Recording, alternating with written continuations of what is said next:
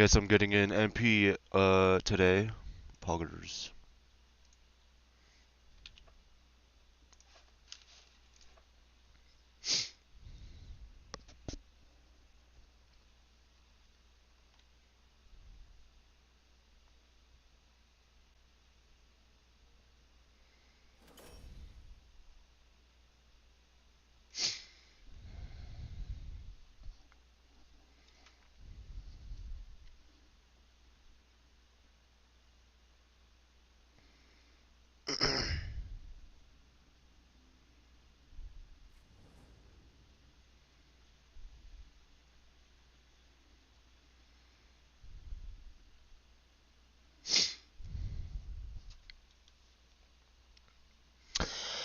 Yeah, we're defending.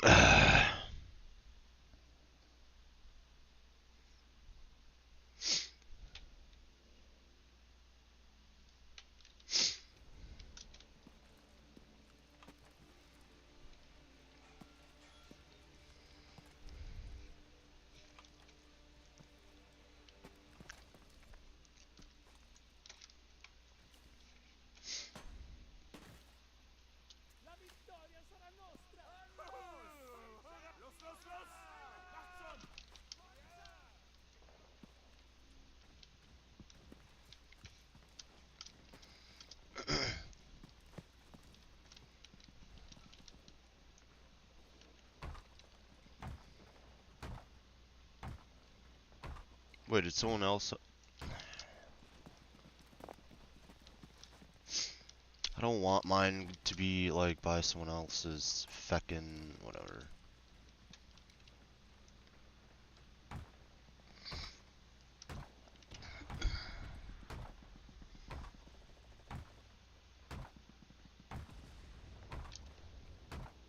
Ashley.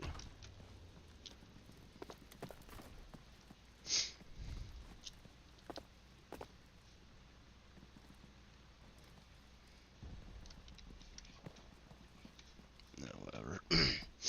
I'm just gonna leave it where it's at.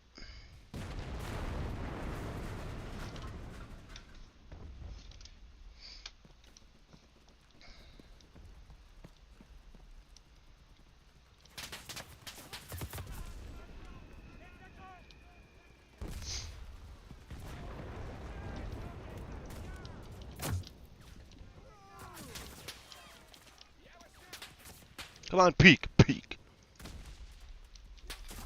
Damn it.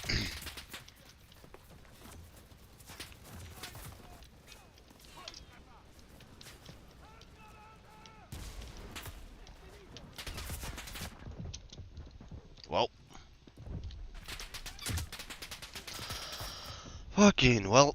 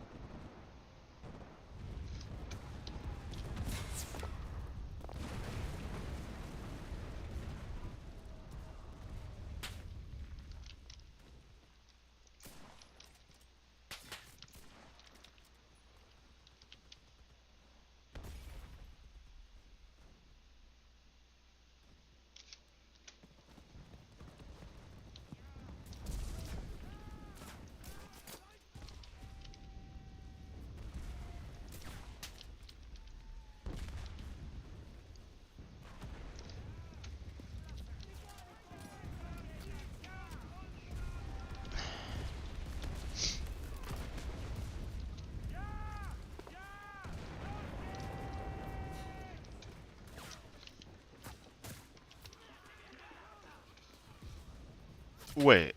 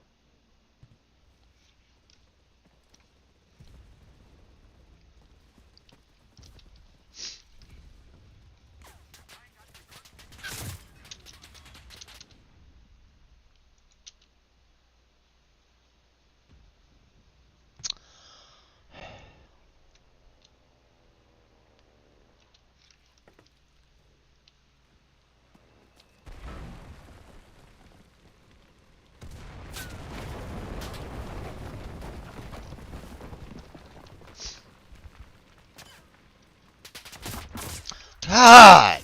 Fucking Christ. Whatever.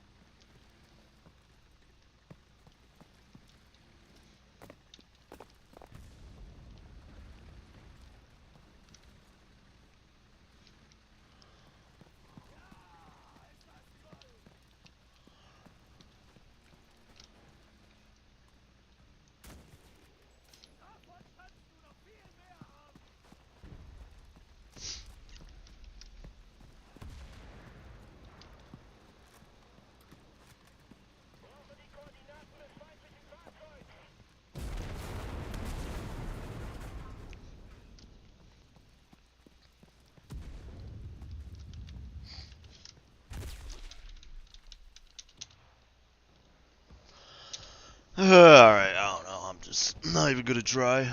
I'm over it.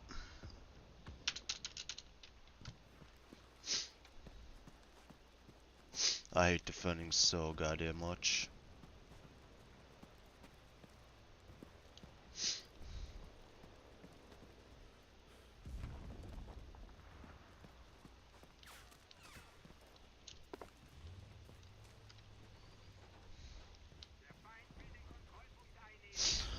Who cares?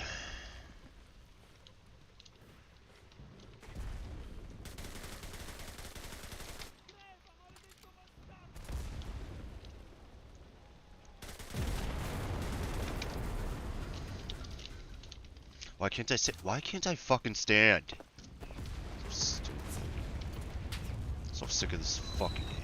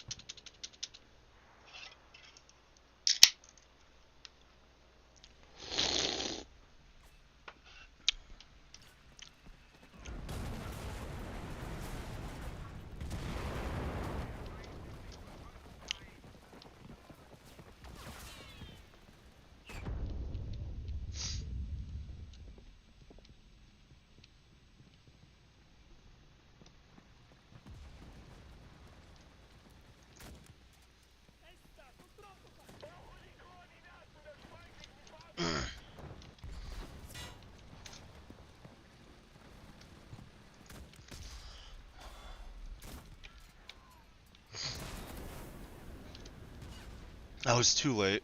Fuck me. If only my aim didn't suck ass.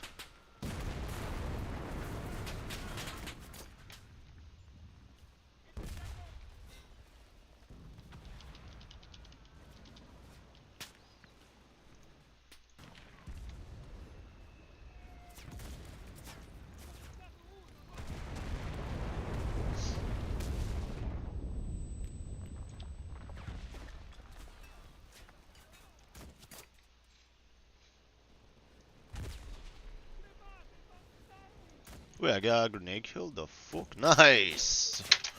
He's out in the fucking open and I seen like 20 of my other guys. Like, what the fuck? Why'd it take them so long to kill him?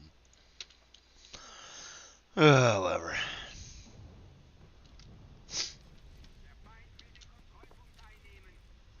True.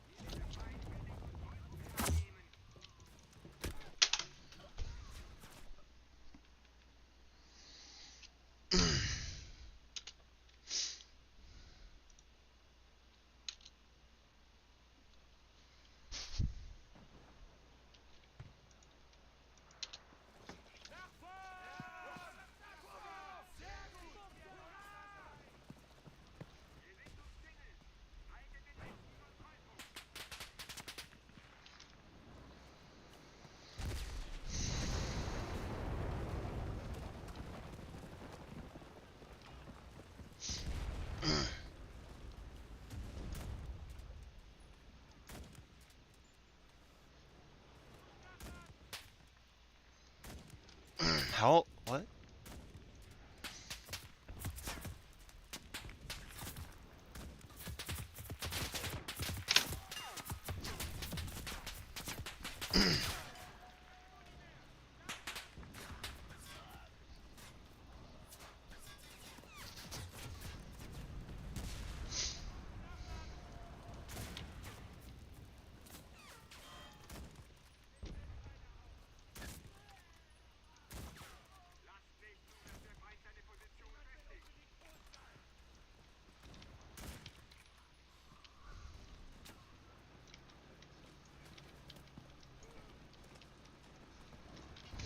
Oh my fucking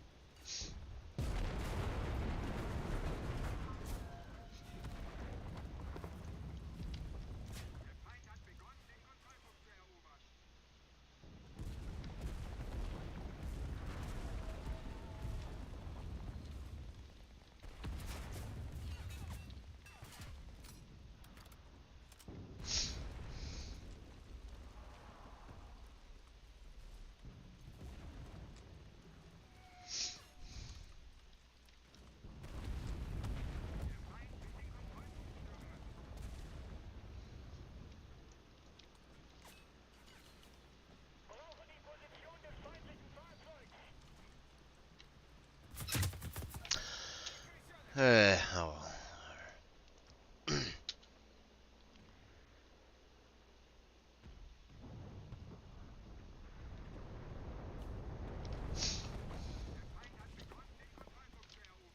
The frick? Okay.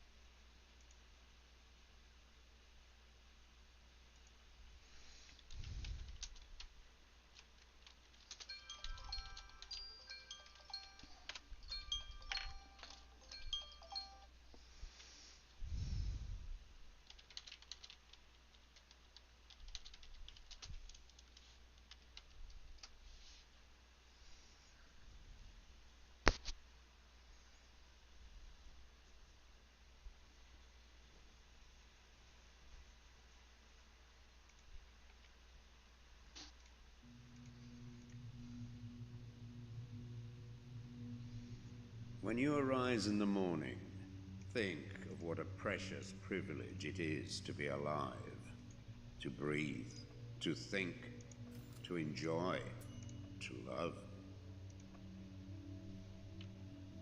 The happiness of your life depends upon the quality of your thoughts. Look well into thyself. There is a source of strength which will always spring up if thou wilt always look. Do not indulge in dreams of having what you have not, but reckon up the chief of the blessings you do possess, and then thankfully remember how you would crave them if they were not yours. The object of life is not to be on the side of the majority, but to escape finding oneself in the ranks of the insane. Here is a rule to remember in future when anything tempts you to feel bitter. Not, this is misfortune, but to bear this worthily is good fortune. Accept whatever comes to you woven in the pattern of your destiny, for what could more aptly fit your needs? You don't have to turn this into something. It doesn't have to upset you. To live a good life, we all have the potential for it if we learn to be indifferent to what makes no difference.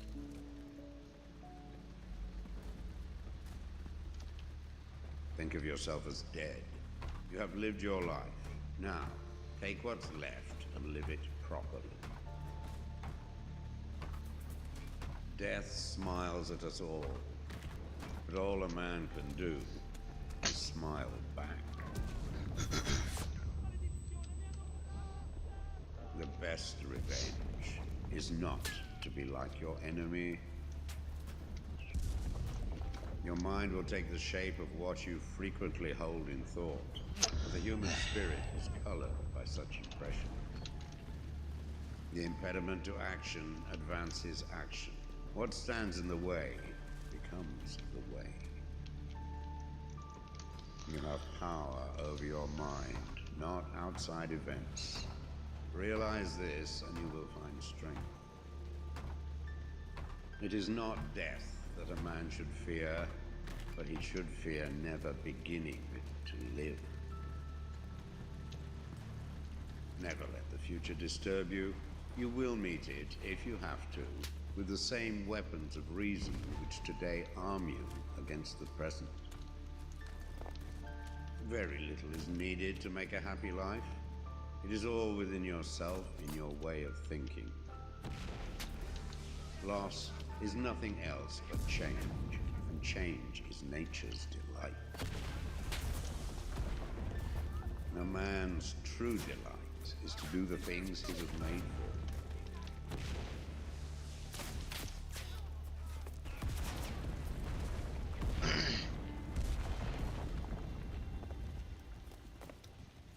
True happiness is to enjoy the present without anxious dependence upon the future. Not to amuse ourselves with either hopes or fears, but to rest satisfied with what we have, which is sufficient. For he that is so wants nothing. Begin at once to live, and count each separate day as a separate life. It is not because things are difficult that we do not dare. It is because we do not dare that things are difficult.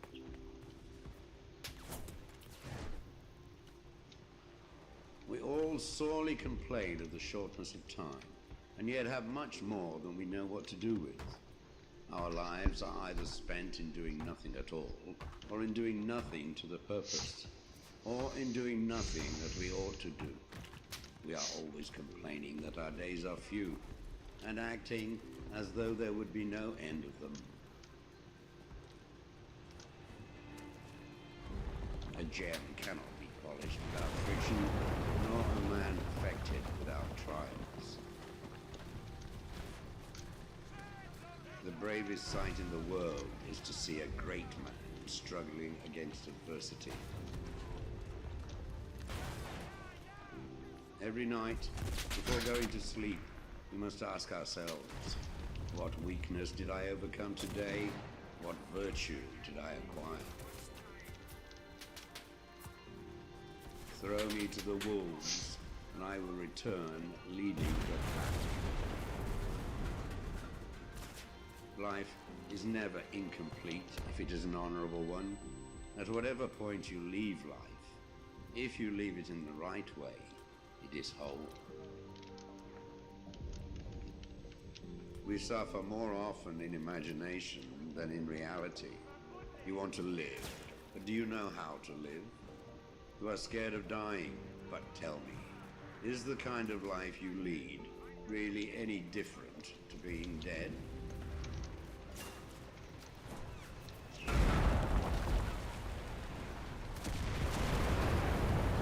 The greatest blessings of mankind are within us and within our reach. A wise man is contented with his lot, whatever it may be. Man is affected not by events, but by the view he takes of them. As is a tale, so is life. Not how long it is, but how good it is what matters. Sometimes, even to live is an act of courage. If you really want to escape the things that harass you, what you're needing is not to be in a different place, but to be a different person. Until we have begun to go without them, we fail to realize how unnecessary many things are. We've been using them not because we needed them, but because we had them. He suffers more than necessary who suffers before it is necessary. Hang on to your youthful enthusiasms. You'll be able to use them better when you are older. It is not the man who has too little, but the man who craves more that is poor. If a man knows not to which port he sails, no wind is favorable. Luck is what happens when preparation meets opportunity.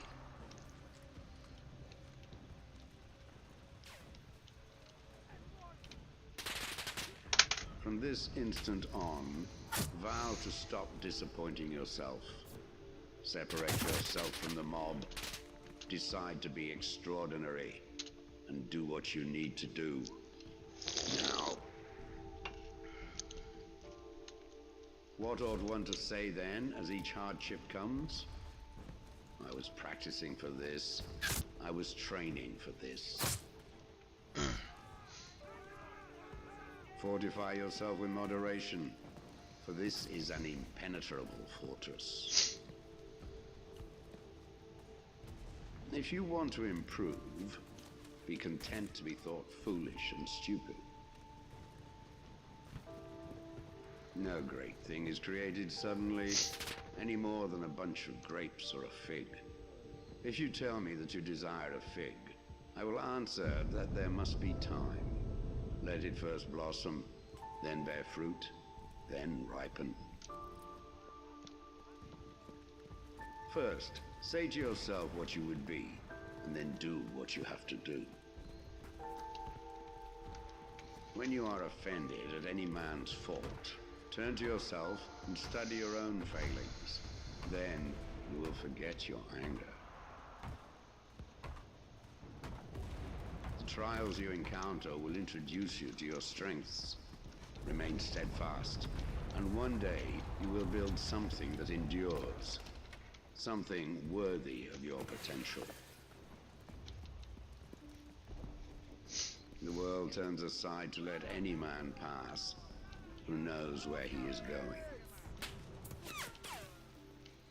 Attach yourself to what is spiritually superior, regardless of what other people think or do. Hold to your true aspirations, no matter what is going on around you. You may fetter my leg, but Zeus himself cannot get the better of my free will.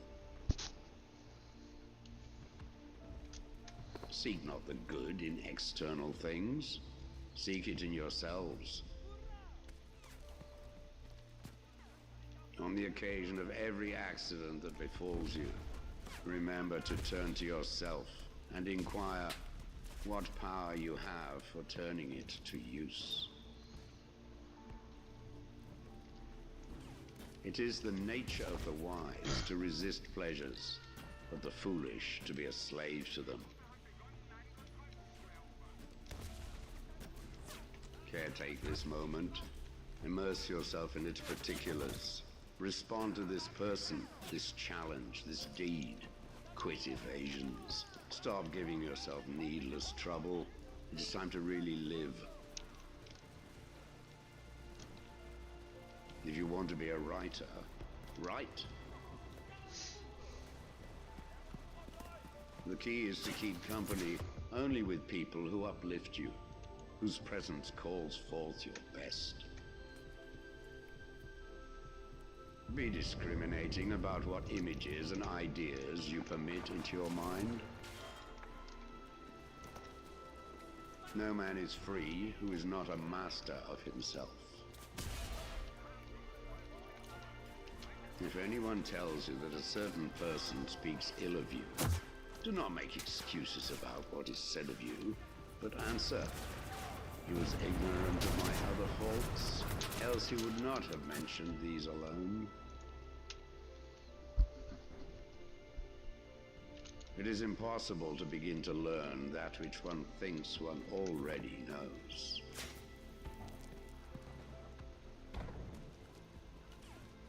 Do not seek to have events happen as you wish, but wish them to happen as they do happen, and all will be well with you. Never depend on the admiration of others. There is no strength in it. Personal merit cannot be derived from an external source.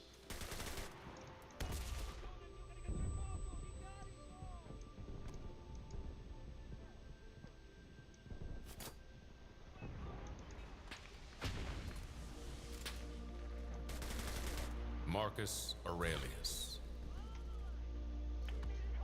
Concentrate every minute on doing what's in front of you.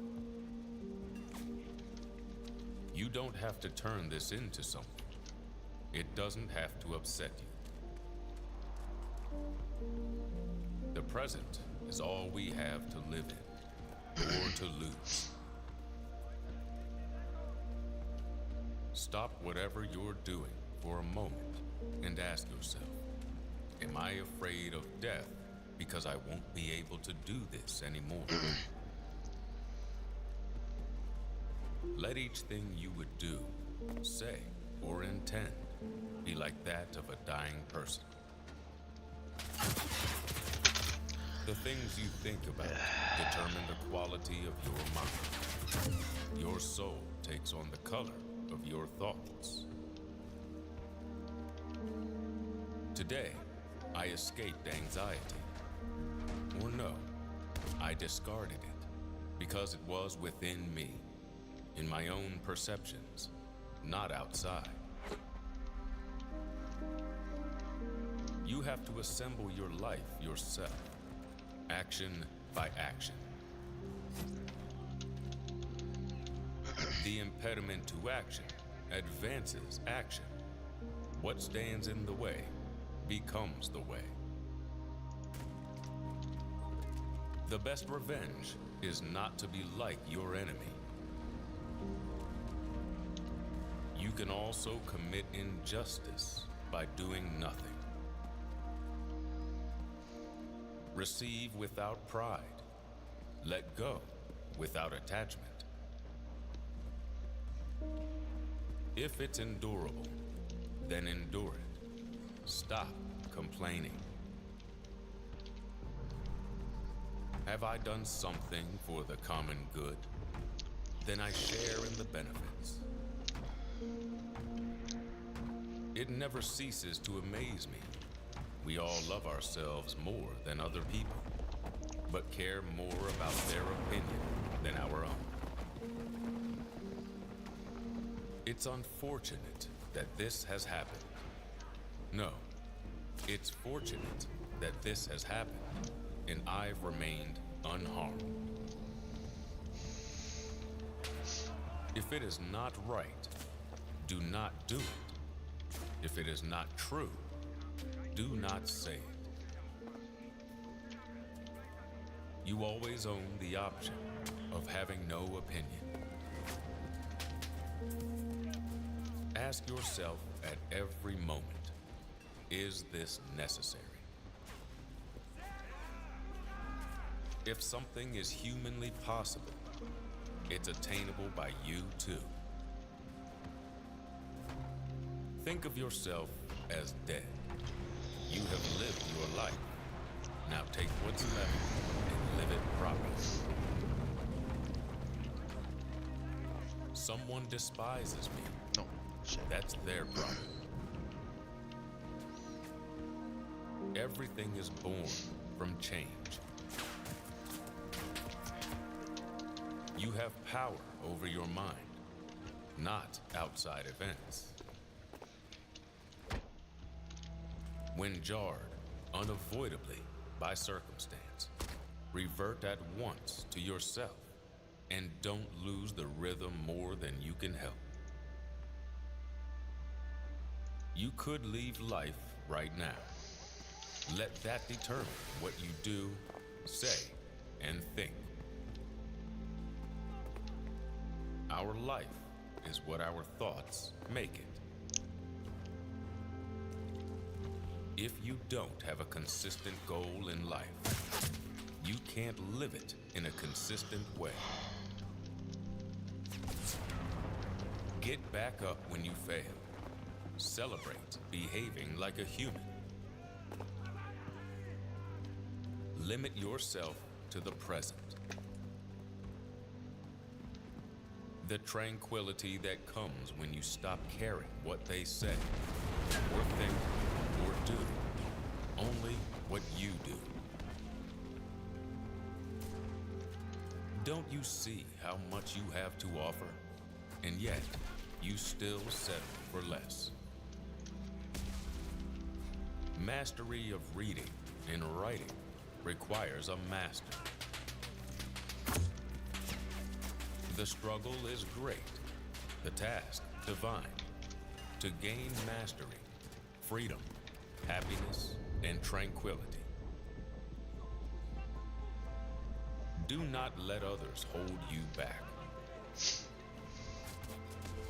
A blazing fire makes flame and brightness out of everything that is thrown into it. To love only what happens, no greater harmony. If it's humanly possible, you can do it too. Choose not to be harmed, and you won't feel harm. Don't feel harm, and you haven't been. Don't procrastinate. Don't confuse. Don't wander. Don't be passive or aggressive. Don't be all about business. Love the hand that fate deals you, and play it as your own. Practice even what seems impossible.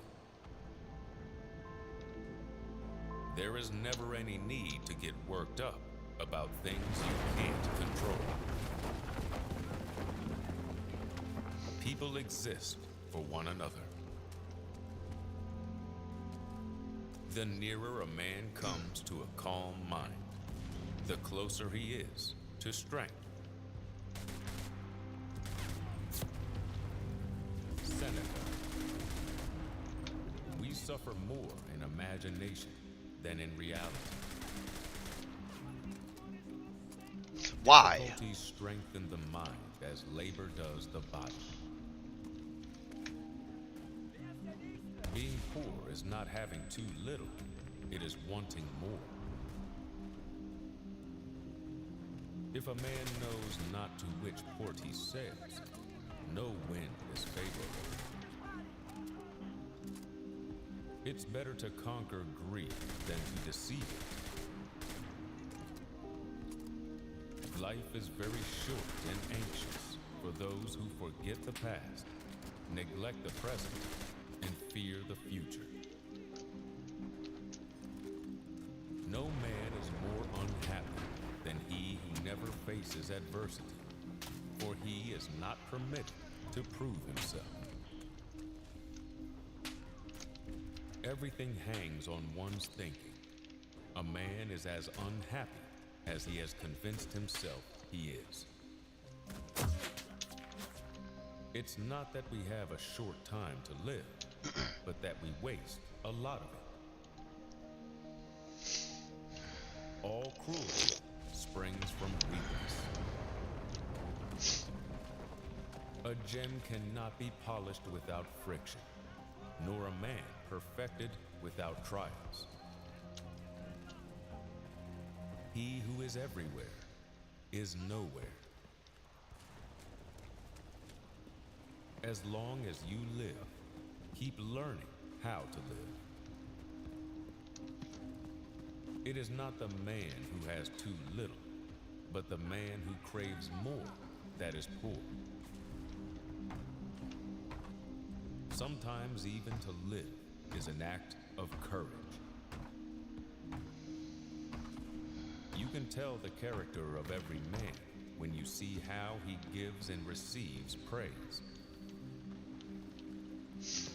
It is not that we have a short space of time, but that we waste much of it. The greatest remedy for anger is delay. How much progress shall I make, you ask? Just as much as you try to make. Wisdom comes haphazard to no man. This is our big mistake, to think we look forward to death. Most of death is already gone. Whatever time has passed is owned by death. If what you have seems insufficient to you, then though you possess the world, you will yet be miserable. Most powerful is he who has himself in his own power.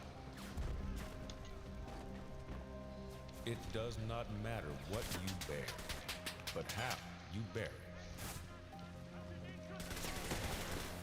Nothing delights the mind as much as loving and loyal friendship. Whatever can happen at any time can happen today. Excellence withers without an adversary. Joy comes to us from those whom we love, even when they are absent. What progress have I made? I have begun to be a friend to myself. If my wealth goes away, it takes with it nothing but itself. Epictetus. If you wish to improve, be content to appear clueless or stupid. Don't just say that you have read books. Show that through them you have learned to think better. I cannot escape death, but at least I can escape the fear of it. Don't explain your philosophy. Embody it. You become what you give your attention to. It's impossible for a man to learn what he thinks he already knows.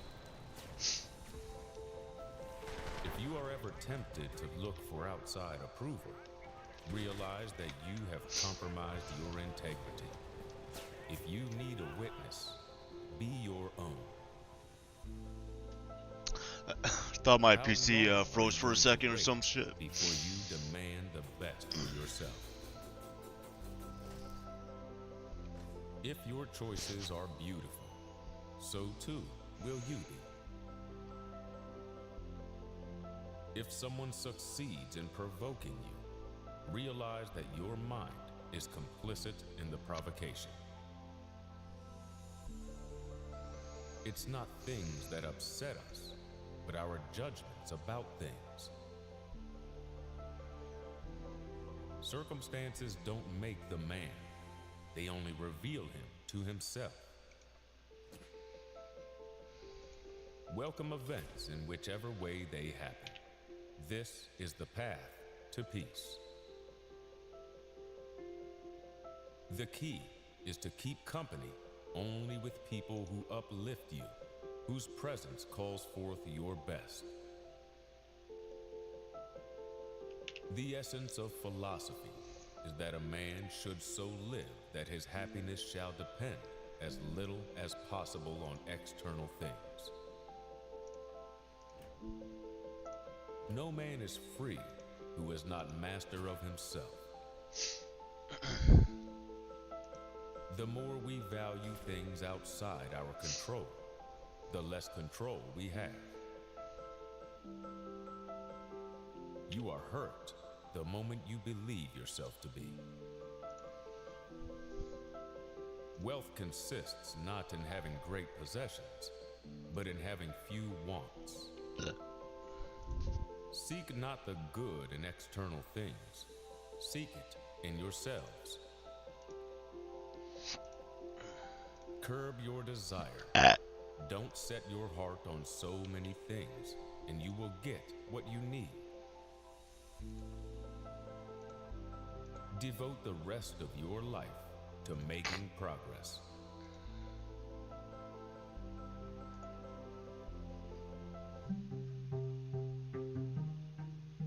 Better to trip with the feet than with the tongue. If you lay violent hands on me, you'll have my body, but my mind will remain with Stilpo. Happiness is a good flow of life.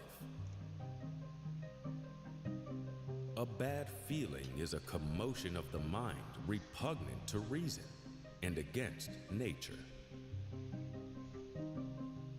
Well-being is realized by small steps, but is truly no small thing. Man conquers the world by conquering himself. We have 2 ears and 1 mouth, so we should listen more than we say. He is best of all men who follows good advice. Good, too, is he who finds out all things for himself. No loss should be more regrettable to us than losing our time, for it's irretrievable. Follow where reason leads. Steel your sensibilities, so that life shall hurt you as little as possible. No evil is honorable, but death is honorable. Therefore, death is not evil.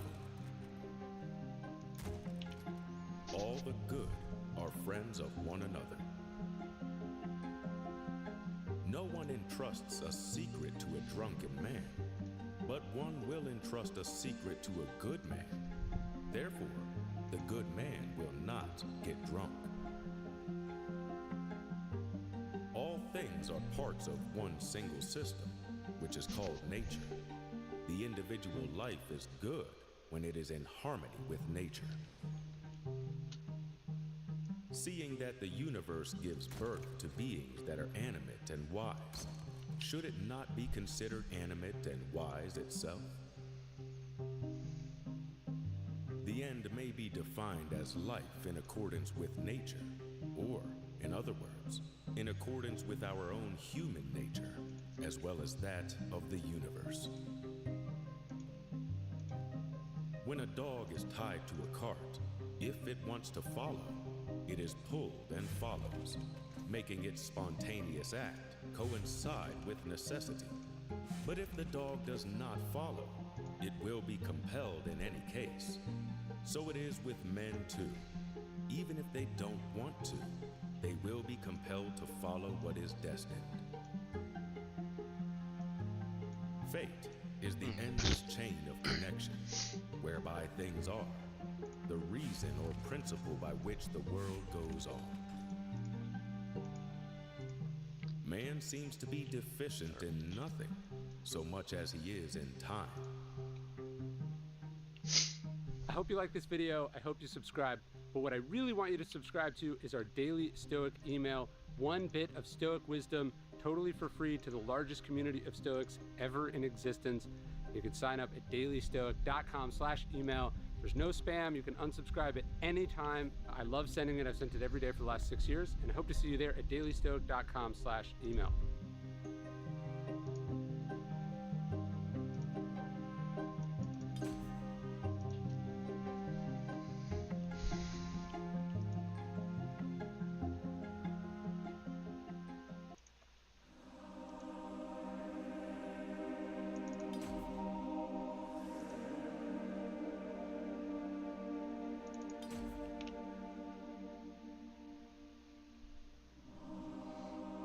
When someone wrongs you, ask yourself, what made him do it? Once you understand his concept of good and evil, you'll feel sorry for him and cease to be either amazed or angry.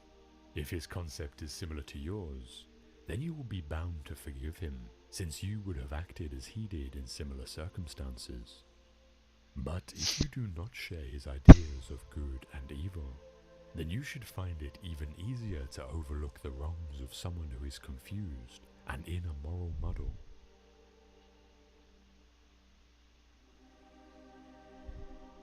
You know yourself what you are worth in your own eyes, and at what price you will sell yourself.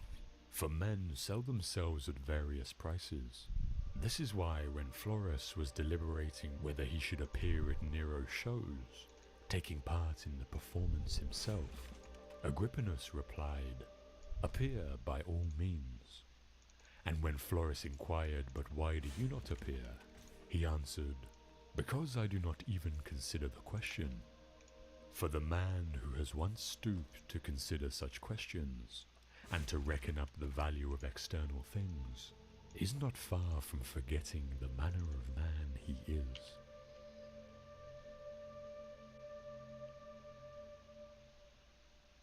If you are distressed by anything external, the pain is not due to the thing itself, but to your estimate of it, and this you have the power to revoke at any moment.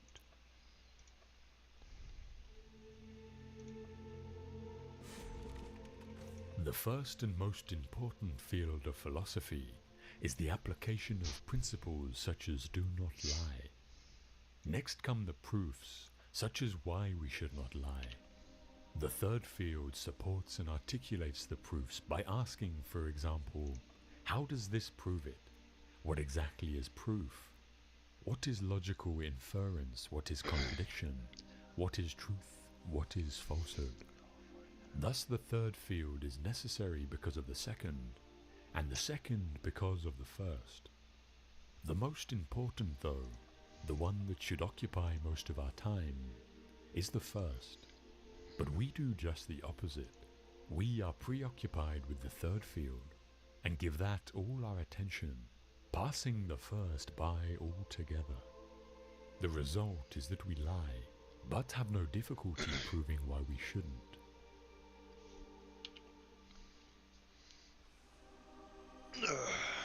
For I am not everlasting, but a human being, a part of the whole, as an hour is part of the day. Like an hour I must come, and like an hour pass away.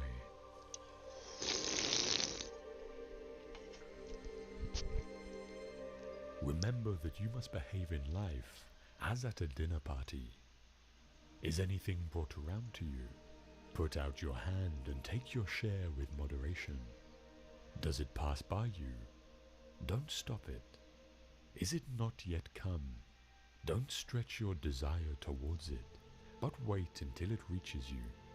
Do this with regard to children, to a wife, to public posts, to riches, and you will eventually be a worthy partner of the feasts of the gods. And if you don't even take the things which are set before you, but are able even to reject them, then you will not only be a partner at the feasts of the gods, but also of their empire.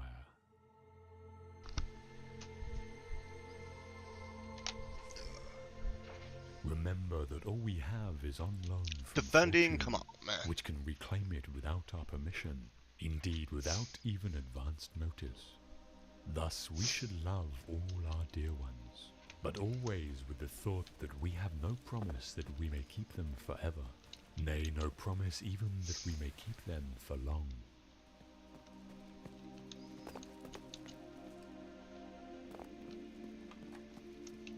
Never call yourself a philosopher, nor talk a great deal among the unlearned about theorems, but act conformably to them. Thus at an entertainment, don't talk how persons ought to eat, but eat as you ought.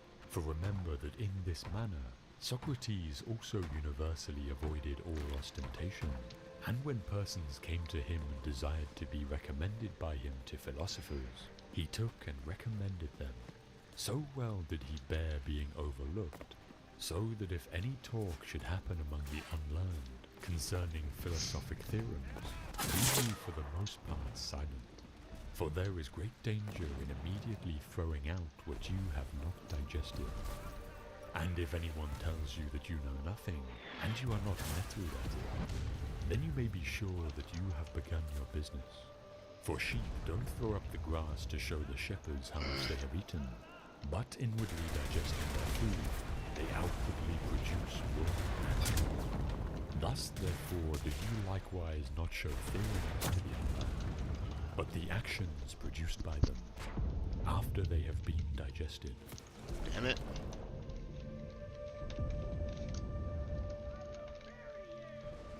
Philosophy is not an occupation of a popular nature, nor is it pursued for the sake of self-advertisement.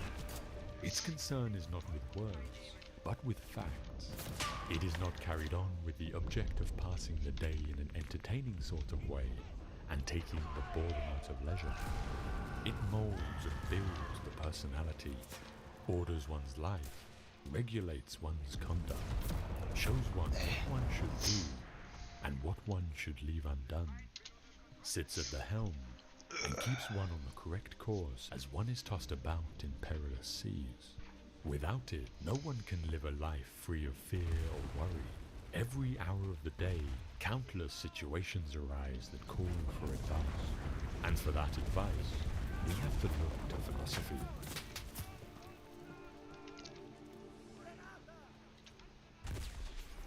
For what prevents us from saying that the happy life is to have a mind that is free, lofty, fearless, and steadfast? A mind that is placed beyond the reach of fear, beyond the reach of desire, that counts virtue the only good, baseness the only evil, and all else but a worthless mass of things, which come and go without increasing or diminishing the highest good, and neither subtract any part from the happy life, nor add any part to it. A man thus grounded must, whether he wills or not, necessarily be attended by constant cheerfulness, and a joy that is deep and issues from deep within, since he finds delight in his own resources, and desires no joys greater than his inner joys.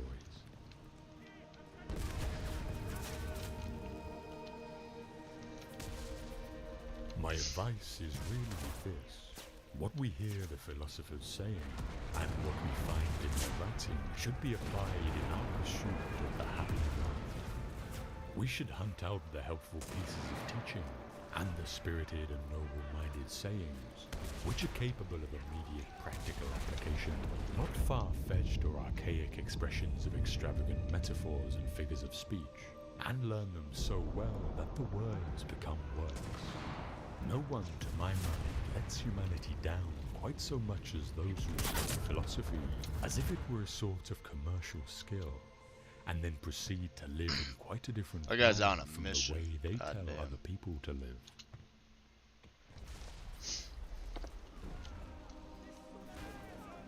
All you need are these: certainty of judgment in the present moment, action for the common good in the present moment, and an attitude Did I of not? gratitude in Aw, the present that moment sucks. for Oh well. anything that comes your way.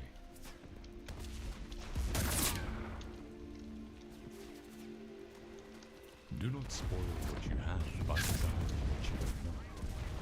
Remember that what you have now was once among the things that you only hoped for.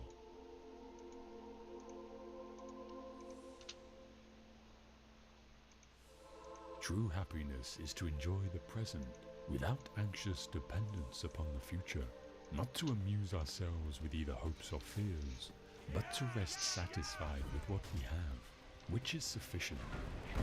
For he that is so wants nothing. The greatest blessings of mankind are within us, and within our reach. A wise man is content with his lot, whatever it may be, without wishing for what he has not.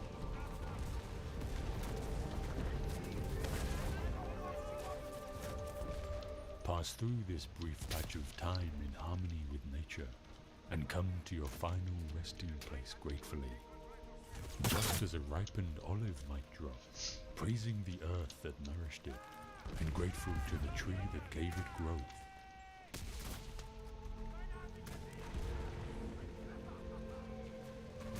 Wealth consists not in having great possessions, but in having few wants.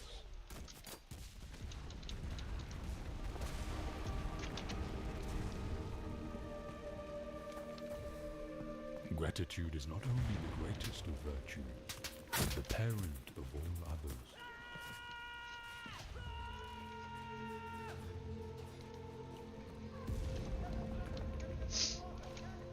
It is not the man who has too little, but the man who craves more that is poor.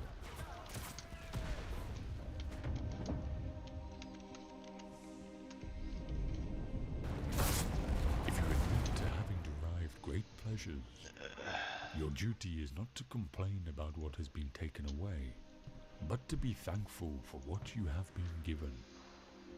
Panzer bushes. Oh. Remember that Well, you that must sucks. behave in life as at a dinner party. I'm Is probably gonna anything have brought to around to you? unlock Put more out your anti-tank hand and weapons. Take your share with moderation. Does it pass by you? Damn it. Don't stop it. Is it not yet come? Don't stretch your desire towards it, but wait until it reaches you. Do this with regard to children, to a wife, to public posts, to riches, and you will eventually be a worthy partner of the feasts of the gods. And if you don't even take the things which are set before you, but are able even to reject them, then you will not only be a partner at the feasts of the gods, but also of their empire.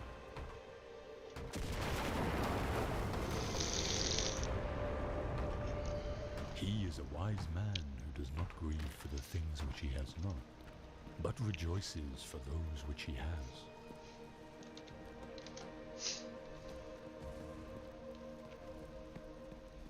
Think of yourself as dead. You have lived. Now take what's left and live it properly.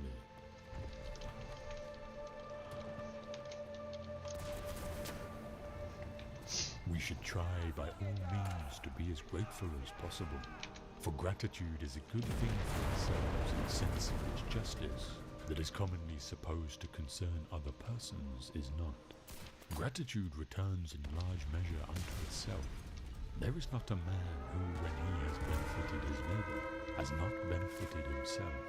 I do not mean for the reason that he whom you have aided will desire to aid you, or that he who you have defended will desire to protect you, or that an example of good conduct returns in a circle to benefit the doer, just as examples of bad conduct recoil upon their authors, and as men find no pity if they suffer wrongs which they themselves have demonstrated the possibility of committing, but that the reward for all the virtues lies in the virtues themselves, for they alone practice with a view to recompense. The wages of a good deed is to have it done. I am grateful not in order that my neighbour, provoked by the early act of kindness, may be more ready to benefit me, but simply in order that I may perform a most pleasant and beautiful act. I feel grateful not because it profits me, but because it pleases me.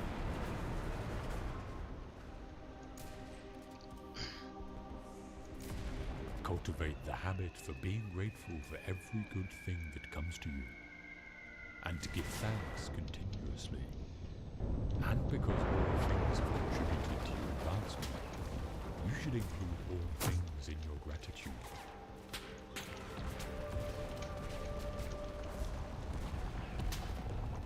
The desire for imaginary benefits often involves the loss of present blessings.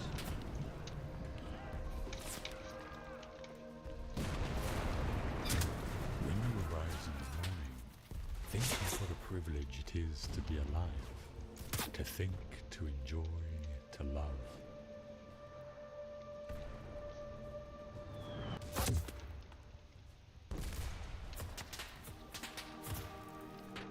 The chief task in life is simply this: to identify and separate matters so that I can say clearly to myself which are externals not under my control, and which have to do with the choices I actually control. Where then do I look for good and evil? Not to uncontrollable externals. Why is it whenever I pop off I have no viewers? To the choices that are my own. Damn it.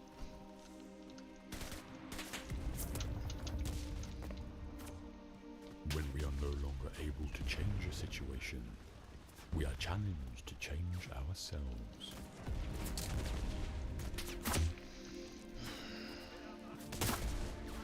You have power over your mind, not outside events.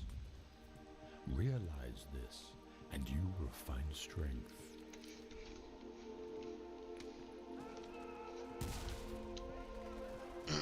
Everything can be taken from a man but one thing, the last of the human freedoms, to choose one's attitude in any given set of circumstances, to choose one's own way.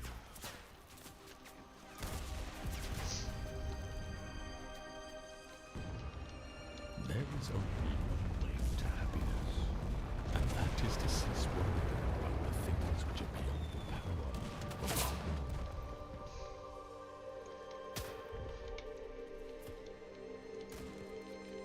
Some things are within our power, while others are not.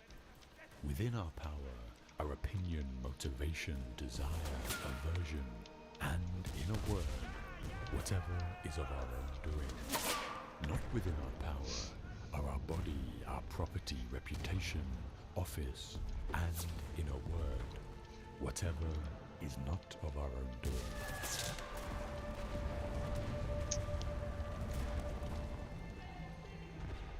In our control is the most beautiful and important thing. The thing because of which even God himself is happy. Namely, the proper use of our impressions. We must concern ourselves absolutely with the things that are under our control, and entrust the things not in our control to the universe.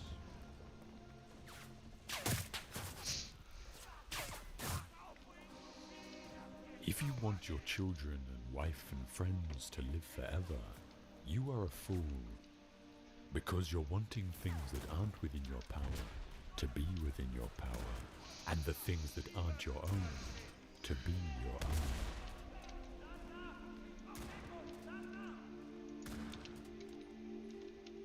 No person has the power to have everything they want, but it is in their power not to want what they don't have, and to cheerfully put to good use what they do have.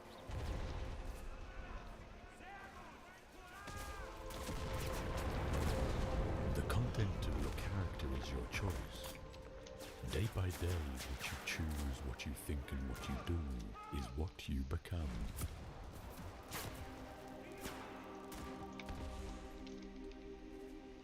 There are two things a person should never be angry at: what they can help and what they cannot.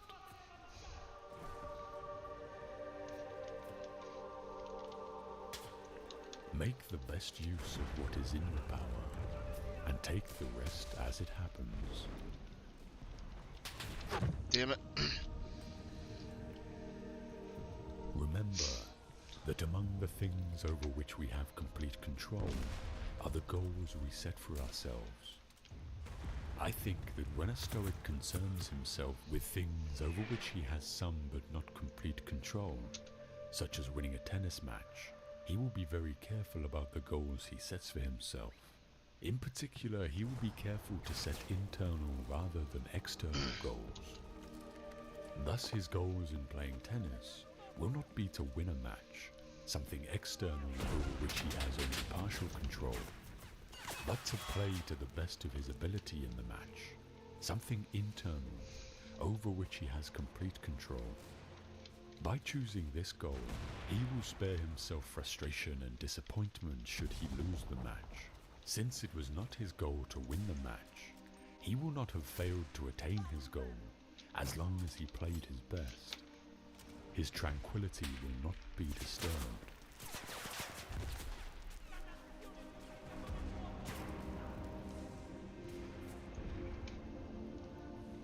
Stoics would recommend, for example, that I not concern myself with whether my wife loves me, even though this is something over which I have some but not complete control. But when I do concern myself with this, my goal should not be the external goal of making her love me. No matter how hard I try, I could fail to achieve this goal, and would as a result be quite upset. Instead, my goal should be an internal goal, to behave to the best of my ability in a lovable manner. Similarly, my goal with respect to my boss should be to do my job to the best of my ability. These are goals I can achieve no matter how my wife and my boss subsequently react to my efforts. By internalizing goals in his daily life, the Stoic is able to preserve his tranquility while dealing with things over which he has only partial control.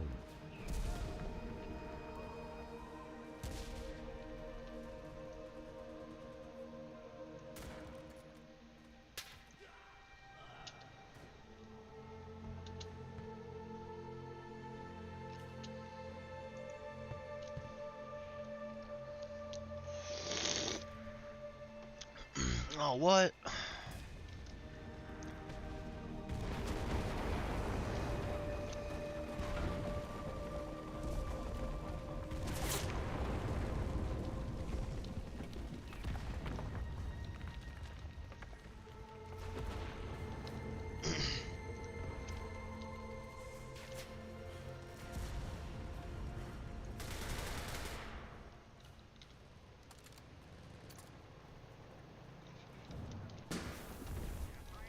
The content of your character is your choice. Day by day, what you choose, what you think, and what you do is who you become. Jeez, why is this so loud? Goddamn. Character is destiny. To live a good life, we have the potential for it. If we can learn to be indifferent to what makes no difference. Here is the rule. To remember in the future, when anything tempts you to be bitter, this is a misfortune. But this word is good fortune. Never let the future disturb you. You will meet it if you have to, with the same weapons of reason, which today arm you against the present. The object of life is not to be on the side of the majority, but to escape finding oneself in the ranks of the insane. Everything we hear is an opinion, not a fact. Everything we see is a perspective, not the truth. Perfection of character is this: to live each day as if it were your last, without frenzy, without apathy, without pretense.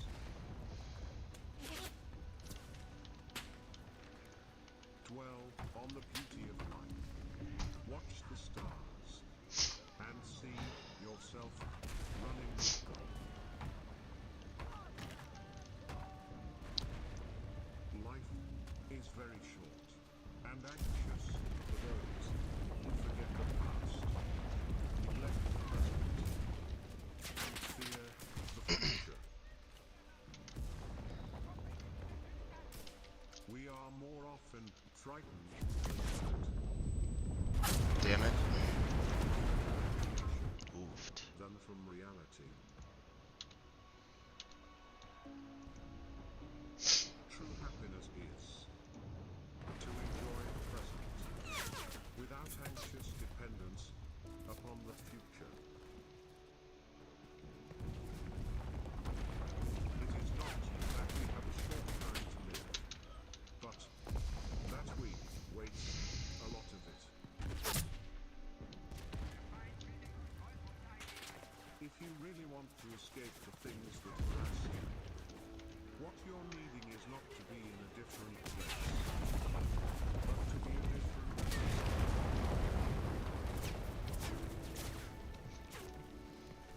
It is not because things are difficult that we do not dare. It is because we do not dare that they are difficult.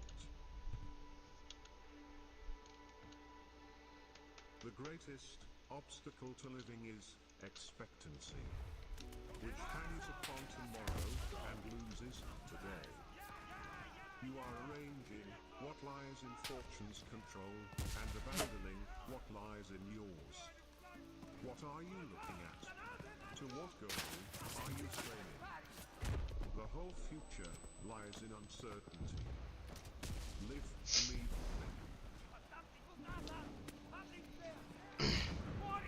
It is not what happens to you, but how you react to it. That matters.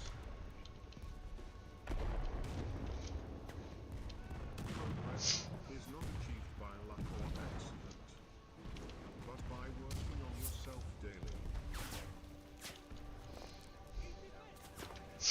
Give yourself fully to your endeavors. Decide to construct your character towards your intentions, and determine to pay the price of a worthy goal.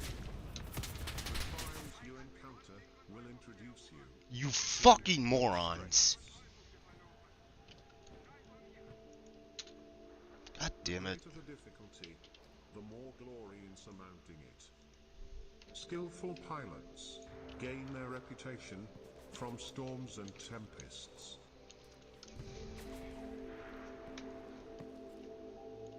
If virtue promises happiness, prosperity and peace, then progress in virtue is progress in each of these.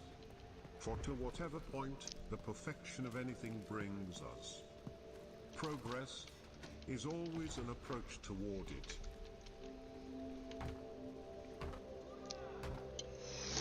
You cannot choose the era, nationality, family, and body into which you are born, but to act well in your given role. This is your sphere of power. There is only one way to happiness, and that is to cease worrying about things which are beyond the power of our will.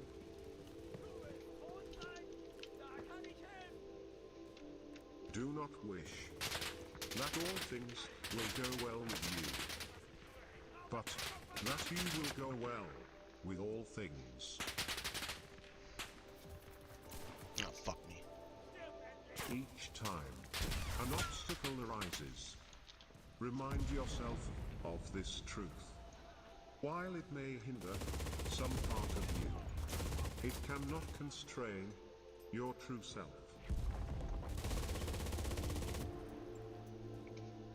No one is free who has not obtained the empire of himself. No man is free who cannot command himself. Most men and women, by birth or nature, lack the means to advance in wealth or power, but all have the ability to advance in knowledge.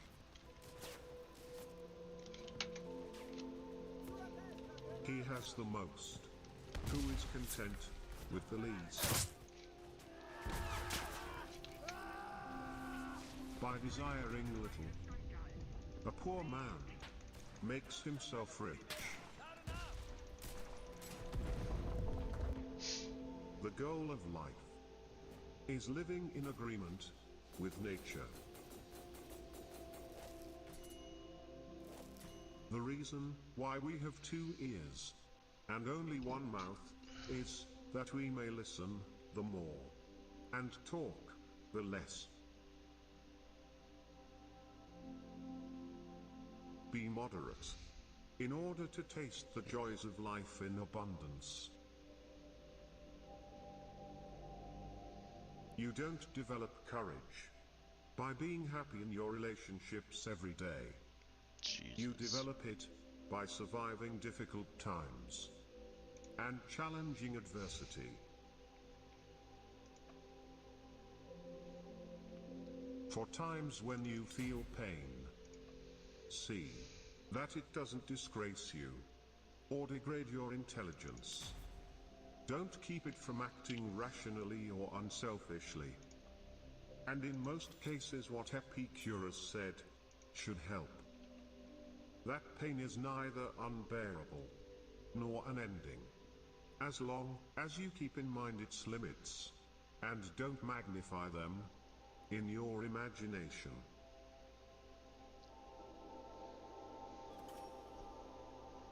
If you are distressed by anything external, the pain is not due to the thing itself, but to your estimate of it. And this you have the power to revoke at any moment.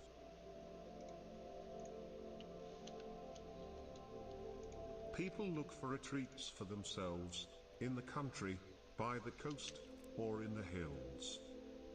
There is nowhere that a person can find a more peaceful and trouble-free retreat than in his own mind. So, constantly give yourself this retreat and renew yourself.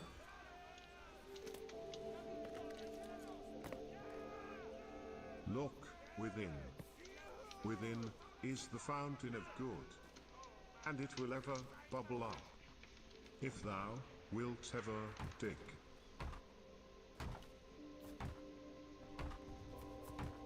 Very little is needed to make a happy life. It is all within yourself, in your way of thinking.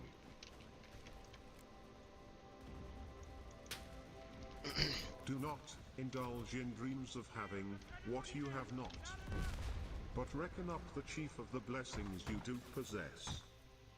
And then, thankfully, remember how you would crave for them if they were not yours.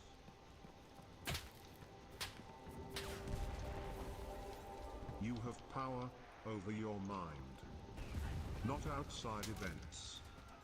Realize this, and you will find strength.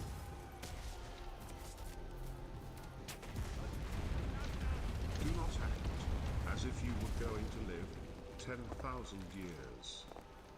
Death hangs over you while you live. While it is in your power, be good.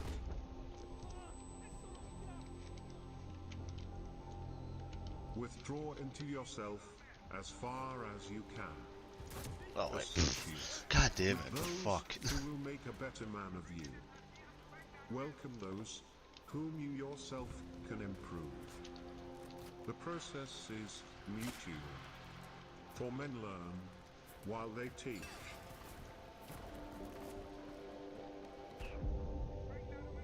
Wisdom allows nothing to be good. That will not be so forever. No man to be happy, but he that needs no other happiness than what he has within himself. No man to be great or powerful, that is no master of himself.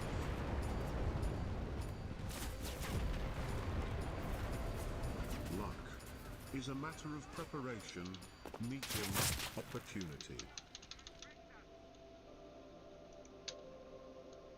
Difficulties strengthen the mind. Are they fucking labor does the stupid or body. something? What is harder than rock? What is softer than water? Yet, hard rocks are hollowed out by soft water.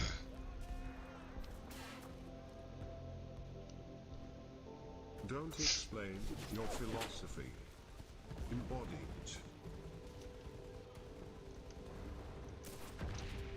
To accuse others for one's own misfortunes I'm an idiot. is a sign of want of education. To accuse oneself shows that one's education has begun. To accuse neither oneself nor others shows that one's education is complete.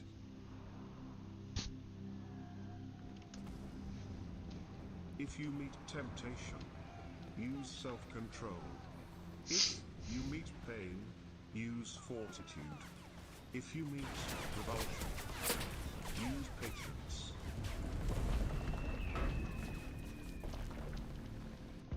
When you feel burning desire for something that appears pleasurable, you are like a person under a spell. Instead of acting on impulse, take a step back.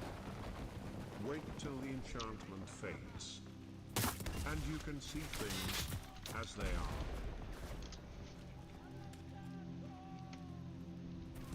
If you wish to be free, do not desire anything that depends on another, lest you make them your master.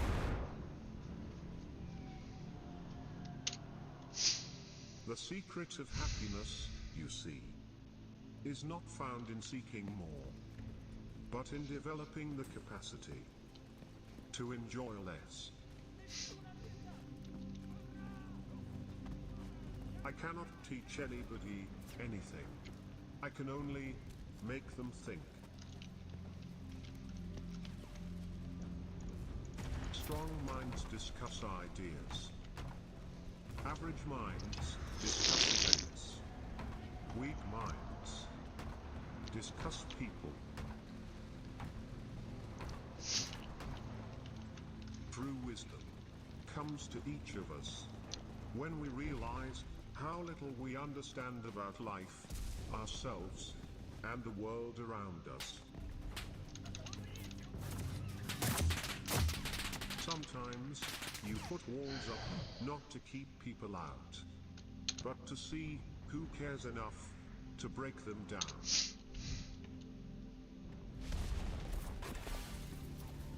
We can easily forgive a child who is afraid of the dark.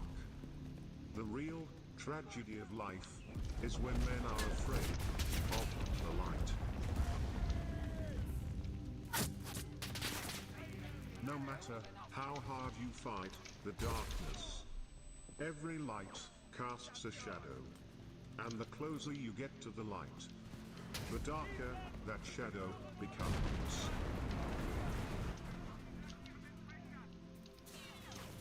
For a man to conquer himself is the first and noblest of all victories. The measure of a man is what he does with power. Wise men speak because they have something to say. Fools because they have to say something.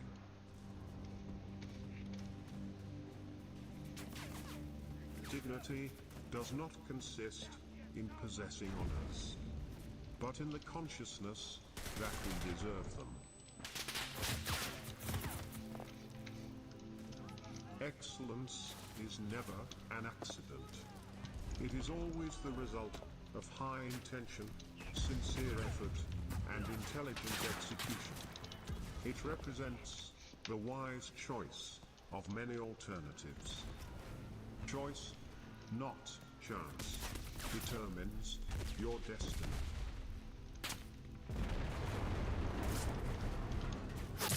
For the things we have to learn before we can do them, we learn by doing them. I count him braver who overcomes his desires than him who conquers his enemies. For the hardest victory is over self. Knowing yourself is the beginning of all wisdom. The most useful piece of learning for the uses of life is to unlearn what is untrue.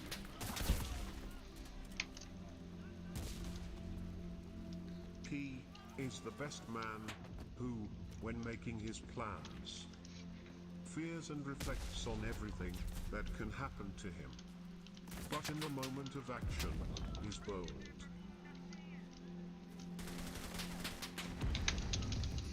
Force has no place where there is need of skill.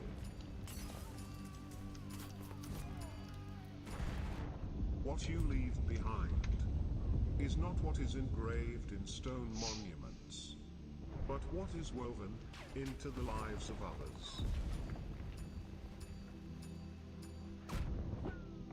Freedom is the sure possession of those alone who have the courage to defend it.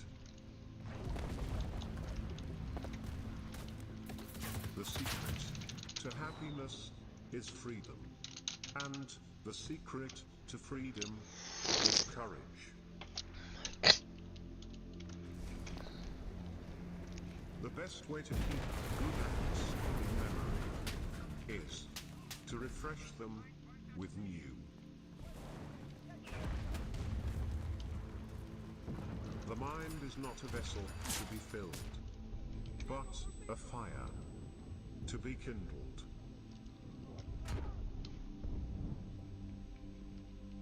Happiness resides not in possessions, and not in gold. Happiness dwells in the soul.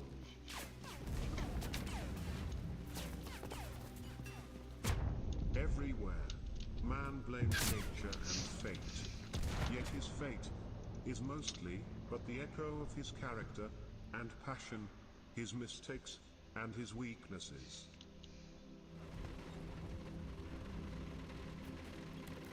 No man ever steps in the same river twice.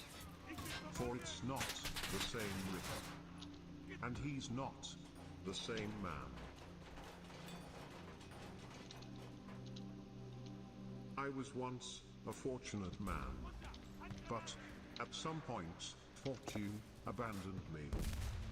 But true, good fortune is what you make for yourself. Good fortune is good character, good intentions, and good actions.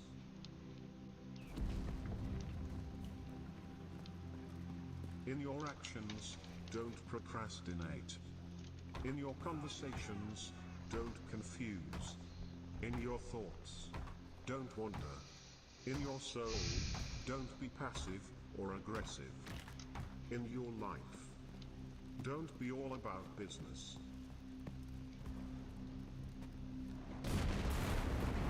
It is not death that a man should fear, but he should fear never beginning to live.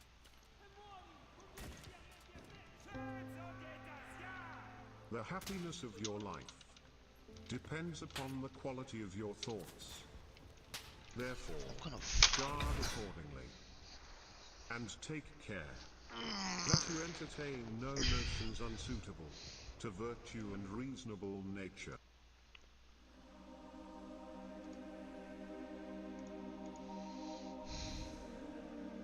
When someone wrongs you, ask yourself, what made him do it? Once you understand his concept of good and evil, you'll feel sorry for him and cease to be either amazed or angry. If his concept is similar to yours, then you will be bound to forgive him, since you would have acted as he did in similar circumstances. But if you do not share his ideas of good and evil, then you should find it even easier to overlook the wrongs of someone who is confused and in a moral muddle.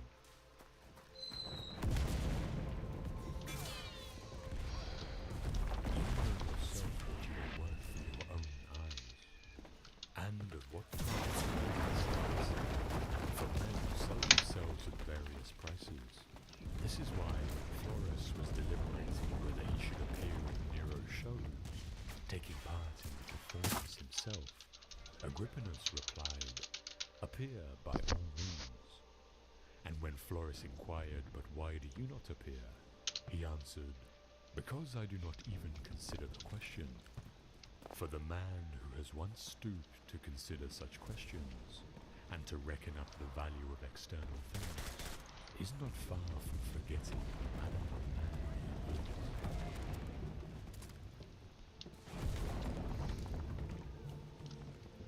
If you are distressed by anything external, the pain is not due to the thing itself, but to your estimate of it, and this you have the power to revoke at any moment.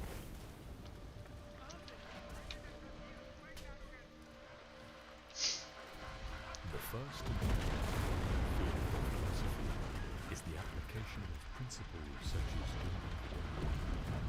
Next come the proofs, such as why we should do it. The third field supports and articulates the proofs by asking, for example, how does this prove it? What exactly is proof? What is logical inference? What is contradiction? What is truth? What is falsehood? Thus the third field is necessary because of the second, and the second because of the third.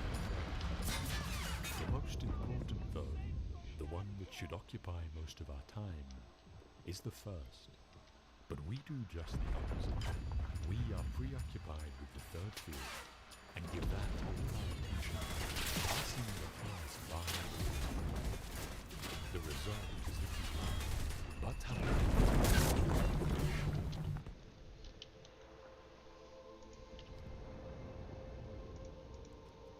for I am not everlasting, but a human being, a part of the whole, as an hour is part of the day. Like an hour, I must come, and like an hour Come. pass away.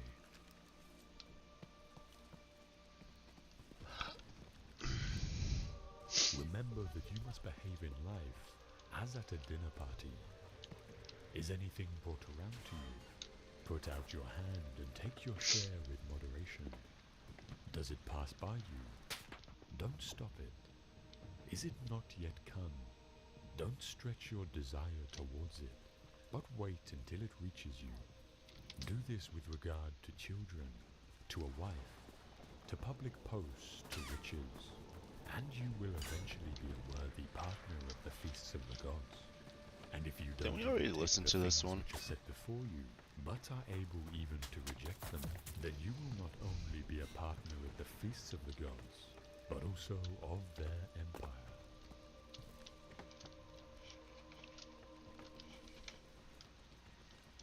Remember that all we have is on loan from fortune, which can reclaim it without our permission, indeed without even advanced notice.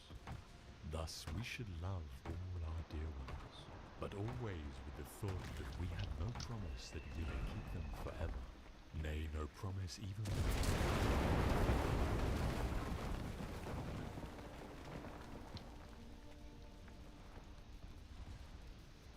Never call yourself a philosopher, nor talk a great deal among the unlearned about theorems, but act conformably to them. Thus at an entertainment, don't talk how persons ought to eat, but eat as you ought. For remember that in this manner, Socrates also universally avoided all ostentation, and when persons came to him and sought to be recommended by him to philosophers, he took and recommended them. So well did he bear being overlooked, so that if any talk should happen among the unlearned concerning philosophic theorems, be you for the most part silent, for there is great danger in immediately throwing out what you have not digested. And if anyone tells you that you know nothing, and you are not nettled at it, then you may be sure that you have begun your business. For sheep don't throw up the grass to show the shepherds how much they have eaten, but inwardly digesting their food, they outwardly produce bread and milk. Thus, therefore, do you likewise not show theorems to the unlearned, but the actions produced by them, after they have been digested.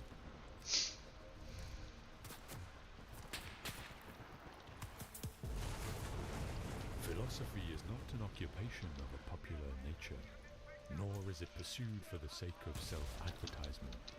Its concern is not with words, but with facts.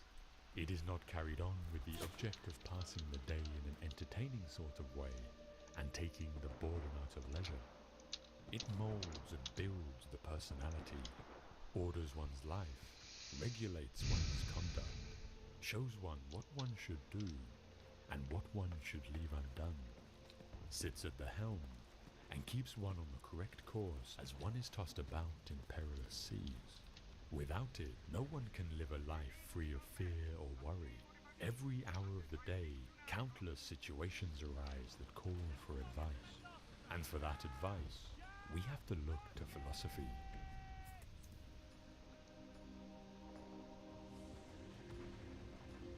For what prevents us from saying that the happy life is to have a mind that is free, lofty, fearless, and steadfast, a mind that is placed beyond the reach of fear, beyond the reach of desire, that counts virtue the only good, baseness the only evil, and all else but a worthless mass of things, which come and go without increasing or diminishing the highest good, and neither subtract any part from the happy life, nor add any part to it. A man thus grounded must, whether he wills or not, necessarily be attended by constant cheerfulness, and a joy that is deep and issues from deep within, since he finds delight in his own resources, and desires no joys greater than his inner joy.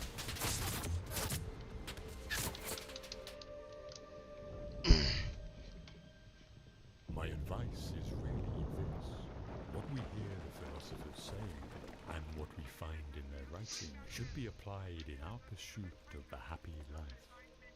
We should hunt out the helpful pieces of teaching, and the spirited sayings, which are capable of immediate practical application, not far-fetched or archaic expressions of extravagant metaphors and figures of speech, and learn them so well that the words become works. No one, to my mind, lets humanity down quite so much as those who study philosophy, as if it were a sort of commercial skill, and then proceed to live in quite a different manner from the way they tell other people to live.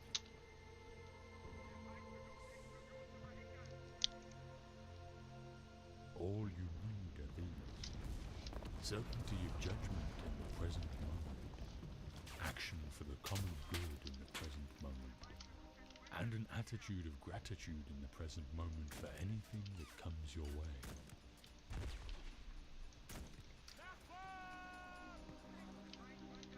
Do not spoil what you have by desiring what you have not. Remember that what you have now was once among the things that you only hoped for.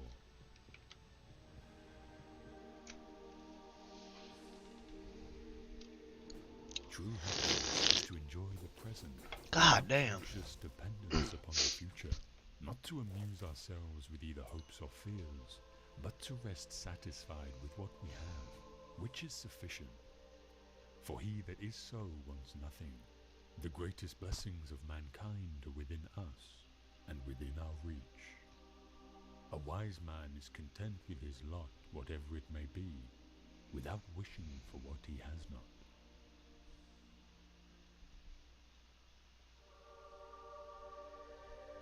Pass through this brief patch of time in harmony with nature, and come to your final resting place gratefully, just as a ripened olive might drop, praising the earth that nourished it, and grateful to the tree that gave it growth.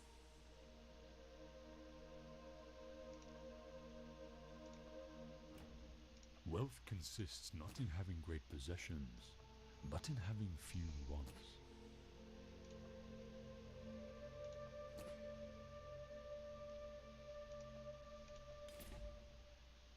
Gratitude is not only the greatest of virtues, but the parent of all others.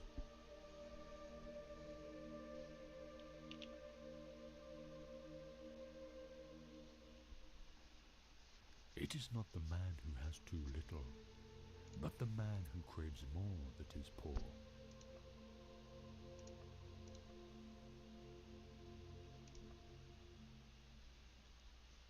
If you admit to having derived great pleasures, your duty is not to complain about what has been taken away, but to be thankful for what you have been given.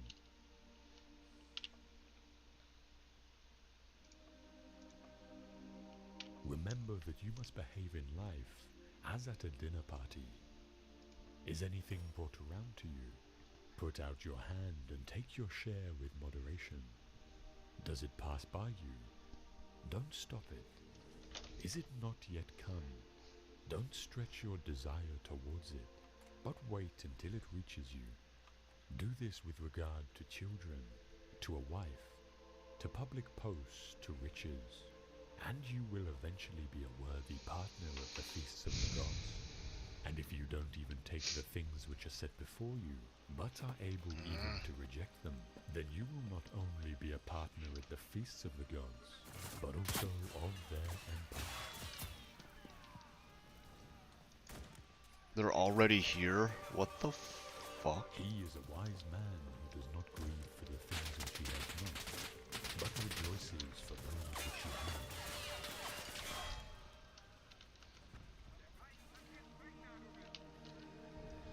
Think of yourself as dead. You have lived your life. Now take what's left and live it properly.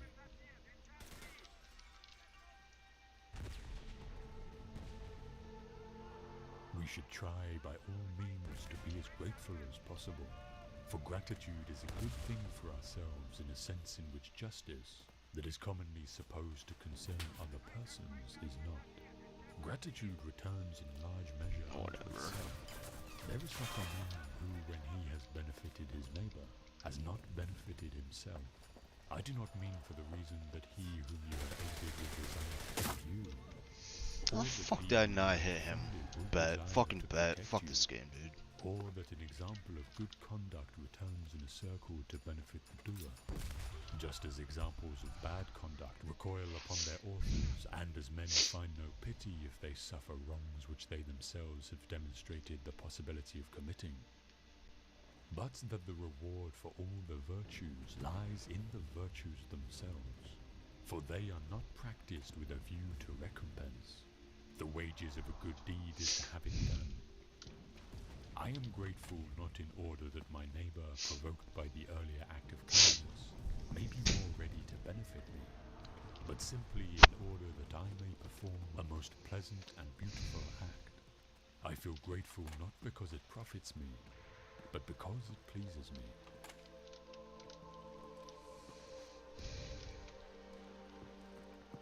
Cultivate the habit for being grateful for every good thing that comes to you, and to give thanks continuously. And because all things have contributed to your advancement, you should include all things in your gratitude.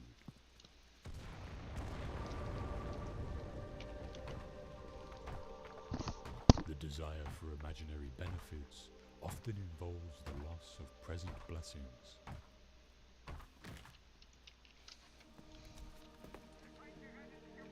When you arise in the morning, think of what a privilege it is to be alive, to think, to enjoy, to love.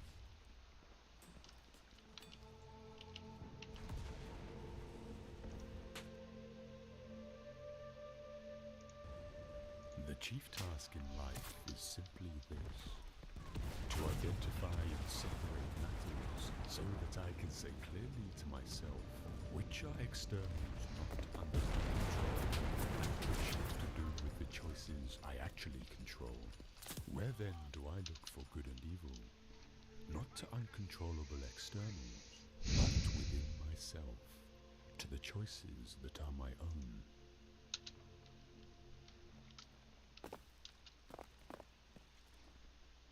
When we are no longer able to change a situation, we are challenged to change ourselves.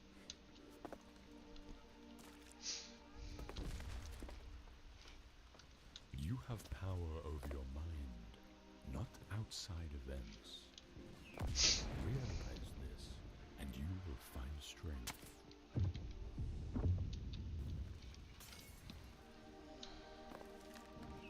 Everything can be taken from you, but one thing, the last of the human feelings, to choose one's attitude in any given set of circumstances, to choose one's own way.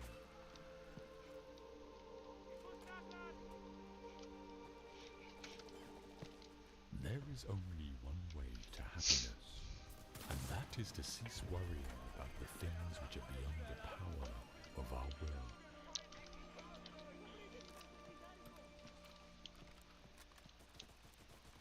Some things are within our power, while others are not. Within our power are opinion, motivation, desire, aversion, and whatever is of our own doing. Not within our power are our body, our property, reputation, office, and whatever is not of our own doing.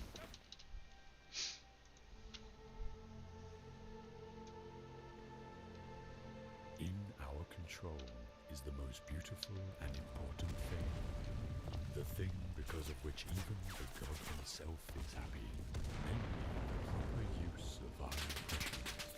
We concern ourselves absolutely with the things that are under our control, and entrust the things not in our control to the universe.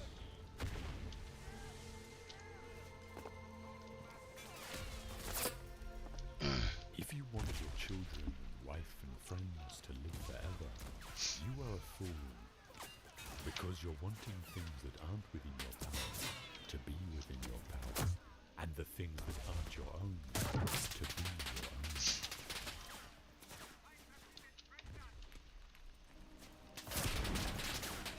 No person has the power to have everything they want, but it is in their power not to want what they don't have, and to cheerfully put to good use what they do have.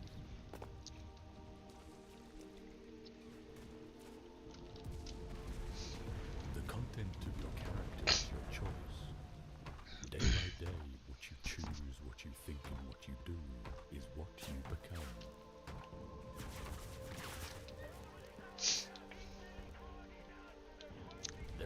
things a person should never be angry at, what they can have, and what they cannot.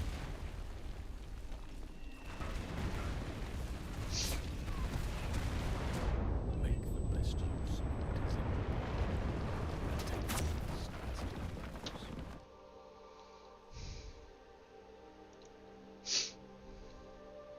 Remember that among the things over which we have complete control are the goals we set for ourselves.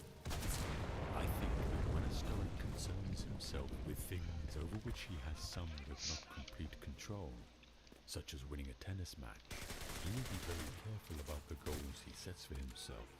In particular, he will be careful to set internal rather than external goals.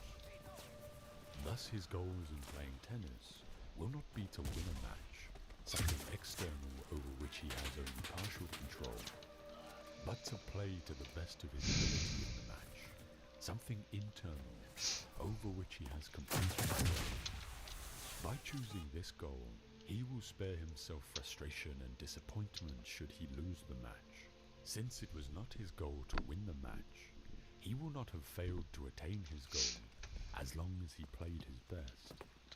His tranquility will not be disturbed.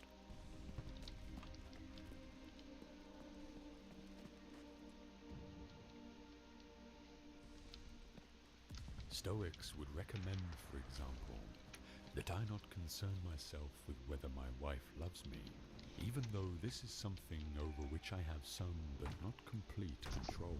But when I do concern myself with this, my goal should not be the external goal of making her love me. No matter how hard I try, I could fail to achieve this goal, and would as a result be quite upset. Instead, my goal should be an internal goal, to behave to the best of my ability in a loving way. Similarly, my goal with respect to my boss should be to do my job to the best of my ability. These are goals I can achieve no matter how my wife and my boss subsequently react to my efforts. By internalizing goals in his daily life, the Stoic is able to preserve his tranquility while dealing with things over which he has only partial control.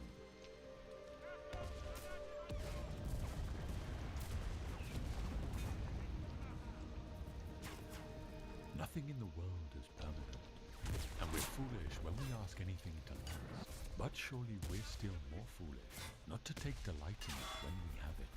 If change is of the essence of existence, one would have thought it only sensible to make it the premise of our philosophy.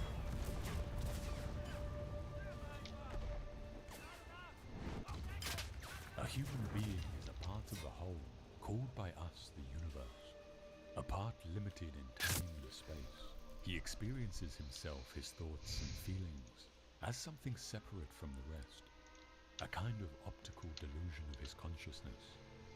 This delusion is a kind of prison for us, restricting us to our personal desires and to affection for a few persons nearest to us. Our task must be to free ourselves from this prison by widening our circle of compassion, to embrace all living creatures and the whole of nature in its beauty.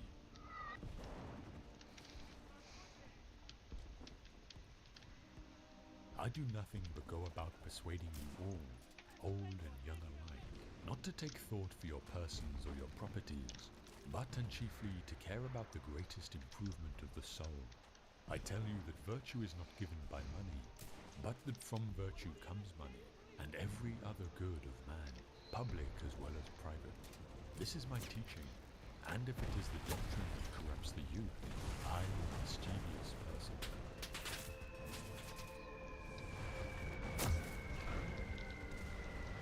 By three methods we may learn wisdom. First, by reflection, which is the noblest.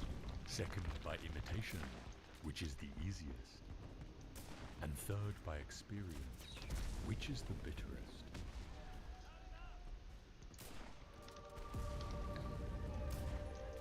In our control is the most beautiful and important thing, the thing because of which even the God himself is happy, namely the proper use of our impressions. We must concern ourselves absolutely with the things that are under our control, and entrust the things not in our control to the universe.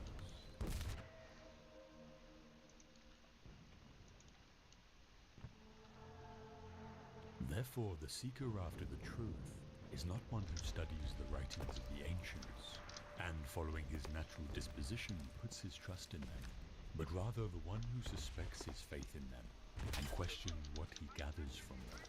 The one who submits to argument and demonstration, and not to the sayings of a human being whose nature is fraught with all kinds of imperfections and deficiency. Thus the duty of the man who investigates the writings of scientists, if learning the truth is his goal, is to make himself the enemy of all that he reads, and applying his mind to the core and margins of its content, attack it from every side. He should also Do I really not have any fucking grenades? critical examination, so that he may avoid falling into either prejudice or leniency.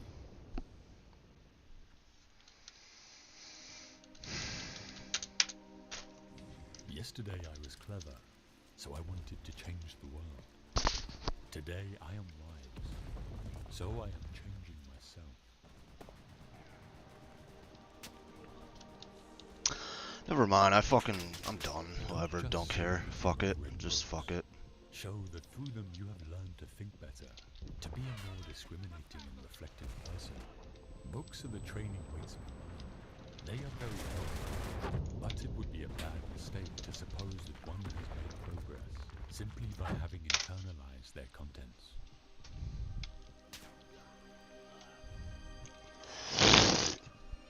It is easy in the world to live after the world's opinion. It is easy in solitude to live after our own. But the great man is he who in the midst of the crowd keeps with perfect sweetness the independence of solitude.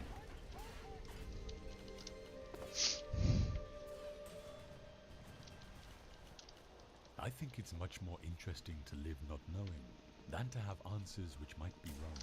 I have approximate answers and possible beliefs and different degrees of uncertainty about different things, but I am not absolutely sure about anything. And there may be things I don't know anything about, such as whether it means anything to ask why we're here. I don't have to know an answer. I don't feel frightened not knowing things, by being lost in a mysterious universe without any purpose, which is the way it really is as far as I can tell.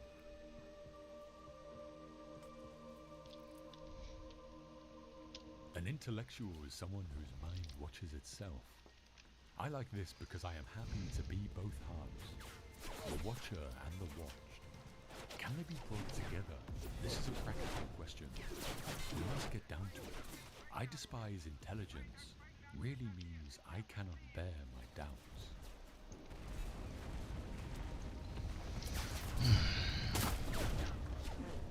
You live as if you were destined to live forever. No thought of your frailty ever enters your head. Of how much time has already gone by, you take no heed. You squander time as if you drew from a full and abundant supply, though all the while that day which you bestow on some person or thing is perhaps your last.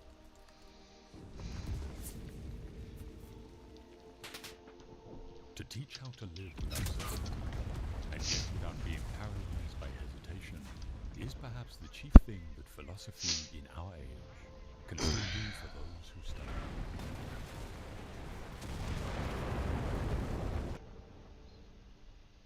The philosopher wants to know things as they are. He loves the truth. That is an intellectual virtue. He does not love to tell the truth. That is a moral virtue. Presumably, he would prefer not to practice deception, but if it is a condition of his survival, he has no objection to it. The hopes of changing mankind almost always end up in changing not mankind, but one's thought.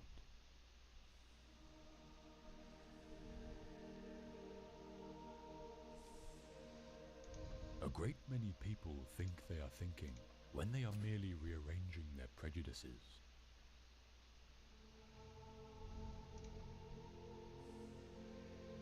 The greatest obstacle to living is expectancy, which hangs upon tomorrow and loses today. You are arranging what lies in fortune's control and abandoning what lies in yours. What are you looking at? To what goal are you straining? The whole future lies in uncertainty. Live immediately.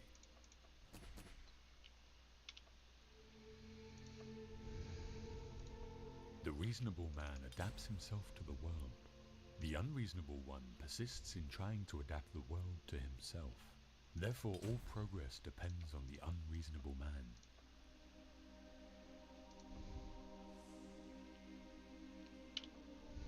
There are three classes of intellects. One which comprehends by itself, another which appreciates what others comprehend, and a third which neither comprehends by itself nor by the showing of others. The first is the most excellent, the second is good, the third is useless.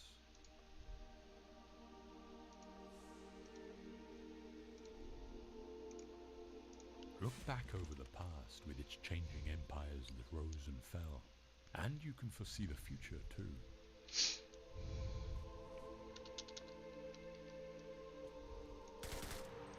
Until we have begun to go without them, we fail to realize how unnecessary many things are.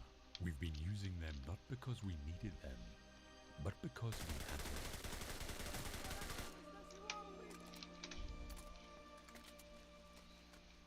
As a philosopher, if I were speaking to a purely philosophic audience, I should say that I ought to describe myself as agnostic, because I do not think that there is a conclusive argument by which one can prove that there is not a God. On the other hand, if I am to convey the right impression to the ordinary man in the street, I think that I ought to say that I am an atheist, because when I say that I cannot prove that there is not a God, I ought to add equally that I cannot prove that there are not the Homeric gods.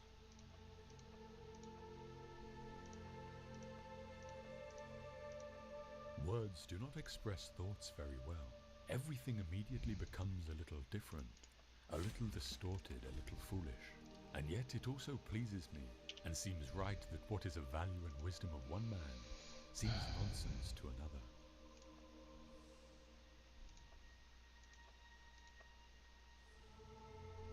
Oh, actually, Aspire to be I gotta go about them. with such a broad and solid foundation. Nope, that's not what I that wanted. the That's strongest not what I of wanted. men That will is not be, what I fucking and wanted. so tall that the greatest enterprises of common men seem insignificant from your lofty perspective. BRB. With your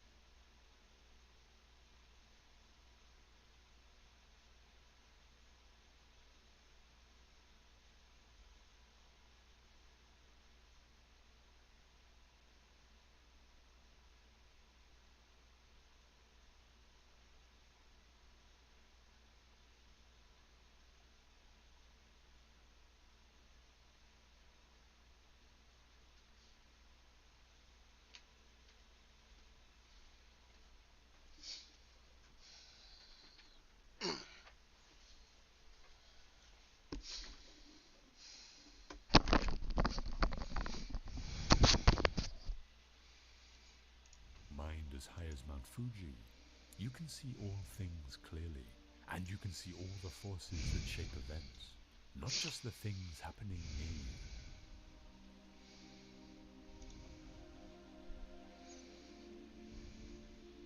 Simplicity, patience, compassion. These three are your greatest treasures. Simple in actions and thoughts, you return to the source of being. Patient with both friends and enemies, you accord with the way things are. Compassionate towards yourself, you reconcile all beings in the world.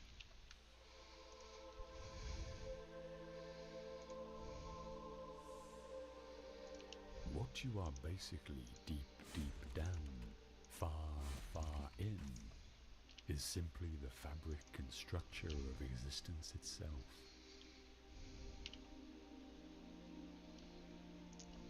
I have realized that the past and the future are real illusions, that they exist in the present, which is what there is, and all there is.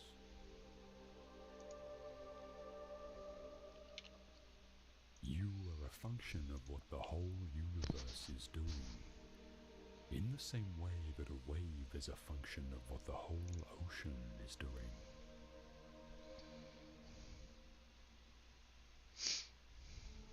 Tomorrow and plans for tomorrow can have no significance at all unless you are in full contact with the reality of the present, since it is in the present and only in the present that you live.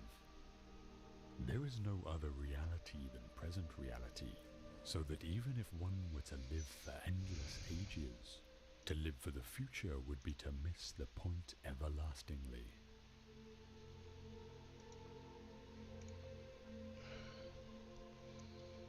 The meaning of life is just to be alive.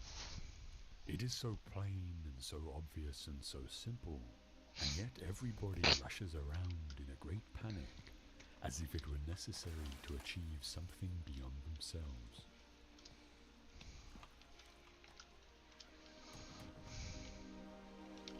When you get free from certain fixed conceptions of the way the world is, you find it is far more subtle and far more miraculous than you thought it was.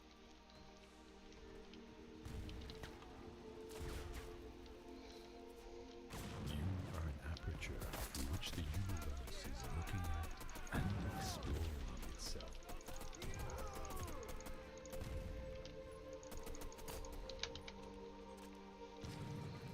The only way to make sense out of change is to plunge into it, move with it, and join the dance.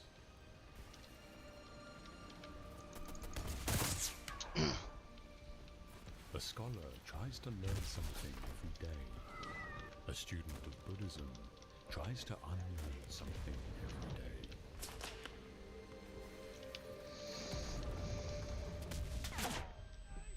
I'll tell you what the hermits realize.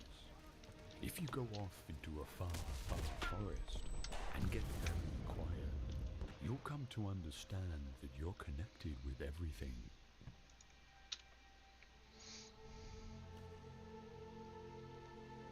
If then my awareness of the past and future makes me less aware of the present, I must begin to wonder whether I am actually living in the real world.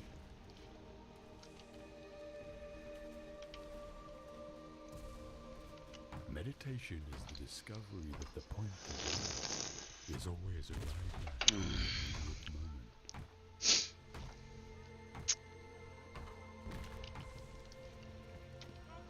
The only Zen you'll find on the mountaintop is the Zen you bring up there with you.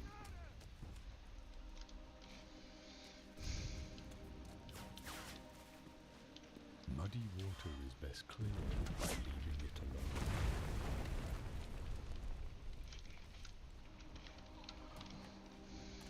Every intelligent individual wants to know what makes him tick, and yet is at once fascinated and frustrated by the fact that oneself is the most difficult of all things to know.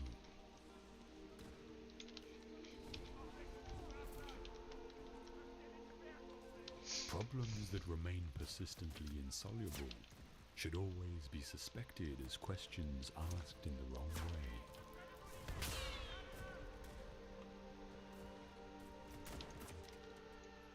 One is a great deal less anxious if one feels perfectly free to be anxious, and the same may be said of guilt.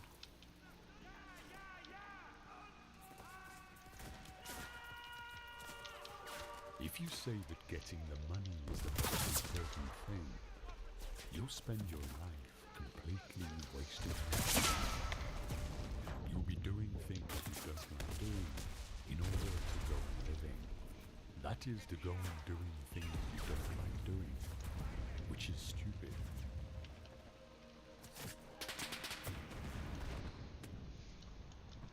When we attempt to exercise power or control over someone else, we cannot avoid giving that person the very same power or control over us. Things are as they are. Looking out into the universe at night, we make no comparisons between right and wrong stars, nor between well and badly arranged constellations.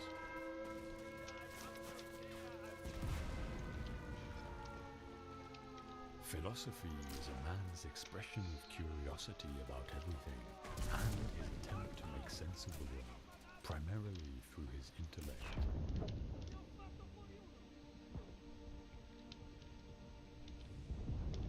Zen does not confuse spirituality while thinking about God while one is peeling potatoes.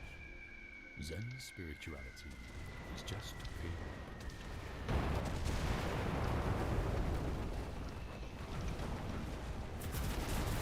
If we cling to faith, we cannot likewise have faith, since faith is not clinging, but not in God.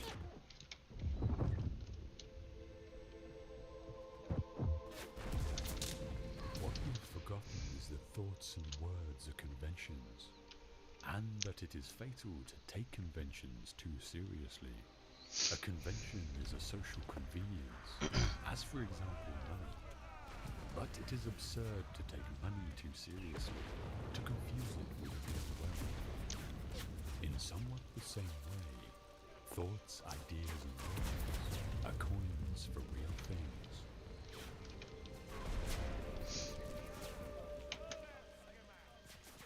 Other people teach us who we are. Their attitudes to us are the mirror in which we learn to see ourselves. But the mirror is distorted. We are perhaps rather dimly aware of the immense power of our social environment.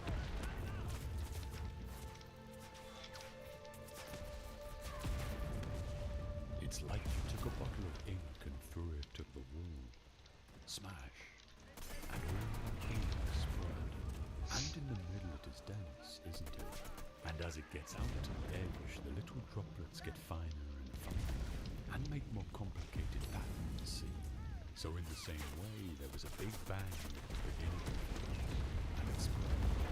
And you and I, sitting here in this room as complicated human beings, are way, way out on the fringe of that bang. We are the complicated little patterns at the end of it. Very interesting. But so we define ourselves as being only that. If you think that you are only inside your skin, you define yourself as one very complicated little curlicue, way out on the edge of that explosion, way out in space, and way out in time. Billions of years ago, you were a big bang, but now you're a complicated human being. And then we cut ourselves off, and don't feel that we're still a big bang. But you are. Depending on how you define yourself. You actually are, if this is the way things started, if there was a Big Bang in the beginning. You're not something that's a result of the Big Bang. You're not something that is a sort of puppet on the end of the process. You are still the process. You are the Big Bang. The original force of the universe coming on as whoever you are. When I meet you, I see not just what you define yourself as, Mr. So-and-so, Miss So-and-so, Mrs. So-and-so. I see every one of you as the primordial energy of the universe, coming on at me in this particular way. I know I'm that too, but we've learned to define ourselves as separate from it.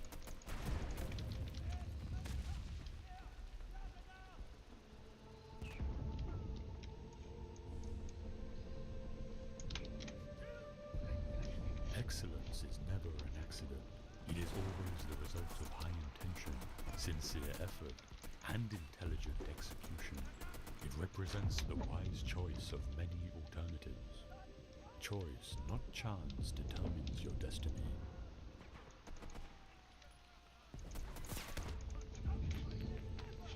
I count him braver who overcomes his desires than him who conquers his enemies. For the hardest victory is over self.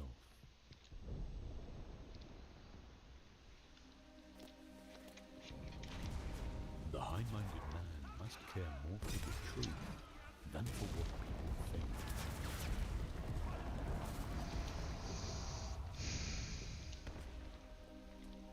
It is the mark of an educated mind to be able to entertain a thought without accepting it.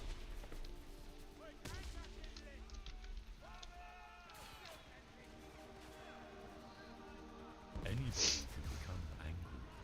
This is easy. But to be angry with the right person, and to the right degree, and at the right time, and for the right purpose, and in the right way, this is not within everybody's power, and is not easy.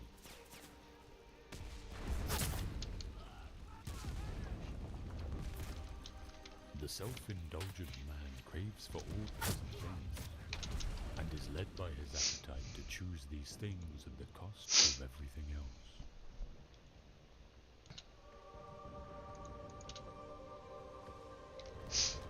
Where your talents and the needs of the world cross, there lies your vocation.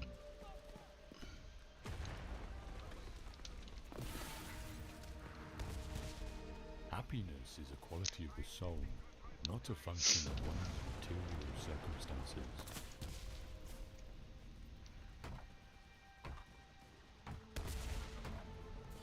The only stable state is the one in which all men are equal before the law.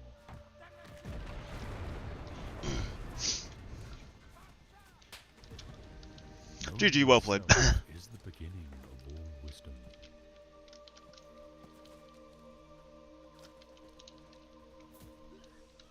My best friend is the man who, in wishing you well, wishes it for my sake.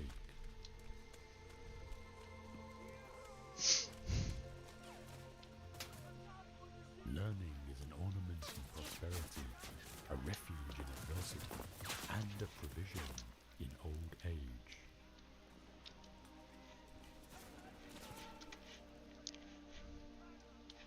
One swallow does not make a summer, neither does one fine day. Similarly, one day or brief time of happiness does not make a person entirely happy.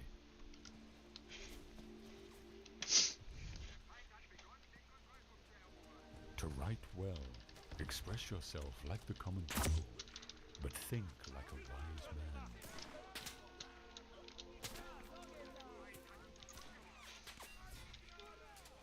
First, have a definite, clear, practical ideal, a goal, an objective. Second, have the necessary means to achieve your ends, wisdom, money, materials, and methods. Third, adjust all your means to that end.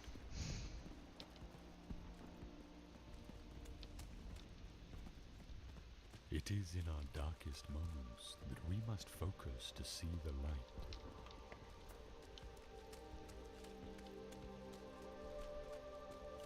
Man is a goal-seeking animal.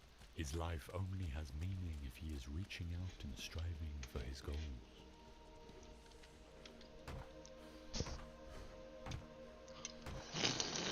It is easy to perform a good action, but not easy to acquire a settled habit of performing such actions.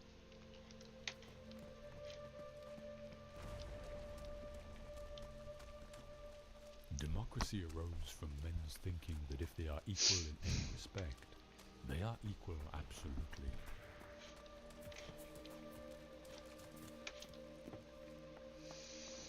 Character is that which reveals moral purpose, exposing the class of things a man chooses or avoids.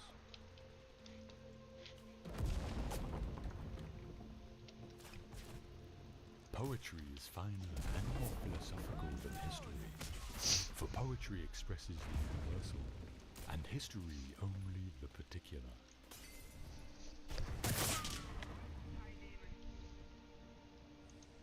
Bad people are in conflict with themselves. They desire one thing and will another, like the incontinent, who choose harmful pleasures instead of what they themselves believe to be good.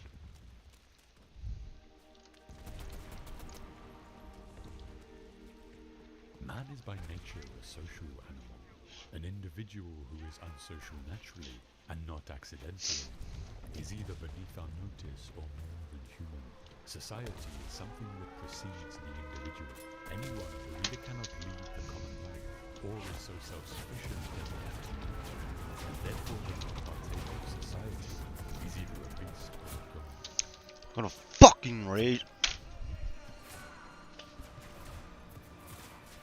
Time crumbles things. Everything grows old under the power of time, and is forgotten through the lapse of time.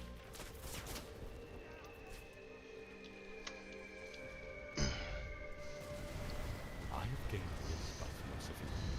I don't know what some are constrained to do by their fear or the law.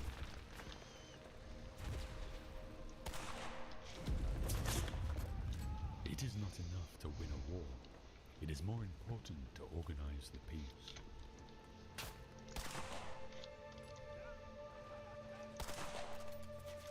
All who have meditated on the art of governing mankind have been convinced that the fate of empires depends on the education of the youth.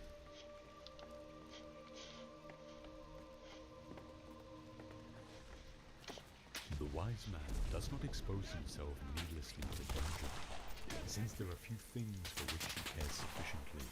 He is willing in great crisis to give even his life, knowing that under certain conditions it is not worthwhile to live. He is of a disposition to do men service, though he is ashamed to have a service done to him. To confer a kindness is the mark of superiority. To receive one is a mark of subordination. He does not take part in public displays. He is open in his dislikes and preferences. He talks and acts frankly, because of his contempt for men and things. He is never fired with admiration, since there is nothing great in his eyes. He cannot live in complacence with others, except it be a friend. Complacence is the characteristic of a slave. He never feels malice, and always forgets and passes over injuries. He is not fond of talking. It is no concern of his that he should be praised, or that others should be blamed. He does not speak evil of others, even of his enemies, unless it be to themselves. His carriage is sedate, his voice deep, his speech measured. He is not given to hurry, for he is concerned about only a few things. He is not prone to vehemence, for he thinks nothing very important. A shrill voice and hasty steps come to a man through care. He bears the accidents of life with dignity and grace, making the best of the circumstances. Like a skillful general, marshals his limited forces with the strategy of war. He is his own best friend, and takes delight in privacy, whereas the man of no virtue or ability is his own worst enemy, and is afraid of solitude.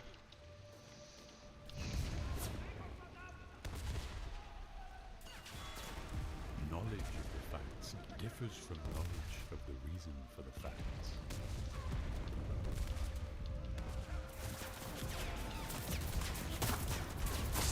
Man is a tamed or civilized animal. Nevertheless, he requires proper instruction and a fortunate nature, and then of all the animals he becomes the most divine and most civilized.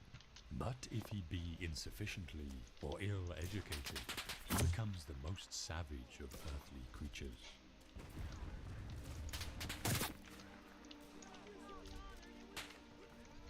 If men learn this, it will implant forgetfulness in their souls. They will cease to exercise memory because they are learning which is written, calling things to remembrance no longer from within themselves, but by means of external marks. What you have discovered is a recipe not for memory, but for reminder. And it is no true wisdom that you offer your disciples, but only its semblance. For by telling them of many things without teaching them, you will make them seem to know much, while for the most part they know nothing. And as men filled not with wisdom, but with the conceit of wisdom, they will be a burden to their fellows.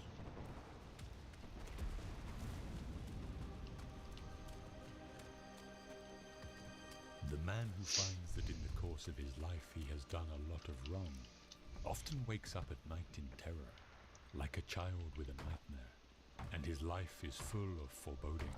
But the man who is conscious of no wrongdoing is filled with cheerfulness and with the comfort of old age.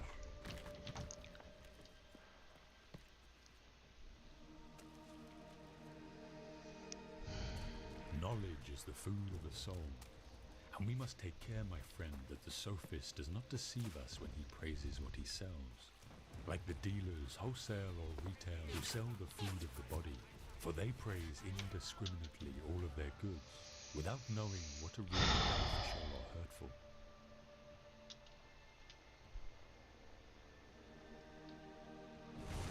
For this feeling of wonder shows that you are a philosopher, since wonder is the only beginning of philosophy.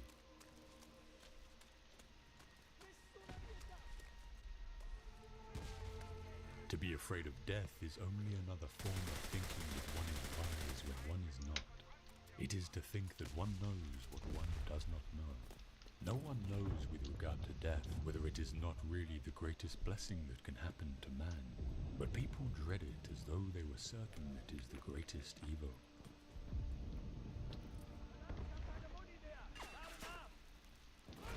Rhetoric, it seems, is a producer of persuasion for belief, not for instruction in the matter of right and wrong. And so the rhetorician's business is not to instruct a law, court, or public meeting in matters of right and wrong, but only to make them believe.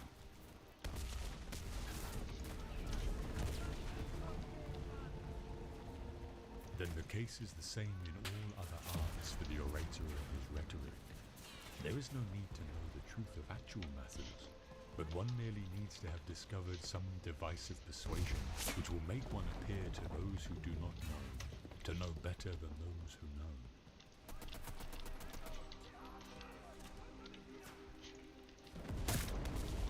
Good actions give strength to ourselves and inspire good actions in others.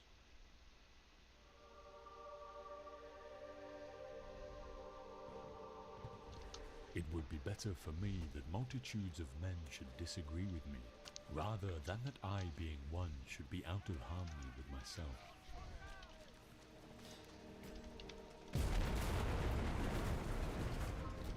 Those who are able to see beyond the shadows and lies of their culture will never be understood, let alone believed by the masses.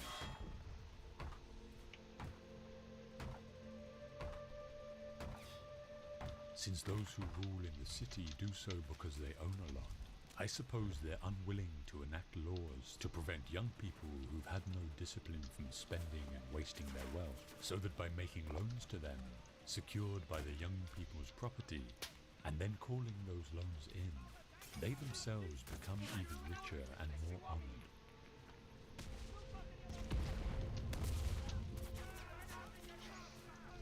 Good people do not need laws to tell them to act responsibly, while bad people will find a way around it.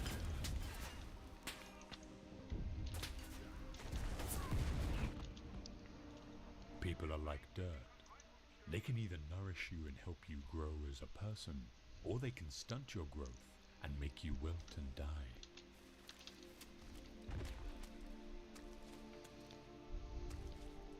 A hero is born among 100, a wise man is found among 1,000, but an accomplished one might not be found even among 100,000 men.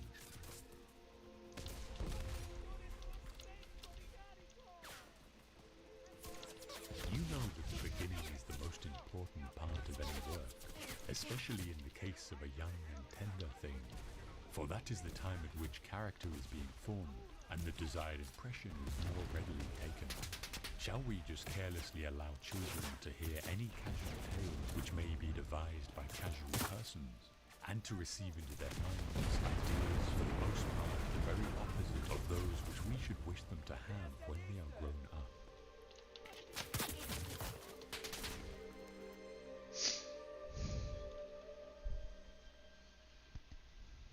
Anything received into the mind at that age is likely to become indelible and unalterable, and therefore it is most important that the tales which the young first hear should be models of virtuous thoughts.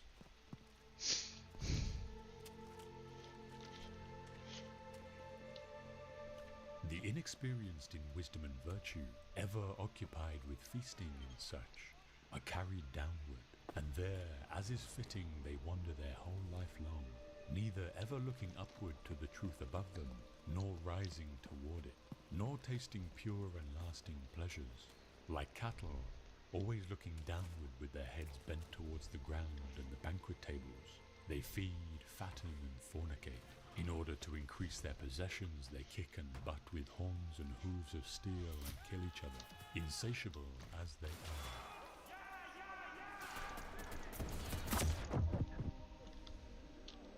Excellence is not a gift, but a skill that takes practice. We do not act rightly because we are excellent. In fact, we achieve excellence by acting rightly.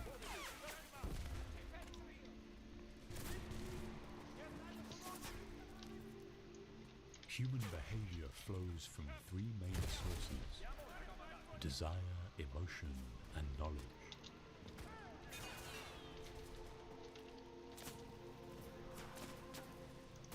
That's what education should be, I said. The art of orientation. Educators should devise the simplest and most effective methods of turning minds around. It shouldn't be the art of implanting sight in the organ, but should proceed on the understanding that the organ already has the capacity, but it is improperly aligned and isn't facing the right way.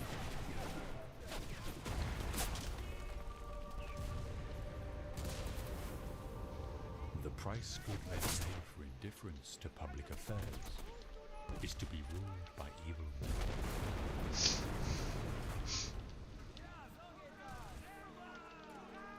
The society we have described can never grow into reality or see the light of day, and there will be no end to the troubles of states, or indeed of humanity itself, till philosophers become rulers in this world, or till those we call kings and rulers really and truly become philosophers. And political power and philosophy thus come into the same hands.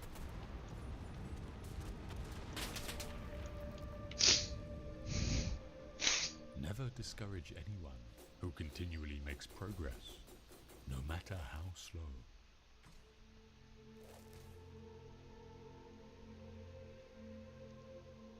The difficulty, my friends, is not in avoiding death, but in avoiding unrighteousness, for that runs faster than death.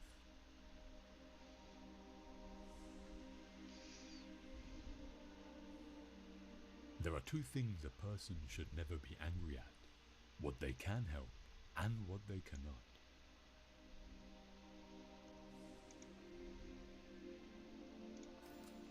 Bodily exercise when compulsory does not harm the body, but knowledge when it is acquired under compulsion obtains no hold on the mind.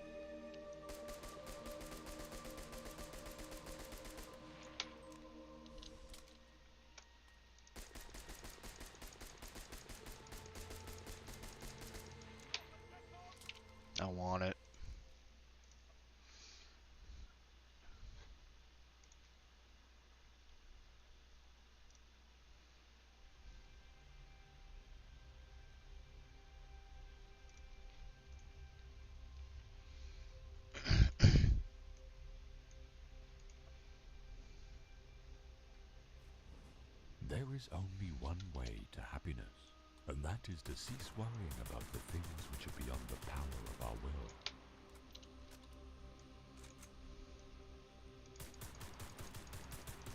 If you are distressed by anything external, the pain is not due to the thing itself, but to your estimate of it, and this you have the power to revoke at any moment.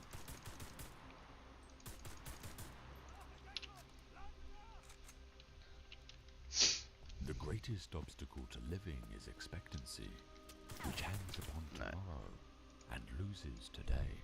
You are arranging what lies in fortune's control and abandoning what lies in yours. What are you looking at? To what goal are you straining? The whole future lies in uncertainty. Live immediately.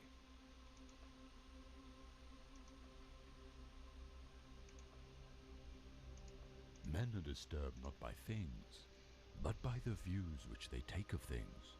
Thus death is nothing terrible, else it would have appeared so to Socrates. But the terror consists in our notion of death, that it is terrible. When therefore we are hindered, or disturbed, or grieved, let us never impute it to others, but to ourselves, that is, to our own views. It is the action of an uninstructed person to reproach others for his own misfortunes, of one entering upon instruction to reproach himself, and of one perfectly instructed to reproach neither others or himself.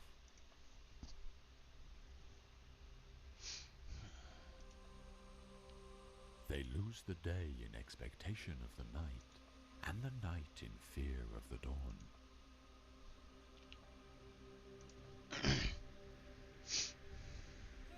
He is a wise man who does not grieve for the things which he has not, but rejoices for those which he has.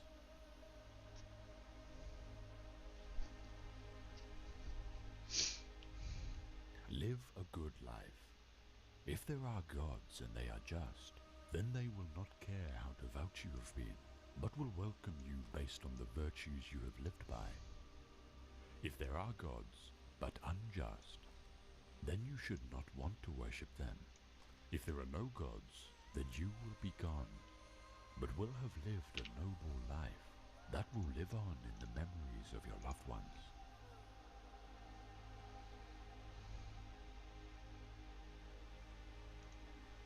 If you really want to escape the things that harass you, what you're needing is not to be in a different place, but to be a different person.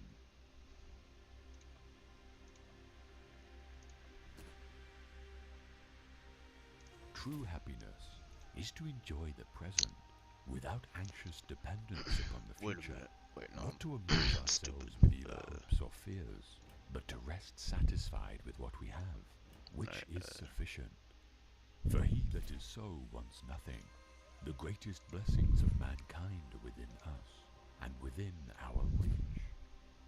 A wise man is content with his lot, whatever it may be, without wishing for what he has not.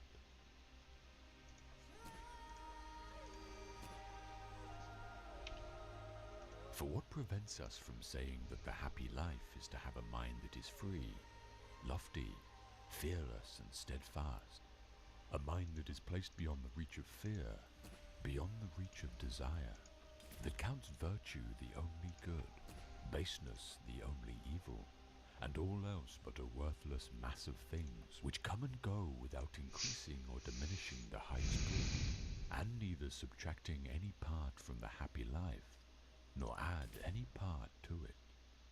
A man thus grounded must, whether he wills or not, necessarily be attended by constant cheerfulness, and a joy that is deep and issues from deep within, since he finds delight in his own resources, and desires no joys greater than his inner joys.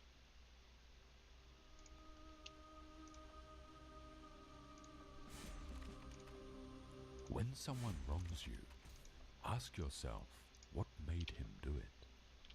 Once you understand his concept of good and evil, you'll feel sorry for him and cease to either be amazed or angry. If his concept is similar to yours, then you will be bound to forgive him, since you would have acted as he did in similar circumstances. But if you do not share his ideas of good and evil, then you should find it easier to overlook the wrongs of someone who is confused and in a moral muddle.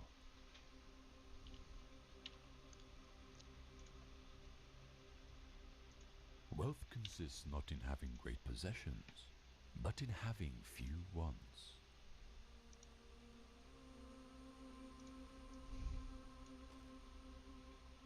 Don't explain your philosophy, embody it.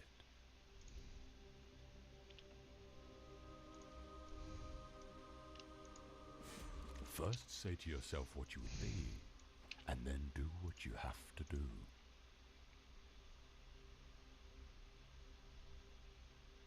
Why am I buying all this? I'm Any literally person just doing capable it of so I can angering you have one becomes more your master. that so I can He get can anger you this only faster. when you permit yourself to be Silly disturbed me. by him.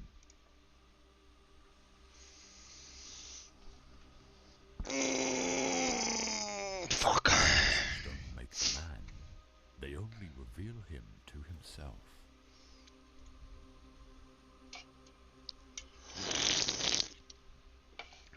Don't seek to have events happen as you wish, but wish them to happen as they do happen, and all will be well with you.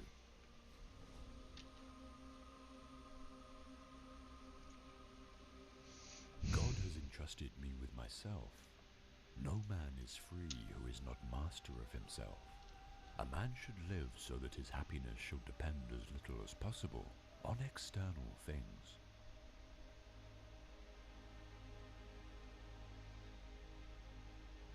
Know you not that a good man does nothing for appearance sake, but for the sake of having done right?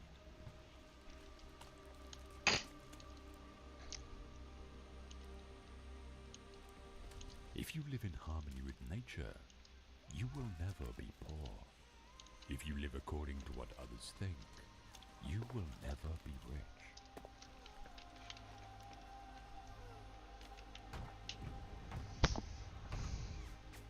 All cruelty springs from weakness.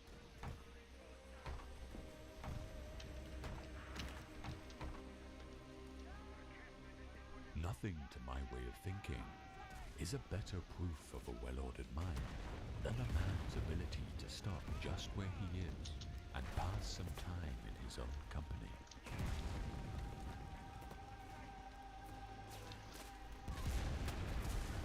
A gift consists not in what is done or given, but in the intention of the giver or doer.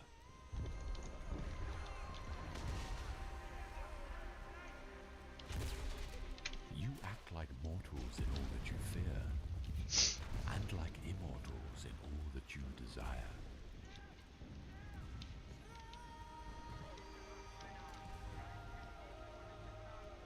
If a man knows not to which port he sails, no wind is favorable.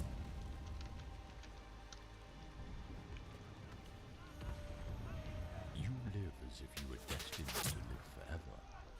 No thought of your frailty ever enters your head. Of how much time has already gone by, you take no heed. You squander time as if you drew from a full and abundant supply, though all the while that day which you bestow on some person or thing is perhaps your last.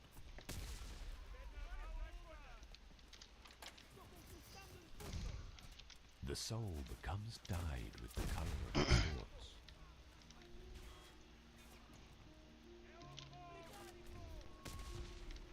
How much time he gains who does not look to see what his neighbor says or does or thinks, but only at what he does himself, to make it just and holy.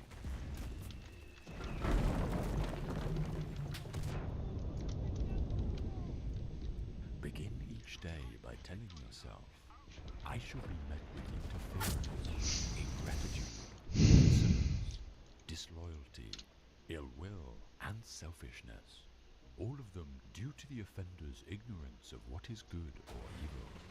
But for my part, I have long perceived the nature of good and its nobility, the nature of evil and its meanness, and also the nature of the culprit himself. Who is my brother? Not in the physical sense, but as a fellow creature similarly endowed with reason and a share of the divine. Therefore, none of those things can injure me, for nobody can implicate me in what is degrading. Neither can I be angry with my brother, or fall foul of him, for he and I were born to work together, like a man's two hands, feet or eyelids, or the upper and lower rows of his teeth.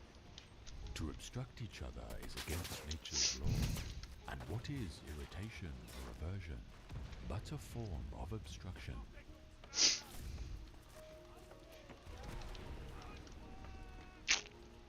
If anyone tells you that a certain person speaks ill of you, do not make excuses about what is said of you, but answer, he was ignorant of my other faults, else he would not have mentioned these alone.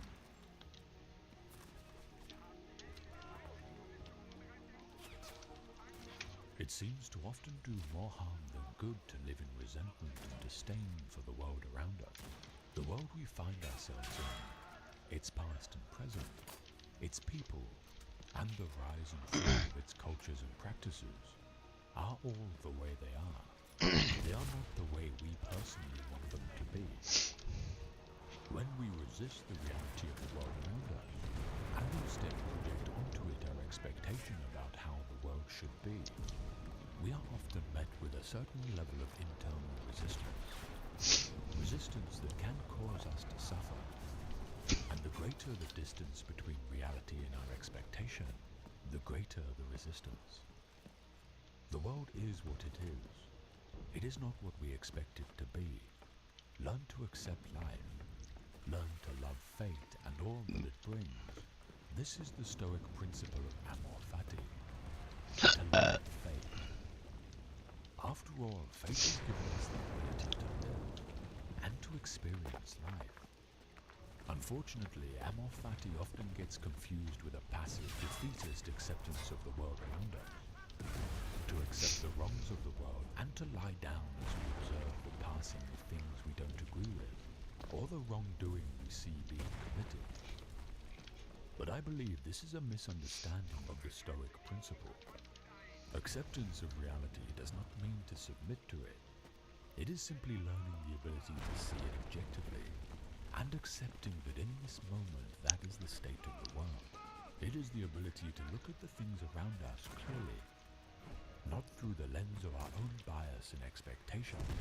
In doing so, we are better able to understand the situations around us, the reality of the situations we find ourselves in.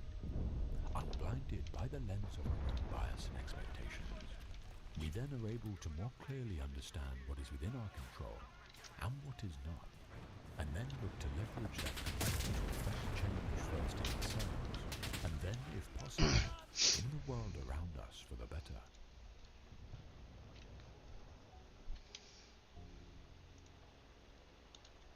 Whenever you feel anger towards a person, think of what led them to behave in such a way. It is all too easy for us to pass judgment from our own perspective.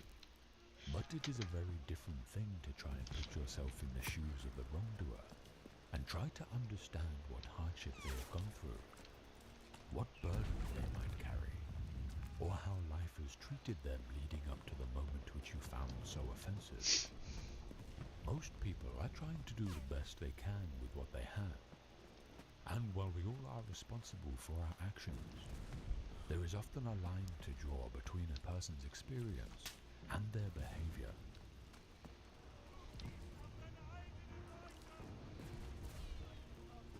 To me, one of the great ironies of life is man's desire to find comfort, to remove all sources of hardship and suffering in favor of comfort. When applied to our core needs like food, shelter, security, and companionship, comfort and stability to me do make sense. But when it exceeds to every corner of our lives, comfort and the removal of all hardship seems to me to bring with it its own brand of hardship. Instead of putting ourselves into the unknown, expanding our comfort zone and learning to deal with the adversity that comes with it, excessive comfort seems to risk the opposite. It erodes our resilience to hardship, can breed purposelessness, apathy, sloth, and the host of limitations that come with a shrinking comfort circle. It seems to me that one of the lesser thought of challenges of modern life is to balance the comfort that comes when our base needs are met with the voluntary hardship that's needed to make sure that comfort doesn't soften our resolve. The ancient Stoics advocated voluntary hardship. Marcus Aurelius chose to sleep on an uncomfortable bed. Seneca chose to swim in rivers in the dead of winter. Both men were all too aware of the risks of becoming too comfortable and the benefits of adding discomfort to modern life.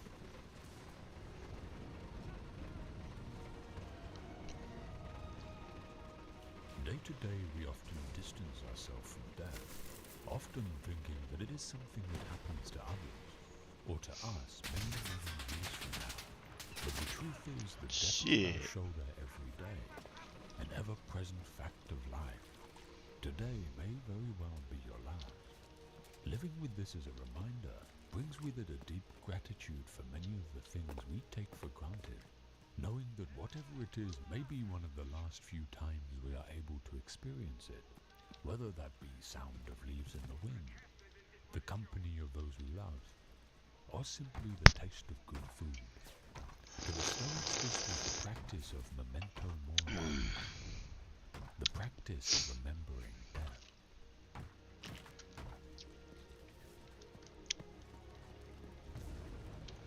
The nature of life has changed.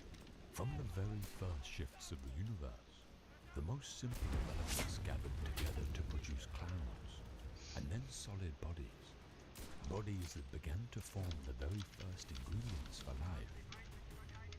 Those ingredients formed life, the circle of birth and death, until eventually they came together in the exact configuration needed to create you and me. Like the beginning, the peak, and the crashing end of a wave, our lives are simply part of a grander cycle. We are formed, we experience, and we end. And with our end comes the opportunity for the reconfiguration of our atoms, to allow another to come and go, and to enjoy the experience of life, and so on forever. The nature of the entire universe is change, from the very big to the very small.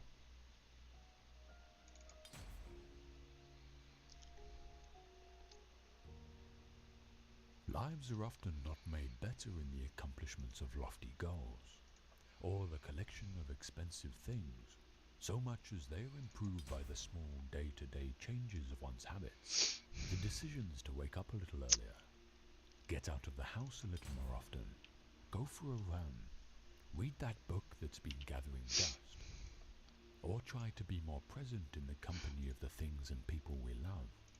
While of course great achievements do contribute to it, habits built over time, not short bursts of joy, are often the paving stones to a happier life.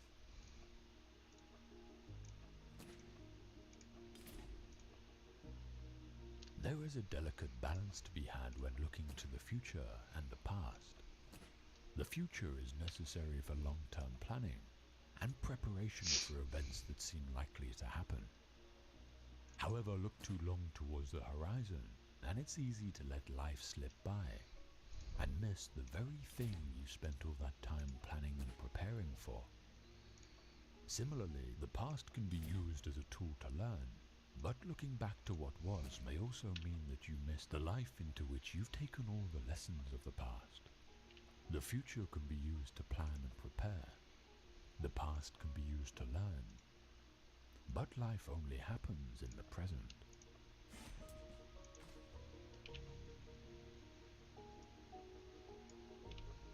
When I meet death, as we all must do, the time and place will be largely outside of my control.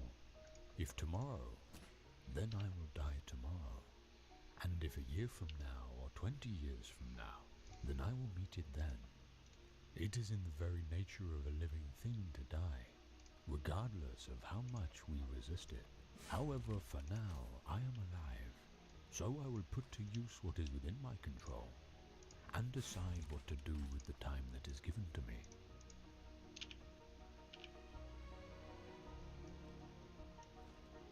I am not soothing you or making light of your misfortune. If fate can be overcome by tears, That's it. let us bring tears to bear upon it. Let every day be passed in mourning, every night be spent in sorrow instead of sleep. Let your breast be torn by your own hands, your very face attacked by them, and every BRB.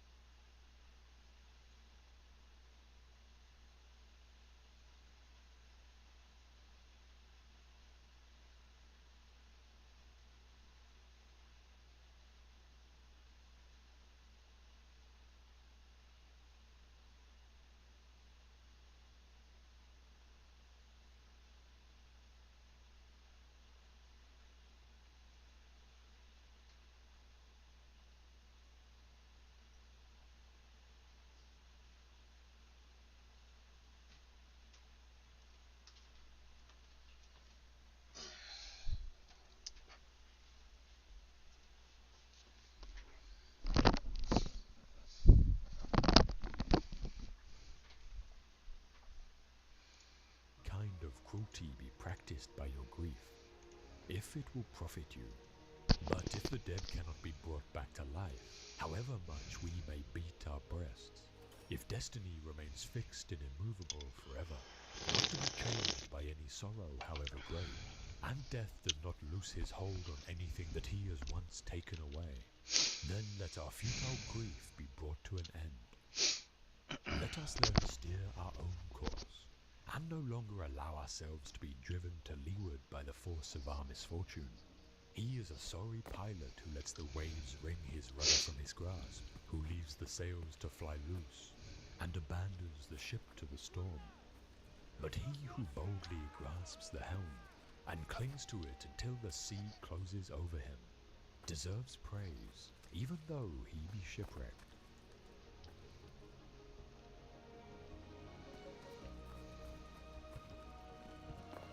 Never let the future disturb you. You will meet it if you have to, with the same weapons of reason which today arm you against the present.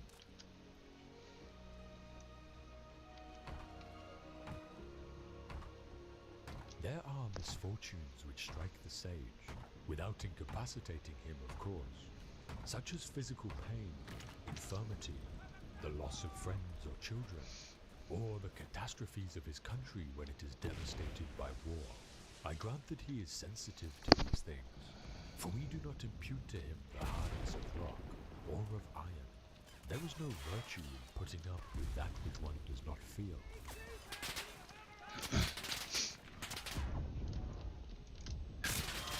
And they say that there is this difference between the mind of a foolish man and that of a wise man. That the foolish man thinks that such visions are in fact as dreadful and terrifying as they appear at the original impact of them on his mind, and by his assent he approves of such ideas as if they were rightly to be feared, and confirms them. But the wise man, after being affected for a short time, and slightly in his colour and expression, does not assent, but retains the steadfastness and strength of the opinion which he has always had about visions of this kind, namely that they are in no wise to be feared, but excite terror by a false appearance and vain alarms.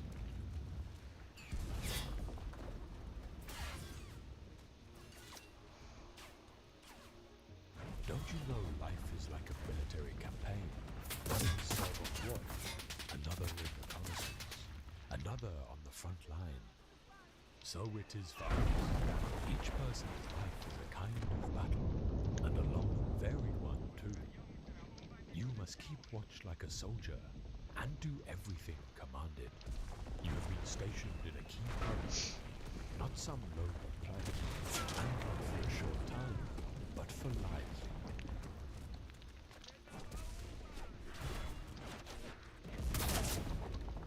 Seek not for events to happen as you wish, but wish events to happen as they do, and your life will go smoothly.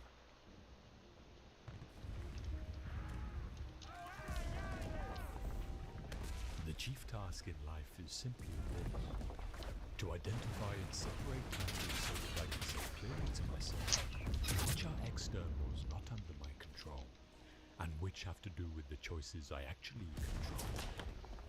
Where then do I look for good and evil? Not to uncontrollable externals, but within myself, to the choices that are my own.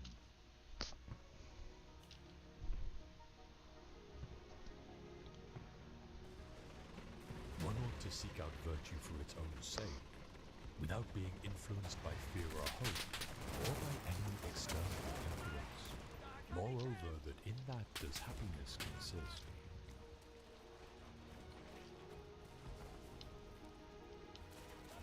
What is your art? To be good. And how is this accomplished well except by general principles, some about the nature of the universe, and others about the proper constitution?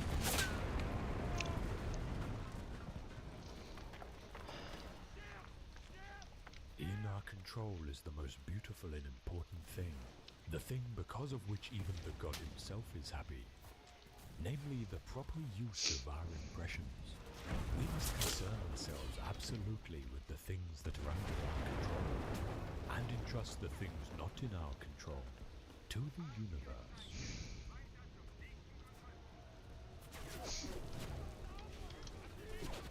Men are disturbed not by things, but by the principles and notions which they form concerning things.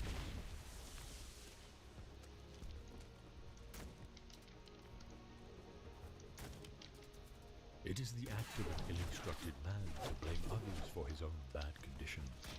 It is the act of one who has begun to be instructed to lay the blame on himself, and of one whose instruction is completed, neither to blame another nor himself.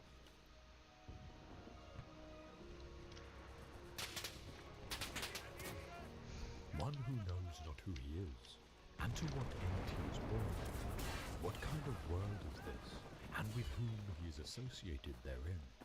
One who cannot distinguish good and evil, beauty and foulness, truth and falsehood, will never follow reason in shaping his desires and impulses and repulsions, nor yet in assent, denial, or suspension of judgment, but will in one word go about deaf and blind, thinking himself to be someone, when he is in truth of no account. Is there anything new in all this? Is not this ignorance the cause of all the mistakes and mischances of man since the human race began?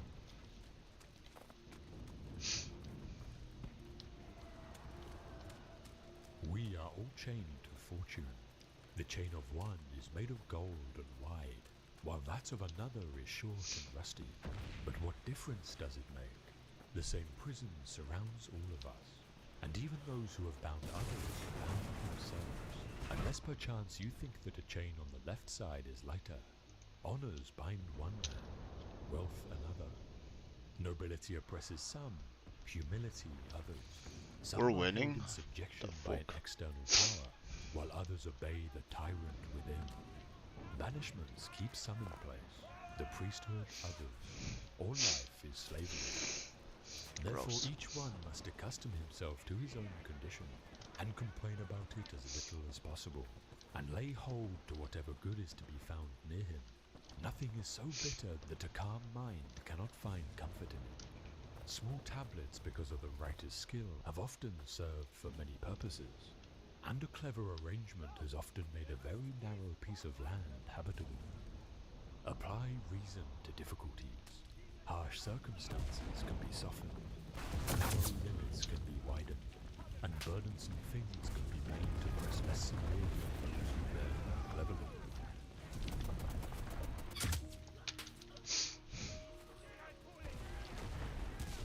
If you are distressed by anything external, the pain is not due to the thing itself, but to your estimate of it, and this you have the power to revoke at any moment.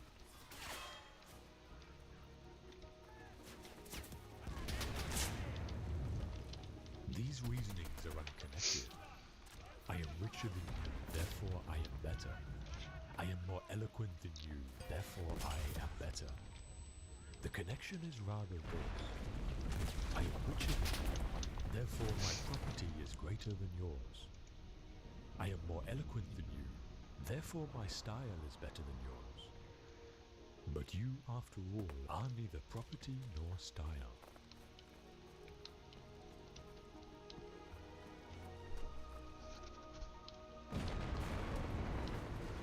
If you have given way to anger, be sure that over and above the evil involved therein, you have strengthened the habit and added fuel to the fire.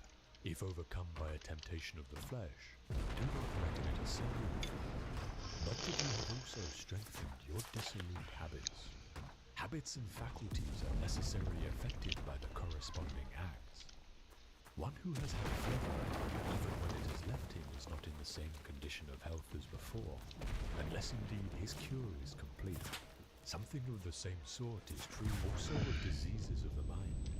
Behind, there remains a legacy of traces and of blisters, and unless these are effectually erased, subsequent blows on the same spot will produce no longer mere blisters but sores. If you do not wish to be prone to anger, do not feed the habit.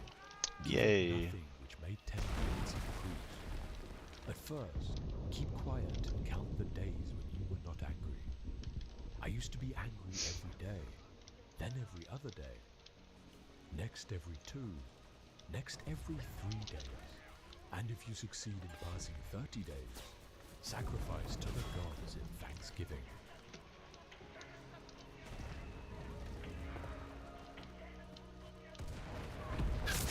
At dawn, when you have trouble getting out of bed, tell yourself I have to go to work. As a human being, Did my rally what do point I get have to destroyed? complain of? If I'm Damn it. willing to do what I was born for, the things I was brought into the world to do, or is this what I was created for? To huddle under the blankets and stay warm?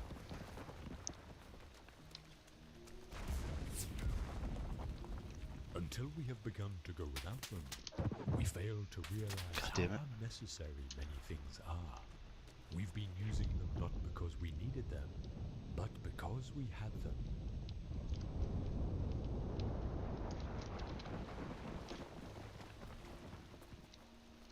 If you seek tranquility, do less, or more accurately, do what's essential, what the logos of a social being requires, and in the requisite way, which brings a double satisfaction, to do less better. Because most of what we say and do is not essential. If you can eliminate it, you'll have more time and more tranquility. Ask yourself at every Oh, moment, fuck. is this necessary?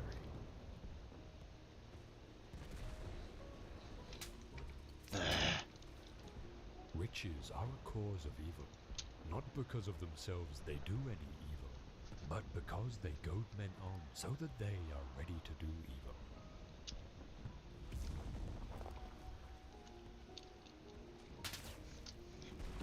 In general, any method of discipline applied to the body which tends to modify its desires or repulsions are good for ascetic ends. But if done for display, they betray at once a man who keeps an eye on outward show, who has an ulterior purpose, and is looking for spectators to shout, "Oh, what a great man!" This is why Apollonius so well said, "If you are bent upon a little private discipline, wait till you are choking with hate one day, then take a mouthful of cold water and spit it out again, and tell no man."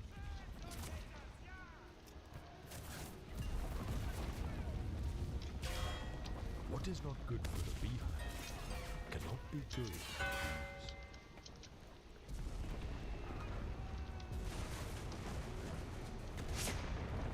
A commitment to justice in your own acts, which means thought and action resulting in the common good, what you were born to do.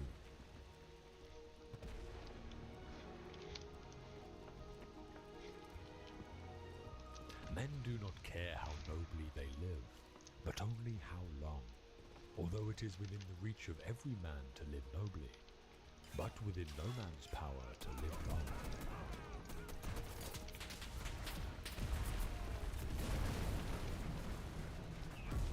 He who is running a race ought to endeavour and strive to the utmost of his ability to come off victor, but it is utterly wrong for him to trip up his competitor, or to push him aside. So in life it is not unfair for one to seek for himself what may accrue to his benefit, but it is not right to take it from another.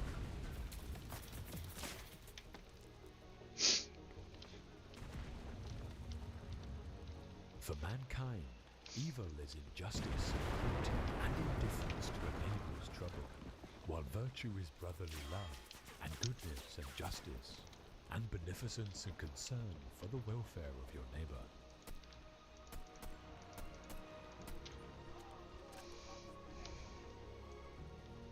The courageous in exile or at home is fearless in the face of all such threats.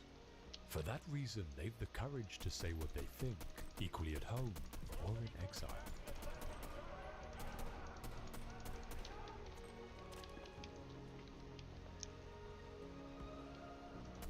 Philosophy does not promise to secure anything external for a man, otherwise it would be admitting something that lies beyond its proper subject matter. For as the material of the carpenter is wood, and that of statuary bronze, so the subject matter of the art of living is each person's own life. No. My advice is really this. What we hear the philosophers saying and what we find in their writings should be applied in our pursuit of the happy life. We should hunt out the helpful pieces of teaching and the spirited and noble-minded sayings which are capable of immediate practical application, not far-fetched or archaic expressions, or extravagant metaphors and figures of speech, and learn them so well that the words become works. No one, to my mind, lets humanity down quite so much as those who study philosophy, as if it were a sort of commercial skill, and then proceeds to live in a quite different manner to eliminate other people to live.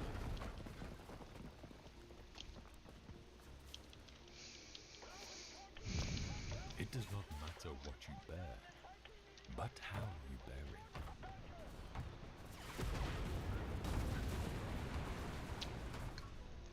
You could leave life right now. Let that determine what you do and say and think.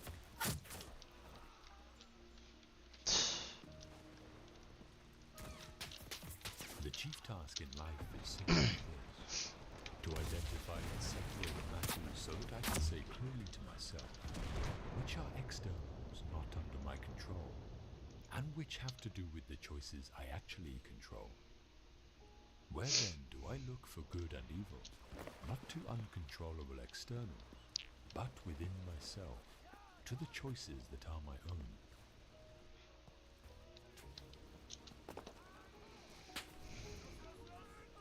True happiness is to enjoy the present, without anxious dependence upon the future, not to amuse ourselves with either hopes or fears, but to rest satisfied with what we have, which is Nice. sufficient. For he that is so wants nothing. The greatest blessings of mankind are within us, and within our reach. A wise man is content with his lot, whatever it may be. He has not.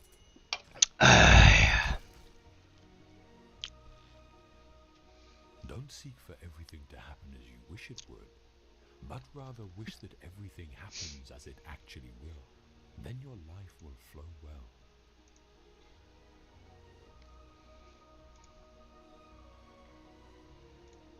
If anyone can refute me, show me I'm making a mistake or looking at things from the wrong perspective, I'll gladly change. It's the truth I'm after, and the truth never harmed anyone.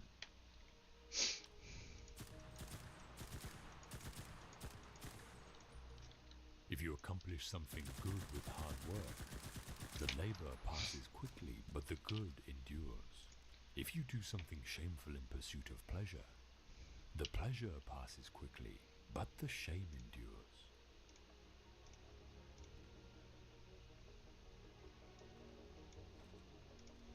A gem cannot be polished without friction, nor a man perfected without trials. Wait.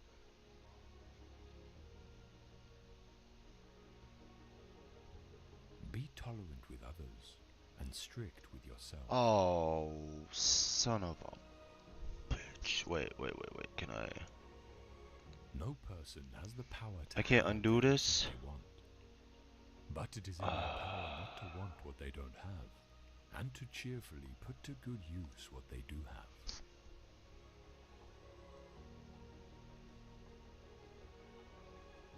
You will earn the respect of all if you begin by earning the respect of yourself. Don't expect to encourage good deeds in people conscious of Get your it. own misdeeds. Oh, that's so annoying. Fuck me. The greatest discovery of any generation is that a human can alter his life by altering his attitude.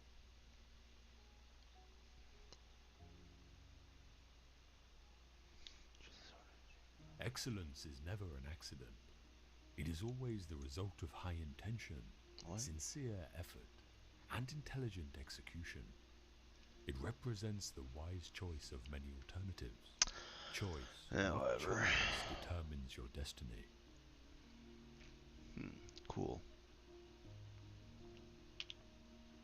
We are more often frightened than hurt, and we suffer more in imagination than in reality.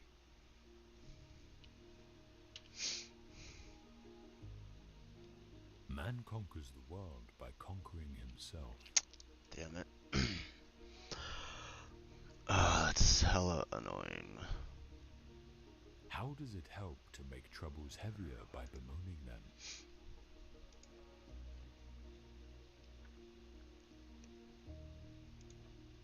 You have power over your mind, not outside events. Realize this, and you will find strength.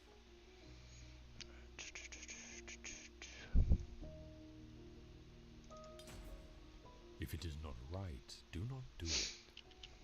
If it is not true, do not say it.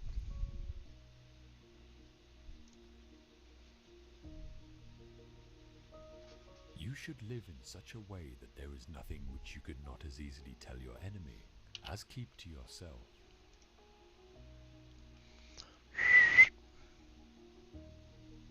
Just need two Waking more. up to who you are requires letting go of who you imagine yourself to be.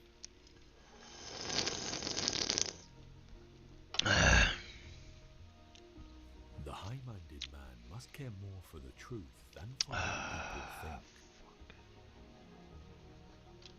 think. Whatever. We have 2 ears and 1 mouth, so we should listen more than we say.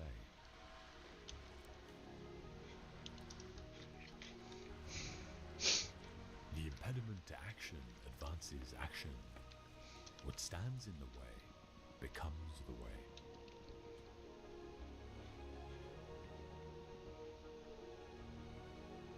Don't promise twice what you can do once.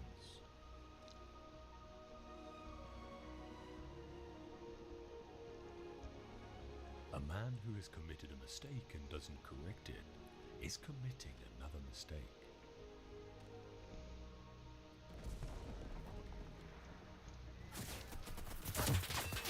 What? Oh, come on, man. Come fucking on, man. What? What the fuck was that? That was Remember irritating. two things. One, that everything has always been the same and keeps recurring. And it makes no difference whether you see the same things recur in 100 years, or 200, or in an infinite period. Two, that the longest lived and those who will die soonest lose the same thing. The present is all they can give up, since that is all you have. And what you do not have, you cannot lose. Are you serious?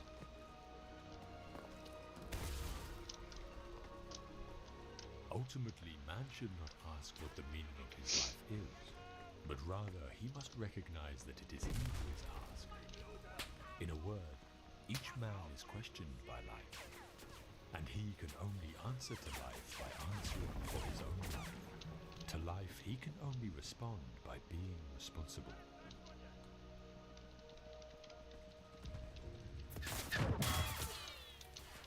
No amount of anxiety makes any difference to anything that is going to happen.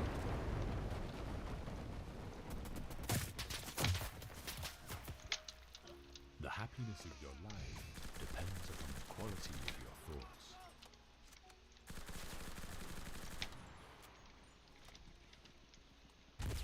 Nothing, to my way of thinking, is a better proof of a well-ordered mind than a man's ability to stop just where he is and pass some time in his own company.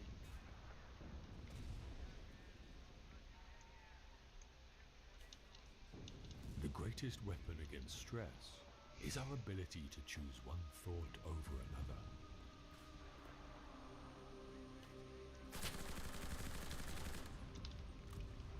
I begin to speak only when I'm certain what I'll say isn't better left unsaid.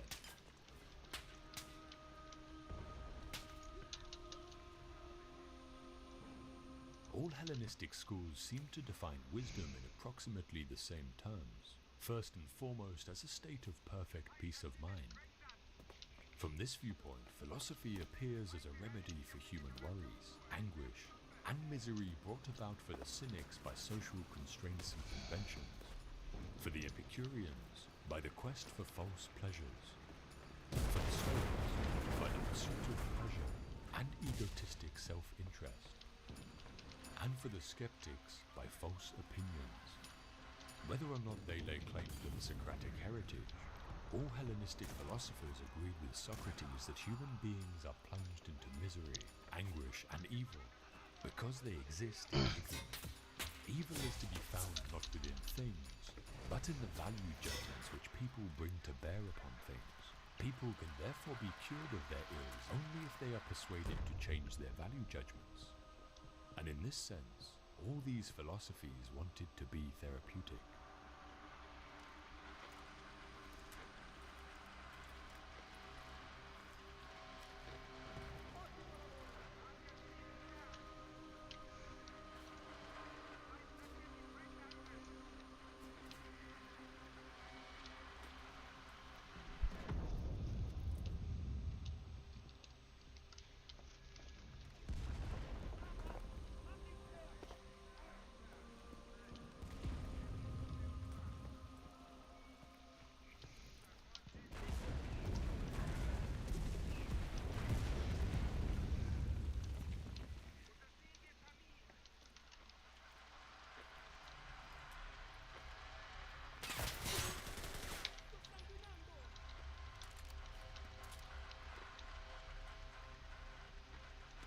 Simplicity, patience, compassion. These three are your greatest treasures. Simple in actions and thoughts, you return to the source of being. Patient with both friends and enemies, you accord with the way things are. Compassionate towards yourself, you reconcile all beings in the world.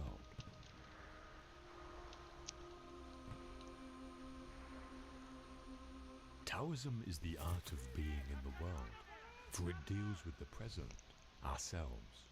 It is in us that God meets with nature, and yesterday parts from tomorrow. The present is the moving infinity, the legitimate sphere of the relative. Relativity seeks adjustment. Adjustment is art. The art of life lies in a constant readjustment to our surroundings.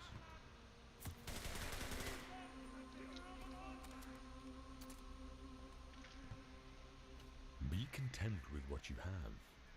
Rejoice in the way things are. When you realize there is nothing lacking, the whole world belongs to you.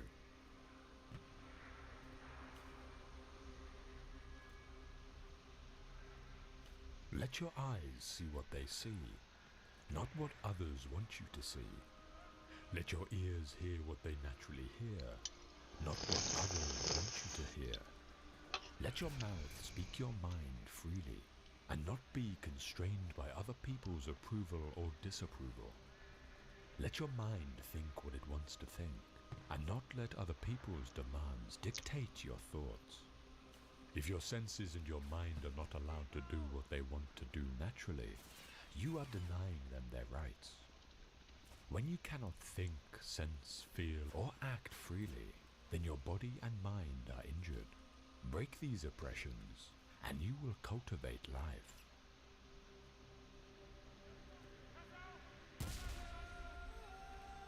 Be careful what you water your dreams with. Water them with worry and fear, and you will produce weeds that choke the life from your dreams. Water them with optimism and solutions, and you will cultivate success. Always be on the lookout for ways to turn a problem into an opportunity for success. Always be on the lookout for ways to nurture your dreams.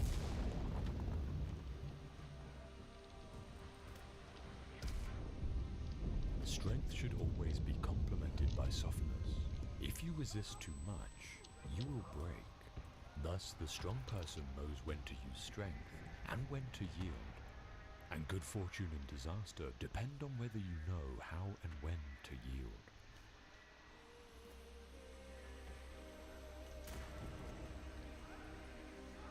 Those who do not know how to suffer are the worst off. There are times when the only thing we can do is to bear our troubles until a better day.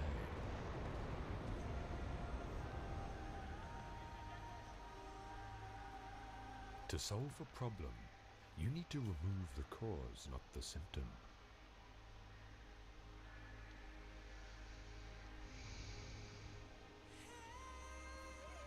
To know and to think we know not is the crown. To not know and to think we know is the affliction.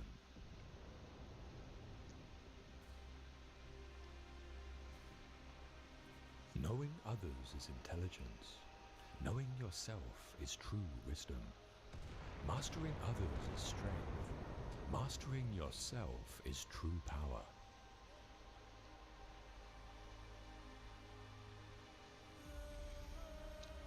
If a branch is too rigid, it will break. Resist and you will perish. Know how to yield and you will survive.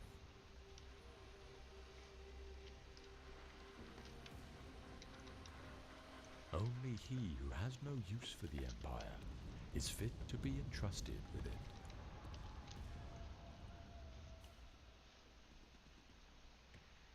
At the center of your being, you have the answer. You know who you are, and you know what you want.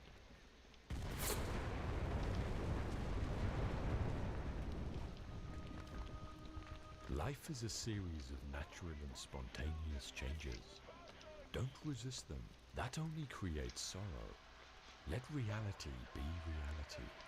Let things flow naturally forward into whatever way they like.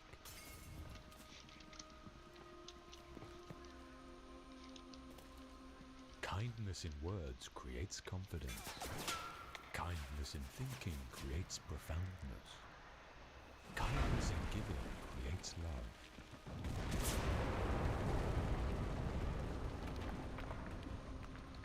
A person with a mind is bound to be filled with conceptions. These conceptions prevent him from knowing things directly, so a person with a mind shall never really know.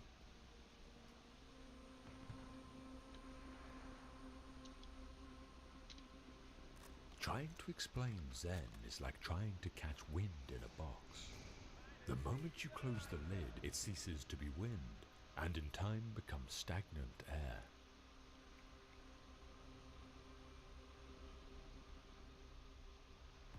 A good traveler has no fixed plans, and is not intent on arriving.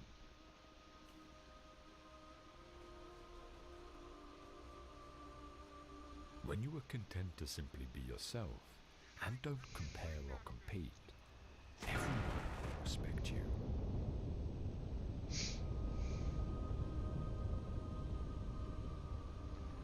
The fact is that those who do not see themselves but who see others, who fail to get a grasp of themselves but who grasp others, take possessions of what others have, but fail to possess themselves.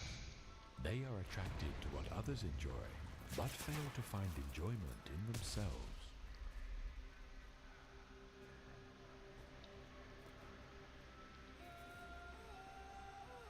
If you play a game where scrap pieces of glass are at stake, you will play skillfully. If your expensive belt buckle is at stake, you'll start to get clumsy. If it's your money that's at stake, you'll fumble. It's not that you've lost your skill. It's because you're so flustered by things happening outside that you've lost your calmness inside. Lose your stillness, and you will fail in everything you do.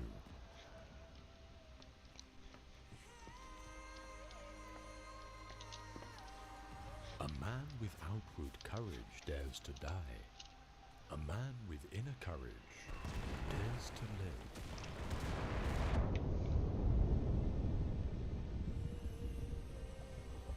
A man like this will not go where he has no will to go, will not do what he has no mind to do. Though the world might praise him and say he had really found something, he would look unconcerned and never turn his head. Though the world might condemn him and say he has lost something, he would look serene and pay no heed. The praise and blame of the world are no loss or gain to him.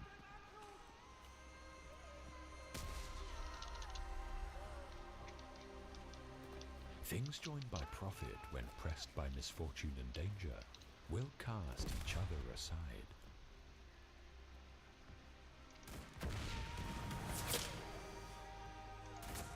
Let your mind wander in simplicity. Blend your spirit with the vastness. Follow along with things the way they are, and make no room for personal views. Then the world will be governed.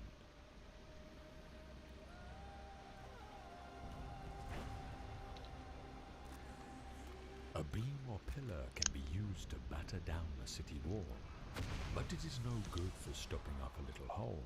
This refers to a difference in function. Thoroughbreds like Qiji or Huali could gallop 1,000 li in one day, but when it came to catching rats, they were no match for the wildcat or the weasel. This refers to a difference in skill. The horned owl catches fleas at night and can spot the tip of a hair. But when daylight comes, no matter how wide it opens its eyes, it cannot see a mound or a hill. This refers to a difference in nature. Now do you say that you're going to make right your master and do away with wrong, or make order your master and do away with disorder? If you do, then you have not understood the principle of heaven and earth, or the nature of the 10,000 things. This is like saying that you're going to make heaven your master and do away with earth, or make yin your master and do away with yang. Obviously, it is impossible.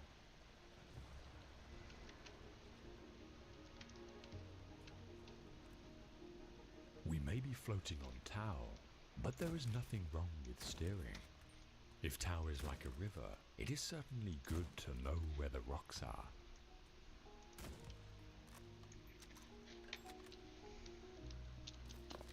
Great power is worry, and total power is boredom, such that even God renounces it and pretends instead that he is people and fish and insects and plants. The myth of the king who goes wandering among his subjects in disguise.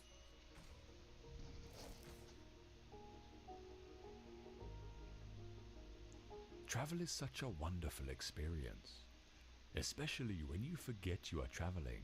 Then you will enjoy whatever you see and do.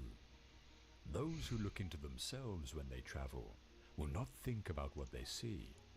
In fact, there is no distinction between the viewer and the scene. You experience everything with the totality of yourself, cringe. so that every blade of grass, every mountain, every lake is alive and is a part of you. When there is no division between you and what is other, this is the ultimate experience of traveling.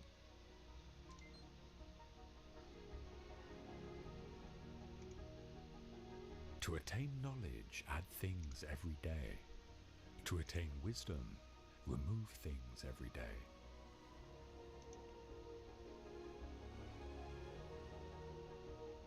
Those who know don't talk. Those who talk don't know. Close your mouth, block off your senses, blunt your sharpness, untie your knots, soften your glare, settle your dust. This is the primal identity. Be like the Tao. It can't be approached or withdrawn from, benefited or harmed, honored or brought into disgrace. It gives itself up continually. That is why it endures.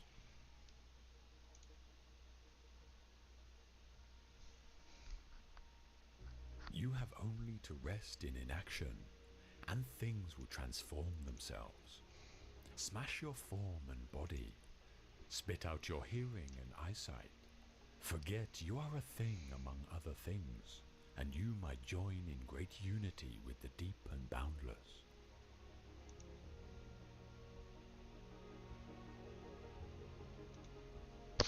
The Tao is clear, yet this clarity requires you to sweep away all your clutter. At all times, watch out for your own stupidity.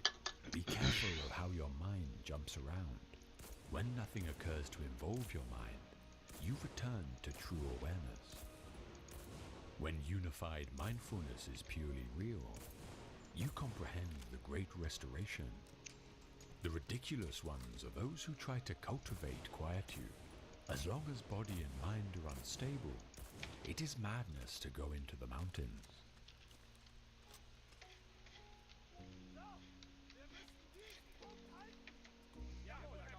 When two things occur successively, we call them cause and effect if we believe one event made the other one happen. If we think one event is the response to the other, we call it a reaction. If we feel that the two incidents are not related, we call it a mere coincidence. If we think someone deserved what happened, we call it a retribution or reward depending on whether the event was negative or positive for the recipient.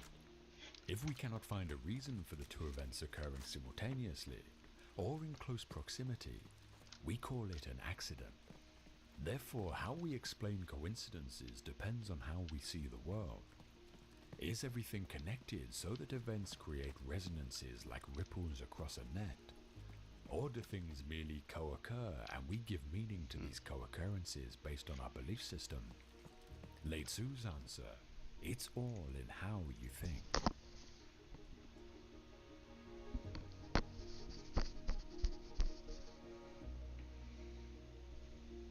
When meditation is mastered, the mind is unwavering like the flame of a lamp in a windless place. In the still mind, in the depths of meditation, the self reveals itself. Beholding the self by means of the self, an aspirant knows the joy and peace of complete fulfillment. Having attained that abiding joy beyond the senses, revealed in the stilled mind, he never swerves from the eternal truth.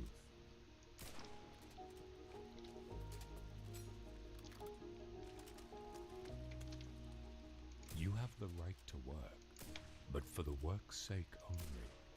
You have no rights to the fruits of work. Desire for the fruits of work must never be your motive in working. Never give way to laziness either. Perform every action with your heart fixed on the Supreme Lord. Renounce attachment to the fruits. Be even-tempered in success and failure, for it is this evenness of temper which is meant by yoga. Work done with anxiety about results.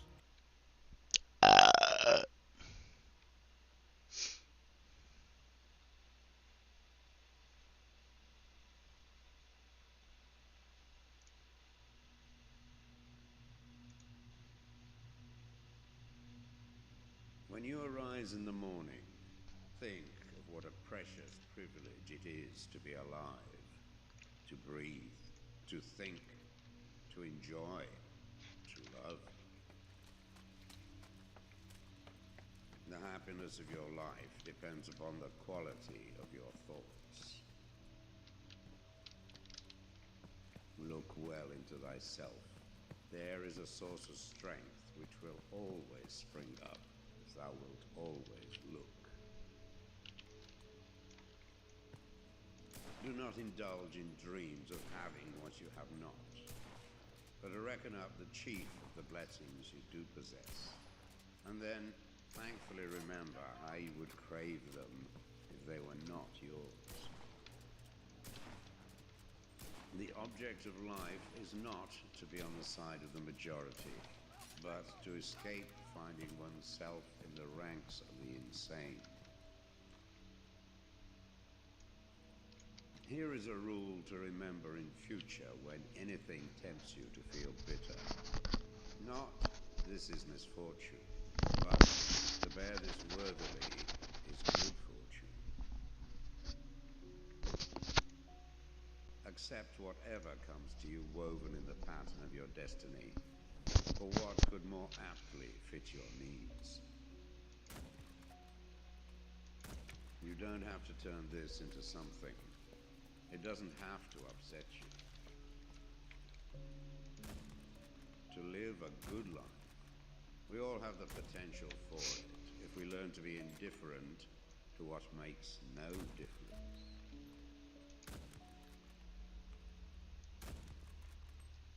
Think of yourself as dead. You have lived your life. Now, take what's left and live it properly. Death smiles at us all, but all a man can do is smile back. The best revenge is not to be like your enemy. Your mind will take the shape of what you frequently hold in thought, for the human spirit is colored by such impressions. The impediment to action advances action. What stands in the way becomes the way. You have power over your mind, not outside events. Realize this and you will find strength. It is not death that a man should fear, but he should fear never beginning to live. Never let the future disturb you.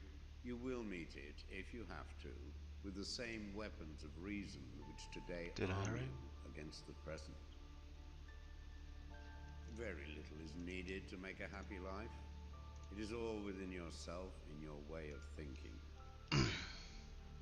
Loss is nothing else but change, and change is nature's delight. A man's true delight is to do the things he was made for. Ew.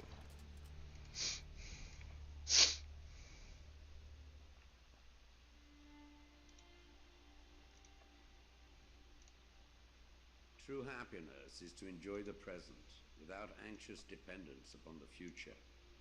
Not to amuse ourselves with either hopes or fears, but to rest satisfied with what we have, which is sufficient. For he that is so wants nothing.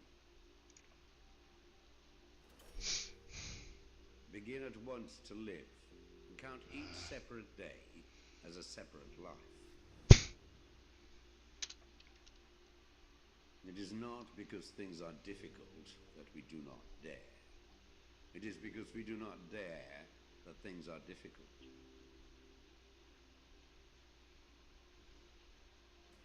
We all sorely complain of the shortness of time, and yet have much more than we know what to do with. Our lives are either spent in doing nothing at all, or in doing nothing to the purpose, or in doing nothing that we ought to do. We are always complaining that our days are few, and acting as though there would be no end of them. A gem cannot be polished without friction, nor a man perfected without trials.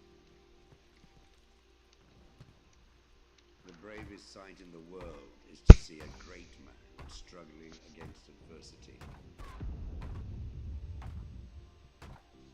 Every night, before going to sleep, we must ask ourselves, what weakness did I overcome today?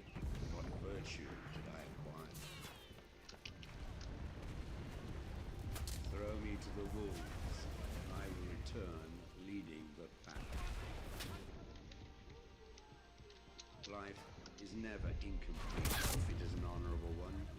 At whatever point you leave life, if you leave it in the right way, it is whole.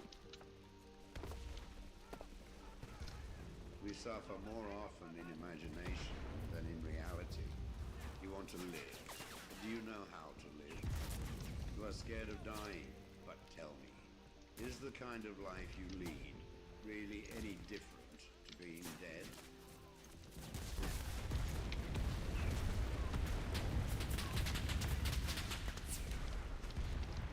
The greatest blessings of mankind are within us and within our reach. A wise man is contented with his lot, whatever it may be. A man is affected not by events, but by the view he takes of them. As is a tale, so is life. Not how long it is, but how good it is what matters. Sometimes, even to live is an act of courage. If you really want to escape the things that harass you, what you're needing is not to be in a different place, but to be a different person. Until we have begun to go without them, we fail to realize how unnecessary many things are. We've been using them not because we needed them, but because we had them. He suffers more than necessary who suffers before it is necessary. Hang on to your youthful enthusiasms. You'll be able to use them better when you are older. It is not the man who has too little, but the man who craves more that is poor. The man knows not to which port he sails. No wind is favorable. Luck is what happens when preparation meets opportunity.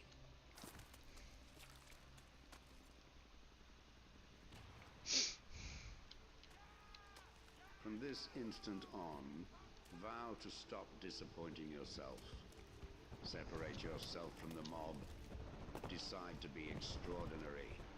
And do what you need to do. Now. What ought one to say then, as each hardship comes? I was practicing for this. I was training for this.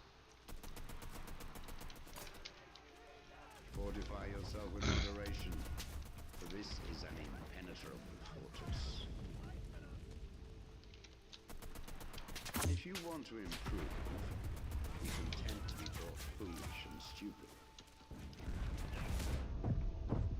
No great thing is created suddenly, any more than a bunch of grapes or a fig. If you tell me that you desire a fig, I will answer that there must be time. Let it first blossom, then bear fruit, then ripen.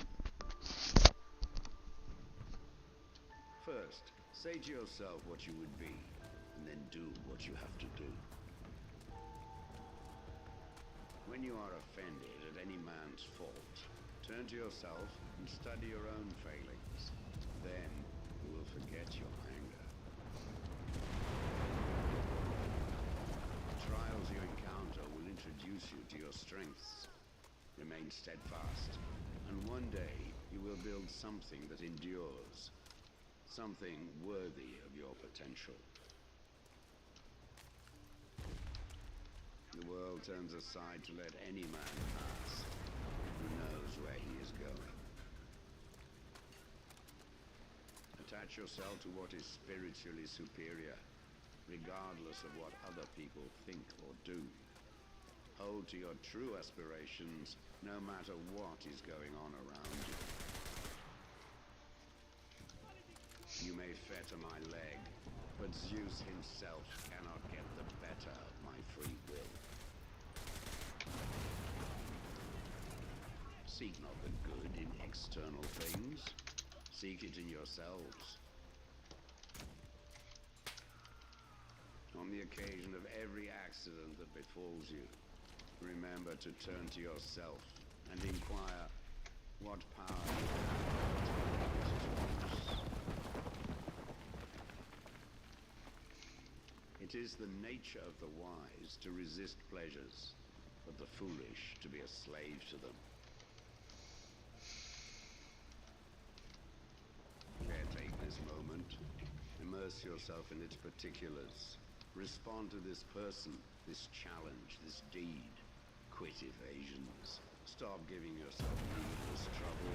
It's time to really live. If you want to be a writer, write. The key is to keep company only with people who uplift you, whose presence calls forth your best. Be discriminating about what images and ideas you permit into your mind. No man is free who is not a master of himself. If anyone tells you that a certain person speaks ill of you, do not make excuses about what is said of you, but answer. He was ignorant of my other faults, else he would not have mentioned these alone. It is impossible to begin to learn that which one thinks one already knows.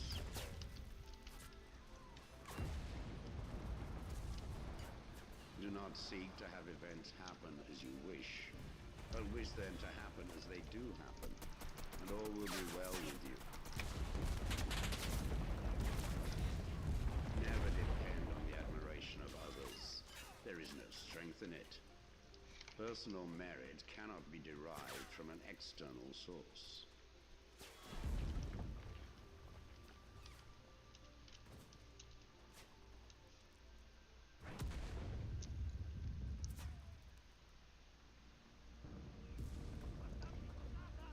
Marcus Aurelius. Concentrate every minute on doing what's in front of you. You don't have to turn this into something. It doesn't have to upset you. The present is all we have to live in, or to lose. Stop whatever you're doing for a moment and ask yourself, am I afraid of death because I won't be able to do this anymore? Let each thing you would do, say, or intend be like that of a dying person. The things you think about determine the quality of your mind. Your soul takes on the color of your thoughts. Today, I escaped anxiety. Or no, I discarded it because it was within me, in my own perceptions, not outside. You have to assemble your life yourself, action by action. The impediment to action advances action. What stands in the way becomes the way.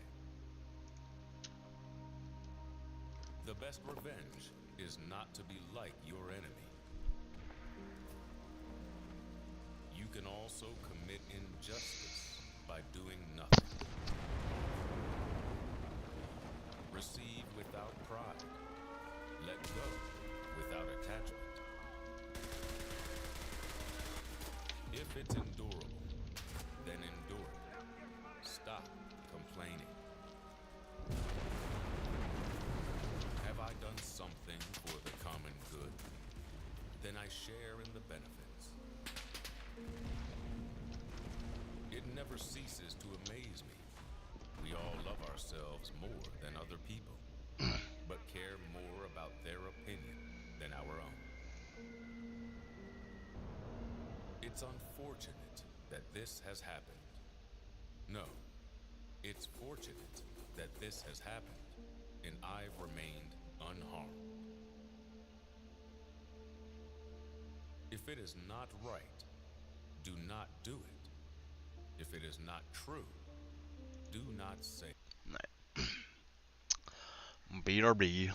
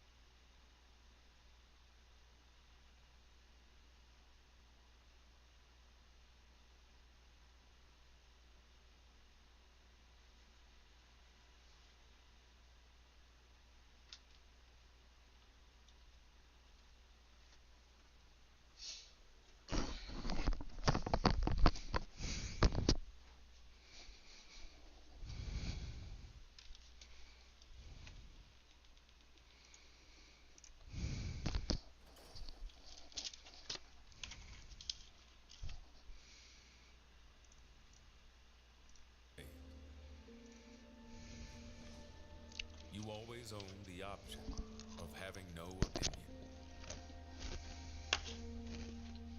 Ask yourself at every moment, is this necessary? If something is humanly possible, it's attainable by you too. Think of yourself as dead. You have lived your life. Now take what's left and live it properly. Someone despises me. That's their problem. Everything is born from change. You have power over your mind, not outside events. When jarred unavoidably by circumstance, revert at once to yourself and don't lose the rhythm more than you can help. You could leave life right now. Let that determine what you do, say, and think. Our life is what our thoughts make it. If you don't have a consistent goal in life, you can't live it in a consistent way. Get back up when you fail. Celebrate behaving like a human. Limit yourself to the present. The tranquility that comes when you stop caring what they say, or think, or do. Only what you do. Don't you see how much you have to offer, and yet you still settle for less? Mastery of reading and writing requires a master. The struggle is fuck great, me. the task divine. To gain mastery, freedom, happiness, and tranquility. Do not let others hold you back. A blazing fire makes flame and brightness out of everything that is thrown into it. To love only what happens, no greater harmony. If it's humanly possible, you can do it too. Didn't he just say that? Choose not to be harmed, and you won't feel harmed. Don't feel harmed, and you haven't been. Don't procrastinate. Don't confuse. Don't wander. Don't be passive or aggressive. Don't be all about business. Love the hand that fate deals you, and play it as your own. Practice even what seems impossible. There is never any need to get worked up about things you can't control. People exist for one another. The nearer a man comes to a calm mind, the closer he is to strength. Seneca. We suffer more in imagination than in reality. Difficulties strengthen the mind as labor does the body. Being poor is not having too little, it is wanting more. If a man knows not to which port he sails, no wind is favorable. It's better to conquer grief than to deceive it. Life is very short and anxious for those who forget the past, neglect the present, and fear the future. No man is more unhappy than he who never faces adversity, for he is not permitted to prove himself. Everything hangs on one's thinking. A man is as unhappy as he has proved himself he is.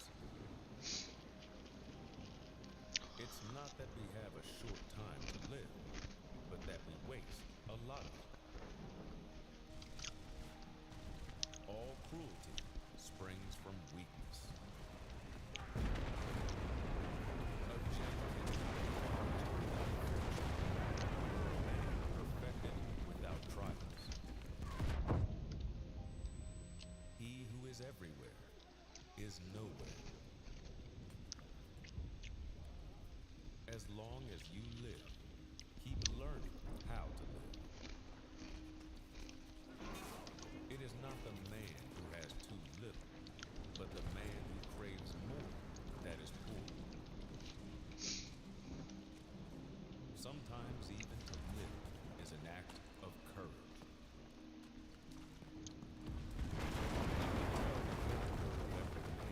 When you see how he gives and receives praise. It is not that we have a short space of time, but that we waste much of it. The greatest remedy for anger is delay. How much progress shall I make, you ask, just as much as you try to make? Wisdom comes haphazard to no man. This is our favorite mistake, to think we look forward to death. Most of death is already gone. Whatever time has passed is owned by death. If what you have seems insufficient to you, then though you possess the world, you will yet be miserable. Most powerful is he who has himself in his own power. It does not matter what you bear, but how you bear it. Nothing delights the mind as much as loving and loyal friendship. Whatever can happen at any time can happen today. Excellence.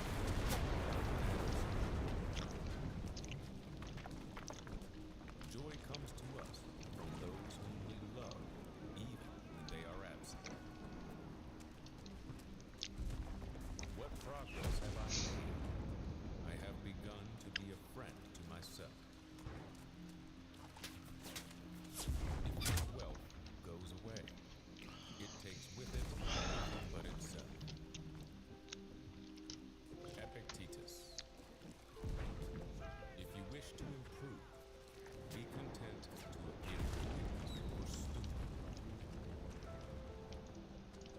Don't just say that you have read books. Show that through them you have learned to think better. I cannot escape death, but at least I can escape the fear of it. Don't explain your philosophy. Embody it. You become what you give your attention to. It's impossible for a man to learn what he thinks he already knows. If you are ever tempted to look for outside approval, realize that you have compromised your integrity. If you need a witness, be your own. How long are you going to wait before you demand for yourself? If your choices are beautiful, so too will you be. If someone succeeds in provoking you, realize that your mind is complicit in the provocation. It's not things that upset us, but our judgments about things. Circumstances don't make the man. They only reveal him to himself. Welcome events in whichever way they happen. This is the path to peace. The key is to keep company only with people who uplift you, whose presence calls forth your best. The essence of philosophy is that a man should so live that his happiness shall depend as little as possible on external things. No man is free who is not master of himself. The more we value things outside our control, the less control we have.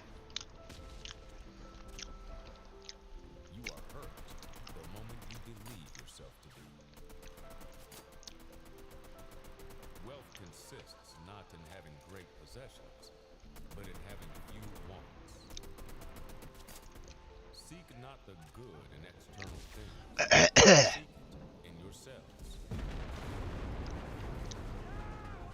Curb your desire. Don't set your heart on so many things, and you will get what you need. Devote the rest of your life to making progress.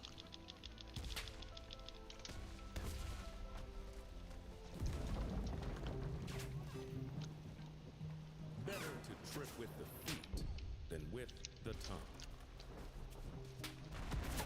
If you lay violent hands on me, you'll have my body, but my mind will remain with you. Happiness is a good flow of life. A bad feeling is a commotion of the mind repugnant to reason and against nature. Well-being is realized by small steps, but is truly no small thing. Man conquers the world by conquering himself. We have 2 ears and 1 mouth, so we should listen that we say. He is best of all men who follows good advice. Good, too, is he who finds out all things for himself. No loss should be more regrettable to us than losing our time. Follow where reason leads. Steel your sensibilities so that life shall hurt you as little as possible. No evil is honorable, but death is honorable. Therefore, death is not evil. All the good are friends of one another. No one entrusts a secret to a drunken man, but one will entrust a secret to a good man. Therefore, the good man will not get drunk. All things are parts of one single system, which is called nature. The individual life is good when it is in harmony with nature. Seeing that the universe gives birth to beings that are animate and wise, should it not be considered animate and wise itself? The end may be defined as life in accordance with nature, or, in other words, in accordance with our own human nature, as well as that of the universe. When a dog is tied to a cart, if it wants to follow, it is prompt and follows, making its spontaneous act coincide with necessity. But if the dog does not follow, it will be compelled in any case. So it is with men too. Even if they don't want to, they will be compelled to follow what is destined. Fate is the endless chain of connection, whereby things are, the reason or principle by which the world goes on. Man seems to be deficient in nothing so much as he is in time. I hope you like this video. I hope you subscribe. But what I really want you to subscribe to is our daily Stoic email, 1 bit of Stoic wisdom, totally for free to the largest community of Stoics ever in existence. You can sign up at dailystoic.com/email. There's no spam. You can unsubscribe at any time. I love sending it. I've sent it every day for the last 6 years. And I hope to see you there at dailystoic.com/email.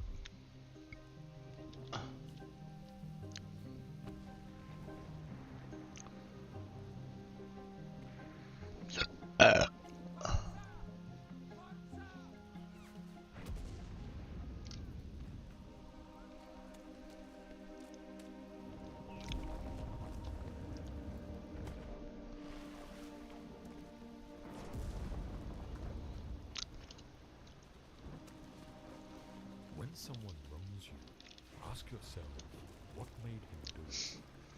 Once you understand his concept of good and evil, you'll feel sorry for him and cease to be either amazed or angry. If If his concept is similar to yours, That's it. in similar circumstances. Tisk, But if you tisk, do not share his tisk. Why didn't I just put C4 on it? Duh. Duh. Someone who is confused and in a moral muddle. Come on. I can't run with this? You know yourself what you are worth in your own eyes, and at what price you will Run. sell yourself. For men sell themselves God damn it. at various prices. This is why when Florus was deliberating whether he should appear in Nero's shows, taking part in the performances, I wanted to kill it, damn it. appear by all means. And when Florus inquired, but why do you not appear? He answered, because I do not even consider the question. For the man who has once stooped to consider such questions, and to reckon up the value of external things, is not far from forgetting the manner of man he is.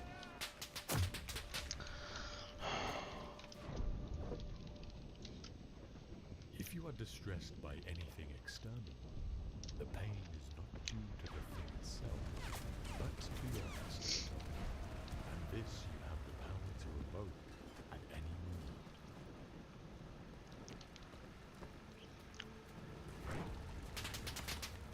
The first and most important field of philosophy is the application of principles such as do not lie. Next come the proofs, such as why you should not lie. The third field supports and articulates the proofs by asking, for example, how does this prove it? What exactly is proof? What is logical inference? What is contradiction? What is truth? What is falsehood? Thus the third field is necessary because of the second, and the second because of the first. The most important though, the one that should occupy most of our time, is the first. But we do just the opposite. We are preoccupied with the third field, and give that all our attention, passing the first by altogether.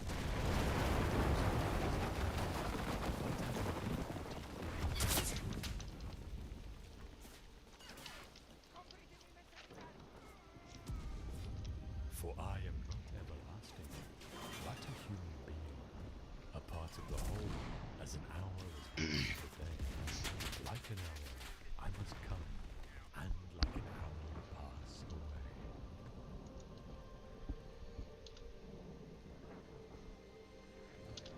Remember that you must behave in life as at a dinner party. Is anything brought around to you? Put out your hand and take your share with moderation. Does it pass by you? Don't stop it. Is it not yet come? Don't stretch your desire towards it, but wait until it reaches you. Do this with regard to children, to a wife, to public posts, to riches, and you will eventually be partner at the feasts of the gods. And if you don't even take the things which are set before you, but are able even to reject them, then you will not only be a partner at the feasts of the gods, but also of their empire.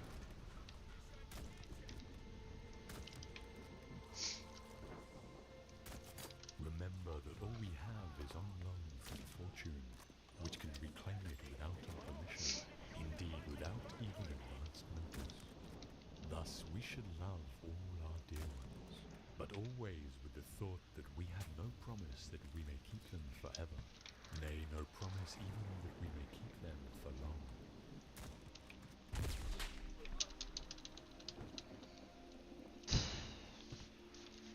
Never call yourself a philosopher, nor talk a great deal among the unlearned and confused. Thus you can entertain them. Don't talk how persons ought to eat, but eat as you ought. For remember that in this manner, Socrates also universally avoided all ostentation. And when persons came to him and desired to be recommended by him to philosophers, he took and recommended them. So well did he bear being overlooked, so that if any talk should happen among the unlearned concerning philosophic theorems, be you for the most part silent. For there is great danger in immediately throwing out what you have not digested. And if anyone tells you that you know nothing, and you are not nettled at it, then you may be sure that you have begun your business. For sheep don't throw up the grass to show the shepherds how much they have eaten, but inwardly digesting their food, they outwardly produce wool and milk. Thus, therefore, do you likewise not show theorems to the unlearned, but the actions produced by them after they have been digested.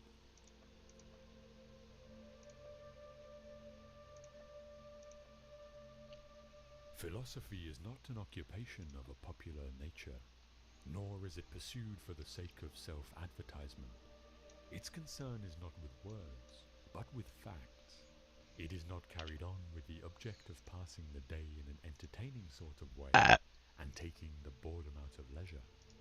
It molds and builds the personality, orders one's life, regulates one's conduct, shows one what one should do and what one should leave undone, sits at the helm, and keeps one on the correct course as one is tossed about in perilous seas.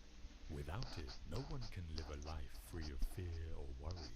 Every hour of the day, countless situations arise that call for advice. And for that advice, we have to look to philosophy.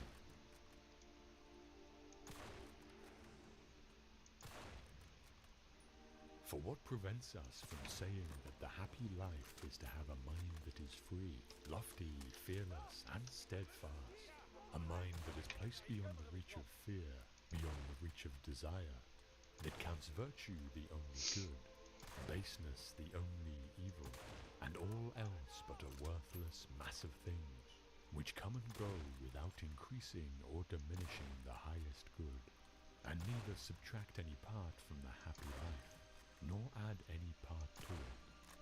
A man thus grounded must, whether he wills or not, necessarily be attended by constant cheerfulness, and a joy that is deep and issues from deep within, since he finds delight in his own resources, and desires no joys greater than his inner joys.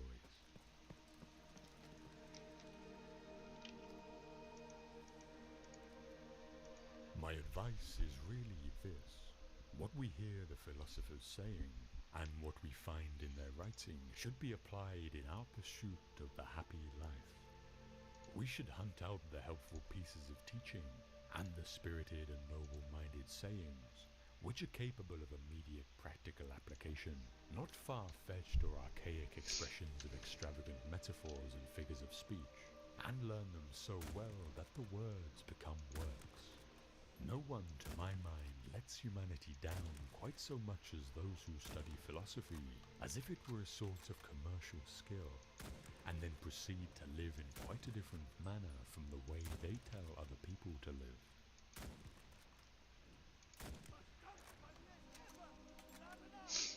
All you need are these: certainty of judgment in the present moment, action for the common good in the present moment, and an attitude of gratitude in the present moment for anything that comes your way.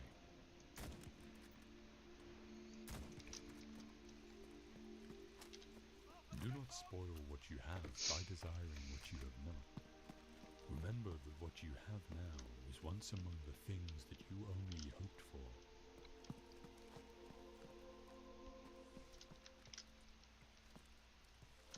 True happiness is to enjoy the present without anxious dependence upon the future, not to amuse ourselves with either hopes or fears, but to rest satisfied with what we have, which is sufficient.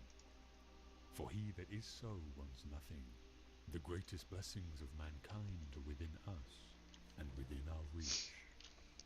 A wise man is content with his lot, whatever it may be, without wishing for what he has not.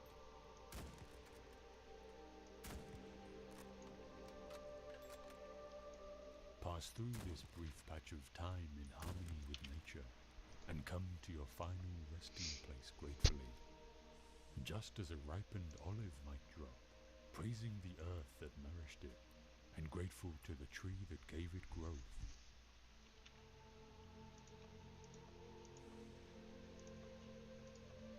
Wealth consists not in having great possessions, but in having few wants.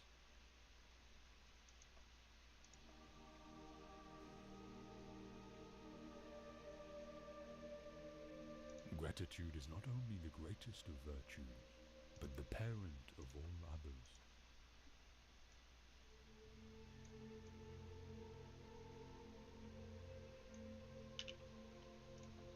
It is not the man who has too little, but the man who craves more that is poor.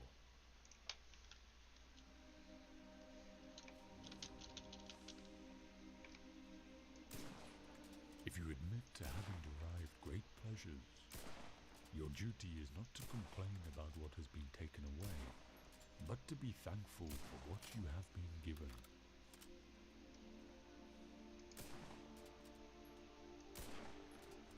Remember that you must behave in life as at a dinner party. Is anything brought around to you?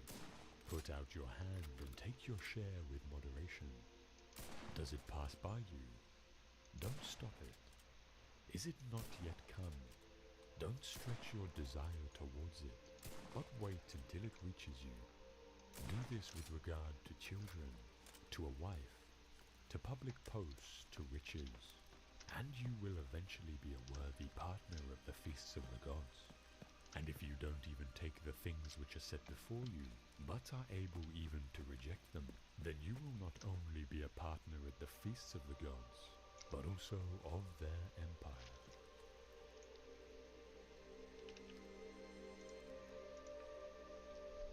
He is a wise man who does not grieve for the things which he has not, but rejoices for those which he has.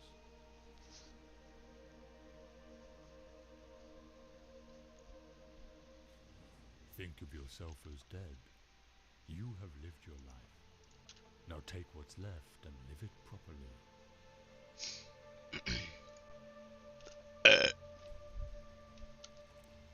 We should try by all means to be as grateful as possible, for gratitude is a good thing for ourselves in a sense in which justice, that is commonly supposed to concern other persons, is not.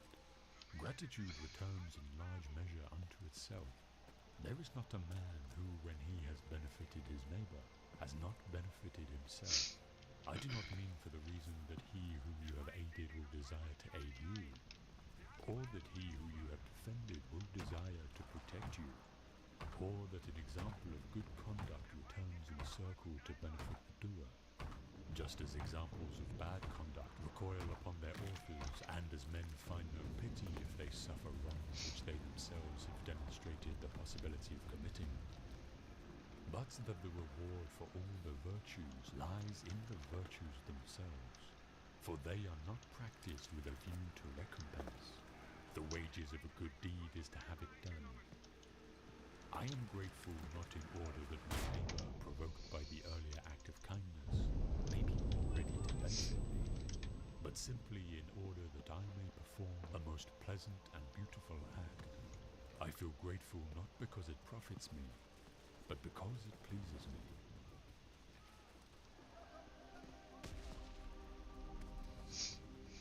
Cultivate the habit for being grateful for every good thing that comes to you, and to give thanks continuously. And because all things have contributed to your advancement, you should include all things in your gratitude.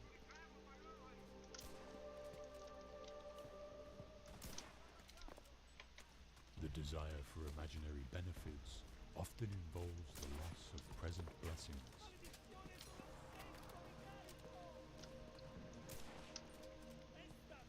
When you arise in the morning, think of what a privilege it is to be alive, to think, to enjoy, to love.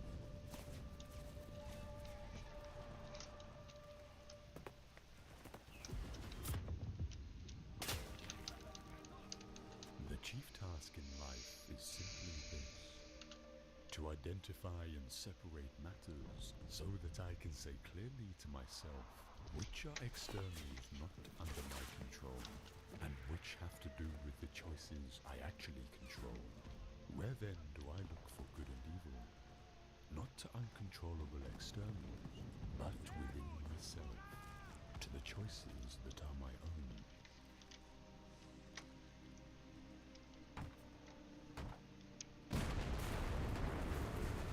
To change a situation, we are challenged to change ourselves.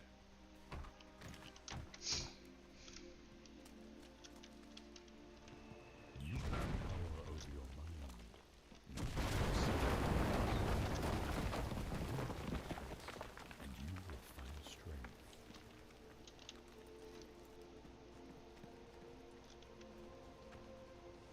Everything can be taken from a man but one thing, the last of the human freedoms, to choose one's attitude in any given set of circumstances, to choose one's own way.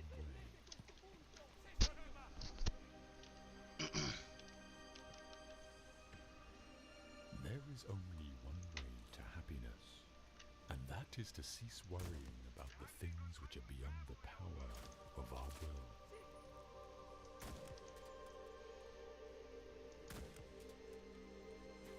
Some things are within our power, while others are not. Within our power are opinion, motivation, desire, aversion, and, in a word, whatever is of our own doing. Not within our power are our body, our property, reputation, and, in a word, whatever is not of our own doing.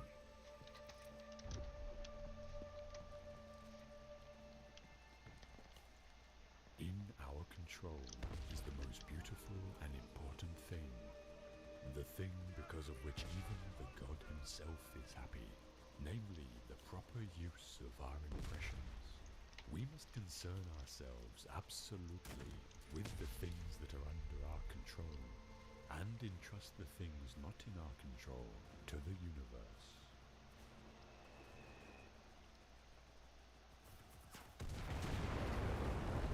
If you want your children, wife and friends to live forever, you are a fool, because you're wanting things that aren't within your power to be within your power, and the things that aren't your own to be your own.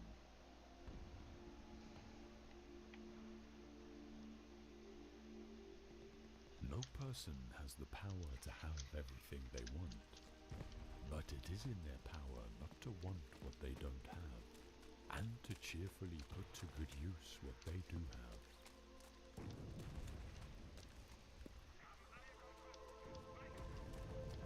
The content of your character is your choice.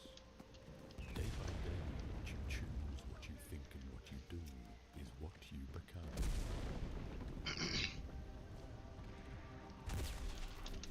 Whatever. There are two things a person should never be angry at: what they can help, and what they cannot.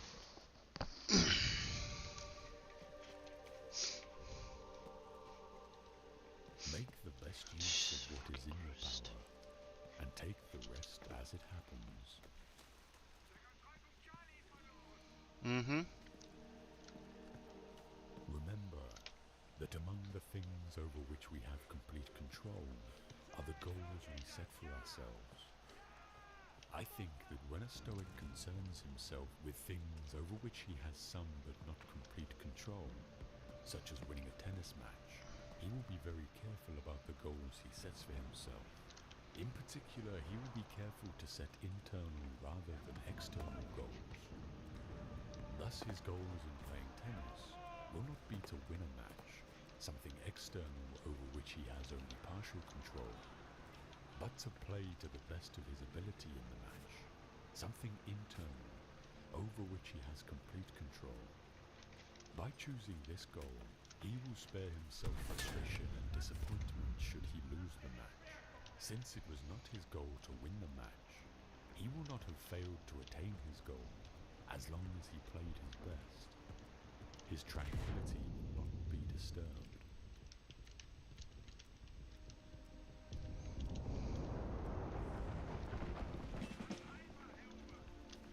Stoics would recommend, for example, that I concern myself with whether my wife loves me, even though this is something over which I have some but not complete control.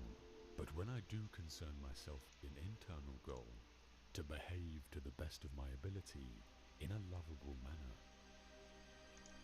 Similarly, my goal with respect to my boss should be to do my job to the best of my ability. These are goals I can achieve no matter how my wife and my boss subsequently react to my efforts. By internalizing goals in his daily life, the Stoic is able to preserve his tranquility while dealing with things over which he has only partial control.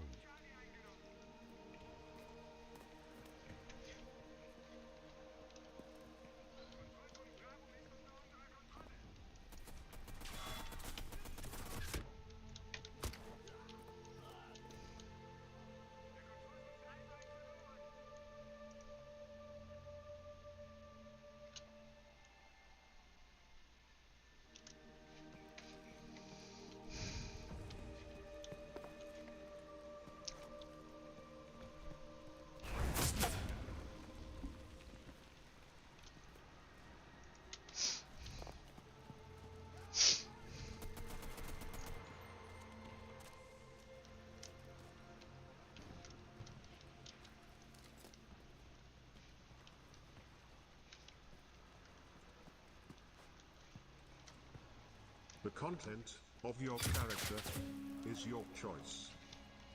Day by day, what you choose, what you think, and what you do is who you become. Character is destiny. To live a good life, we have the potential for it, if we can learn to be indifferent to what makes no difference.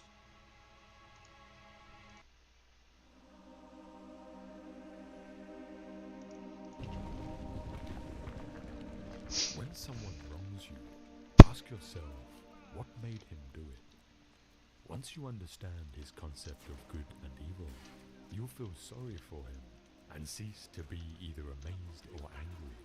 If his concept is similar to yours, then you will be bound to forgive him, since you would have acted as he did in similar circumstances. But if you do not share his ideas of good and evil, then you should find it even easier to overlook the wrongs of someone who is confused and in a moral muddle.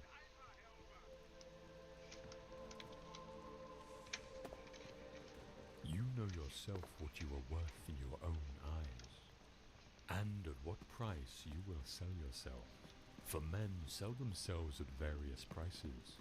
This is why when Florus was deliberating whether he should appear at Nero's shows, taking part in the performance himself, Agrippinus replied, "Appear by all means." And when Florus inquired, "But why do you not appear?" he answered, "Because I do not even consider the question." For the man who has once stooped to consider such questions, and to reckon up the value of external things, is not far from forgetting the manner of man he is.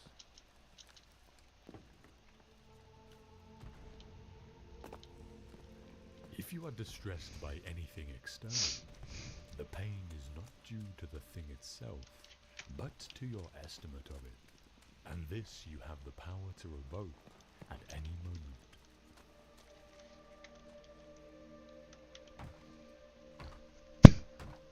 The first and most important field of philosophy is the application of principles such as do not lie. Next come the proofs, such as why we should not lie. The third field supports and articulates the proofs by asking, for example, how does this prove it? What exactly is proof? What is logical inference? What is contradiction? What is truth? What is falsehood? Thus the third field is necessary because of the second, and the second because of the first. The most important, though, the one that should occupy most of our time, is the first. But we the third field, and give that all our attention, passing the first by altogether. The result is that we lie, but have no difficulty proving why we shouldn't.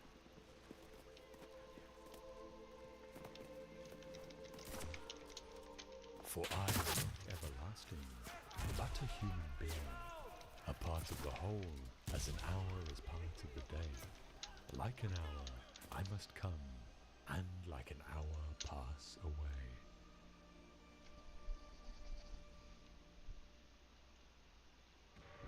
Remember that you must behave in life as at a dinner party. Is anything brought around to you? Put out your hand and take your share with moderation. Does it pass by you? Don't stop it.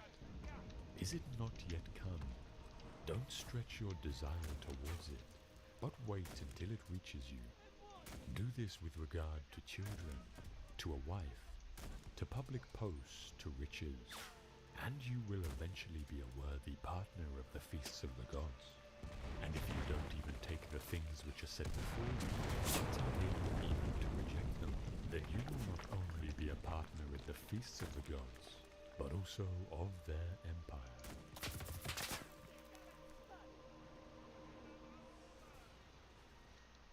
Remember that all we have is on loan from fortune, which can reclaim it without our permission, indeed without even advance notice. Thus we should love all our dear ones, but always with the thought that we have no promise that we may keep them forever, nay, no promise even that we may keep them forever.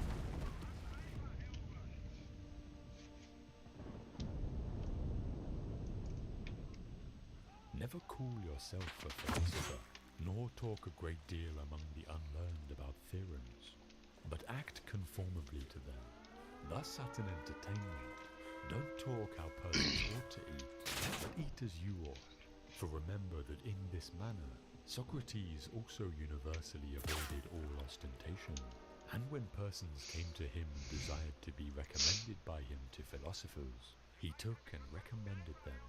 So well did he bear being overlooked, so that if any talk should happen among the unlearned concerning philosophic theorems, be you for the most part silent, for there is great danger in immediately throwing out what you have not digested. And if anyone tells you that you know nothing, and you are not nettled at it, then you may be sure that you have become useless. For sheep don't throw up the grass to show the shepherds how much they have eaten, but inwardly digesting their food, they outwardly produce wool and milk. Thus, therefore, do you likewise not show theorems to the unlearned, but the actions produced by them, after they have been digested.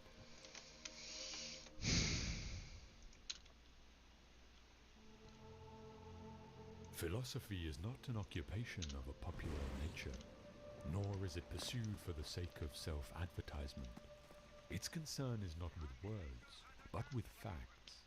It is not carried on with the object of passing the day in an entertaining sort of way and taking the boredom out of leisure.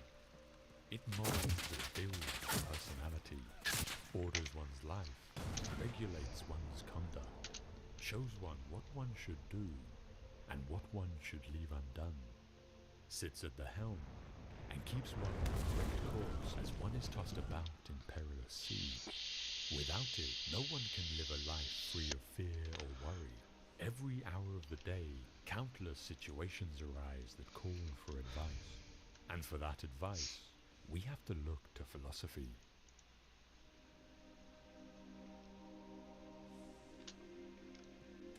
For what prevents us from saying that the happy life is to have a mind that is free, lofty, fearless, and steadfast, a mind that is placed beyond the reach of fear, beyond the reach of desire, that counts virtue the only good, baseness the only evil, and all else but a worthless mass of things, which come and go without increasing or diminishing the highest good, and neither subtract any part from the happy life, nor add any part to it. A man thus grounded must, whether he wills or not, necessarily be attended by constant cheerfulness, and a joy that is deep and issues from the since he finds delight in his own resources, and desires no joys greater than his inner joys.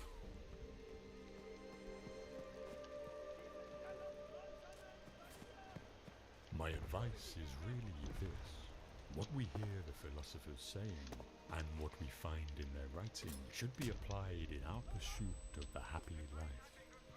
We should hunt out the helpful pieces of teaching, and the spirited and noble-minded sayings, which are capable of immediate practical application, not far-fetched archaic expressions of extravagant metaphors and figures of speech, and learn them so well that the words become works.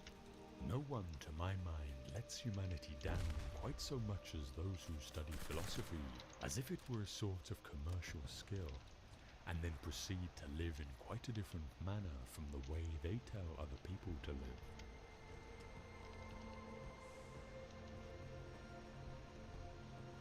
All you need are these: certainty of judgment in the present moment, action for the common good in the present moment, and an attitude of gratitude in the present moment for anything that comes your way.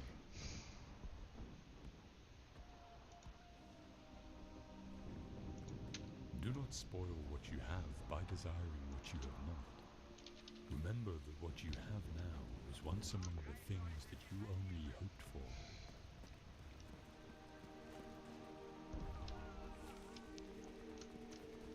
True happiness is to enjoy the present without anxious dependence upon the future, not to amuse ourselves with either hopes or fears, but to rest satisfied with what we have, which is sufficient. For he that is so wants nothing. The greatest blessings of mankind are within us and within our reach. A wise man is content with his lot, whatever it may be, without wishing for what he has not.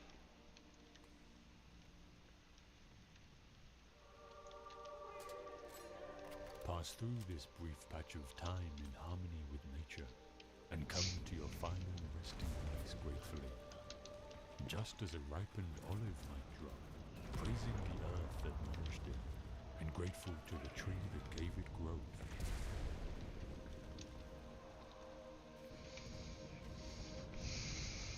Wealth consists not in having great possessions, but in having few wants.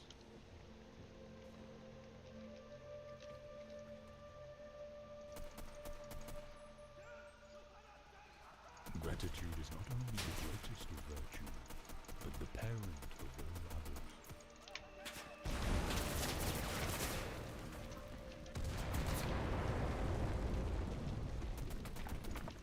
It is not the man who has too little, but the man who craves more that is poor.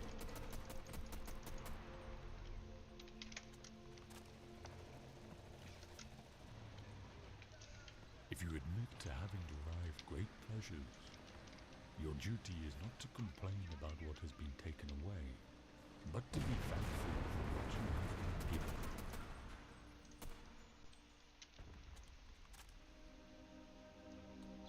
Remember that you must behave in life as at a dinner party. Is anything brought around to you? Put out your hand and take your share with moderation. Does it pass by you? Don't stop it. Is it not yet come? Don't stretch your desire towards it, but wait until it reaches you. Do this with regard to children, to a wife, to public posts, to riches, and you will eventually be a worthy partner of the feasts of the gods. And if you don't even take the things which are set before you, but are able even to reject them, then you will not only be a partner at the feasts of the gods, but also of their empire.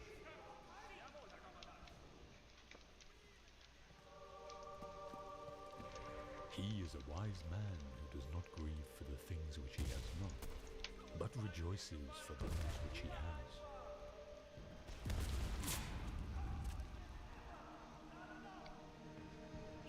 Think of yourself as dead. You have lived your life. Now take what's left and live it properly.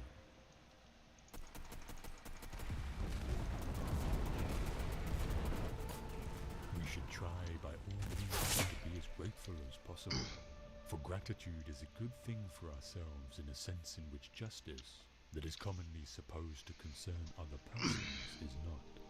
Gratitude returns in large measure unto itself. There is not a man who, when he has benefited his neighbour, has not benefited himself.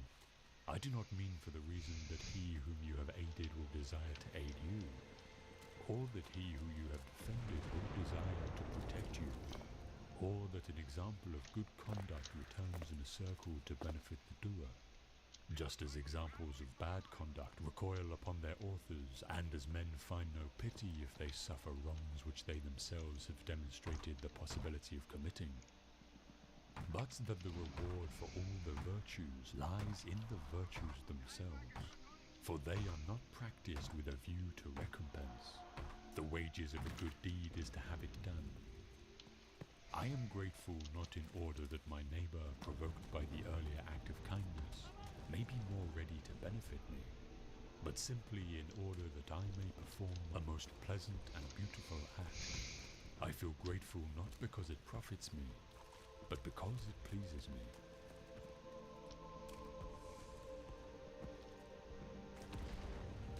Cultivate the habit for being grateful for every good thing that comes to you, and to give thanks continuously. And because all things have contributed to your advancement, you should include all things in your gratitude.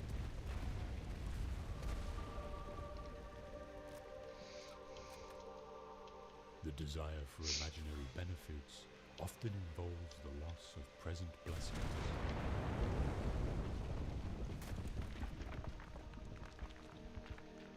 When you arise in the morning, think of what a privilege it is to be alive, to think, to enjoy, to love.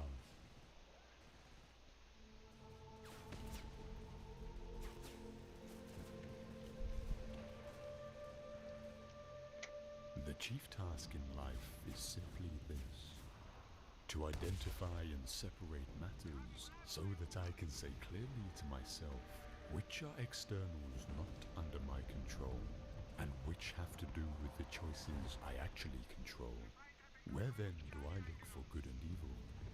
Not to uncontrollable externals, but within myself, to the choices that are my own.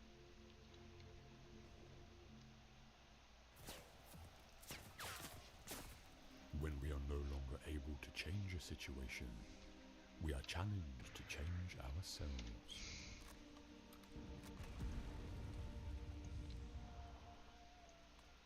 You have power over your mind, not outside events. Realize this, and you will find strength.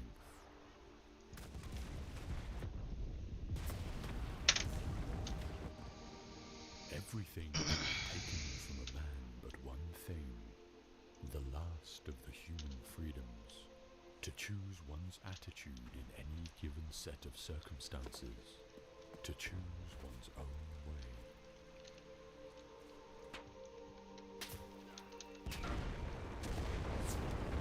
There is only one way to happiness, and that is to cease worrying about the things which are beyond the power of our will.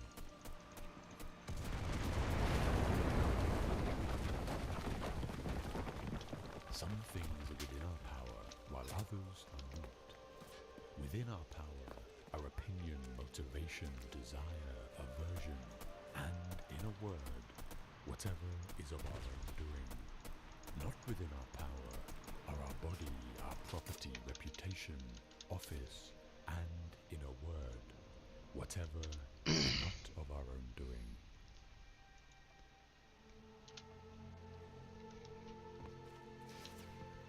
In our control is the most beautiful and important thing, the thing because of which even the God himself is happy, namely the proper use of our impressions.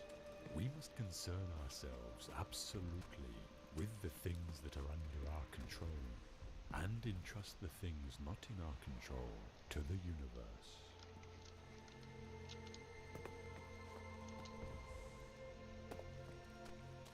If you want your children and wife and friends to live forever, you are a fool, because you're wanting things that aren't within your power to be within your power, and the things that aren't your own to be your own.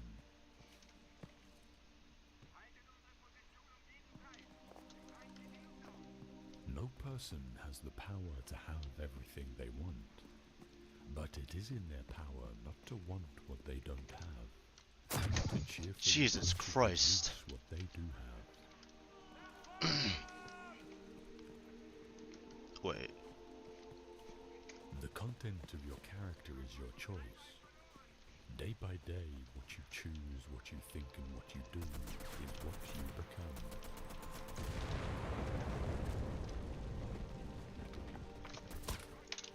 There are two things a person should never be angry at: what they can help and what they cannot.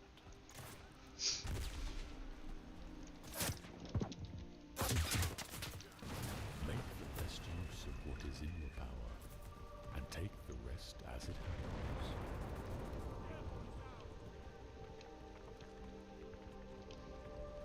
Remember that among the things over which we have complete control are the goals we set for ourselves. I think that when a Stoic concerns himself with things over which he has some but not complete control, such as winning a tennis match, he will be very careful about the goals he sets for himself. In particular, he will be careful to set internal rather than external goals. Thus, his goals in playing tennis will not be to win a match, something external over which he has only partial control, but to play to the best of his ability in the match, something internal over which he has complete control. By choosing this goal, he will spare himself frustration and disappointment should he lose the match. Damn. Since it was not his goal to win the match, he will not have failed to attain his goal as long as he played his best. His tranquility will not be disturbed.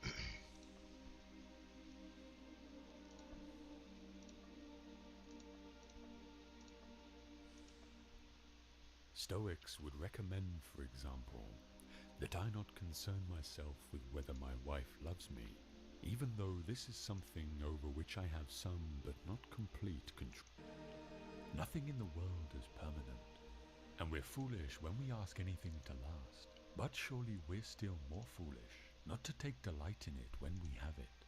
If change is of the essence of existence, one would have thought it only sensible to make it the premise of our philosophy.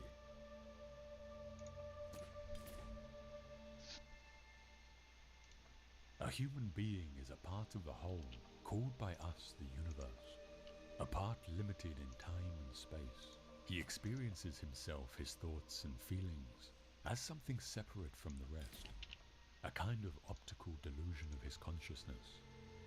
This delusion is a kind of prison for us, restricting us to our personal desires and to affection for a few persons nearest to us. Our task must be to free ourselves from this prison by widening our circle of compassion, to embrace all living creatures and the whole of nature in its beauty.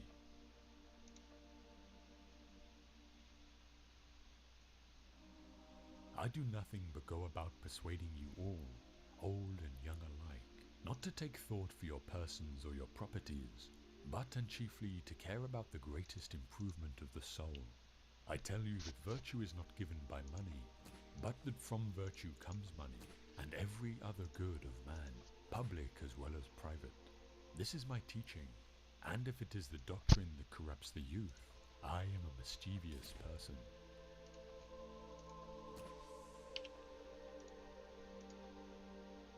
By three methods we may learn wisdom.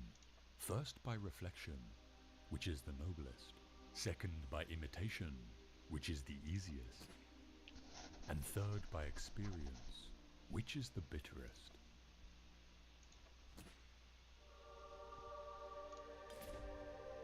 In our control is the most beautiful and important thing, the thing because of which even the God himself is happy, namely the proper use of our impressions. We must concern ourselves absolutely with the things that are under our control, and entrust the things not in our control to the universe.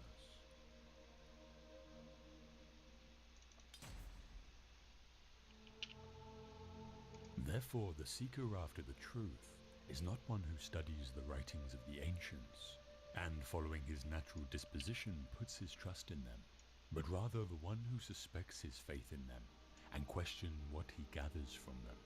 the one who submits to argument and demonstration, and not to the sayings of a human being whose nature is fraught with all kinds of imperfections and deficiency.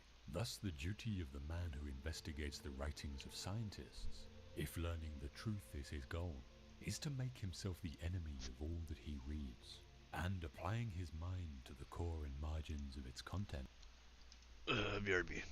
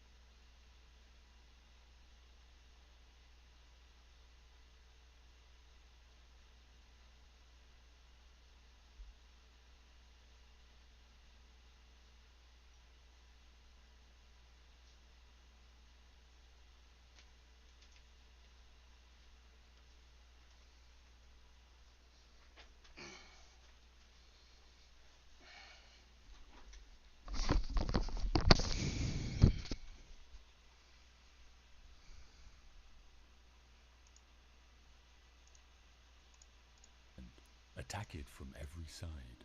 He should also suspect himself as he performs his critical examination of it, so that he may avoid falling into either prejudice or leniency.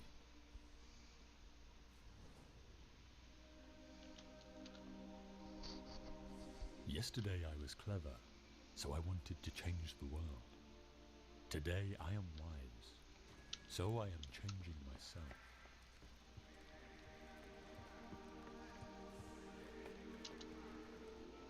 Don't just say that you have read books.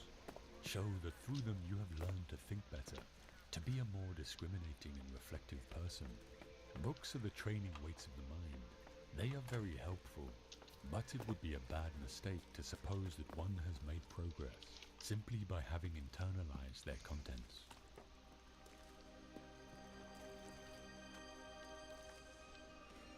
It is easy in the world to live after the world's opinion. It is easy in solitude to live after our own. But the great man is he who in the midst of the crowd keeps with perfect sweetness the independence of solitude.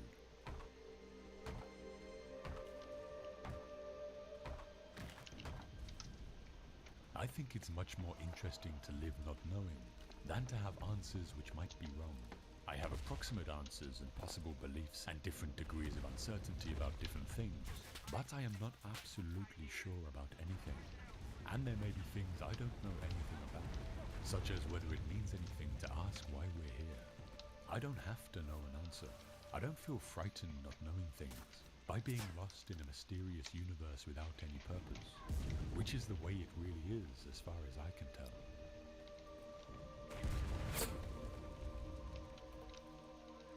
An intellectual is someone whose mind watches itself.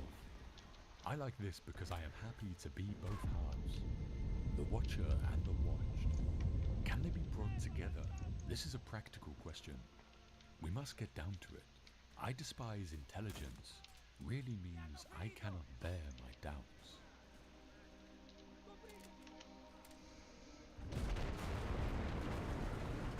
You live as if you were destined to live forever. No thought of your frailty ever enters your head. Of how much time has already gone by, you take no heed. You squander time as if you drew from a full and abundant supply, though all the while that day which you bestow on some person or thing is perhaps your last.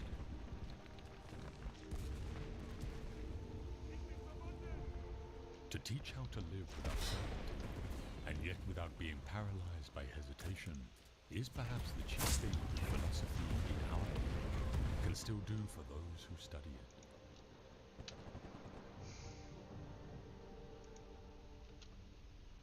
The philosopher wants to know things as they are. He loves the truth. That is an intellectual virtue. He does not love to tell the truth. That is a moral virtue. Presumably, he would prefer not to practice deception, but if it is a condition of his survival, he has no objection to it. The hopes of changing mankind almost always end up in changing not mankind, but one's thought.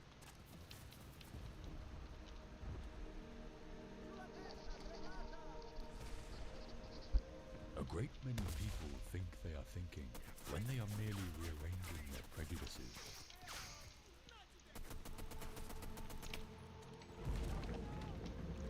The greatest obstacle to living is expectancy, which hangs upon tomorrow and loses today.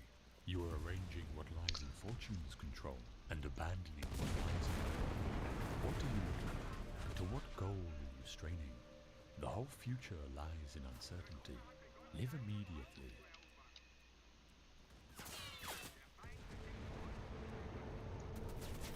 The reasonable man adapts himself to the world. The unreasonable one persists in trying to adapt the world to himself. Therefore, all progress depends on the unreasonable man.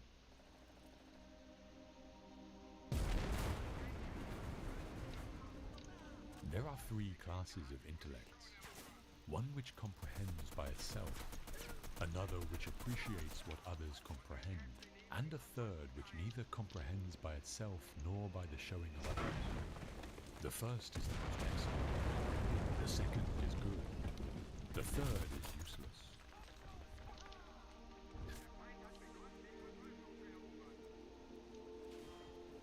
Look back over the past with its changing empires that rose and fell, and you can foresee the future too.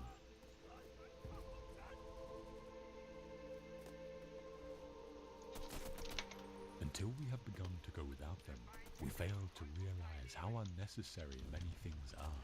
We've been using them not because we needed them, but because we had them.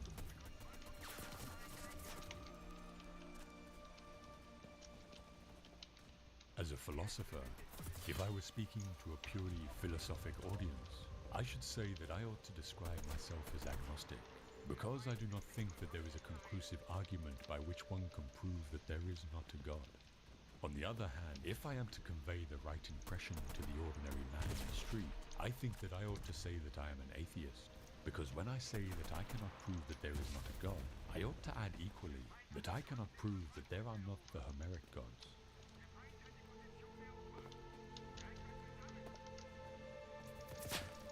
Words do not express thoughts very well. Everything immediately becomes a little different, a little distorted, a little foolish. And yet it also pleases me, and seems right that what is of value and wisdom of one man seems nonsense to another.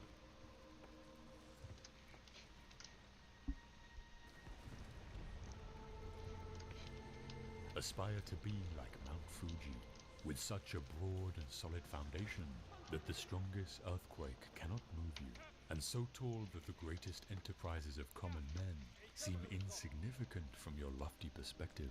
With your mind as high as Mount Fuji, you can see all things clearly, and you can see all the forces that shape events, not just the things happening near you.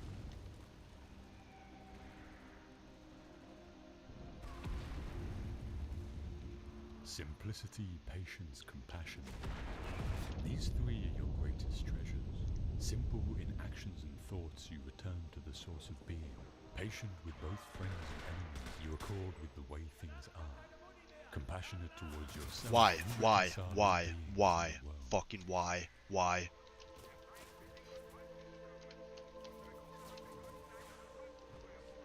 What you are basically deep, deep down, far, far in, is simply the fabric and structure of existence itself.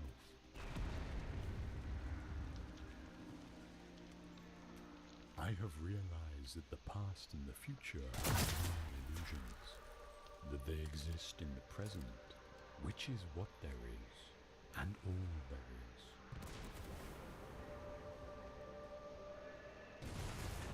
You are a function function of what the whole universe is doing.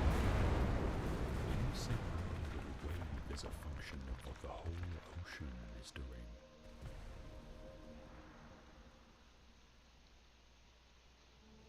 Tomorrow and plans for tomorrow can have no significance at all unless you are in full contact with the reality of the present, since it is in the present and only in the present that you live.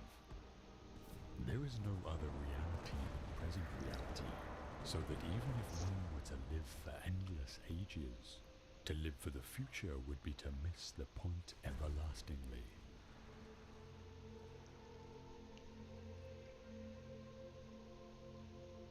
The meaning of life is just to be alive. It is so plain and so obvious and so simple, and yet everybody rushes around in a great panic, as if it were necessary to achieve something beyond themselves.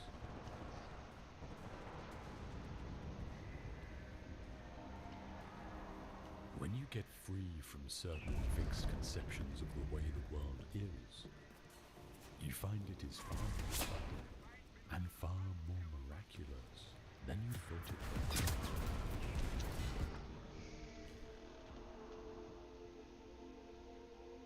You are an aperture through which the universe is looking at and exploring itself.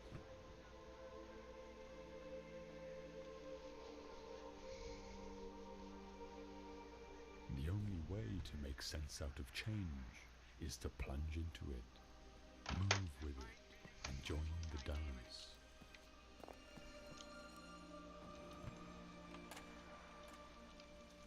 A scholar tries to learn something every day.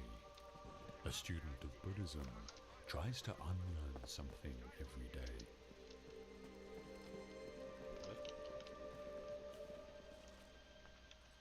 I'll tell you what the hermits realize.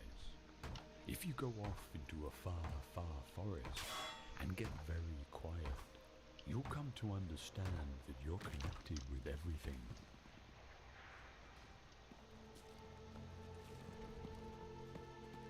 If then my awareness of the past and future makes me less aware of the present, I must begin to wonder whether I am actually living in the real world.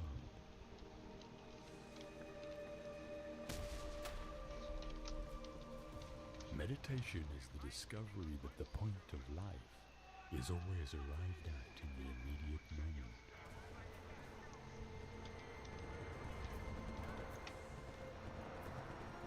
The only Zen you will find on the mountaintop is the Zen you bring up there with you.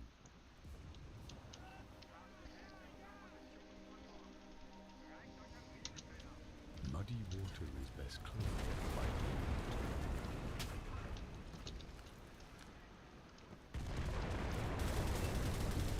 Every intelligent individual wants to know what makes him tick, and yet is at once fascinated and frustrated by the fact that oneself is the most difficult of all things to know.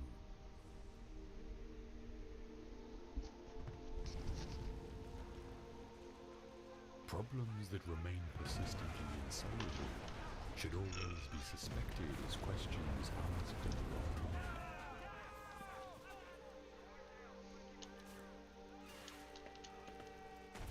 One is a great deal less anxious if one feels perfectly free to be anxious, and the same may be said of guilt.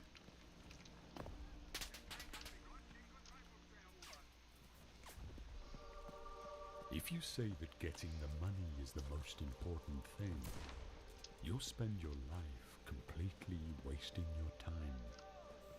You'll be doing things you don't like doing in order to go on living. That is to go on doing things you don't like doing, which is stupid.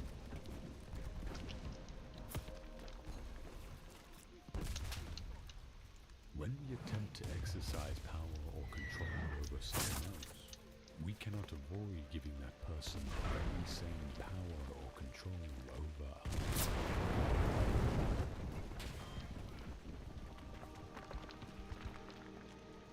Things are as they are. Look Looking out into the universe of mind, we make no comparisons between right and wrong stars, nor between well and badly arranged constellations.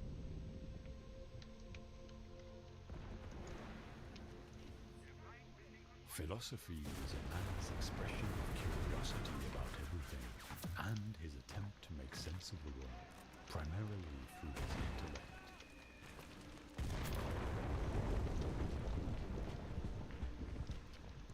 Zen does not confuse spirituality while thinking about God while one is peeling potatoes. Zen spirituality is just to peel the potatoes.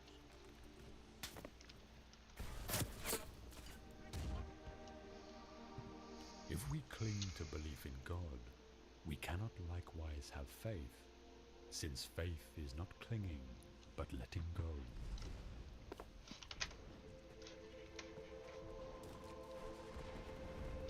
What we have forgotten is that thoughts and words are conventions, and that it is fatal to take conventions too seriously. A convention is a social convenience, as for example money. But it is absurd to take money too seriously, to confuse it with real wealth. In somewhat the same way, thoughts, ideas, and words are coins for real things.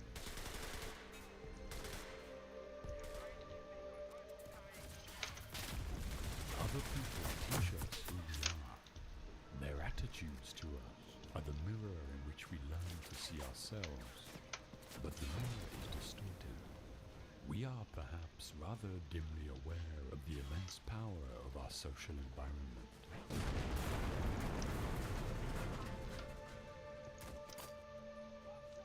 It's like you took a bottle of ink and threw it to the wall. Smash! And all that ink spread. And in the middle it is dense, isn't it? And as it gets out to the edge, the little droplets get finer and finer, and make more complicated patterns, see? So in the same way, there was a big bang at the beginning of things, and it spread. And you and I, sitting here in this room as complicated human beings, are way out in the future. We are the complicated little patterns at the end of it. Very interesting. But so we define ourselves as being only that. If you think that you are only inside your skin, you define yourself as one very complicated little curlicue, way out on the edge of that explosion, way out in space, and way out in time. Billions of years ago, you were a Big Bang, but now you're a complicated human being. And then we cut ourselves off, and don't feel that we're still the Big Bang. But you are. Depending on how you define yourself. You actually are, if this is the way things started, if there was a Big Bang in the beginning. You're not something that's a result of the Big Bang. You're not something that's sort of puppet on the end of the process. You are still the process. You are the Big Bang. The original force of the universe coming on as whoever you are. When I meet you, I see not just what you define yourself as. Mr. So-and-so, Miss So-and-so, Mrs. So-and-so. I see every one of you as the primordial energy of the universe, coming on at me in this particular way. I know I'm that too, but we've learned to define ourselves as separate from it.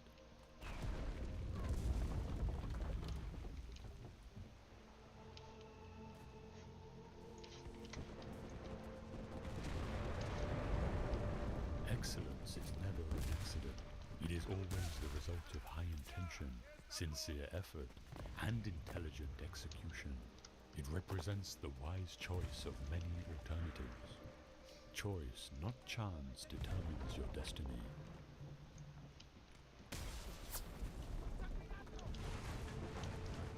I count him braver who overcomes his desires than him who conquers his enemies. For the hardest victory is over self.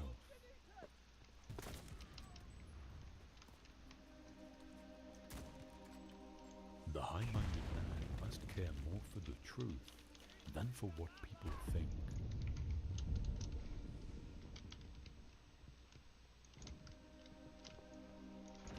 is the mark of an educated mind, to be able to entertain a thought without accepting it.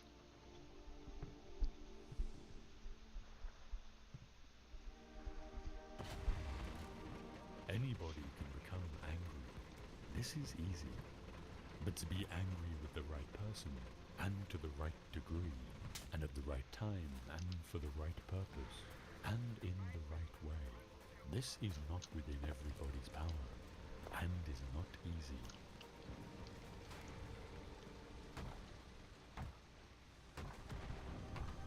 The self-indulgent man craves for all pleasant things, and is led by his appetite to choose these things at the cost of everything else.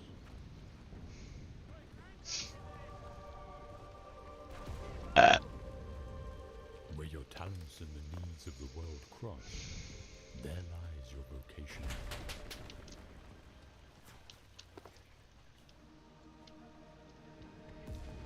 Happiness is a quality of the soul, not a function of one's material circumstances.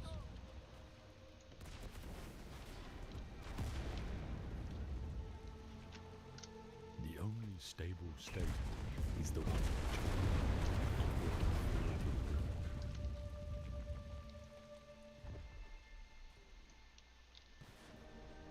knowing yourself is the beginning of all wisdom.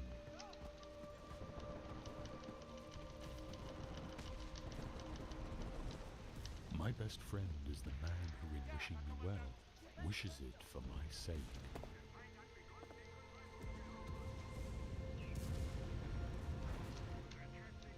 Learning is an ornament in prosperity, a refuge in adversity, and a provision in old age.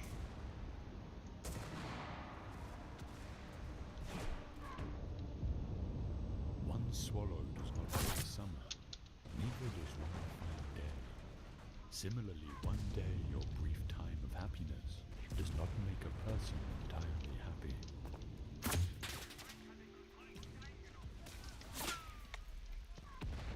To write well, express yourself like the common people, but think like a wise man.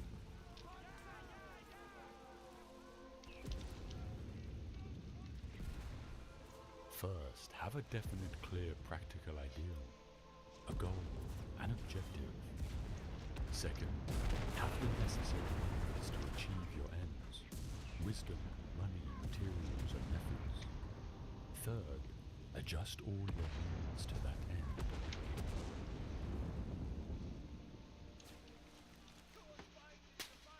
It is in our darkest moments that we must focus to see the light.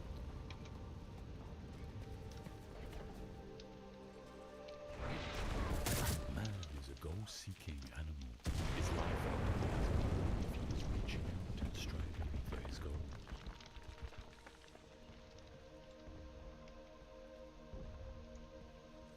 It is easy to perform a good action, but not easy to acquire a settled habit of performing such actions.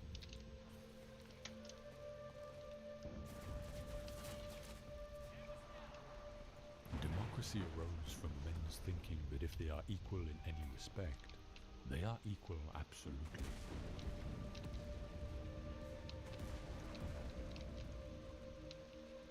Character is that which reveals moral purpose, exposing the class of things a man chooses or avoids.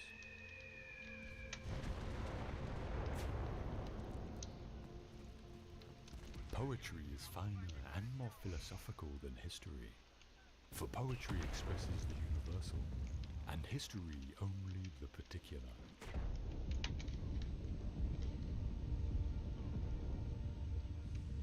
Bad people are in conflict with themselves.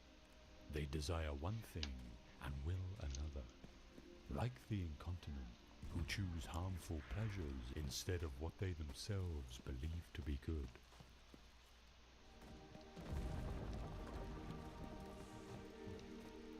Man is by nature a social animal, an individual who is unsocial naturally and not accidentally, is either beneath our notice or more than human. Society is something that precedes the individual. Anyone who either cannot lead the common life, or is so self-sufficient as not to need to, and therefore does not partake of society, is either a beast or a god.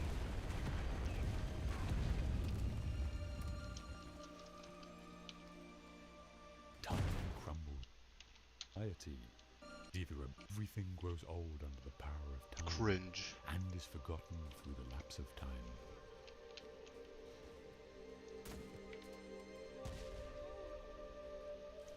I have gained this by philosophy. I do without being ordered what some are constrained to do by their fear or the law.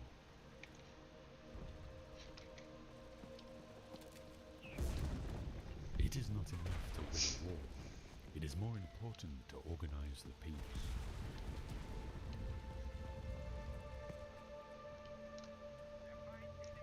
All who have meditated on the art of governing mankind have been convinced that the fate of empires depends on the education of the youth.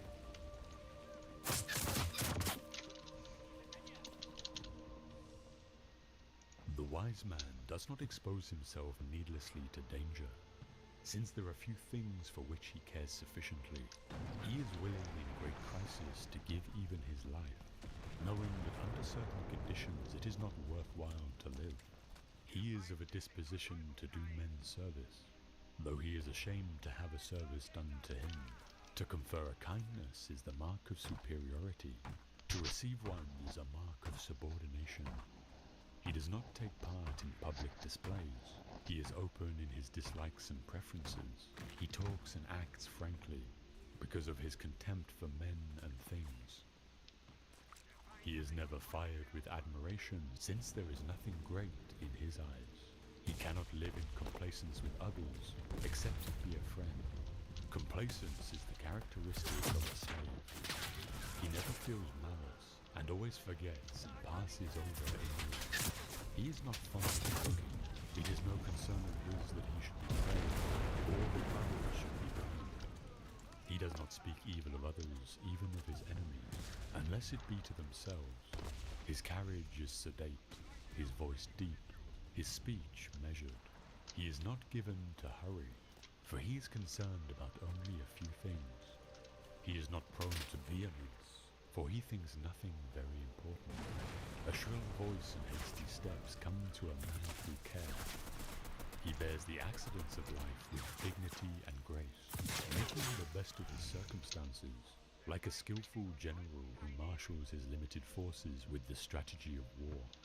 He is his own best friend, and takes delight in privacy, whereas the man of no virtue or ability is his own worst enemy, and is afraid of solitude.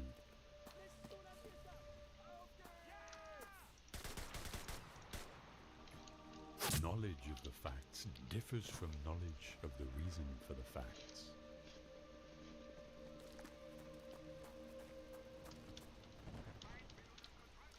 Man is a tamed or civilized animal.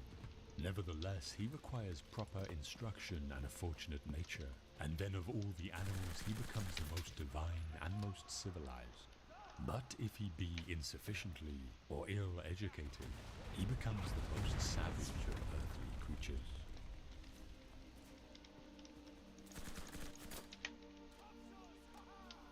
If men learn this, it will implant forgetfulness in their souls.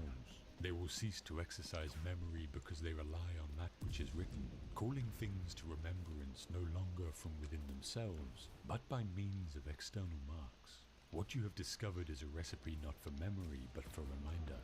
And it is no true wisdom that you offer your disciples, but only its semblance. For by telling them of many things without teaching them, you will make them seem to know much, while for the most part they know nothing. And as men filled not with wisdom, but with the conceit of wisdom, they will be a burden to their fellows.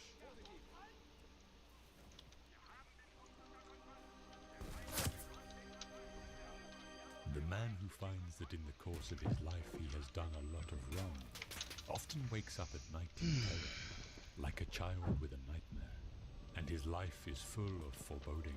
But the man who is conscious of no wrongdoing is filled with cheerfulness and with the comfort of old age.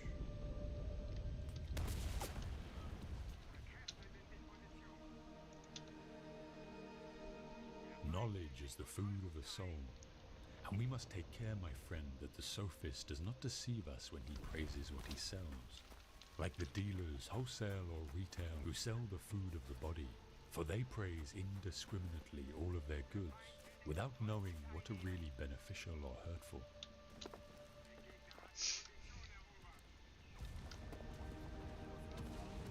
For this feeling of wonder shows that you are a philosopher, since wonder is the only beginning of philosophy.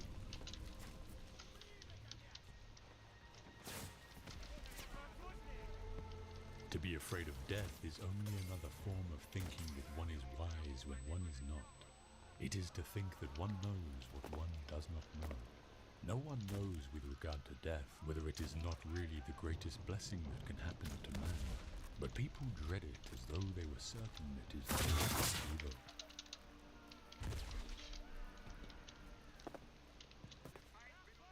Rhetoric, it seems, is a producer of persuasion for belief, for instruction in the matter of right and wrong.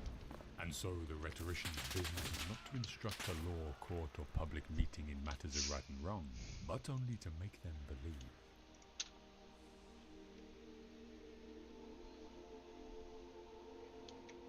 Then the case is the same in all other arts for the orator and his rhetoric.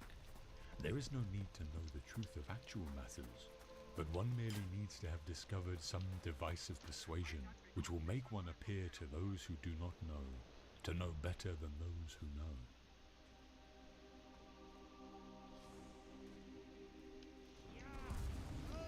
Good actions give strength to ourselves and inspire good actions in others.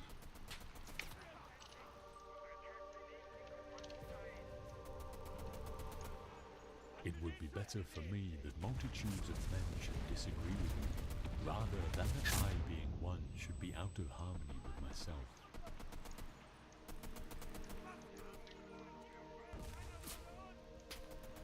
Those who are able to see beyond the shadows and lies of their culture will never be understood, let alone believed by the masses.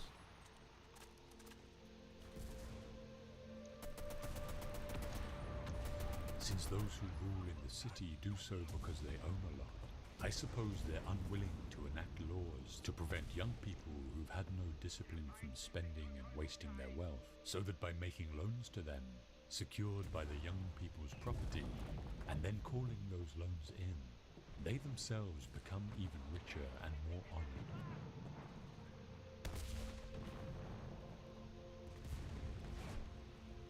Good people do not need laws to tell them to act responsibly, while bad people will find a way around the laws.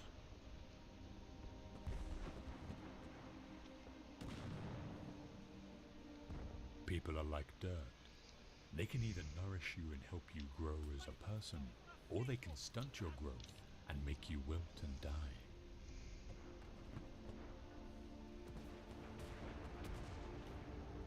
A hero is born among 100. A wise man is found among 1,000.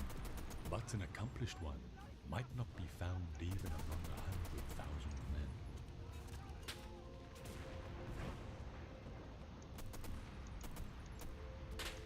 You know that the beginning is the most important part of any work, especially in the case of a young and tender thing, for that is the time at which character is being formed and the desired impression is more readily taken. Shall we just carelessly allow children to hear any casual tales which may be devised by casual persons, and to receive into their minds ideas for the most part the very opposite of those which we should wish them to have when they are grown up?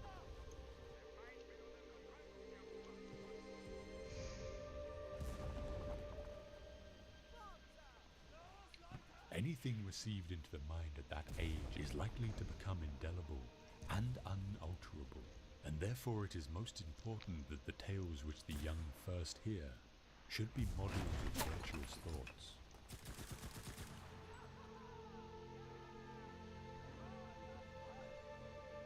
The inexperienced in wisdom and virtue, ever occupied with feasting and such, are carried downward, and there, as is fitting, they wander their whole life long, neither ever looking upward to the truth above them, nor rising toward it, nor tasting pure and lasting pleasures.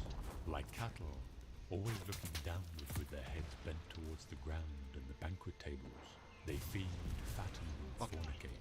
In order to increase their possessions, they kick and butt with horns and hooves of steel and kill each other, insatiable as they are.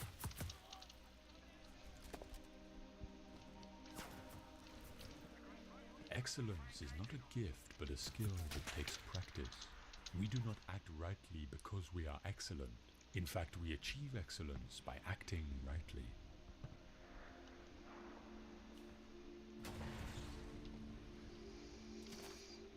Human behavior flows from three main sources: desire, emotion, and knowledge.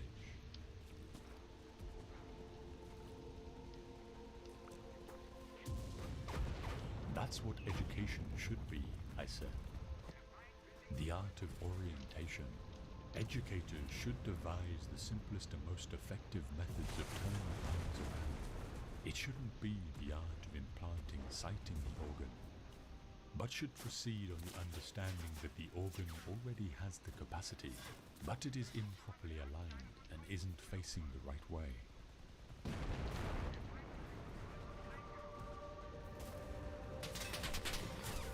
The price good men pay for indifference to public affairs is to be ruled by evil men.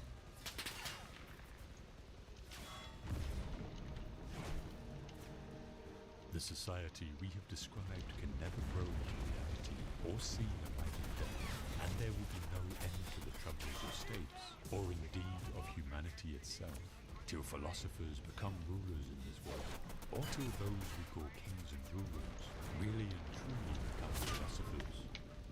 And political power and philosophy thus come into the same hands.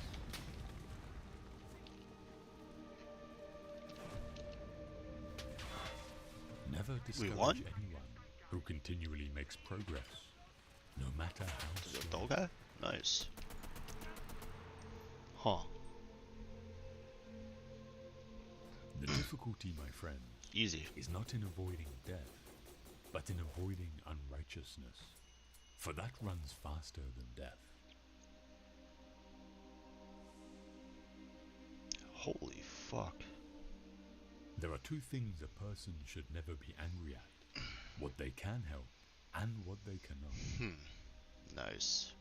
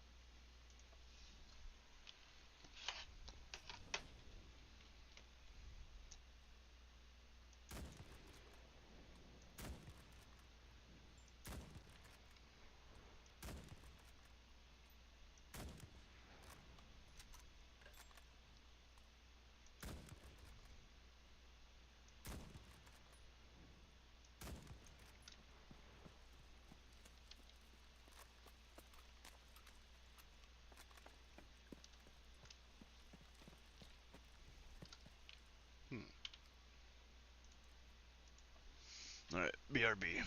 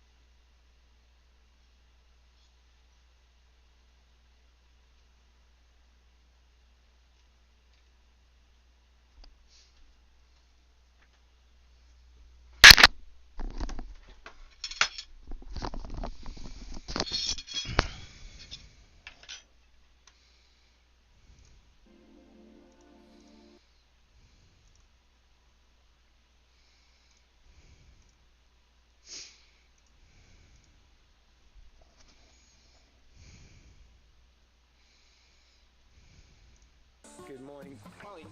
No, no, no, no, no.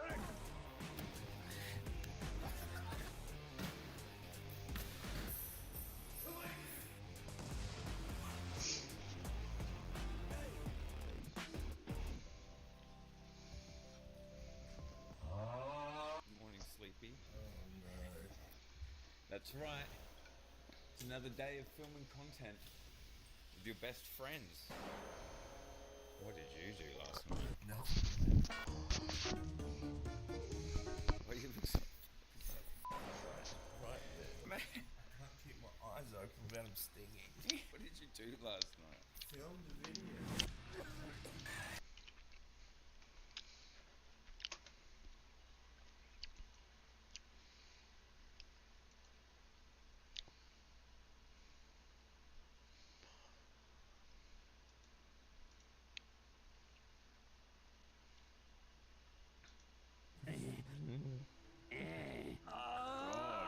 What happened? Oh my god. Oh, I don't have a gun. Is this thing real? Oh, Jesus Christ, it's real. Molly, I'm never drinking with you ever again.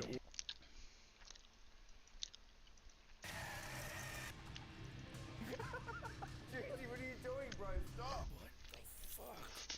What's wrong? Man, my eyes are stinging, bro. The fucking... Do you want a vape pen here? Definitely can. You got pretty high last night. Hey, man. Should be interviewing Juicy. Yeah, I will. Well, when he gets off the bathroom floor. That guy was fucking crazy. You okay?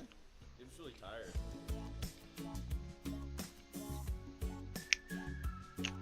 I heard you vomit. I vomited like 100 times. I remember your cake came out like piping hot, and then I like slapped it, my hand went into it, and like scalded my face. But you kept doing it. You would like hit it and be like, ow. It's stupid, bro. You're fantastic. Juicy. Let me put it this way, Juicy. You were this close to it being an incident. When you ran and jumped on my bed, I was like, this could go one of two ways. But I was like, I need to sleep, and you were like, okay. And then you just like walked back down the stairs, and I was like, thank fuck. Going camping with the boys. Camping with the boys, we'll let the girls behind. No females, only men.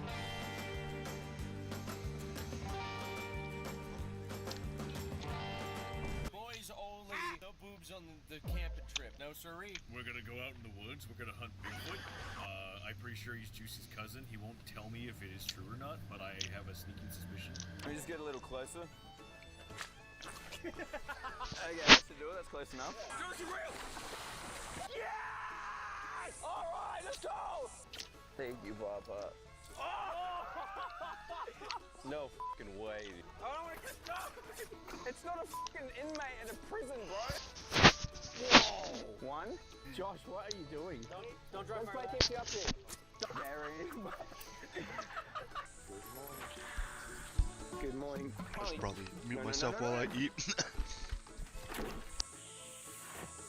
Use as a pillow.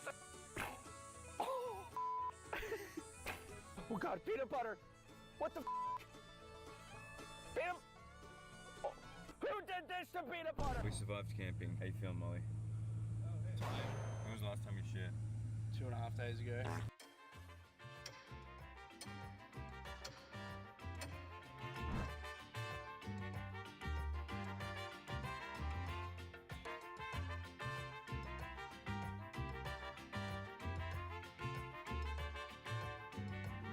Hey, Dad, can you tell the camera who the chef is? I'm the fucking chef.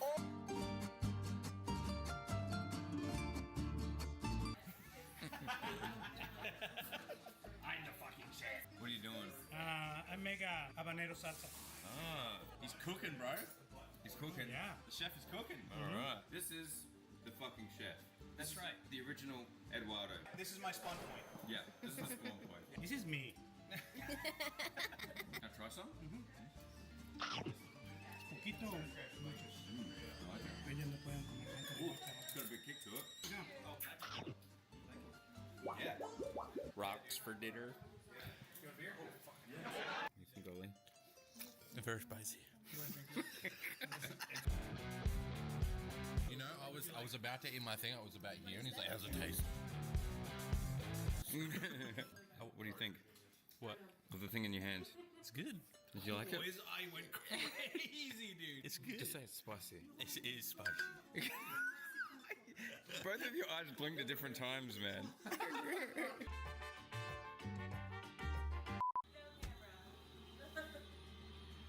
Damn paparazzi. He hates that camera here. He's hating the camera. He's not. He doesn't got what it takes to be a YouTuber. I just want to love you. He looks like he wants to take. And then he comes back for more. Watch. And then he comes back for more. He could run. If he doesn't like it, why does he keep sticking around? I know. That's what I'm saying. He loves it. He just has a really assertive way of expressing how much he loves you. Do you love me, kitty?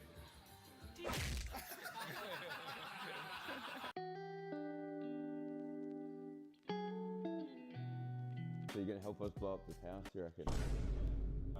Yeah, Eddie gave me a shout the other day. He's like, yeah, I need a house. I need to blow up a house. I'm like, all right, fucking, I am terror. Is that something that like we can legally do, or just something we can do? Really, there's nothing that we can't do.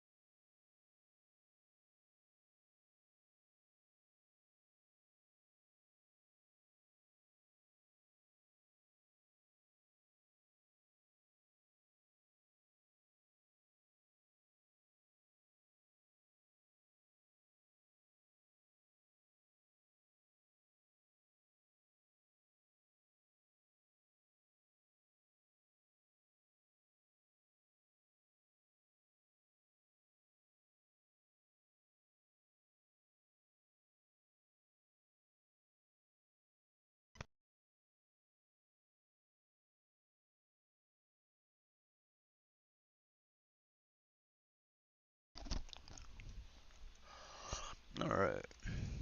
Bodily exercise when compulsory does not harm the body, but knowledge when it is acquired under compulsion obtains no hold on the mind. Oh, wait, fuck.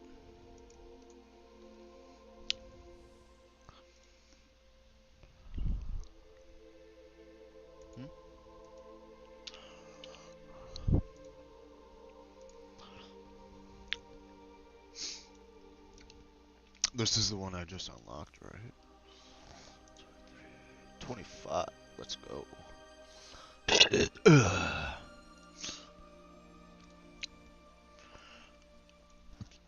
This gun needs to get the fuck out of here.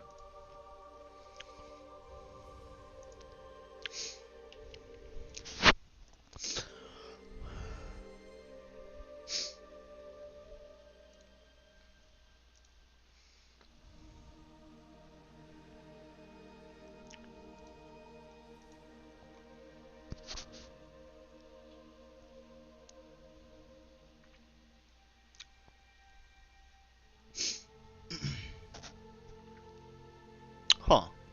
Anyways.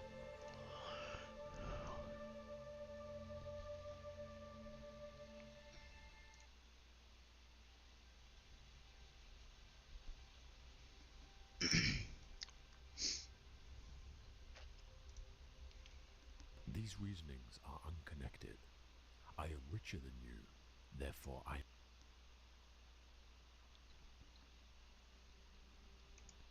The man who says he can and the man who says he cannot are both correct. Nuh-uh. Concern should drive us into action and not into a depression. No man is free who cannot control himself. To be like the rocks that the waves keep crashing over. It stands unmoved, and the raging of the sea falls still around it. Set aside now and then a number of days during which you'll be content with the plainest food, and very little of it, and with rough, coarse clothing, and will ask yourself, is this what one used to dread? Not to be driven this way and that, but always to behave with justice and see things as they are.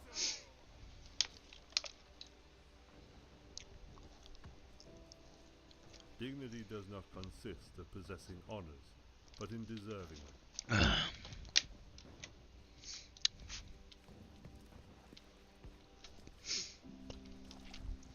The journey of 1,000 miles begins with one step.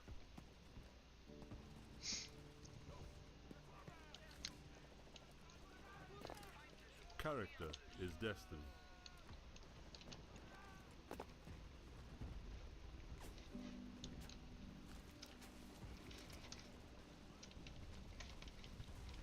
The man who moves a mountain begins by carrying away small stones.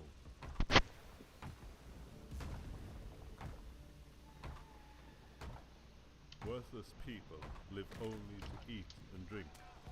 People of worth eat and drink only to live. Oh no.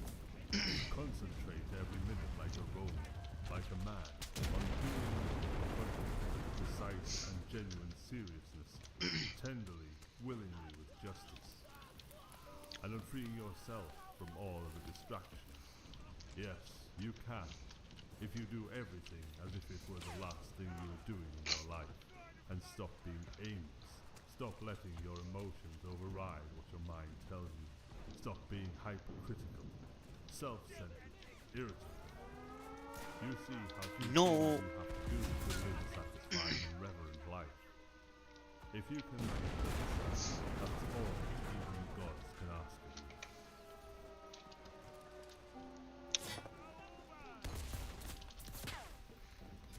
Your life is what your thoughts make it.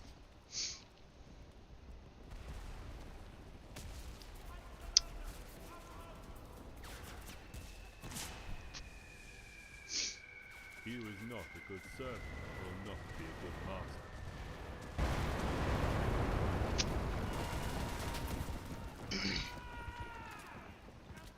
My man. Let us postpone nothing. My man. My man. Beware the barrenness of a busy life. My man. My Learn man. avidly, Alright. question it repeatedly, analyze it carefully, then put what you have learned into practice intelligently. To erase false perceptions, tell yourself, I have it in me to keep my soul from evil, lust, and all confusion. To see things as they are, and treat them as they deserve. Don't overlook this innate ability.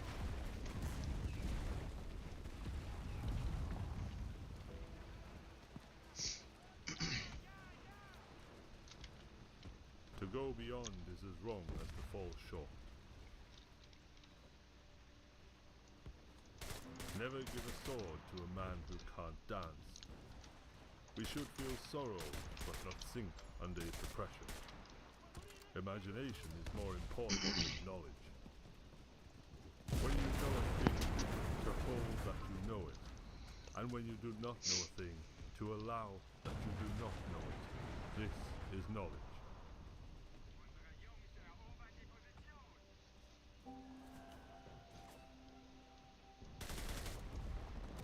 All things will be produced in superior quantity and quality, and with great ease when each man works at a single occupation, in accordance with his natural gifts, and at the right moment without meddling with anything else. The tranquility that comes when you stop caring about what they say, or think, or do, only what you do. not to be distracted by their darkness, to run straight for the finish line unswerving. Imagine for yourself a character, a model personality, whose example you determine to follow in private as well as in public.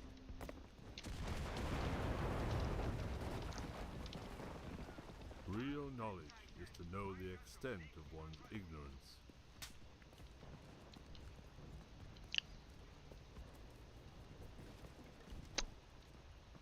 While we are postponing, life speeds by.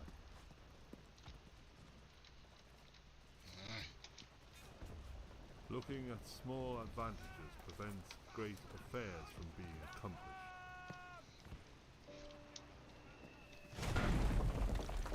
A gem is not polished without friction, nor a man perfected without trials.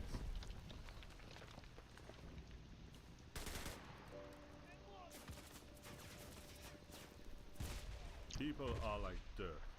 They can either nourish you and help you grow as a person, or they can stunt your growth and make you wilt and die.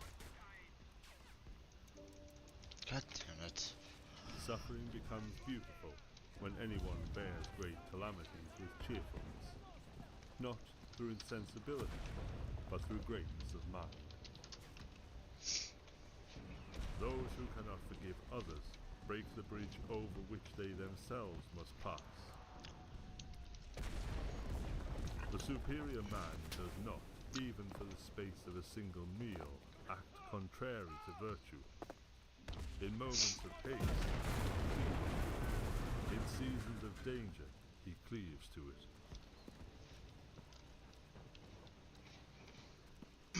People are frugal in guarding their personal property, but as soon as it comes to squandering time, they are most wasteful of the one thing in which it is right to be stingy.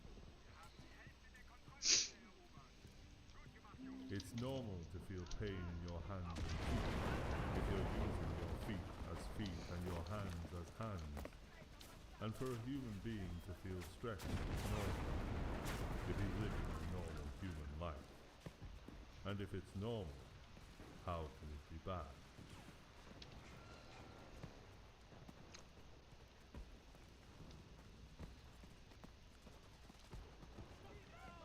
All people are the same, only their habits differ.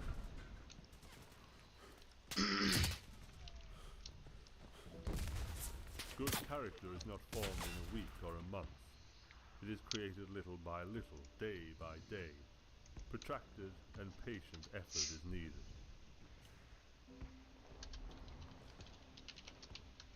To see what is right and not to do it is want of courage or of principle.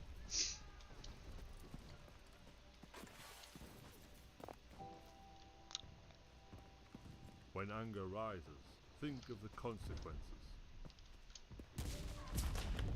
If you men think that I rely on numbers, then all Greece is not sufficient, for it is but a small fraction of their numbers. But if on men's valor, then this number will do. Okay. If you don't have a consistent goal in life, you cannot live it in a consistent way. Unhealthy unless you specify a goal. There is no common benchmark for all the things that people think are good, except for a few. So the goal should be a common one, a civic one. If you direct all your energy towards that, your actions will be consistent, and so will you.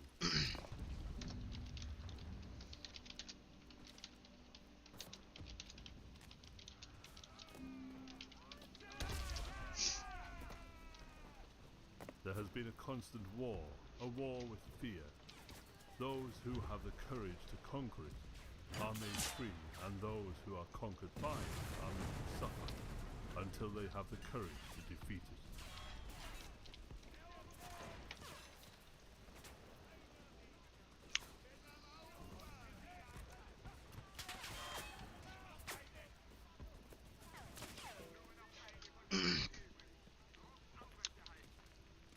How to act, never under compulsion, out of selfishness.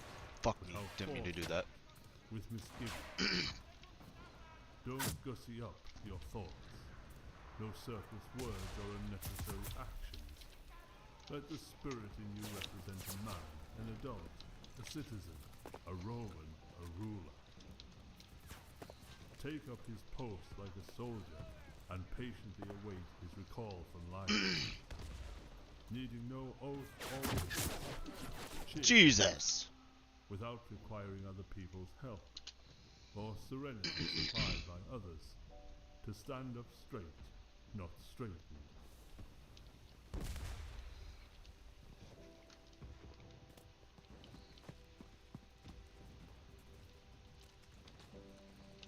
The secret of happiness, you see, is not found in seeking more, but in developing the capacity to enjoy less.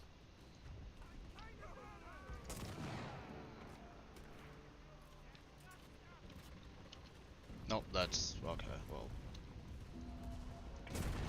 okay. If an action or utterance is appropriate, then it's appropriate for you. Don't be put off by other people's comments and criticism. If it's right to say or do it, then it's the right thing for you to do or say. The others obey their own lead. Follow their own impulses. Don't be distracted. Keep walking. Follow your own nature, and follow nature along the road they share.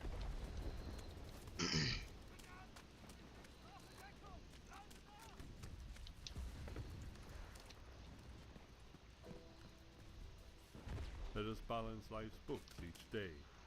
The one who puts the finishing touches on their life each day is never short of time.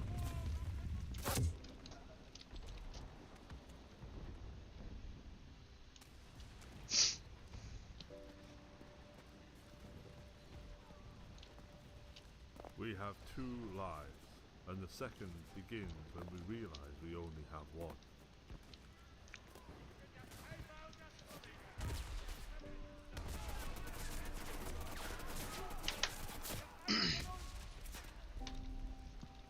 The mind is the ruler of the soul. It should remain unstirred by agitations of the flesh, gentle and violent ones alike, not mingling with them, but fencing itself off, and keeping those feelings in their place. When they make their way into your thoughts, through the sympathetic link between mind and body, don't try to resist the sensation. The sensation is natural. But don't let your mind start in with judgments, calling it good or bad.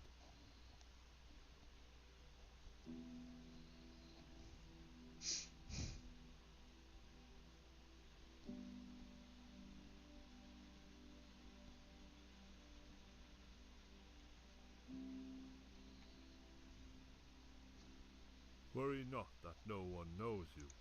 Seek to be worth knowing.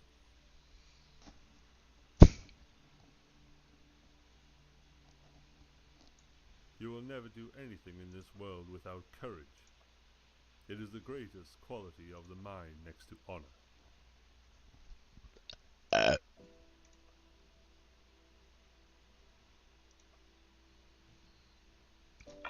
Act with kindness, but do not expect gratitude.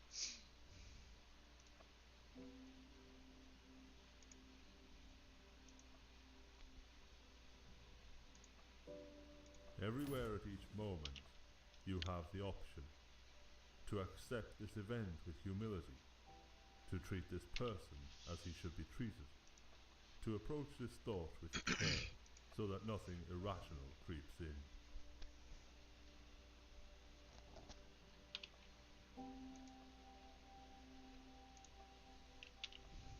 What you leave behind is not what is engraved in stone monuments, but what is woven into the lives of others.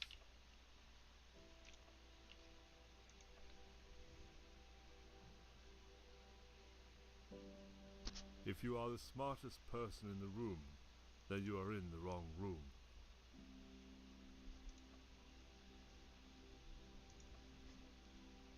I am not afraid of an army of lions led by sheep. I'm afraid of an army of sheep led by a lion.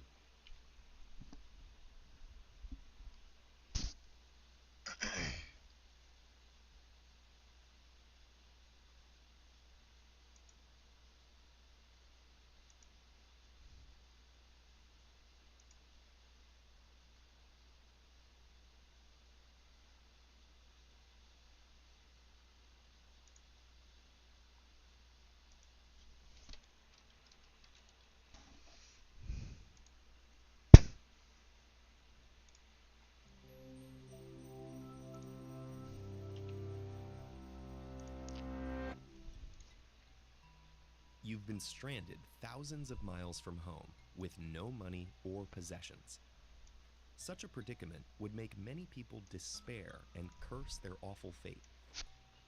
But for Zeno of Cyprus, it became the foundation of his life's work and legacy.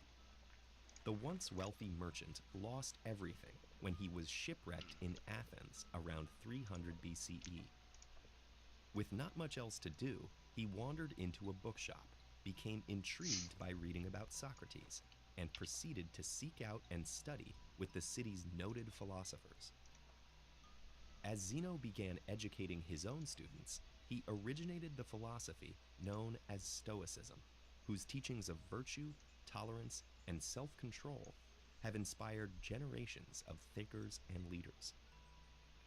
The name Stoicism comes from the Stoa Poikile, the decorated public colonnade where Zeno and his disciples gathered for discussion. Today, we colloquially use the word stoic to mean someone who remains calm under pressure and avoids emotional extremes. But while this captures important aspects of Stoicism, the original philosophy was more than just an attitude. The Stoics believed that everything around us operates according to a web of cause and effect, resulting in a rational structure of the universe, which they called logos. And while we may not always have control over the events affecting us, we can have control over how we approach things.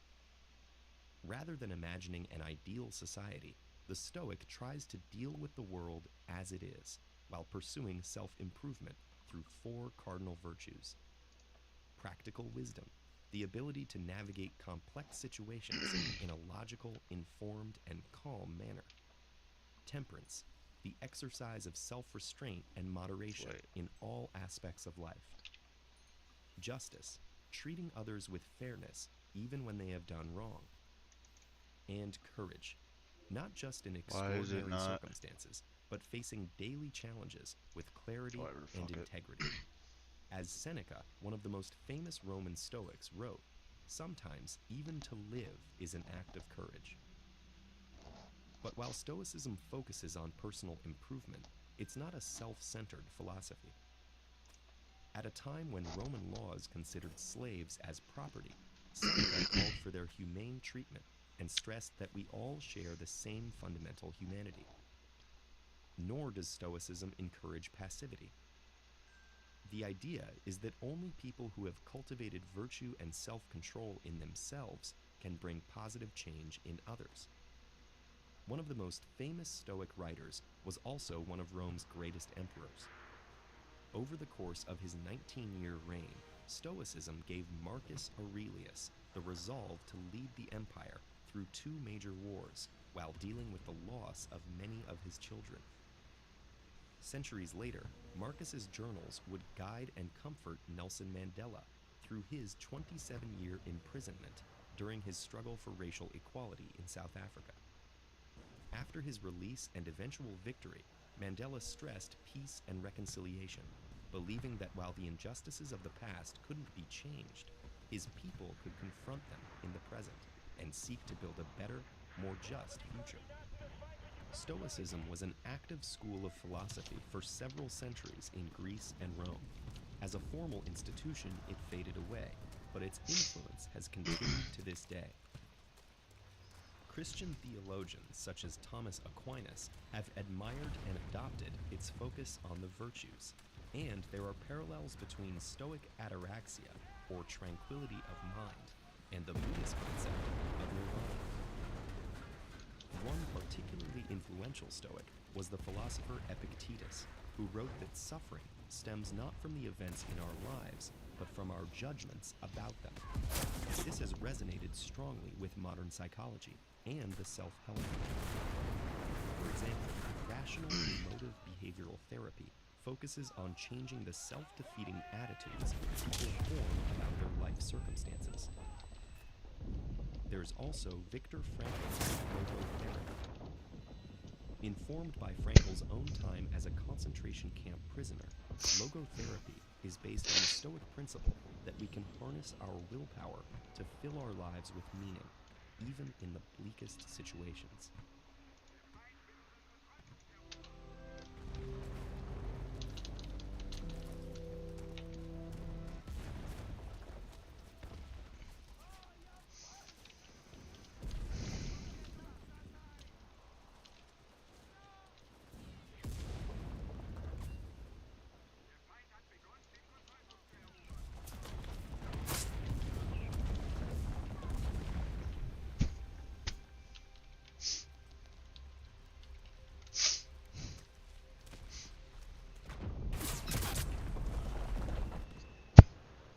is only one way to happiness, and that is to cease.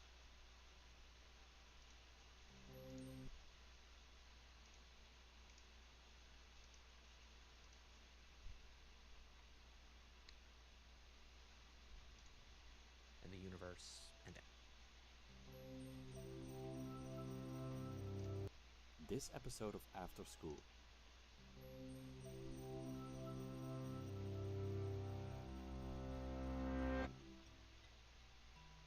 You've been stranded thousands of miles from home with no money or possessions. Once the most powerful man in the known world, Marcus Aurelius attempted to live virtuously, following Stoic principles. Unlike many Roman emperors, he did not indulge in the many pleasures he had access to, like getting drunk on wine and watching sadistic games in the Colosseum. Marcus Aurelius wanted to fulfill the task fortune had given him, which was serving humanity. So he cared deeply about fulfilling his purpose. But to do so, he had to care less about the things that aren't worthy nor wise to care about. And these things are many. One of the essential concepts in Stoicism is the schism between things we control and do not control, which Epictetus and Eurydion explains so clearly. Most, if not all things, beyond our own actions are not up to us. Does that mean that we should renounce the world? Not necessarily. But the Stoics believed that we should be realistic about our limited influence on these things, and that we create an unnecessary burden for ourselves if we aren't. When life hurts, it often means that we care about the things we have no control over, and by doing so, we let them control us, play with us like puppeteers. Then, we blame the puppeteers for pulling our strings, while in actuality, we allow them to do so. But if we stop caring about them, they lose power over us and will be undisturbed. For Marcus Aurelius, being unperturbed by things outside of his control allowed him to cope with the many responsibilities and challenges he faced as an emperor, and to focus on the task he believed he was given by the gods. For Epictetus, it meant freedom. For other people, not being moved by external forces or a selection of them could be a way to focus on goals that do matter. And for others, it could simply be a path to a happy, carefree life. When life hurts, what are the things we should stop occupying ourselves with? And how do we do it? This video is an exploration and free interpretation of Marcus Aurelius' philosophy on how to care less about the things that aren't worth caring about. By the way, you'll find more Stoic wisdom in this book, Stoicism for Inner Peace, which contains my collected works on remaining calm and focused in these challenging times. You'll find a link in the description.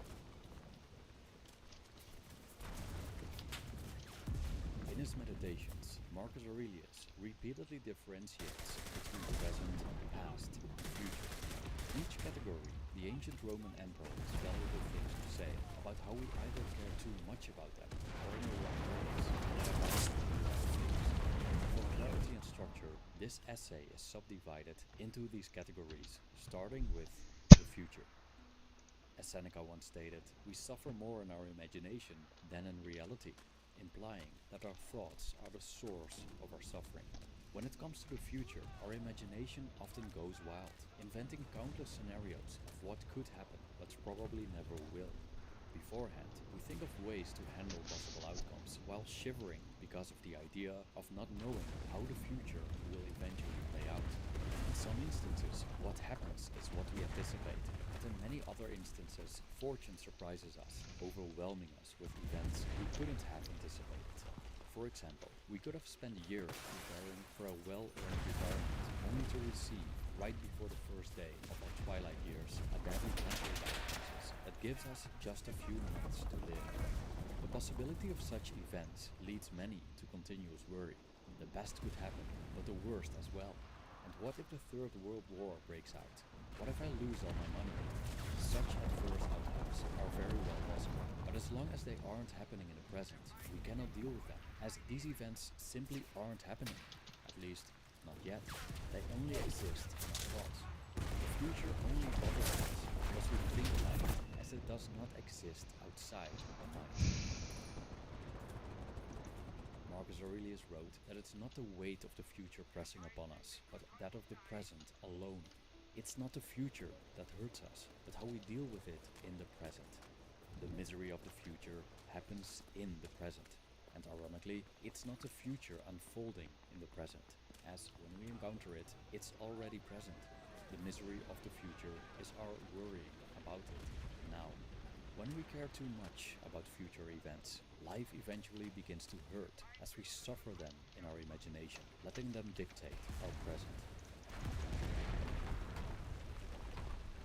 So what does Marcus Aurelius say about caring too much about the future? First, let's consider the following quote. Never let the future disturb you. You will meet it, if you have to, with the same weapons of reason which today arm you against the present. End quote. He pointed out that if he could cope with the present, he could also cope with the future. He told himself not to picture everything dreadful that could happen, but instead stick with the situation at hand. When he focused on the present, he realized he could bear it. And if that's the case, why wouldn't he able to handle what's yet to come? This attitude resembles the idea of amor fati, the love of fate, but then fortified with trust that we'll be able to get through it. 2. The past.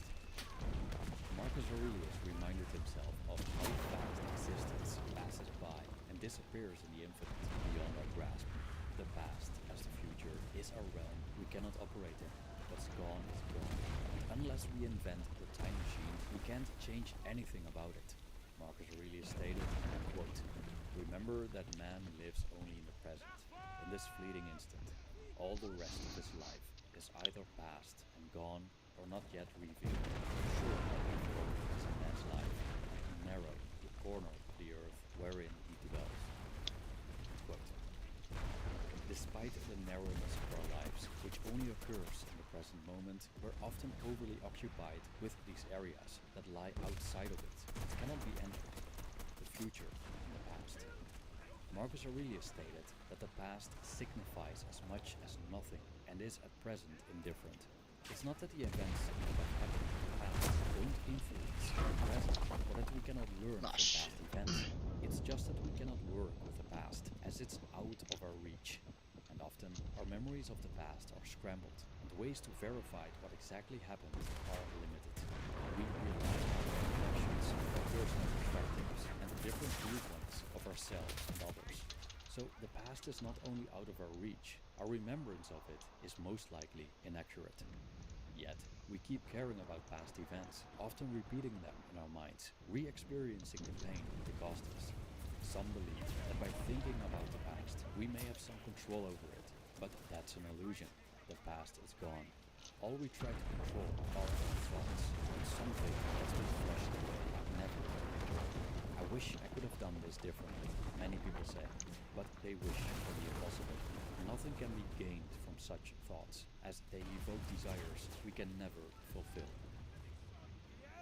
Instead of focusing on the past events in themselves, Marcus Aurelius focused on his reaction toward them.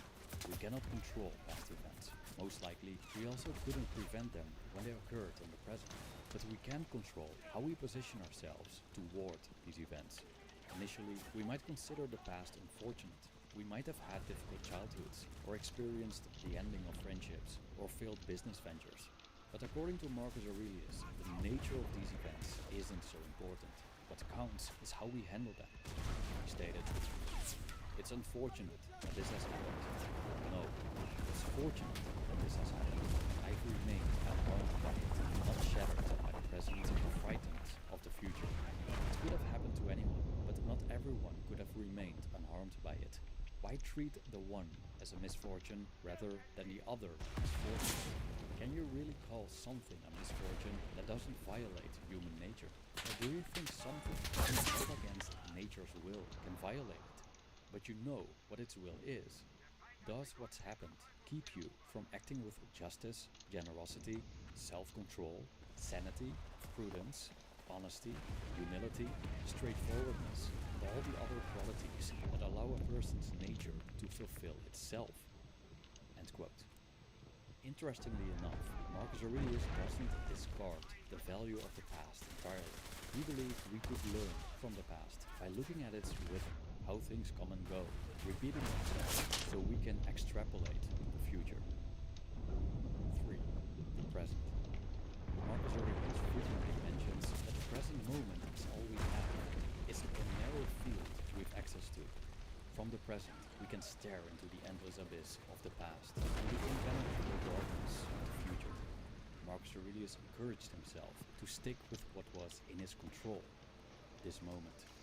But even when we let go of the past and minimize our worries about the future, we may still very well care too much about the things not worthy of concern, the things happening as we speak. We are often dissatisfied with the ways life plays out in a moment, and when things don't go as we wish, we tend to get angry, sad, or depressed.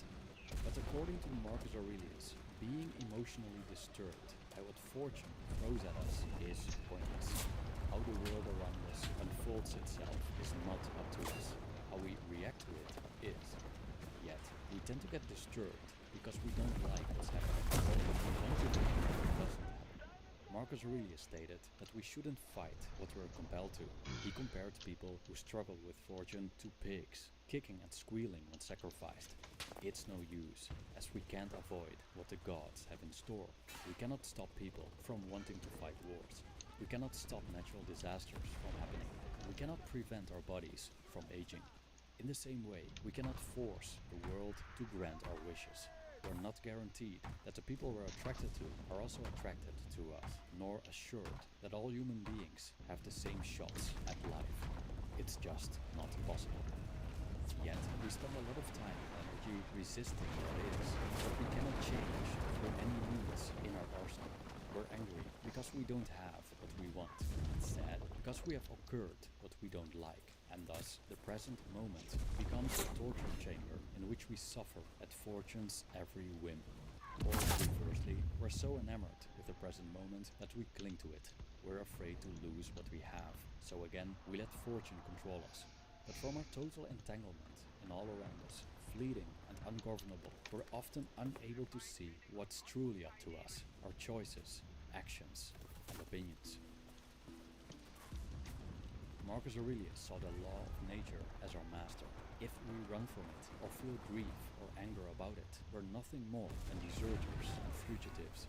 We must accept the ways of nature, embrace them, and focus on dealing with them, instead of wasting our energy, being disgusted by, or clinging to our circumstances. The way to accept the present, he wrote in the 7th book of his Meditations, arguing that we should focus on what we have, not what we lack, but with caution. I quote, "Treat what you don't have as non-existent. Look at what you have, the things you value most, and think of how much you would crave them if you didn't have them. But be careful, don't feel such satisfaction that you start to overvalue them, that it would upset you to lose them." End quote. Nevertheless, accepting one's circumstances can be difficult, especially when we face significant hardships and life gives us lemons repeatedly. Can't we just have a break? But to Marcus Aurelius, adversity is not an excuse to behave like squealing, screaming pigs. He argues it's an opportunity to practice virtue, or, in other words, to apply Stoic philosophy to one's life. The art of living isn't about how amazing and fortunate our external circumstances are, as they're unreliable, weak, fickle, and not our own. It's about how we face the events we meet. That's what we should care about, according to the Stoics. As Marcus Aurelius stated, "Because to me the present is a chance for the exercise of rational virtue, civic virtue, in short, the art that men share with the gods. Both treat whatever happens as wholly natural, not novel or hard to deal with, but familiar and easily accepted." Thank you for watching.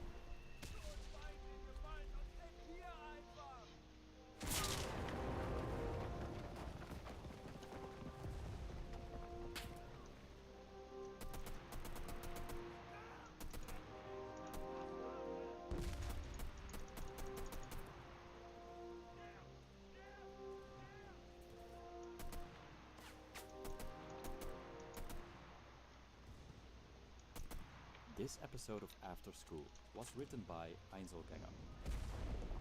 Those who stand on tiptoes do not stand firmly. Those who rush ahead don't run far. Those who try to shine others and dim their own light. Taoists once observed humans often act in counterproductive ways. We frequently force things, only to discover that our efforts backfire. We try to improve the world, but then we observe that altering the natural way causes many more problems. The more we strive for something, the more we seem to drift away from it. We may wish to impress someone we're attracted to, but for some reason, the more we try, the less we succeed. Or we're about to deliver a speech we have rehearsed over 100 times, and even though we know it inside out, we utterly blow it. In such cases, our knowledge and abilities aren't the problem. We know sufficient, we've practiced enough to perform. The problem arrives when we get it's the mind that tries too hard to control the situation, to analyze and intellectualize that salts our game. A curious Taoist sage, Lao Tzu, was aware of the human quirk of getting so lost in their intellectual prisons that they forget the natural way. Why the fuck did the gun just stop? Whatever. Strive, swimming against the stream, sometimes ending up further away from their goals than when they started. So what if we stopped trying so hard and found a different, more effortless way of getting things done? This video explores Lao Tzu and the art of not trying. Lao Tzu is the most well-known Taoist sage, although there's no proof. It should have been somewhere around the 5th and 6th century BC, which makes him particularly suspicious. Nevertheless, the legendary Chinese philosopher wrote a masterpiece called Tao Te Ching, which many consider the primary Taoist scripture. The Tao Te Ching is a mysterious piece of art. Not only is there no consensus on when exactly it was written, but the existence of its author remains disputed. Nevertheless, one thing is sure, the profundity of this work has left its mark on humanity to this day. It's also worth noting that the Tao Te Ching ranks among the most translated works in world literature. Lao Tzu seemed to have written this text as a manual for a ruler. For a significant part, it's about governing people and being a good leader, mainly by letting people govern themselves. It discusses themes like trust and oppression, moderation and excess, and humility and pride, qualities that make or break you as a ruler, but also as a human. Lao Tzu speaks of the value of trusting, instead of trying to control everyone and everything, taking the lower position instead of trying to dominate, and being flexible instead of rigid. In short, poetic phrases, he makes his message clear. He wrote, for example, "Those who are stiff and rigid are the disciples of death. Those who are soft and yielding are the disciples of life. The rigid and stiff will be broken. The soft and yielding will overcome." End quote. Yet at the heart of his teachings lies a pivotal concept, the mysterious, all-encompassing force called Tao. The essence of Taoist philosophy is living in harmony with the Tao, also called the Way. So what is the Tao? Lao Tzu clarifies that we cannot know the Tao, at least not intellectually. Our understanding of it only goes as far as the limitations of our perception. The true nature of the Tao remains a mystery. Moreover, according to Lao Tzu, the Tao we speak of isn't the real Tao. Hence, the famous opening of his work goes like this. The Tao that can be described is not the eternal Tao. The name that can be spoken is not the eternal name. End quote. So, if the true Tao always eludes us, what can we actually know about it? The Taoist philosophers emphasize over and over again that the true Tao is an overarching force beyond our comprehension, which the senses cannot perceive. The Tao drives everything and governs the universe. It's behind all we perceive, doing its work, never rushing, always getting things done. It's a force of immense depth. We can't control it. We can only move with it or against it. Living in harmony with the Tao is the ultimate goal of a Taoist sage. But how does he pull this off? Lao Tzu doesn't provide a practical guide on living in agreement with the Tao. However, his lyrical writings contain many clues that point to achieving stillness of mind, being receptive instead of controlling, and a curious concept known as non-action or effortless action. The latter is quite paradoxical, as not acting and not doing imply passivity. But from a Taoist viewpoint, that's not the case at all. According to Lao Tzu, for those who practice not doing, everything falls into place.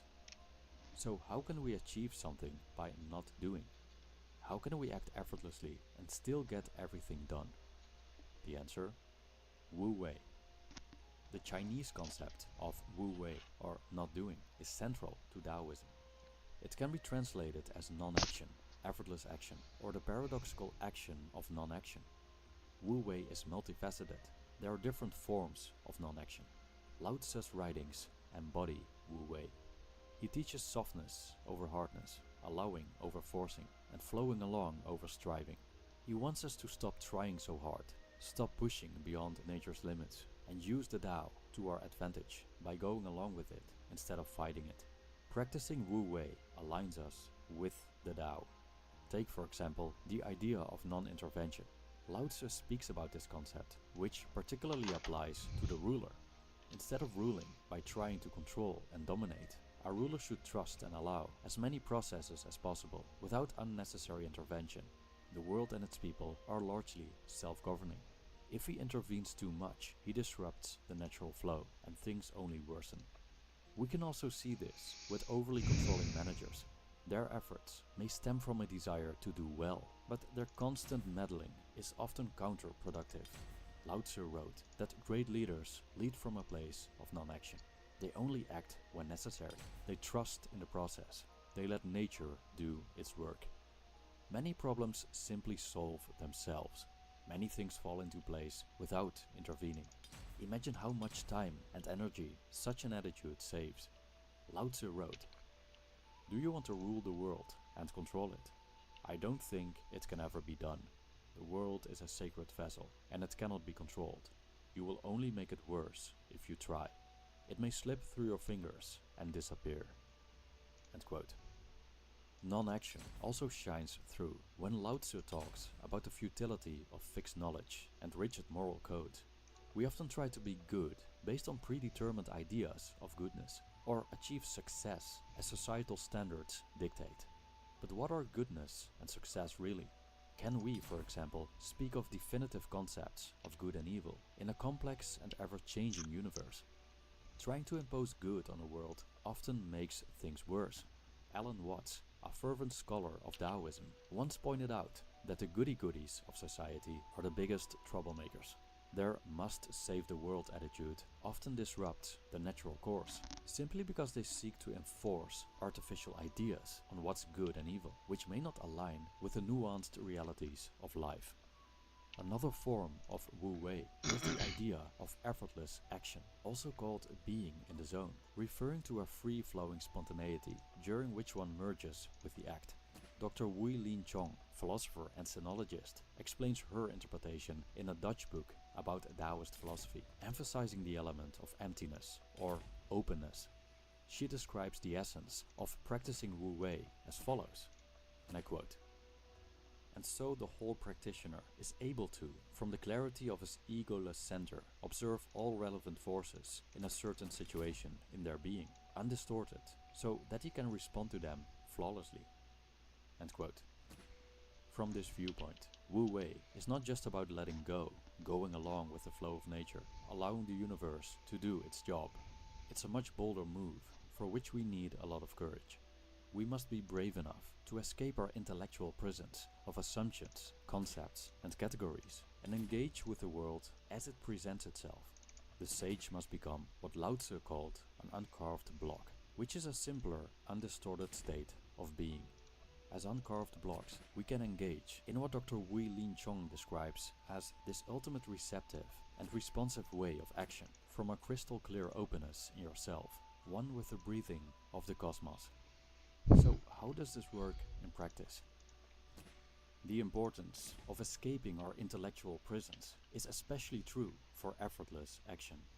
In the flow state, we tend to experience intense and focused concentration on the present moment, loss of reflective self-consciousness, a merging of action and awareness, and even an altered sense of time. It's like the dancer becomes the dance, the poet the poem, and the singer the song. In his biography, retired professional basketball player Bill Russell wrote, "It was almost as if we were playing in slow motion. During those spells, I could almost sense how the next play would develop and where the next shot would be taken." End quote. How do we reach this flow state? Perhaps a better question is, what stops us from reaching it? Let's take a look at the word try for a moment. To try means making an attempt or effort to do or accomplish something. Often, it involves particular mental strain, a pressure behind the act. We may worry about our performances, especially when we compete for a prize. We may ruminate about past failures and catastrophize what happens when we screw up. Sometimes we worry so much about a specific task that we can't muster the courage to start, even though we have the capabilities to complete it.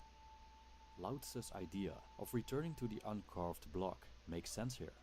If we release ourselves from mental strain and the analysis paralysis that comes with it, we return to a simpler, less contrived state of mind. Free from intellectual burdens, we become more flexible and responsive to reality as it unfolds. But don't take the old sage's word for it. One of the leading experts on the flow state is Mihaly Csikszentmihalyi, a psychologist and university professor who wrote a best-selling book named Flow. Mihaly states that we often hijack the flow state through what he calls psychic entropy, a state of inner disorder and chaos in the mind. Instead of being focused, our attention is scattered. Instead of operating in the present moment, we're all over the place, lingering in the past, worrying about the future. Instead of action and awareness merging, they are apart from each other, separated by an information overload. In a state of psychic entropy, generally not much gets done. And what gets done goes less than smoothly. So again, it's the mind disrupting the natural flow.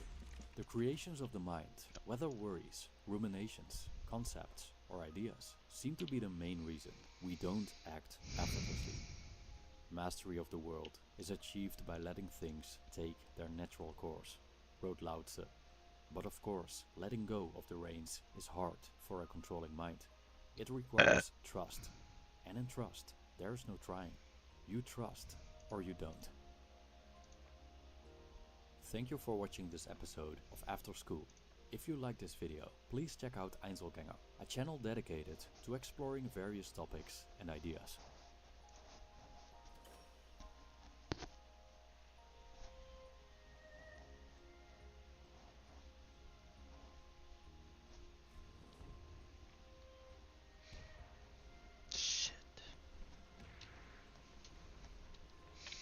I don't want to defend. If you can empty your mind of all thoughts, your heart will embrace the tranquility of peace. Lao Tzu. We live in a world where striving is the norm. It's all about achievement, optimal performance, and self-optimization.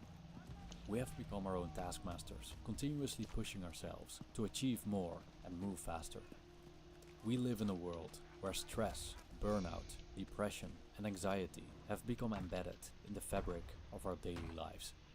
And as these phenomena become more prevalent and severe, we're on our way from collective self-exploitation to collective self-destruction. Today's society is a Taoist's nightmare. It's so disconnected from the natural flow of life, so obsessed with control, status, consumption, and materialism that we have forgotten how to be at peace. Luckily, the ancient Taoist sages left us with heaps of wisdom that could help us bring back tranquility in our lives. Take Lao Tzu, for example, who left a small manual more than 2,000 years ago, which became one of the most important Taoist scriptures. Although times were drastically different back then, the ancient sages faced a similar predicament as many do today. They disagreed with the dominant society and civilization. They looked for a different way to live. As a consequence of my recent collaboration with After School, I thought it would be nice to revisit Taoist philosophy. We're about to explore Taoist views that could help us to let go of a stressful, insane world. If you want to help keep this channel going, become a Patreon supporter. You'll get access to all Einzelgänger videos ad-free. Also, check out my new novel. If you like Stoic philosophy, you'll enjoy The Urge, Fall of a Stoic, available on Amazon at a special introductory price. There's a link below for more information.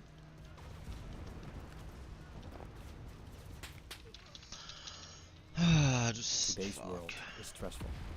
Compared to simpler times, the average person has a lot of stuff to consider.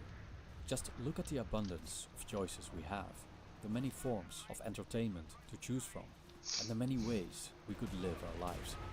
In a previous video on philosopher Byung-Chul Han, we talked about the achievement society we're currently living in which we, as achievement subjects, have become our own taskmasters, whipping ourselves into accomplishing more and more, often to the point of burnout. The insanity of today's system is putting endless strain on its people. From an imperative to achieve, we're stretching ourselves beyond our means, running rat races, self-optimizing in every area we possibly can. It's like just having a PhD isn't enough. We feel we need to have a PhD, a six-pack, a perfect marriage, an interesting and amazing social circle, running marathons, traveling, and displaying all these things on social media. In a stressful, insane world where we encourage each other to self-exploit, it's difficult to relax, truly. Many go to bed tormented by worries of the future and wake up, their mind filled with endless tasks and to-do lists. Our lives have become a collection of sprints from task to task with hardly any time for reflection. Contemplation is a waste of time. Boredom is evil. Idleness is a sin. We should be grinding, always becoming better versions of ourselves. We should always be headed toward the prize. But the ongoing grind, without proper moments of non-action, will eventually wear us down. Taoist philosopher Lao Tzu has some wisdom to teach us that might help us to let go and live in less stressful ways. The author of the Tao Te Ching, which is considered the central work of Taoism, is quite a mysterious fellow. Most scholars agree that the author must have been Lao Tzu, also spelled Lao Tzi or Lao Tse. However, there's a lack of historical information that tells us who this man really was. Some even doubt he ever existed. The most telling evidence of what Lao Tzu was up to is in his Legacy, a book of 81 chapters, mainly about an elusive but universal and all-encompassing force named Tao. Lao Tzu's philosophy entails several themes, such as going with the flow, the vanity of striving and trying too hard, the advantage of softness and harmony with nature. An underlying theme of Lao Tzu's teachings is the profound power of letting go, which I believe is a vital component of a peaceful and balanced life. Understanding and embracing this power can lead to a sense of enlightenment and freedom. What's so refreshing about Lao Tzu's teachings is that they're inviting us to go in the opposite direction. The Tao Te Ching seems to be a guide designed for a ruler, and it contains wisdom that could make anyone question how they live their lives, especially those tired of all the striving and accomplishing. For example, in chapter 44 of the Tao Te Ching, Lao Tzu states, "Fame or self, which matters more? Self or wealth, which is more precious? Gain or loss, which is more painful? He who is attached to things will suffer much. He who saves will suffer heavy loss. A contented man is never disappointed. He who knows when to stop does not find himself in trouble. He will stay forever safe." End quote. Today's society praises excess, whether it's wealth, fame, or material possessions. Showing off your Lambo? You're a winner. Millions of followers on Instagram? You've made it. And so, we have grown attached to all these things that are essentially beyond our control. Lao Tzu asks us, what's more important? Fame and wealth? Or ourselves, how we feel, our contentment and inner peace? Fame can be nice, especially for those who like attention. But there are many downsides as well, and it's difficult to attain and maintain it. Just look at those who have it, get attached to it, and do the craziest things, sometimes out of desperation, to stay relevant. And what about money? Money is convenient, for sure, but does money itself make us happy? According to Lao Tzu, it doesn't. Ultimately, our happiness and contentment don't depend on all these outside factors. Contentment lies within. It's the absence of lack, the feeling that the way things are is perfectly fine, which doesn't require all the stuff society tells us we should have. We might as well let go of it and focus on cultivating contentment with less. The James Legge translation of the same verse states, "Be content with what you have. Rejoice in the way things are."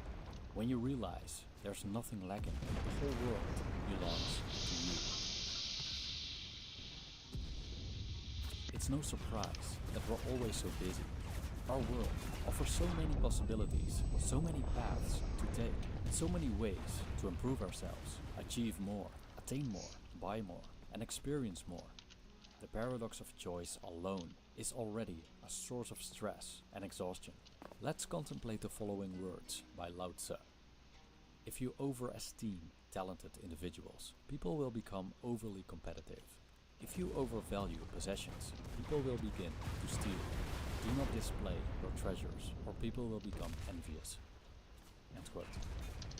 This simple verse illustrates the problem with our achievement society. First of all, we overesteem talent and accomplishment, so people behave accordingly. It's all about achievement. It's all about showing how great we are compared to others. Yes, people have become overly competitive in today's world. In almost everything, we find competition nowadays, be it in schools, workplaces, or social media. The common good isn't important anymore. It's about individual success and ego, as we have become entrepreneurs of ourselves. Can't we say the same thing about possessions? Aren't these the indicators of success we try to attain? The proof of being a successful achievement subject? People begin to steal, argues Lao Tzu, which is true, but not only that. People act in unethical, immoral ways to get what they want, kicking others down to get higher up. Needless to say, narcissism is prevalent. Being a narcissist pays. Also, Lao Tzu observed that showing off our material possessions makes people envious, which only attracts trouble and leads to more stress. The more wealth you possess, the harder it is to protect, he argued. If we want to let go of all these stresses, embracing simplicity may be a wise move. What if we're free from all these modern-day desires? What if we don't feel the need to self-optimize in so many different areas? How about not being well-rounded? How about not standing out? How about not being successful according to societal standards? How tranquil.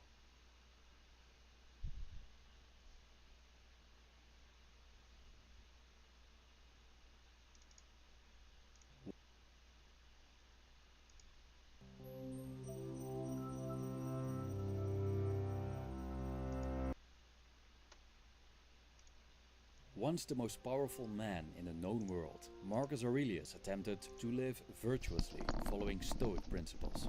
Unlike many Roman emperors, he did not indulge in the many pleasures he had access to, like getting drunk on wine and watching sadistic games in the Colosseum.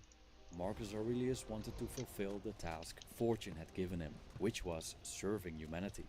So he cared deeply about fulfilling his purpose.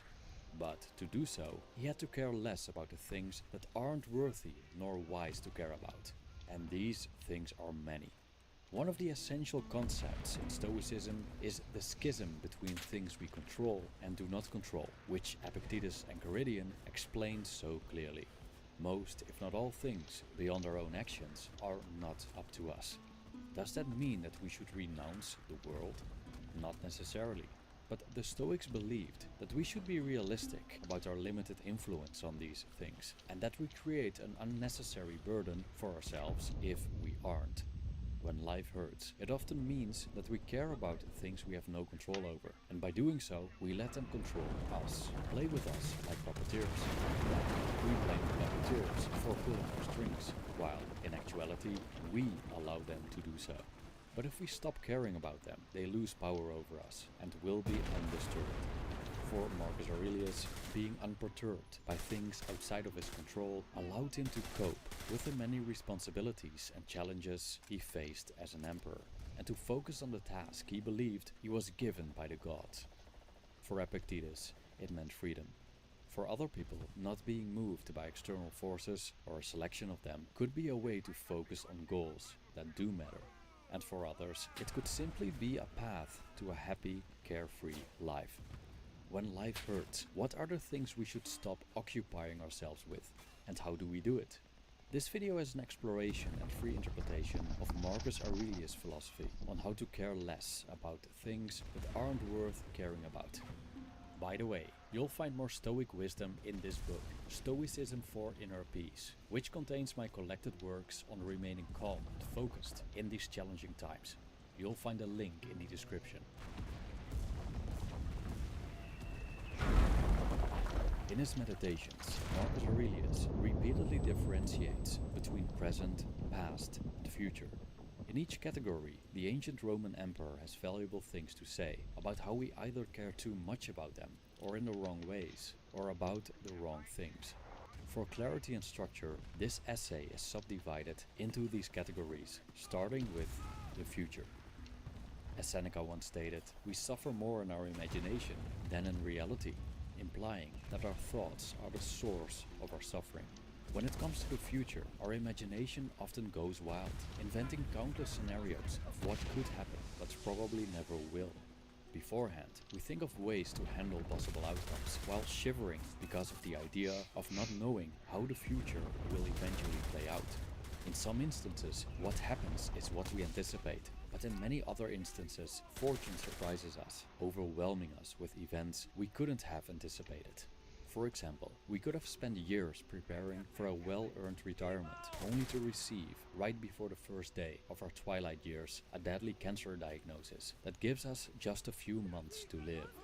The possibility of such events leads many to continuous worry. The best could happen, but the worst as well. And what if the Third World War breaks out? What if I lose all my money? Such adverse outcomes are very well possible, but as long as they aren't happening in the present, we cannot deal with them, as these events simply aren't happening. At least, not yet. They only exist in our thoughts. The future only bothers us because we think about it, as it does not exist outside the mind. Marcus Aurelius wrote that it's not the weight of the future pressing upon us, but that of the present alone. It's not the future that hurts us, but how we deal with it in the present. The misery of the future happens in the present. And ironically, it's not the future unfolding in the present, as when we encounter it, it's already present. The misery of the future is our worrying about it now. When we care too much about future events, life eventually begins to hurt as we suffer them in our imagination, letting them dictate our present. So what does Marcus Aurelius say about caring too much about the future? First, let's consider the following quote. Never let the future disturb you. You will meet it, if you have to, with the same weapons of reason which today arm you against the present. End quote. He pointed out that if he could cope with the present, he could also cope with the future. He told himself not to picture everything dreadful that could happen, but instead stick with the situation at hand. When he focused on the present, he realized he could bear it. If that's the case, why wouldn't he be able to handle what's yet to come? This attitude of all the fucking places you just have it fucking being right there. Fate, Holy but shit. then fortified with trust that we'll be able to get through it. 2. The past. Marcus Aurelius reminded himself of how fast no one's even existence in passes by and disappears whatever. beyond our grasp. Well, I'm the fucked. past, as the future, is a realm we cannot operate in. What's gone is gone, and unless we invent the time machine, we can't change anything about it. Marcus Aurelius stated, and I quote, "Remember that man lives only in the present, in this fleeting instant. All the rest of his life is either past and gone or not yet revealed.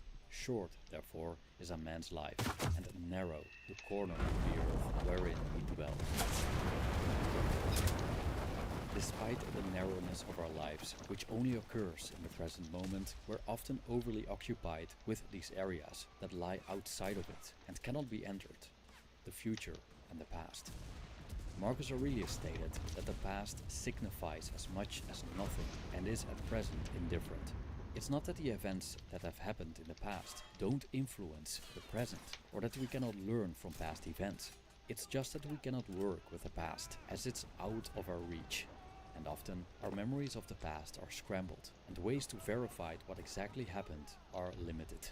We rely on recollections from personal perspectives and different viewpoints of ourselves and others. So the past is not only out of our reach, our remembrance of it is most likely inaccurate. Yet, we keep caring about past events, often repeating them in our minds, re-experiencing the pain they caused us. Some believe that by thinking about the past, we may have some control over it, but that's an illusion. The past is gone. All we try to control are our thoughts about something that's been flushed away, never to return. I wish I could have done this differently, many people say, but they wish for the impossible. Nothing can be gained from such thoughts, as they evoke desires we can never fulfill. Instead of focusing on the past events in themselves, Marcus Aurelius focused on his reaction toward them. We cannot control past events. Most likely, we also couldn't prevent them those are when friendly. they occurred in the present. But we can control how we position ourselves toward these events. Initially, we might consider the past unfortunate. We might have had difficult childhoods, or experienced the ending of friendships, or failed business ventures. But according to Marcus Aurelius, the nature of these events isn't so important. What counts is how we handle them. He stated, "It's unfortunate that this has happened. No, it's fortunate that this has happened, and I've remained unharmed by it, not shattered by the present or frightened of the future. It could have happened to anyone, but not everyone could have remained unharmed by it. Why treat the one as a misfortune rather than the other as fortunate? Can you really call something a misfortune that doesn't violate human nature? Or do you think something that's not against nature's will can violate it? But you know what its will is.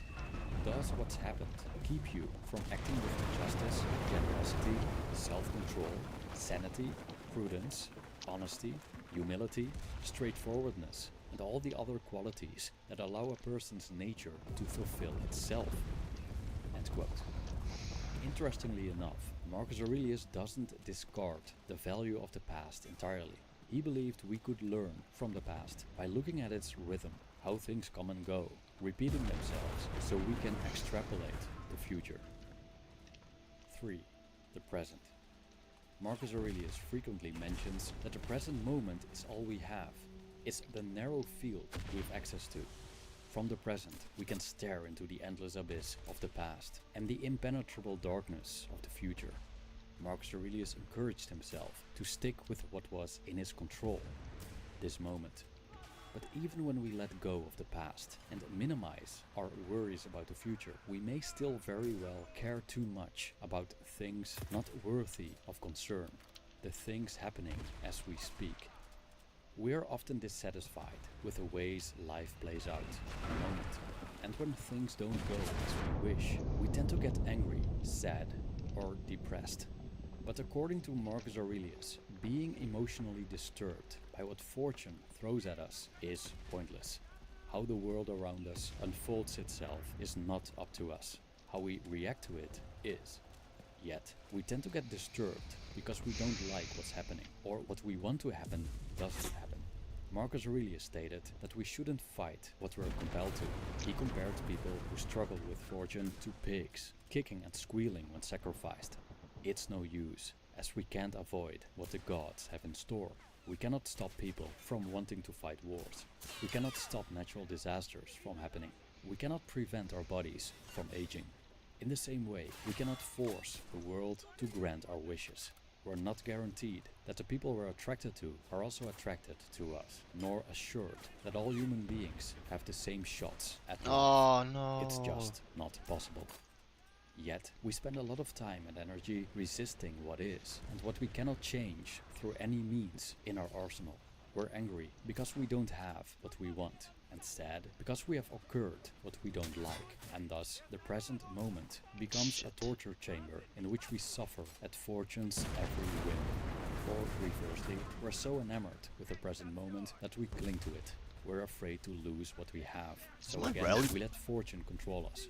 But from a total entanglement all around us, fleeting and ungovernable. Yeah, we're I was often about to say, is unable my to rally see point what's even truly still up up? to Well, I us, think our it is. I choices, think this one's mine. actions, and opinions. That might be. Yeah, I think it is. Fuck. Marcus Aurelius saw the law of nature as our master. If we run from it, or feel grief or anger about it, we're nothing more than deserters and fugitives. We must accept the ways of nature, embrace them, and focus on dealing with them, instead of wasting our energy being disgusted by or clinging to our circumstances. A way to accept the present, he wrote in the 7th book of his Meditations, arguing that we should focus on what we have, not what we lack, but with caution. I quote, "Treat what you don't have as non-existent. Look at what you have, the things you value most, and think of how much you would crave them if you didn't have them. But be careful. Don't feel such satisfaction that you start to overvalue them, that it would upset you to lose them." End quote. Nevertheless, accepting one's circumstances can be difficult, especially when we face significant hardships and life gives us lemons repeatedly. Can't we just have a break?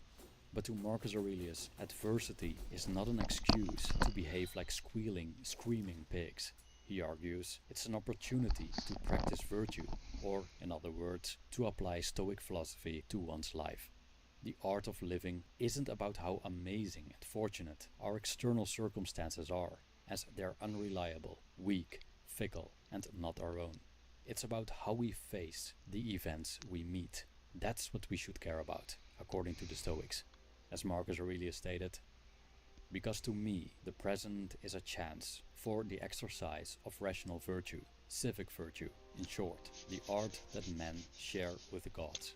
Both treat whatever happens as wholly natural, not novel or hard to deal with, but familiar and easily handled." Thank you for watching. No.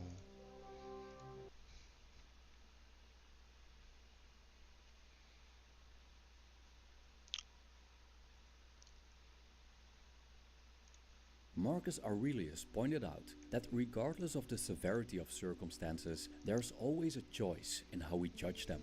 Choose not to be harmed, and you won't feel harmed. Don't feel harmed, and you haven't been, he stated. Marcus' instruction sounds easy, but it's difficult to apply if we don't understand what causes us to feel harmed, and when we don't have the wisdom to make a change. Luckily, the ancient Stoics provide this wisdom. In general, the amount of suffering that humans endure depends, for the most part, on the whims of fate.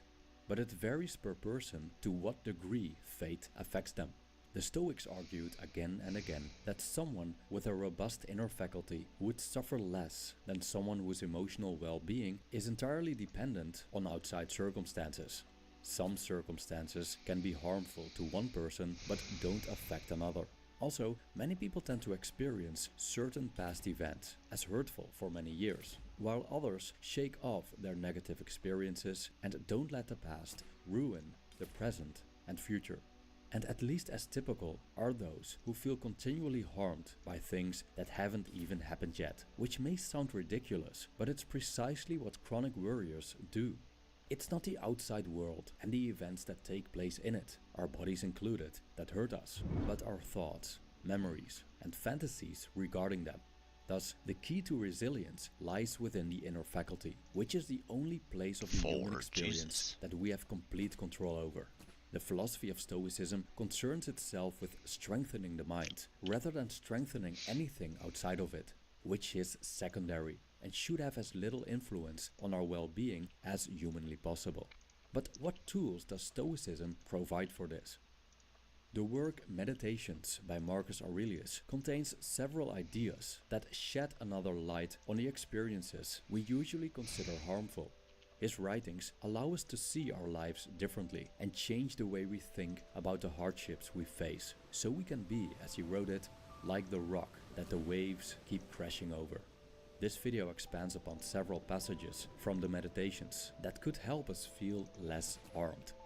By the way, you'll find more Stoic wisdom in this new book, Stoicism for Inner Peace, which contains my collected works on remaining calm and focused in these challenging times.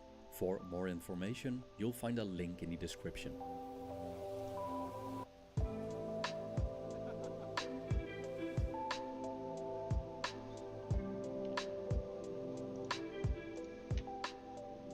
Marcus Aurelius called the mind the ruler of the soul. This assertion seems to be in line with Buddhist thought, as the historical Buddha stated that nothing precedes the mind. So ultimately, how we think decides how we feel. For example, if we experience physical pain, we can make it worse by fighting and resisting it. We can also generate fear on top of the pain, dwelling on the idea that our pain will never end or even worsens in the future. Eventually, our thinking may cause us more suffering than the bodily pain itself. Marcus Aurelius argued that our minds should be unstirred by agitations of the flesh, gentle and violent ones alike. What he precisely meant by agitations of the flesh remains unclear, but it seems that this passage is about physical pain and the role of the mind in experiencing it. The idea of injuries to the body, for example, is terrifying for most people, and we generally go to great lengths to avoid such physical pain. Unfortunately, life gives us no guarantees that we will never incur it. It's plausible that we experience painful illnesses, accidents, and become victims of violence at some point in our lives. For the most significant part, this is not in our control. But, according to Marcus Aurelius, nothing happens to anyone that he can't endure. Even though pain is an inevitable part of human life, we have a choice whether or not we experience additional pain on top of what the outside world imposes on us. The amount of extra pain we experience depends on our judgment.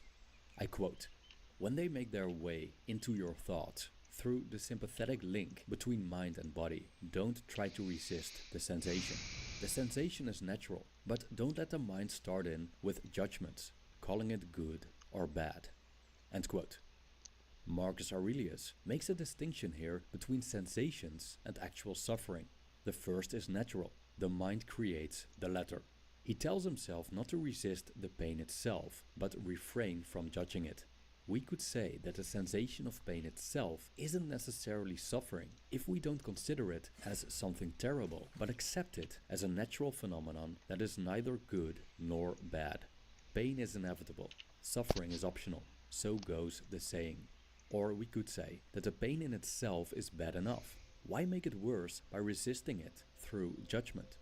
I quote, "Let the part of you that makes that judgment keep quiet. Even if the body it's attached to is stabbed or burnt or stinking with pus or consumed by cancer. Or to put it in another way, it needs to realize that what happens to everyone, bad and good alike, is neither good nor bad. That what happens in every life, lived naturally or not, is neither natural nor unnatural." End quote. Even though Marcus Aurelius wrote about the agitations of the flesh, we can apply his reasoning to other forms of pain as well. Whenever we feel hurt, for example by an insult, it's not the insult itself that hurts us, but the way we judge it. Our beliefs cause our judgments. When we believe that no one has the right to insult us, then we'll experience agitation when it happens nonetheless. But if we think that receiving insults is part of associating with humans and that we can't control what other people do or say, we're less likely to feel harmed by them. Marcus Aurelius stated that we don't find harm within anyone else's mind, not in the shifts and changes of the world. We find it in our capacity to see it. Some people live in a continual conflict with the world around them. They seem to be affected by virtually everything they encounter. The news, the neighbors' affairs, and what's happening at work. Such people can't stop complaining about what's wrong with the world. And, in extreme cases, they have convinced themselves that they are better off dead than living in such a miserable place called Earth. If we live in continual conflict with the world, our beliefs are probably not in line with reality. In many cases, they oppose them. So, if we want to end this ongoing conflict with our environment, we have to change our beliefs. An excellent way to start is to stop asking so much of the world. In fact, in Meditations, Marcus Aurelius argues against asking the impossible, calling it a crazy thing to do. We cannot expect what cannot be delivered. And one thing that's certain about asking the impossible is that it's a strategy doomed to fail. Yet, often in subtle ways, we seem to ask the impossible all the time, as we wish for things to happen in ways that are unrealistic and not aligned with the nature of the world. So-called empty optimists are prone to this. Their optimism makes them hopeful and confident about the future when there's hardly any ground for it. Confidence and hope aren't bad things in themselves, but if they're not in line with reality, then disappointment is the logical consequence. Expecting good fortune alone is asking the impossible. Wishing never to become sick, never be insulted, never be ridiculed is asking the impossible. We have as much control over these things as a rock controls the waves crashing on it. For the mind that expects too much, life is continually at fault, as reality never satisfies. Marcus Aurelius repeatedly points to providence. From a Stoic point of view, providence means that nothing happens what nature has not intended. So everything we perceive as defects is intentional, and therefore exactly how it should be. Dishonest, arrogant, ungrateful, jealous, and shameless people are part of this world. Just like vice, virtue, happiness, sadness, good and evil. Wishing otherwise would be a wish against nature itself. I quote, "When you run up against someone else's shamelessness, ask yourself this: is a world without shamelessness possible? No. Then don't ask the impossible. There have to be shameless people in the world. This is one of them. The same for someone vicious or untrustworthy or with any other defect." End quote. As long as there's life, there will be illness and death. As long as there are people, there will be those with defects. Not asking the impossible means stop trying to change the universe. We can't do it, no matter how much we try. The universe always wins. If we accept this, we'll see the value in lowering our expectations. And if we stop wanting things to happen as we wish, but wish for them to happen as they do happen, is there anything left that can harm us?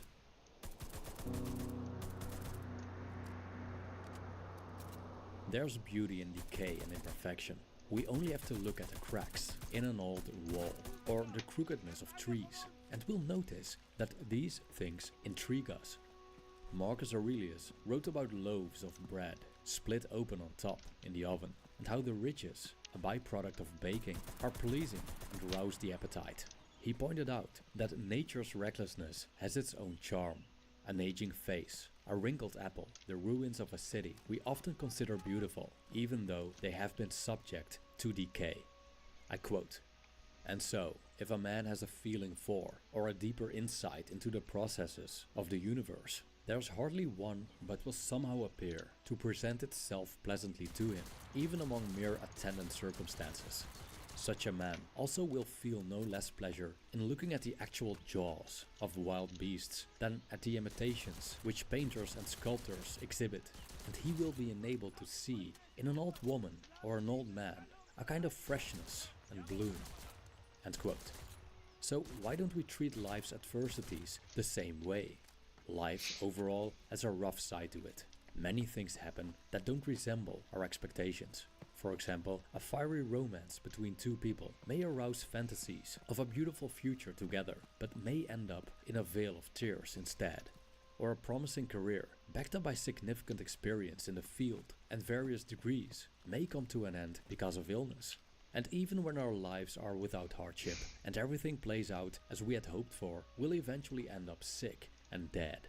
So we could spend our lives resisting the ugly and be miserable when we experience it, but it's still part of the game. Oftentimes, it's adversity, not prosperity, that rouses creative people like writers, filmmakers, painters, musicians, and poets to bring about creations that attract attention. Instead of detesting adversity, we could develop an appreciation for it, like we accept the ridges as part of the bread, as much as the bread itself. The ugly always accompanies the beautiful. And if we only want the latter and detest the former, we deny nature as a whole. But if we learn to welcome misfortune as much as a stroke of luck, we're less shaken when life gives us lemons. Moreover, we can almost always find some good in the worst of circumstances. Misfortune can inspire us, remind us of our fragility, change our perspective on life, and lead us to become more compassionate to others. If we see beauty in whatever overcomes us, fate will hardly ever harm us. When our judgments work against us, we suffer. As outside circumstances are beyond our control, we add value to things that we don't have power over by judging them. As a consequence, something that is not up to us can decide how we feel. So when something that we consider unfavorable enters our lives, we feel bad. And when something that we find desirable leaves us, we feel bad as well. The stronger our judgments are, the more vulnerable we become to the whims of Fortuna, the unpredictable goddess of luck, chance, and fate.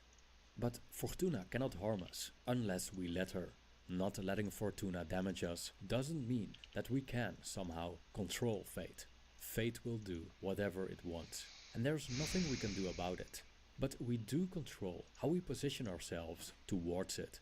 We can resist it, or we can embrace it. We can accept what Fortuna provides us with, no matter how unfortunate. Or we can be angry and bitter about it. Or we can see the beauty in it.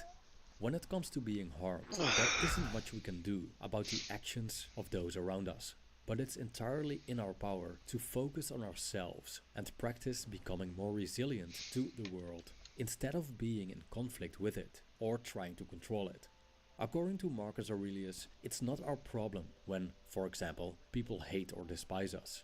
It's their problem. Our task is to stay equanimous when facing these people and not being swept away by their malice. And so we can look at any misfortune that's thrown our way. From a Stoic perspective, adversity in itself isn't harmful to our sense of well-being. It's only harmful if we let it be. Hence, choose not to be harmed, and you won't feel harmed. Don't feel harmed, and you haven't been. Thank you for watching.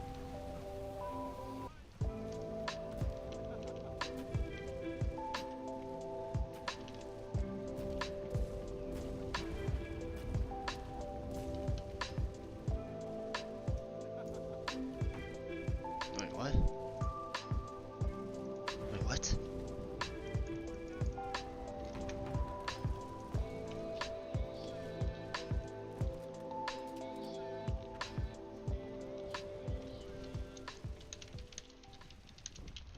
Stoicism, we know that Chrysippus played an important role in systematizing Stoicism, turning it into a complete and comprehensive system that you could study as a whole.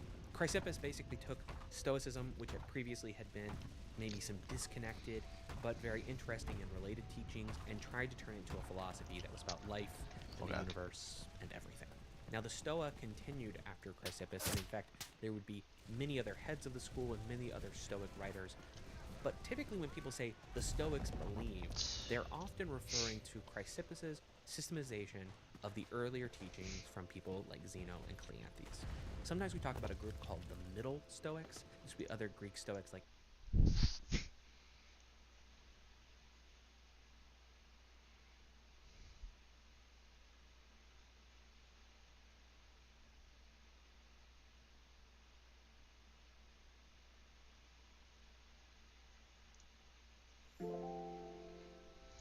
We often hear of remarkable people who, through dedication and practice, seem to become one with their craft.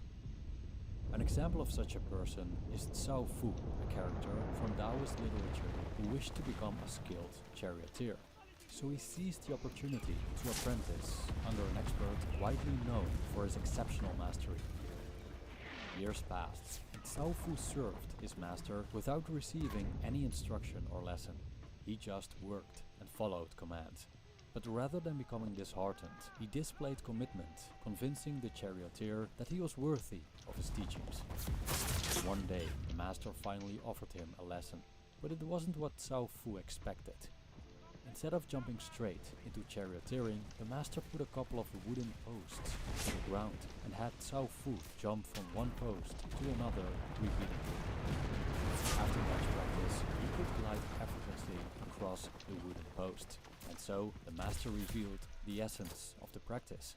It wasn't just about strength or skill, but about a union of intention and action.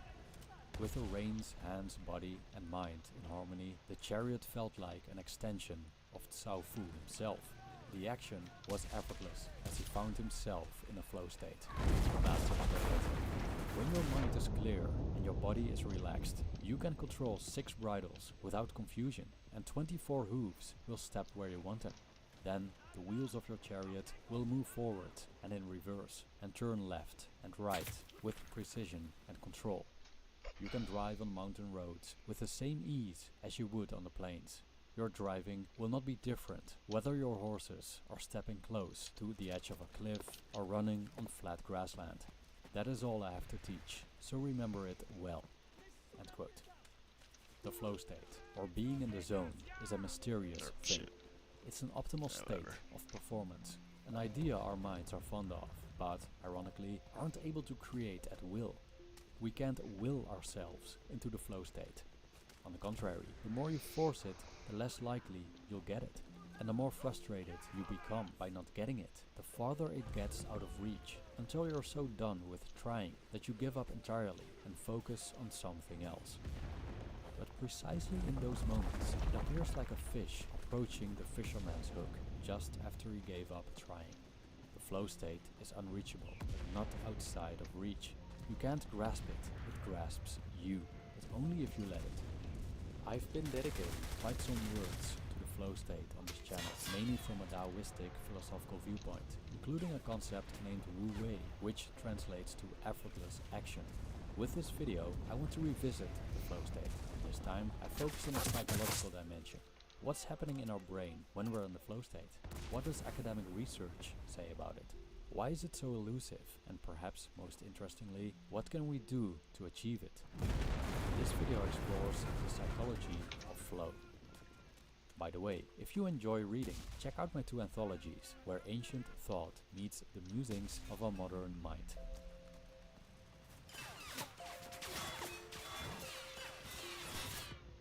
Let's begin with a personal story. As far as I remember, I've been an overthinker and overanalyzer. A significant part of my life I've spent in my head, analyzing, daydreaming, contemplating the past and future, not paying attention to the present moment. Now, I only recently learned how to drive a car, which was probably one of the most challenging things I ever had to learn. My driving instructor told me that my thinking is my greatest enemy when learning this skill. I overthink and analyze a lot, which interferes with my driving. After much practice, I finally got my license. As I've been driving for a while now, I noticed that when I'm too much in my head, I get a bit anxious when it's busy on the road and I drive more nervously. But often, all of a sudden, it's like I'm one with my car, the road and other traffic, as if the crowded highway is one giant organism I'm part of. In those moments, I experience the flow state. When contemplating the flow state during driving, I immediately think about a recent trip with my mom and sister to the Ardennes, a forest region in Belgium and Luxembourg, extending into France and Germany with hills, ridges and rivers, only a few hours away from the flatlands I come from. When you're used to everything being as flat as a pancake, because that's what's happening in most of the Netherlands, driving in the hills is a slightly different ballgame. The first thing I noticed is that my car responds differently to going up a mountain compared to descending one, which is the most basic physics. However, for some reason, it startled the Dutch operating system in my brain, which has no software installed dealing with elevations in its environment. This was my baptism of fire, my first time driving abroad on a different terrain. At the beginning of the trip, I felt slightly anxious. I was about to expand my comfort zone. I tried to plan, analyze and sort out all possible scenarios in my head. I wanted to impress my mother and sister with my driving skills. I was a bit worried about the Belgian roads that are notoriously bad and about not understanding the traffic rules of our southern neighbors. So I was driving and driving, passing the city of Eindhoven, crossing the Limburg province toward the border, when dark clouds, thunder and lightning began to appear all around us. It was raining cats, dogs, Democrats, Republicans and Eurosceptics. I could barely see the driver before me, let alone check what was happening 100 meters ahead. My baptism of fire became a baptism of lousy weather and a ridiculously chaotic highway. I remember that moment pushed me into the present. I had no choice other than to ignore all discursive thoughts and drive. I stopped trying to drive well and just drove well without even intending to drive well. This sounds paradoxical, because it is. When my desire to drive well ceased, I actually began to drive well. What started as this overanalyzing the lore of desperation became an effortless and unexpectedly delightful experience. Mountain sights and curling highways came and went. Cars and trucks overtook me, and I overtook them, as if we were bees, a swarm sharing a common conscience, almost as if something greater than ourselves diligently orchestrated the spectacle of traffic driving between Liège and Namur. Oh, and the Belgian roads were pretty good, especially in the Ardennes. What baffled me was how euphoric it all felt. Just being there, one with the highway, the traffic, the car. And the deeper I fell into this state, the more that anxiety became something alien, something far away, unable to touch me. Looking back on my experience, I couldn't believe that it went so well. It was weird, considering how dangerous driving is, to have felt as comfortable behind the wheel as sitting on a couch watching Netflix while continually paying attention to the highly unpredictable and fast changing. But any attempt to analyze and sort out what constituted my effortless driving and how I did it didn't generate any satisfying answers. I remember my driving instructor saying before my exam, "You can drive, you learned it." It's a simple statement, but profound. When we practice something and practice well and long enough, the things we learn reside within us. They become part of us. So most of the time, it's not a matter of consciously applying what we've learned. It's more about removing the intellectual blockages, getting out of our own ways, so to speak, to allow these abilities to arise. The flow state is elusive, an enigma of the mind, or perhaps from beyond the mind. Yet, there have been people who attempted to unveil its mysteries, to find out how it works and what triggers it. So how does it work? The remainder of this video touches upon research and literature exploring the psychology behind the flow state and how we can arouse it. One of the leading experts on the flow state is Mihai Csikszentmihalyi, a psychologist and university professor who wrote a book named Flow, which became a bestseller. To maintain the flow of this video, I'll just call him Mihai. Mihai reveals that what makes an experience genuinely satisfying is a state of consciousness called flow. Mihai defines the flow state as being engaged in an activity that is both challenging to one's skill level and intrinsically rewarding. In the flow state, we tend to experience intense and focused concentration on the present moment, loss of reflective self-consciousness, a merging of action and awareness, and even an altered sense of time. It's what constitutes an optimal experience, as he describes in his book. It's what a sailor holding a tight course feels when the wind whips through her hair, when the boat lunges through the waves like a colt, sails, hull, wind, and sea humming, and a harmony that vibrates in the sailor's vein. It is what the painter feels when the colors on the canvas begin to set up a magnetic tension with each other, and a new thing, a living form, takes shape in front of the astonished creator. End quote. He also noticed that such events of optimal experience do not depend on external circumstances. People in horrible conditions, such as imprisonment in concentration camps, have reported these optimal experiences, or flow states, as well. In fact, according to Mihai, the flow state occurs when someone voluntarily stretches his body or mind to its limits to accomplish something difficult and worthwhile. So these moments aren't necessarily pleasurable or comfortable. Think about running a marathon or being at the height of a battle in a computer game, wholly immersed in it. These moments take a toll on one's body and mind, yet embody the optimal experience or flow state. But we often hijack the flow state by what Mihai calls psychic entropy, a state of inner disorder and chaos in the mind. It's the opposite of the flow state. Instead of being focused, our attention is scattered. Instead of operating in the present moment, we're all over the place, lingering in the past, worrying about the future. Instead of action and awareness being merged, they are apart from each other, separated by an information overload. In a state of psychic entropy, generally not much gets done, and what gets done goes less than smoothly. Mihai stated, Whenever information disrupts consciousness by threatening its goals, we have a condition of inner disorder or psychic entropy, a disorganization of the self that impairs its effectiveness. Prolonged experiences of this kind can weaken the self to the point that it is no longer able to invest attention and pursue its goals. End quote. Psychic entropy can have different causes. There could be too many distractions. For example, you're working on an essay while your WhatsApp web application runs in the same browser and Instagram messages are coming in while listening to a podcast with the television on in the background. These are constant interruptions of information that create a sense of chaos in the mind. Similarly, multitasking can also cause psychic entropy, as doing too many things at once scatters one's attention. Another cause is interpersonal conflict, as it generally occupies the mind. We tend to repeat arguments and imagine confrontations, which takes our focus away from engaging in constructive and enjoyable tasks.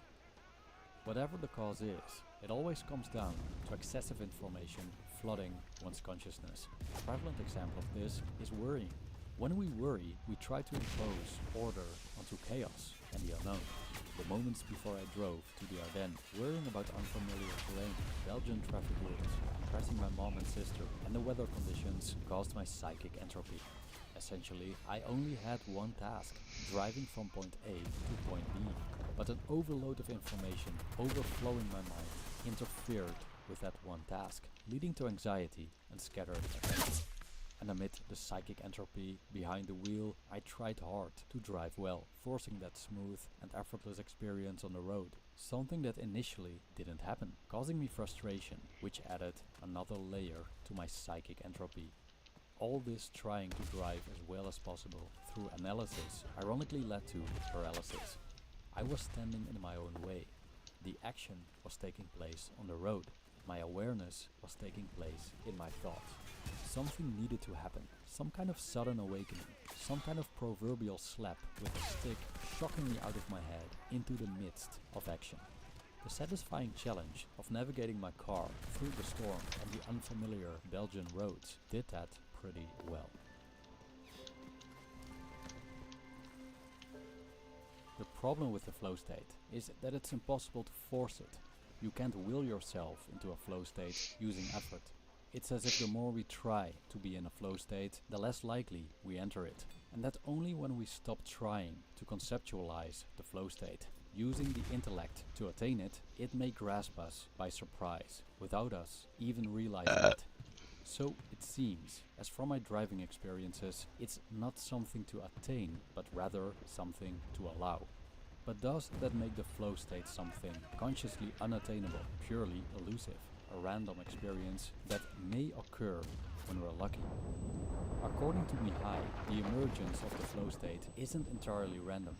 He noticed that there are conditions for the optimal experience or flow state. The conditions become apparent when we engage in what he calls flow activities, such as sports, rituals, art, and I would say gaming as well. These activities are designed to make flow experiences easier to achieve, according to Mihai, as they facilitate the conditions that trigger the flow state. Flow activities have rules and clear goals to attain, and they provide immediate feedback. We have a sense of control over these activities and can track our progress. But all flow activities have one thing in common. A transformation of the self takes place by making it more complex. With complex, Mihai means the development of skills, experiences and knowledge. For example, mastering rock climbing or painting. Flow happens when such transformation takes place. Mihai distinguishes two non-optimal states in this diagram, anxiety and boredom. Anxiety occurs when one's skill level is too low for the activity in question. Boredom occurs when the activity is too easy for one's skill level. Hence, there's hardly any fun in playing Age of Empires 4 against a complete noob as a gold rank player, which is an average skill level. So the match will likely be a boring one. No transformation takes place, as there's no challenge and no opportunity for growth. But playing against a level 2 conqueror isn't fun either, because there's such a discrepancy in regards to skill level that the average player doesn't stand a chance. When the activity means just being repeatedly obliterated by a vastly superior opponent, a flow state won't likely occur. Therefore, playing against players of around the same skill level, preferably slightly above, is optimal. However, when one's skill increases, it's important to keep playing with matching opponents to prevent boredom. So there should be a balance between challenge and skill level. A caveat is that the experience of challenges, competition and progress is subjective. Some people need more challenge than others, and different people experience the flow state in different activities. My sister, for example, finds her flow state during rock climbing, but not in writing essays, which is where I experience it. So, for a significant part, where one's flow state lies is personal. After all, the flow state doesn't seem so mysterious. It's actually quite logical. It's a consequence of certain conditions, as a dish is the consequence of a recipe. The flow state while driving was a fortunate coincidence of external and internal ingredients. Now, the question remains, what can we consciously do to achieve the flow state? When the poet becomes the poem, the driver the drive, and the painter the painting, that's the flow state. It's when trying has ceased and the conscious desire for optimal performance or outcome has waned. It's when the mind has stopped telling you what if, why, when, and even how. It's when, as Taoist philosopher Zhuangzi stated, perception and understanding have come to a stop and spirit moves where it wants. It happens when you stop trying, and when you stop trying, it happens. Crave for it painfully and it will elude you. Forget it and enjoy what you're doing and it appears. There's no direct way of catching it, but when the conditions are there, it may actually come. So how can we create these conditions? Here are some practical tips derived from Mihai's work. Do something you enjoy. Find your challenge skill balance. Set clear goals. Make sure you get immediate feedback. Focus on the task at hand and thus let go of planning, worrying or ruminating about the past. Go all the way into whatever you're doing. When it comes to the focused part, there are several things we can do to enhance that, such as mindfulness and meditation. Rituals and warm-up routines can help too.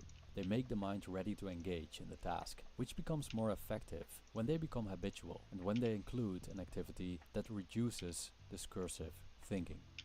Near the end of his book, Mihai says that the forms of psychic entropy that currently invade the mind and causes so much anguish are likely to have been recent invaders of the mind. They are products of a vastly increased complexity in society, culture, and our minds. In simpler times, humans were closer to animals in terms of flow. There was the occasional psychic entropy in times of danger, hunger, or pain. But overall, we were free from the worries brought about by the complex societies of today. Is there a way back to such a simple mode of existing? It would be very difficult and almost impossible to operate in today's world. Thus, the challenge we face is to return to what is, in essence, a more primordial, harmonious mind state in the face of our highly complex, modern environment. Solitude, therefore, can help achieve flow, according to Mihai. I mean, let's face it, solitude allows us to turn away from the world, at least for a while, especially if we disconnect from certain media outlets. The constant flow of information, the noise of catastrophizing media, the warped showcasing of people's lives, and the consumeristic ideals of what you should own and do with your time are significant birthplaces of distraction. Hence, for some activities and some individuals, solitude is essential. So, what do you think? What triggers the flow state within you? And what prevents you from having it? Please let us know in the comments. This often leads to interesting discussions. If you're interested in a more philosophical view on the flow state, I recommend that you watch my older video, The Philosophy of Flow, which explores the flow state from a Taoistic point of view. Thanks for watching.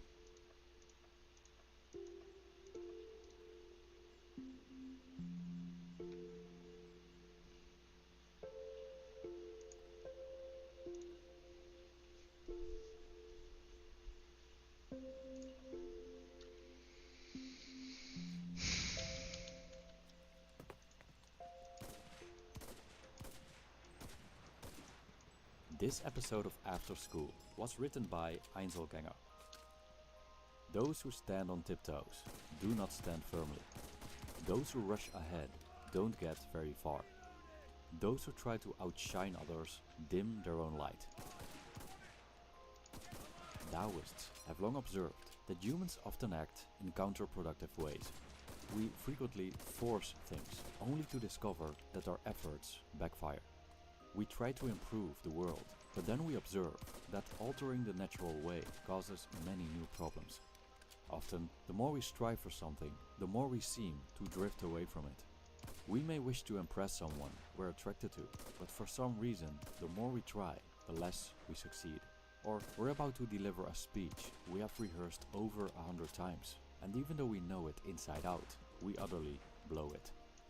In such cases, our knowledge and abilities aren't the problem. We know sufficient, we have practiced enough to perform. The problem arrives when we get in our own way. It's the mind that tries too hard to control the situation, to analyze and intellectualize, that salts our game. A curious Taoist sage, Lao Tzu, was aware of the human quirk of getting so lost in their intellectual prisons that they forget the natural way. And so they force and strive, swimming against the stream, sometimes ending up further away from their goals than when they started. So what if we stopped trying so hard and found a different, more effortless way of getting things done? This video explores Lao Tzu and the art of not trying. Lao Tzu is the most well-known Taoist sage, although there's no proof that he ever lived. If he did, it should have been somewhere around the 5th and 6th century BC, which makes him a contemporary of Confucius. Nevertheless, the legendary Chinese philosopher wrote a masterpiece called Tao Te Ching, which many consider the primary Taoist scripture. The Tao Te Ching is a mysterious piece of art. Not only is there no consensus on when exactly it was written, but the existence of its author remains disputed. Nevertheless, one thing is sure: the profundity of this work has left its mark on humanity to this day. It's also worth noting that the Tao Te Ching ranks among the most translated works in world literature. Lao Tzu seemed to have written this text as a manual for a ruler. For a significant part, it's about governing people and being a good leader, mainly by letting people govern themselves. It discusses themes like trust and oppression, moderation and excess, and humility and pride, qualities that make or break you as a ruler, but also as a human. Lao Tzu speaks of the value of trusting instead of trying to control everyone and everything, taking the lower position instead of trying to dominate, and being flexible instead of rigid. In short, poetic phrases, he makes his message clear. He wrote, for example, "Those who are stiff and rigid are the disciples of death. Those who are soft and yielding are the disciples of life. The rigid and stiff will be broken. The soft and yielding will overcome." End quote. Yet at the heart of his teachings lies a pivotal concept, the mysterious, all-encompassing force called Tao. The essence of Taoist philosophy is living in harmony with the Tao, also called the Way. So what is the Tao? Lao Tzu clarifies that we cannot know the Tao, at least not intellectually. Our understanding of it only goes as far as the limitations of our perception. The true nature of the Tao remains a mystery. Moreover, according to Lao Tzu, the Tao we speak of isn't the real Tao. Hence, the famous opening of his work goes like this: "The Tao that can be described is not the eternal Tao. The name that can be spoken is not the eternal name." End quote. So, if the true Tao always eludes us, what can we actually know about it? The Taoist philosophers emphasize over and over again that the true Tao is an overarching force beyond our comprehension, which the senses cannot perceive. The Tao drives everything and governs the universe. It's behind all we perceive, doing its work, never rushing, always getting things done. It's a force of immense depth. We can't control it. We can only move with it or against it. Living in harmony with the Tao is the ultimate goal of a Taoist sage. But how does he pull this off? Lao Tzu doesn't provide a practical guide on living in agreement with the Tao. However, his lyrical writings contain many clues that point to achieving stillness of mind, being receptive instead of controlling, and a curious concept known as non-action or effortless action. The latter is quite paradoxical, as not acting and not doing imply passivity. But from a Taoist viewpoint, that's not the case at all. According to Lao Tzu, for those who practice not doing, everything falls into place. So how can we achieve something by not doing? How can we act effortlessly and still get everything done? The answer? Wu Wei. The Chinese concept of Wu Wei, or not doing, is central to Taoism. It can be translated as non-action, effortless action, or the paradoxical action of non-action. Wu Wei is multifaceted. There are different forms of non-action. Lao Tzu's writings embody Wu Wei. He teaches softness over hardness, allowing over forcing, and flowing along over striving. He wants us to stop trying so hard, stop pushing beyond nature's limits, and use the Tao to our advantage by going along with it instead of fighting it. Practicing Wu Wei aligns us with the Tao. Take, for example, the idea of non-intervention. Lao Tzu speaks about this concept, which particularly applies to the ruler. Instead of ruling by trying to control and dominate, a ruler should trust and allow as many processes as possible without unnecessary intervention. The world and its people are largely self-governing. If he intervenes too much, he disrupts the natural flow and things only worsen. We can also see this with overly controlling leaders. Their efforts may stem from a desire to do well, but their constant meddling is often counterproductive. Lao Tzu wrote that great leaders lead from a place of non-action. They only act when necessary. They trust in the process. They let nature do its work. Many problems simply solve themselves. Many things fall into place without intervening. Imagine how much time and energy such an attitude saves. Lao Tzu wrote, "Do you want to rule the world and control it? I don't think it can ever be done. The world is a sacred vessel, and it cannot be controlled. You will only make it worse if you try. It may slip through your fingers and disappear." End quote. Non-action also shines through when Lao Tzu talks about the futility of fixed knowledge and rigid moral code. We often try to be good based on predetermined ideas of goodness, or achieve success as societal standards dictate. But what are goodness and success really? Can we, for example, speak of definitive concepts of good and evil in a complex and ever-changing universe? Trying to impose good upon the world often makes things worse. Alan Watts, a fervent scholar of Taoism, once pointed out that the goody-goodies of society are the biggest troublemakers. Their must-save-the-world attitude often disrupts the natural course, simply because they seek to enforce artificial ideas on what's good and evil, which may not align with the nuanced realities of life. Another form of Wu Wei is the idea of effortless action, also called being in the zone, referring to a free-flowing spontaneity during which one merges with the act. Dr. Wu Lin Chong, philosopher and sinologist, explains her interpretation in a Dutch book about Taoist philosophy, emphasizing the element of emptiness or openness. She describes the essence of practicing Wu Wei as follows, and I quote, "And so the whole practitioner is able to, from the clarity of his egoless center, observe all relevant forces in a certain situation in their being, undistorted, so that he can respond to them flawlessly." End quote. From this viewpoint, Wu Wei is not just about letting go, going along with the flow of nature, allowing the universe to do its job. It's a much bolder move, for which we need a lot of courage. We must be brave enough to escape our intellectual prisons of assumptions, concepts, and categories, and engage with the world as it presents itself. The sage must become what Lao Tzu called an uncarved block, which is a simpler, undistorted state of being. As uncarved blocks, we can engage in what Dr. Wu Lin Chong describes as this ultimately separate, responsive way of action from a crystal clear openness in yourself, one with the breathing of the cosmos. So how does this work in practice? The importance of escaping our intellectual prisons is especially true for effortless action. In the flow state, we tend to experience intense and focused concentration on the present moment, loss of reflective self-consciousness, a merging of action and awareness, and even an altered sense of time.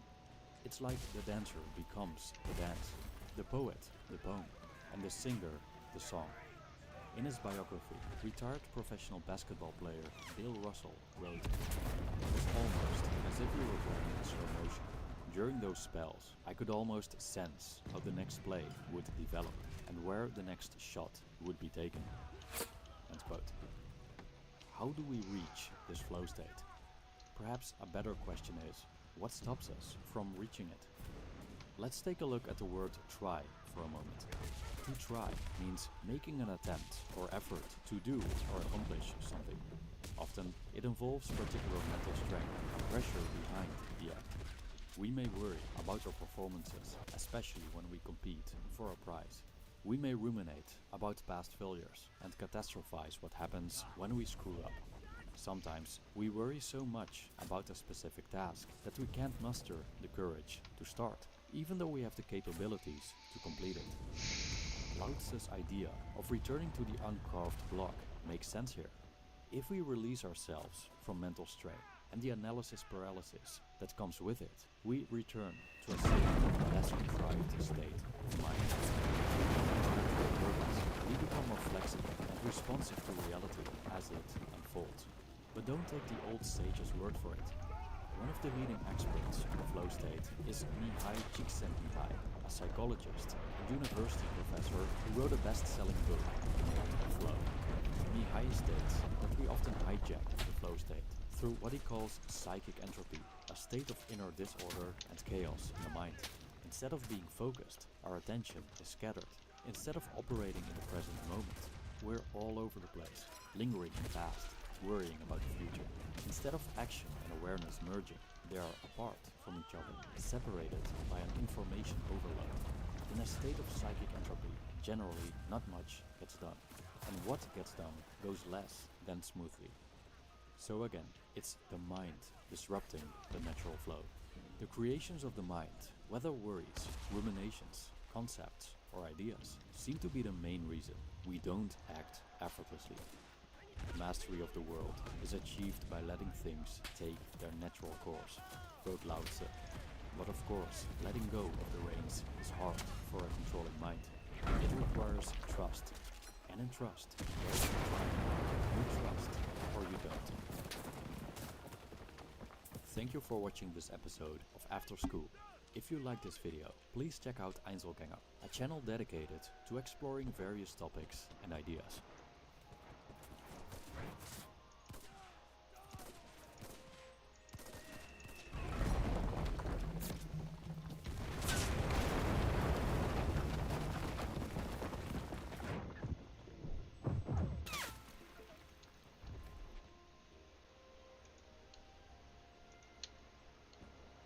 If you like scary video games, then you've probably heard of a recent indie title known as Lethal Company. And if you haven't, all you need to know is that one guy who is best known for making Roblox games decided to make a standalone game, and it outsold Call of Duty. The game consists of you and 3 of your friends, or at least strangers who hopefully know how a microphone works, traveling to distant moons across space in the far future in order to retrieve scrap and feed some kind of massive beast.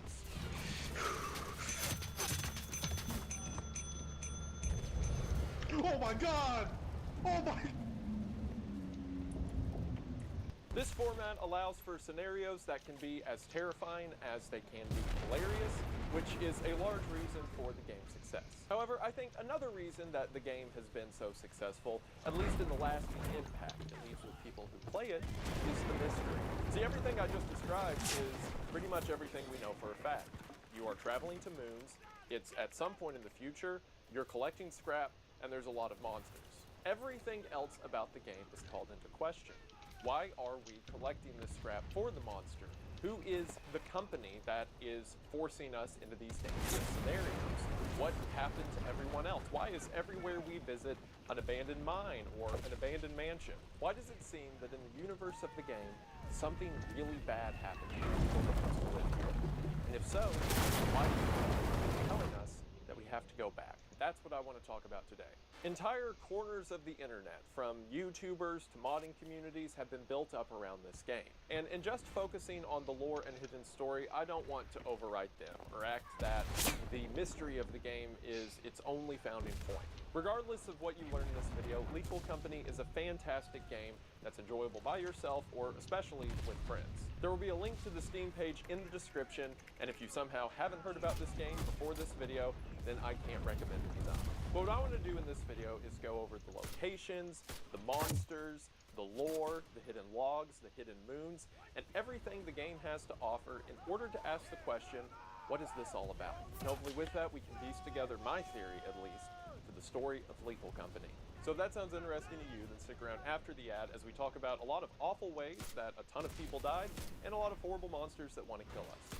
Which, if you're subbed to this channel, you're probably into for some reason.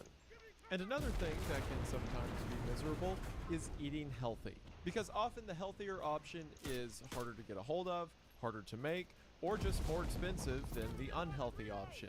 Which, as someone who watches YouTube videos, I'm sure you're all too familiar with. But that's where today's sponsor, Factor, is here to help. Factor makes meeting your nutrition goals easier than ever by delivering fresh, never frozen, dietitian-approved meals right to your door. That's because Factor's easy-to-make meals are ready in just 2 minutes, and you can choose from a weekly menu of 35 options, including popular options like Calorie Smart, Keto, Protein Plus, or vegan and veggie diets. Factor allows you to skip the grocery stores, the cooking, the prep work, and instead you just get chef-crafted, dietitian-approved meals that are as tasty as they are good for you. Because unlike other microwavable options, Factor's food tastes the way food is supposed to. You know, real. And with such a variety of meal options, I'm sure you'll find something you'll love.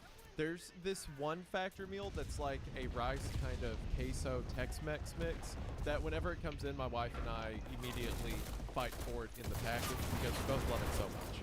And on top of that, Factor's very flexible, kind of like that guy. And you can change your plans each week to get 4 to 18 meals per week, or pause or reschedule your deliveries at any time. And on top of that, you can get meal add-ons like breakfast, on-the-go lunch, snacks, and beverages. Really, BRB.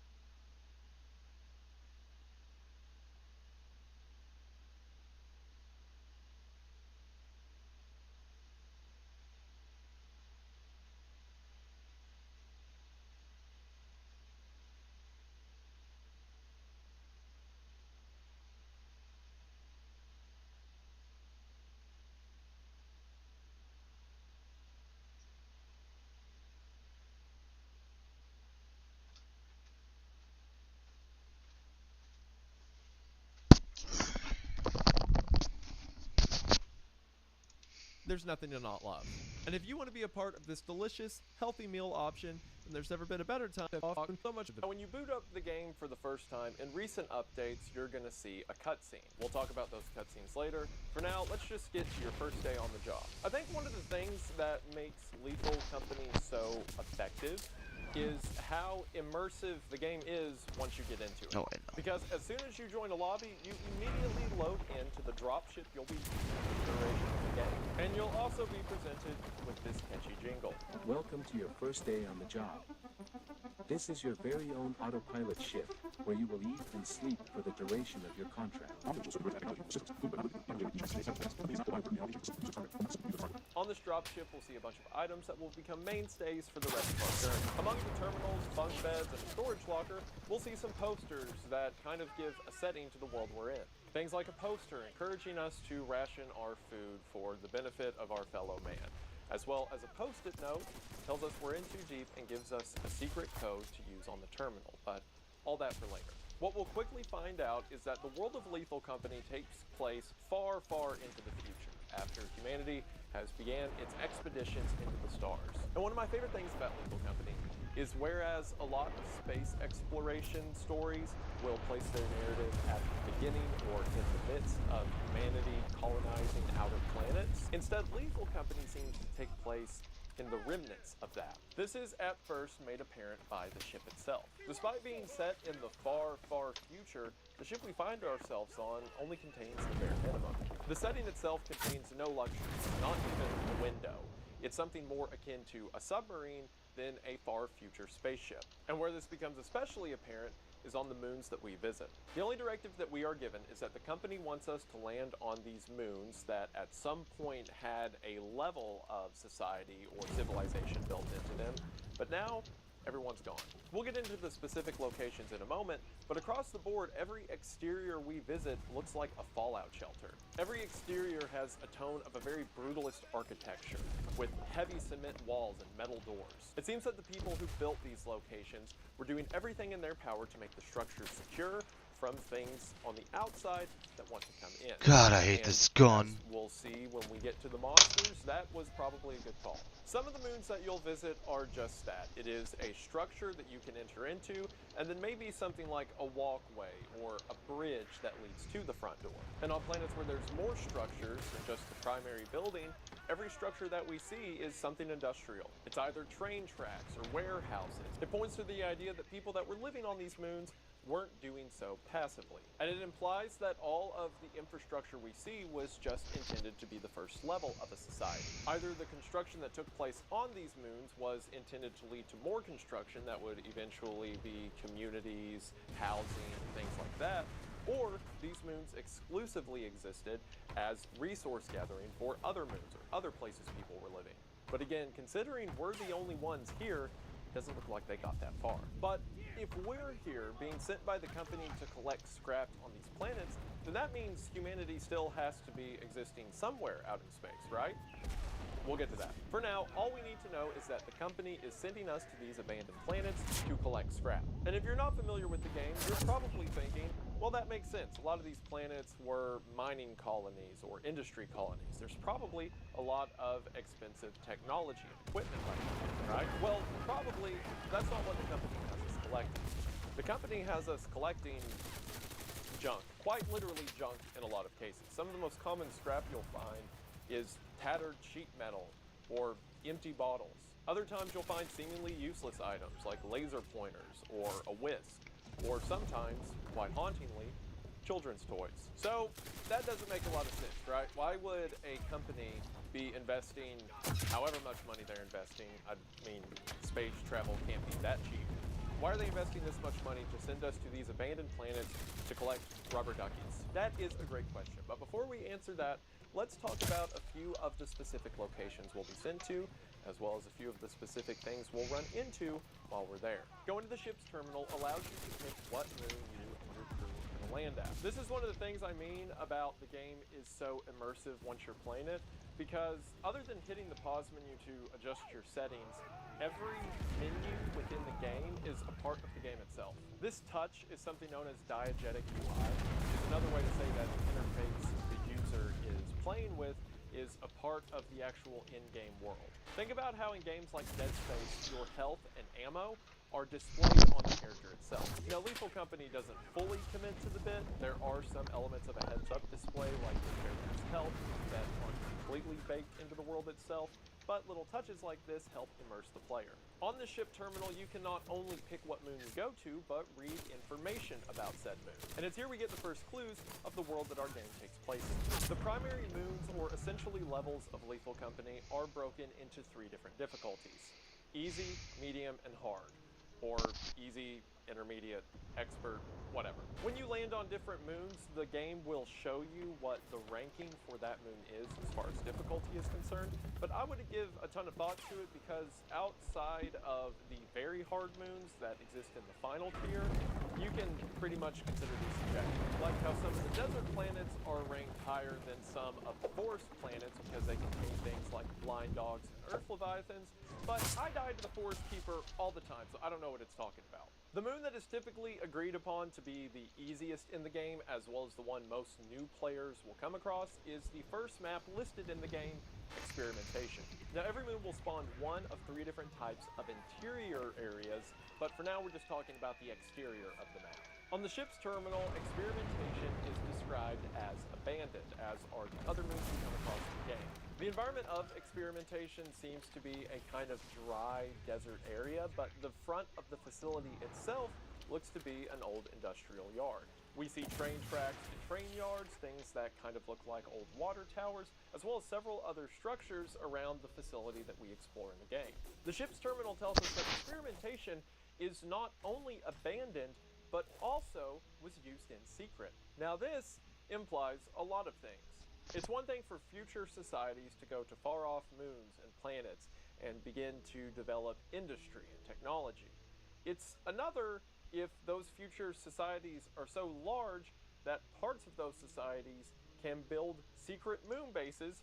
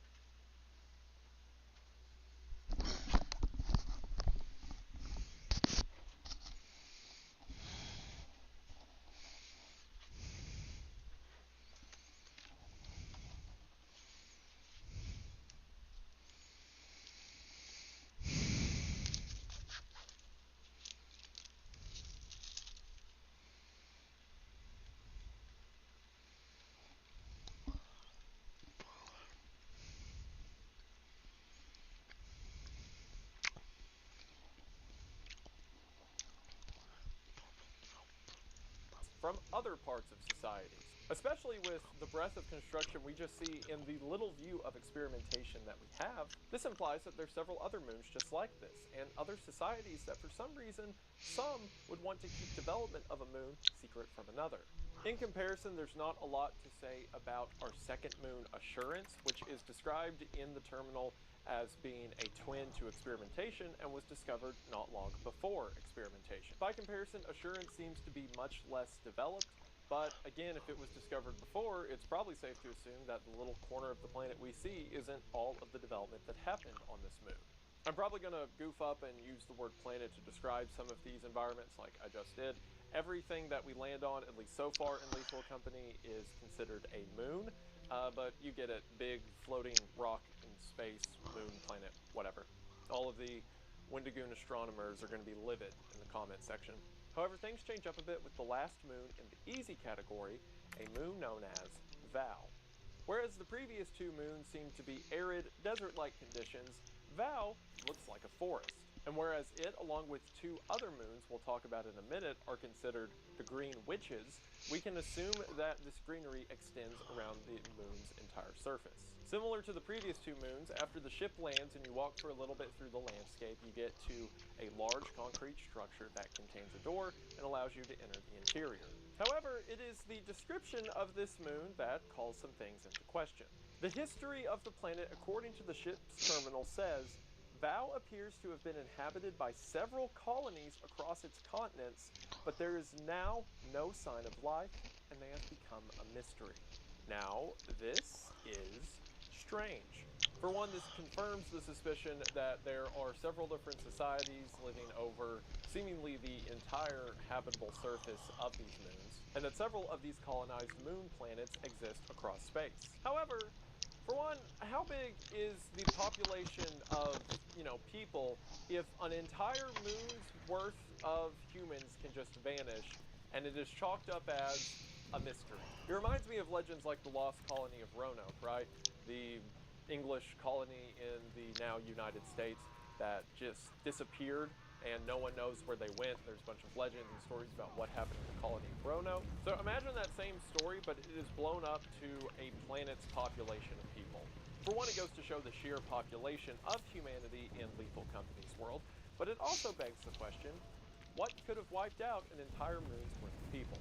This is also potentially where new players will be introduced to fire exits. Every interior within Lethal Company has at least two modes of entry. You have your main entrance up front, and then a fire exit hidden somewhere else on the building's exterior. On experimentation and insurance, the fire exits are just stuck somewhere on the outside of the structure, but in Val, the fire exit is given a lot of prominence. You enter the main entrance by crossing one of two bridges that go over a very deep ravine. At the base of that ravine is a fire exit. Now, fire exits don't make spatial sense when it comes to what the their fuck? placement inside of a structure. For example, on the outside of a facility, you can have the main entrance to the right and the fire exit to the left, and then you enter through the main entrance and the fire exit reaches your first door on the right. But if you take that fire exit, it will still spit you out where the fire exit is located outside over on the left. This is because all of the interiors of Lethal Company are procedurally generated, so every time you enter a map, it has a new layout. One of the reasons that the game remains fresh to players who have played it for a really long time. Because of that, you can kind of think of the exterior fire exits as being their cannon position, or the way the structure is supposed to be thought of being laid out within the world. All of that to say, when you get to Val and you see the fire exit at the bottom of the ravine, it implies that this entire colony existed underground. We have the actual bunker of the main entrance, but the fire exit being down there implies that there's probably a whole network of hallways, living spaces underground that these several civilizations used to live in. For one, that paints kind of the dire situation that humanity exists within, at least humanity as they go through history, as these colonies, groups that supposedly consist of families and large groups of people, have to exist underground, no windows, completely hidden from the outside world. And secondly, in spite of all of those protections, something wiped them out. After Val, we move into the first of the intermediate moons, that moon being a fence. According to the ship's terminal, at some point in the past, a fence splintered off from Assurance and became its own moon. This is apparent as the landscape of a fence is pretty much identical to Assurance, being a very dry desert climate. However, on a fence, we see several structures that seem to be in a further state of disarray than they were on Assurance. We see large metal catwalks and platforms that are half submerged in rock and sand. There are these massive metal pipes that run on the surface of the planet, one of which leading all the way to the fire exit located near the back of the facility. But as with the rest of the planets, it seems that no one's been there for quite some time. As a matter of fact, a fence's description inside of the ship's terminal gives one of the most harrowing implications out of any of the moons in the game. In its history, it says that Offense is categorized as an asteroid moon and seems to have not existed on its own for more than several hundred years. That makes sense because it is described as a moon that broke off from Assurance and is now its own thing, so asteroid moon for the past several hundred years. Got it. Then it says, the industrial artifacts here have suffered damage.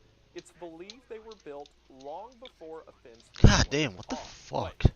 So that means that the structures that we are seeing on Offense were built before it split off from Assurance several hundred years ago. For one, that explains why everything's in a state of disarray. I mean, imagine if you built something on a part of the Earth and then that place quit being a part of the Earth, but that raises some implications.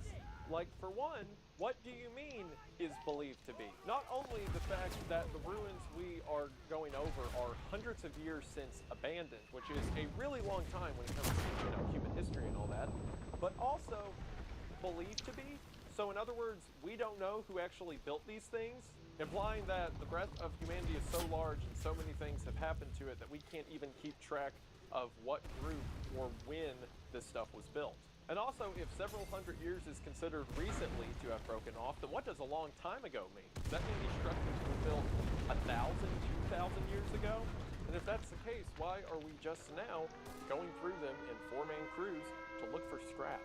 Again, one of my favorite things about Lethal Company is the way it makes the player feel like they are participating in an intergalactic dark age. Humanity used to be great. We used to conquest moons, build empires, but now we're just picking through the remains for scrap. After that, we move on to another intermediate planet, March. March is very similar to Vow. As a matter of fact, in the ship's terminal, it says that March is a twin moon to Vow. And much like Vow, March seems to have a very forested green structure.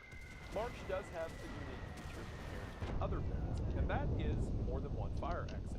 As a matter of fact, March has 3. This gives you a total of 4 different means of entry into the facility. Similar to Vow, these fire exits are built into the earth around the main entrance. And considering we don't see a ton of signs of production like we do on Experimentation and Offense, we can assume that, like Vow, March was also a colony planet.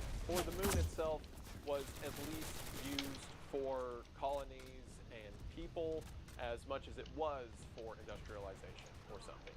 In other words, the planet itself wasn't just a big factor. However, the thing that March has above Vow is that March seems to be really big. Not only does 3 fire exits imply that the structure of the interior itself is pretty big, but the map itself is pretty big when you play it. I know we haven't talked about interiors yet, and we'll get to those, but as I mentioned earlier, every interior in the game is procedurally generated, meaning that every time you land on a planet, you're going to have the same exterior, but a different interior when you walk into the building. The only thing about the interior that is affected by the moon you choose to land on is the percent chance of what kind of interior spawns in, and the size of the interior that spawns in. And if I recall right, next to Titan, which is a moon we'll talk about in a bit, March has the largest interior of any moon in the game. So in other words, you have this massive, massive colony that it says in the description was overlooked because it's right next to Vow, and despite its massive size and, again, the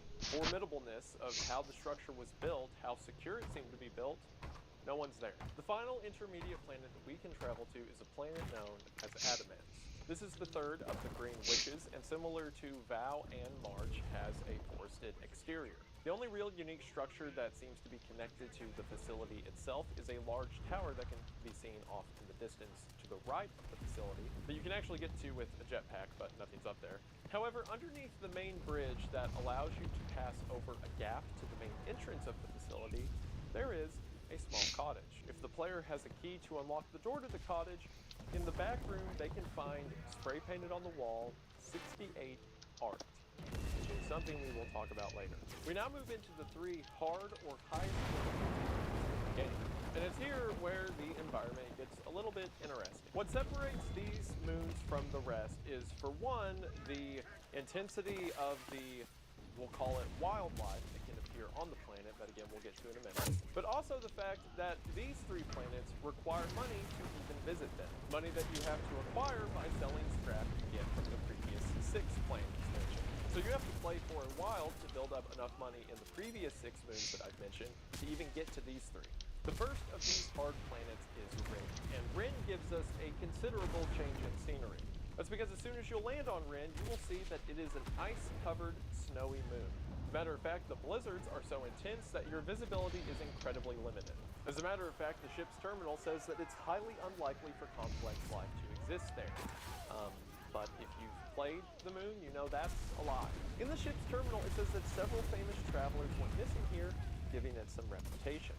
Their bodies are unlikely to be found due to the planet's conditions. But in spite of that, in spite of the inhospitality of the planet, there is still a superstructure there for us to explore. That means that, again, humanity was so advanced they were able to build entire colonies on snow moons like this. Why am I so bad with that gun? Holy hell. Forested planets and the desert planets, something wiped everyone out. bad. It's also with Rind we get into one of the more unique interiors that we can encounter in the game, but we'll get to that later. The second of the hard moons that the player can come across is a moon known as Dine. Dine is pretty much exactly like Rin, down to the description. Because of this, it can be assumed that similar to Assurance and Events, that Dine and Rin are effectively twin moons. This explains why they both have a pretty much identical condition, but the condition on Dine seems to be a bit more intense than Rin's, whereas on Rin, there's at least a series of lamps that lead the way from the dropship to the front of the structure. On Dine, you just have a few lights scattered about at random. While this may imply less construction or further decay did we catch it? on Dine as opposed to Rin, Huh. both of the planets are once Nice. again abandoned. One outside structure that Rin has over Dine is as you're following the paths of lights to the front of the facility on Rin, you come across a small cottage. As a matter of fact, the exact same cottage that can be found on Adamance. However, this one doesn't need a key to get into and does not contain the writing that says 68 Art in the backroom wall. Now, while it can be assumed that this was put there by Zeekers, the game's developer, to help players who are struggling with the wildlife of the region, it also kind of implies, along with the lights moved in order, that Rind was a bit better off than Dine, but again, doesn't really matter now, as both are abandoned. However, it's the final moon that we're going to talk about for now that seems to be the most interesting. On its surface, Titan seems to have the same sort of environment that Rind and Dine have, that being a snowy, blizzard-ridden environment. However, what is different about Titan compared to those two moons is its structure. As soon as you land on Titan, you are greeted with a massive monolith of a building, one that takes several flights of stairs to get up to the entrance of, and even past that, it keeps going on and on up into the sky. Now, despite this size and what the ship's terminal says, where it states that it has many entrances, the building itself only has the standard main entrance and fire exit. But in spite of that, we can see that this building goes on for quite a ways. As a matter of fact, Titan has the largest interior for any moon in the game. In the ship's terminal, it says, quote, "It looks like this moon was mined for resources." For one, that is similar to moons like Experimentation, where it seems to be more of an industrial setting instead of a livable one. And again, it points towards the scope of humanity being large enough to colonize entire moons just as resource mining. However, some of the most interesting details we get about Titan aren't when we actually land on the planet and aren't in the description of the planet itself. It's in the descriptions we get from other things in the game. Now, there are two secret moons in the game, but I'll talk about those later when you have more context to make them make sense. For now, all you need to know is that these 9 moons are where the majority of the game takes place, and that as you go from easy to hard, the scrap you can find on these moons becomes more valuable, which in turn allows you to do better at the game, as you can use that scrap money to buy weapons or ship tools and upgrades that help you survive within the world of Lethal Company. But it is the things that you have to survive that make these moons so difficult. For one, the moons themselves can kill you. Every moon has a random chance to be foggy, which gives you low visibility, flooded, which causes flood waters to rise that you can slip into and drown, stormy, which causes lightning to randomly strike and strike metallic objects you're holding, and most terrifying of all, eclipsed, which you'll soon realize why that's so terrible. But as anyone who has played Lethal Company knows, the planet is the least of your concern, because it's everything on the planet that you need to be worried about. And it's with the monsters that inhabit these moons that the world of Lethal Company really opens up. So let's talk about them. So with each of the moons you can land on, as mentioned earlier, there is an interior to the facilities you'll enter. And while technically all of the moons have a chance to spawn a different kind of interior, it's pretty clear that certain maps were meant for certain interiors. This is proven by looking at the percentage chance several facilities have to spawn a given interior. These three interiors are a factory or facility, a mine shaft, which was added in more recent updates to the game, and a mansion. The facility seems far and away the most common interior, and it's also the one that most players are probably familiar with, so we'll start there. The interior design of a facility map is very bland and dry. The layout consists almost entirely of concrete bricks and metal catwalks. And this makes sense given a lot of the locations we can visit in the game. These moons were used as production facilities, so a lot of the scapes that we enter are industrial. Areas with large conveyor belts will have mine carts and shelves meant for house tooling. Storage rooms will consist of rusted shelves and generators. These facilities will have power in some locations, while power is also out in others. And facility interiors will feature a power room in which a single device known as an apparatus is being used to power the facility itself in some small way. An apparatus that can be taken by the player and then sold for money, although removing the apparatus kills what little power there is within the facility. The player can also come across heavy industrial doors that can only be opened by someone going back to the ship's terminal and typing in the letter and number that appear on the door itself.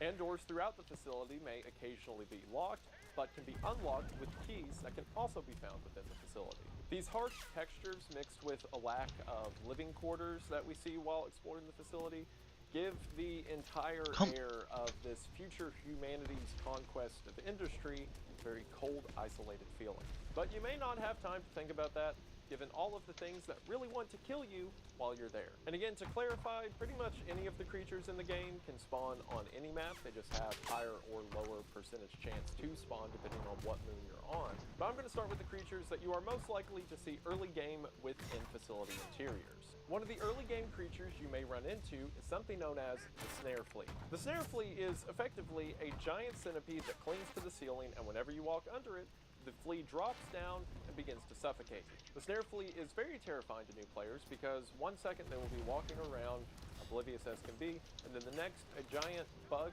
texture thing is covering up their entire screen. One of Lethal Company's most standout features is its use of proximity chat. Aside from walkie-talkies that can be purchased while you're in the game, proximity chat is the only means of communication players within a lobby have, or at least the only method of voice communication. The proximity chat in Lethal Company is very adaptive in that depending if you're on the outside or inside of a structure, the voice sounds different. If you're inside of metal walls, the voice will be echoey. If the person's standing further away, it will sound more faded out. And in cases like this, when a snare flea falls on someone, the voice becomes incredibly muffled, which can be difficult if you just had a giant bug fall on your head and you're trying to yell at another player for help, who now can't hear you because you have a giant bug on your head. There are a few ways to deal with a snare flea if one falls on your head. For one, if someone else has a weapon, they can use it to simply hit the bug and fall off. When a snare flea lands on your head, it causes you to drop everything in your inventory. But if you were previously holding a weapon and can manage to find it on the ground even though your screen's covered up, you can pick it back up and knock it off yourself. For every creature in the game, or nearly every creature in the game, you can go to the computer's terminal and access a log that describes the creature. This database is known as the bestiary, and in the bestiary for the snare flea, it says that they don't like being outside. And true to form, if a snare flea lands on your head and you manage to locate an exit, as soon as you leave the facility, the flea will fall off of your head, now dead. In the later game, players can also purchase a teleporter that allows someone on the ship to teleport people inside of the facility back to the ship itself. So if a snare flea is on your head and you get teleported, the flea will die because it is now, once again, outside. Or if a flea falls on your head and you don't have a weapon and there's no way to get teleported or back outside, then you can do the right thing and throw yourself into a pit. Because as soon as the snare flea suffocates a player to death, it will just go reset itself to attack someone else. So you can at least be a hero in your final moments and take yourself out like a man. However, one of the most interesting things that is mentioned in the Snare Flea's bestiary is that the scientific name for it is Dolus scolopendra. Whatever. Scolopendra is a genus of real-world centipedes. And I mean, that kind of makes sense, right? The Snare Flea is a very centipede-looking creature, so it makes sense that they would name it after real-world centipedes. But also, in the real world, that's not really how scientific names work, right? It's not just because something looks like something else we give it a scientific name. It's based on, you know, phylum, kingdom, class, order, family, genus, species. You took 6th grade science, right? What am I saying? I'm Wendigoon. Most of you guys probably aren't even to the 6th grade yet. So that's interesting that the scientific name of this alien bug would be the same as a creature on Earth. Things to consider. Another creature you will probably run into in the early game is something known as a spore lizard. Now, the first time you encounter a spore lizard, you will probably be very afraid of it, as they are large, have a really big mouth, and like to hiss at you. However, it is incredibly hard to get killed by a spore lizard because they are terrified of people. As a matter of fact, according to their bestiary, they are herbivores. This is evidenced by their behavior in the game, because if a player approaches a spore lizard, after it hisses at you, it will then run away. If the player continues to chase after the spore lizard, it will emit a cloud of purple smoke, I guess, into the air. This is because, according to the bestiary, the purple bulb on the end of their tail secretes a chemical that encourages the growth of a type of fungus. And the purple spore cloud itself doesn't even hurt you, it just clouds your vision. Only after continuing to chase a spore lizard will it start to bite you, to which its bite is very weak. The only way a spore lizard can become a problem is if you're running from something else and have to keep running in the direction the spore lizard is, and cause it to throw its purple smoke in the air, which would hurt your vision. And I guess if you're cornered in a room with one, then it would start to bite you, but you could probably just stand on like the other side of the room. The spore lizards actually make me incredibly sad, because according to their bestiary, it says there are historical records that spore lizards were at least partially domesticated hundreds of years ago. However, this effort was set aside by an initiative to harvest their tails for their medicinal properties. Aw. Like these guys used to be humanity's friend, and then we figured out we can make medicine out of their tail. So we started killing them. And now they still want to attack us for it, they just get scared and run away. That's depressing. For one, this gives some interesting lore complications. As mentioned earlier, this humanity in the future is so old that we built entire civilizations and colonies that have now been abandoned for several hundred years themselves. And this further backs that up, saying that hundreds of years ago we domesticated this supposed alien race of creature, only to then abandon it. So that again implies enough time for a rise of something before we fall out. The other interesting lore implication of the spore lizard is in its name. For one, the fungus that grows around their tail is from the genus Lycoperdon, which in real life is a type of fern that grows from a spore. So again, that is a connection to this alien thing from a real world thing. But in the description for the spore lizard itself, it says that they are of the family Alligatoridae, which in the real world is alligators. So this weird giant mouth spore lizard thing is of the family of Earth alligators. Similar to the snare flea, it is something in far distant space that is related somehow to things we have on Earth. And another example of this is a creature that can often be found in facility structures, the Thumper. The Thumper is probably responsible for the heart attack of many new players, because at first all you can hear is the thumping of its two fists across the ground before one sees you and begins to charge at you as fast as it can. In the bestiary, it says they're also referred to as halves, which makes sense, as they seem to be half a torso attached by two fists and a really big head with a lot of teeth. Unlike the spore lizard, they have an incredibly powerful bite that will kill you fast if you don't know what to do about it. It used to be a well-known exploit in the game that if you stood on railings in facility structures, things like thumpers couldn't get to you, but now that's been patched, so there's no safe place except like juking it out or running. You can kill nearly every creature in the game, but it takes a lot of work and coordination. Some of the only weapons that players can get in the game until much later stages of the game are things like a shovel, stop sign, or yield sign, which all have the same use of just rearing back and hitting something really hard. So if you're trying to fight a thumper, you have to be able to hit it and then juke it out before it can retaliate, which again, pretty difficult. Thankfully, thumpers are deaf, meaning that the players can talk to each other as much as they want or make as much noise as they want throughout the facility and not worry about a nearby thumper hearing them. However, if a thumper has you in its line of sight, Good luck. Oh yeah, that's another detail if you weren't aware. A lot of these creatures can hear you, and will hear you talking to other people, or crying into your walkie-talkie. Thumpers are brutal. As a matter of fact, the bestiary says that the reason they look the way they do is because in order to escape their eggs whenever they're hatched, they have to chew off the lower portion of their body. And as with the previous two entries, they seem to have a connection to creatures back on Earth. As in the bestiary, along with the previous two entries, it says that they are of the order Chondrichthyes, which is species of cartilaginous fish that exist in the real world that include things like sharks, meaning that these creatures are somehow related to sharks from Earth. At the bottom of the bestiary, it has the note where it says, due to the fast and volatile evolution of this species, some theorize that thumpers are one of the examples of an increased number of mutations causing higher levels of speciation in planets around the Thistle Nebula. From other bestiary entries, it can be inferred that the Thistle Nebula is where all of the moons we play on throughout the game are located. But here we get the first mention of mutations causing higher levels of speciation, or in other words, things to develop much faster than they otherwise would. And once you hear the shark comparison, you can kind of see it on the Thumper, the way that its head and eyes are shaped and colored. But if this land shark doesn't make the connection for you clear enough, then the next entry, the bunker spider, make it very clear. Bunker spiders are the classic horror staple of a giant spider enemy type. Similar to the Thumper, you can kill them, but good luck. The bunker spider may not be as fast as the Thumper is in a dead sprint, but what the bunker spider has over the Thumper is an ambush attack, as bunker spiders will wait on the walls or ceilings of interiors before it jumps the player as they pass by. Now, there are ways for players to detect a bunker spider before they're attacked.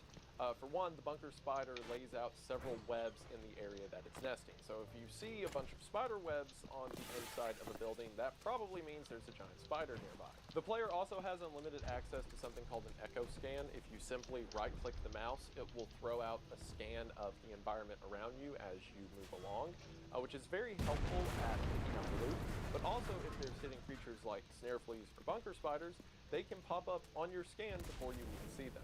If a bunker spider kills a player, it will web them up in a cocoon and then bring them back to its lair or just plant the body somewhere in the facility. Anytime a player dies in a facility and their body isn't recovered, it costs a pretty hefty fine. So it's normally a good idea to try to bring dead crewmates' bodies back to the ship. However, if someone has been cocooned by a bunker spider, someone has to come along and hit the body with a shovel or road sign before the cocooned body can be removed from the web and then carried back to the ship.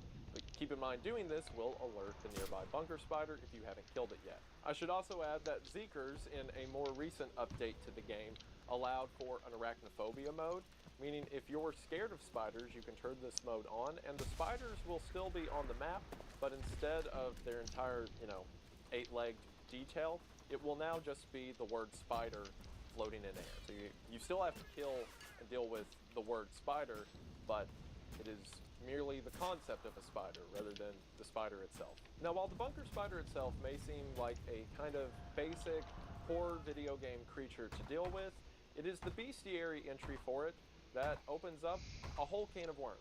For one, the bestiary entry says that the bunker spider is of the genus Theraphosa, which in the real world again is a genus of spider. One terrifying note from the bestiary says that the bunker spider is the largest arachnid ever found in the Thistle Nebula and the second largest ever discovered, implying that there's something bigger than it out there in space somewhere. It also, once again, points towards the breadth of humanity, that the Thistle Nebula is just one of potentially many nebulas that humanity has ventured into. However, it is the sentences following this that raise a ton of questions about the lore of this game. That is, it's believed they evolved to prey on large mammals over the course of a measly several hundred years after the boat made its trip around the Thistle Nebula. What? Okay, so the boat, this is the first and one of the only mentions anywhere in the lore that we get of the boat.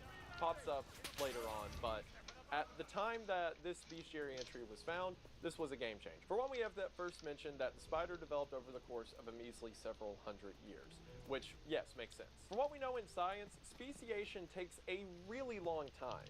Even for selective traits to be bred in or bred out of a species, it can take generations of generations that span a millennium. Sure, smaller changes like bird beaks or wing shape can be studied over a person's lifetime, but a spider going from the sizes we know them to the sizes they're seen in the game is unheard of.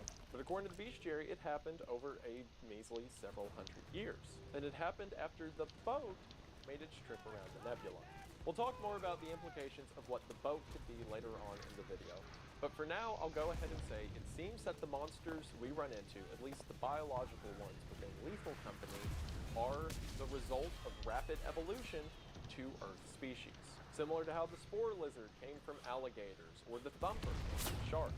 Something about these far-off moons caused species to develop way faster than they ever have been seen to develop on Earth.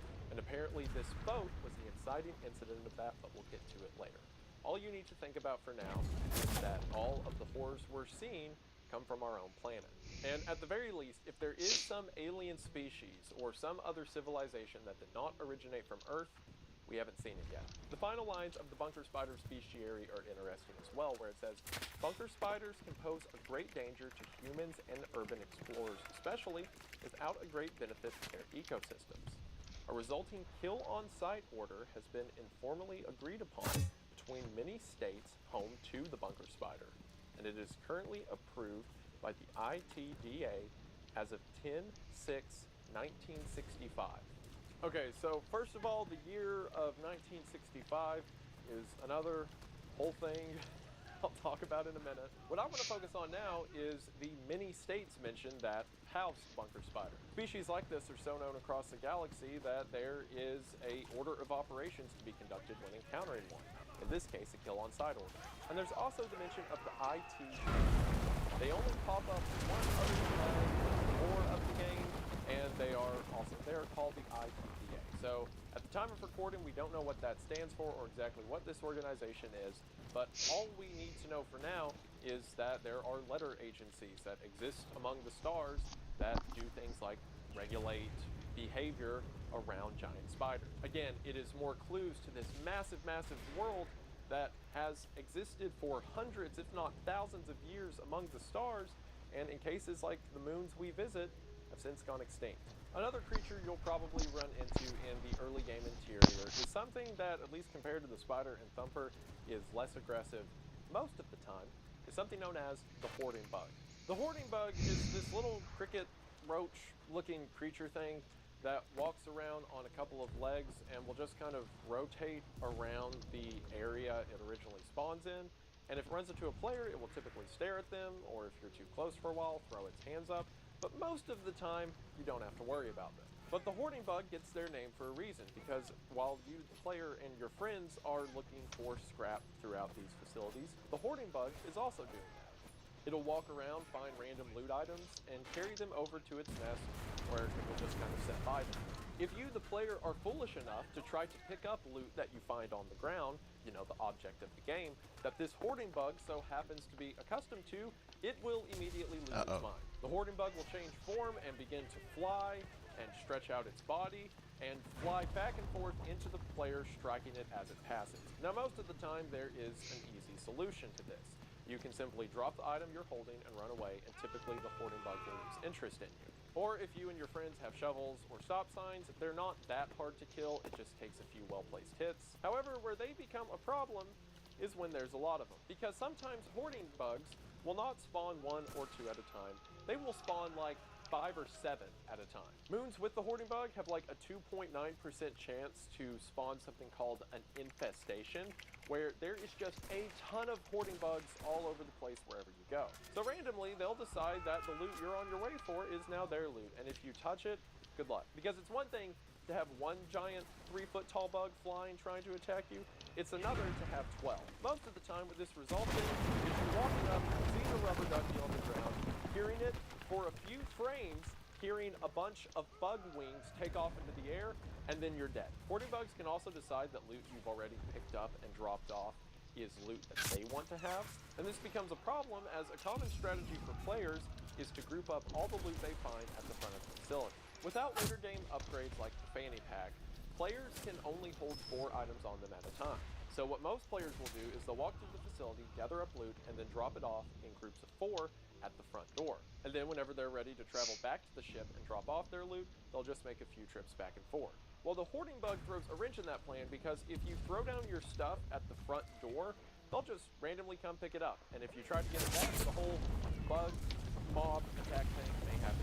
Because of that, a lot of players will change their strategy to when they dump off stuff at the front of the facility, they will do it not inside, but outside the front door, which is fine most of the time, but sometimes there's also things outside that want to kill you, which we'll talk about in a minute. The hoarding bug is a really good example of how the game, or Zeekers I should say, is able to build certain enemy types off of other enemy types. In some cases, it's more obvious because you'll have creatures that are only able to see, and you'll have other creatures that are only able to hear. Meaning that while they can be easy to reconcile on their own, when paired together, you're going to have a bad time. But the hoarding bug creates these more nuanced hiccups in the game. Just by having the little change that hoarding bugs can randomly pick up loot and decide that it's theirs, it now makes players stash their allotted items on the outside of facilities. And that little change means that now they don't just have to contend with everything that can spawn on the inside, but they're forced to make their stockpile things that can spawn on the outside. It's little touches like that that allow the game to have so many different dynamics playing off of each other at once. And of course, the bestiary says that hoarding bugs are of the order Hymenoptera, which in the real world is the order that contains things like wasps, ants, and other annoying large groups of insects. I know people make memes about the hoarding bug all the time. I know that people think they're really cute, and I know that there's mods for it that will make it say like, "All my fellows," when they throw their hands up and stuff like that, and people think they're adorable. I see through their lines and need them genocided immediately. Especially they like, "All my fellows," when they throw their hands up and stuff like that, and people think they're adorable. I see through their lines and need them genocided immediately. Especially because every time you die, you're not allowed to talk to the rest of your team until you come back to life. So what always happens is you die in the facility, and then you have to wait to the next round to explain to everyone why you died. And when you tell them that you died to a hoarding bug, they all laugh and think Really? you're stupid when they did. Whatever. BRB.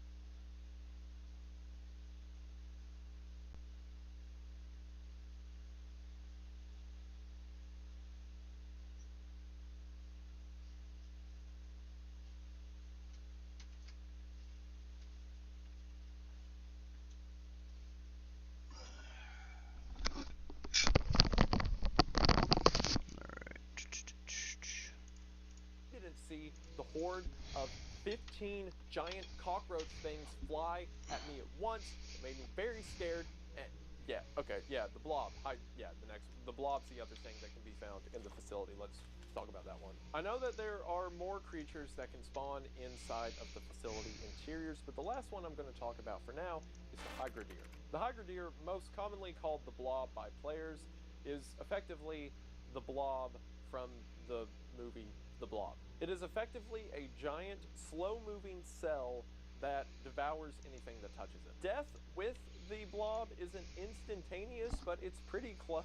If you're like trying to jump around one and you just barely catch it as you hop by, you'll take damage, but you won't die. If you're standing in the center of one, you're pretty much dead. The bestiary says that it's of the paraphyletic group Prostida, which in the real world is a type of eukaryotic cell. The bestiary also clarifies that this isn't one giant cell, but instead a massive colony of millions and billions, and I guess trillions, of other cells. Now, if you're deep within a facility and run into one of these things, it's normally not a problem unless it's blocking a doorway, and even then you just have to bait it around the edges of the room so that you can get out of that doorway. Also, most other entities in the game are able to open doors that you shut in front of them, but blobs are not able to open doors, more than likely on account of them not having limbs. So if you're in a facility and you see one and you manage to jump around it, you can just shut the door and you're fine as long as nothing else comes through that area and opens the door for it. However, the reason they become a problem is because of their tracking. So blobs always know where other players are, and they will just very slowly creep their way to wherever the nearest player is. And again, as long as you don't touch it, you're normally fine. Players rarely die to them unless they're running from something else and have to run into a blob to escape. However, the way their tracking works, if a player is not in the facility, it will go to wherever it last saw a player at, which is typically the front door. Meaning that if one player leaves and decides to not tell the rest of the team that there was a blob in the front room, everyone else will go to the main door, open it, and immediately die because they're standing in the middle of a blob. This usually means that if a blob makes its way to the entrance of a facility, that entrance is now cut off and everyone has to use the fire exit or vice versa. Also, whereas earlier I said that it's been patched that you can stand on railings to get away from creatures like thumpers, you can still do that to get away from blobs. So as long as you have like a slightly elevated area, you're probably fine. Another interesting strategy to get rid of the blob is that they really like music. One of the items that can be purchased in the game is a boombox, which is 99% of the time used to control your friends and play anonymous music as you're not called. However, if a blob spawns in while someone is playing music, the blob will get faster as it is going towards the player that is playing the boombox, but will stop before it touches them, allowing the player to just move the blob around. Then, if the player wants to go somewhere else and not have the blob follow, they can drop the boombox on the ground, and the blob will stay where the boombox is at, and you've effectively kept it to that part of the map. I could make some draw or connection here about lore or story of the game, but honestly, it's probably just a cool little addition by Zeekers, that the giant blue blob thing likes music. However, one lore implication I will make about the blob is in how it kills players. So typically when a player dies, their body just kind of flops on the ground. Certain enemy types will have certain kind of kill functions.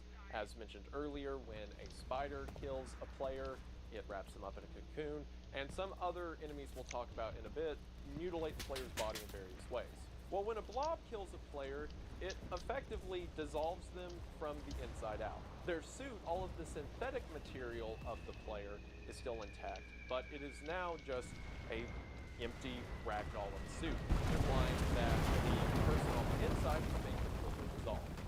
For one, that's a pretty cool touch, but also the suit itself can be carried back to the ship or teleported back to the ship, the same as any other player. And that suit, now empty of the body inside of it, has the same value as any other way you retrieve a What body gun is this? from the moon. Cark out of that While mod. this almost certainly comes from a gameplay perspective, that it would be annoying if there was one creature that could kill you and there was no way to get a recovery for the body back, I think the lore implication stands up as well. The only thing that the company actually needs to have back when a player dies is the suit.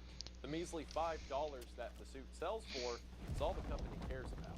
The person inside is quite literally worthless, but that'll matter more as we get into the company itself later in the video.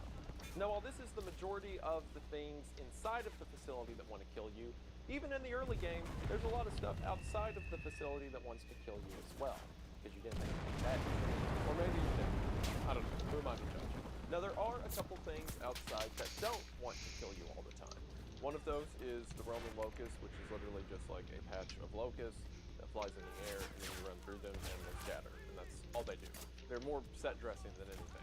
The other is the manticoil, which the bestiary says is descended from real-world corvids, or things like ravens. And they're pretty much just a four-winged bird that will fly away whenever you get close. And again, that's all they do. And that's it. That's the total list of things in the game that don't want to kill you. So now on to the things that do want to kill you. The tulip snake by itself isn't explicitly harmful.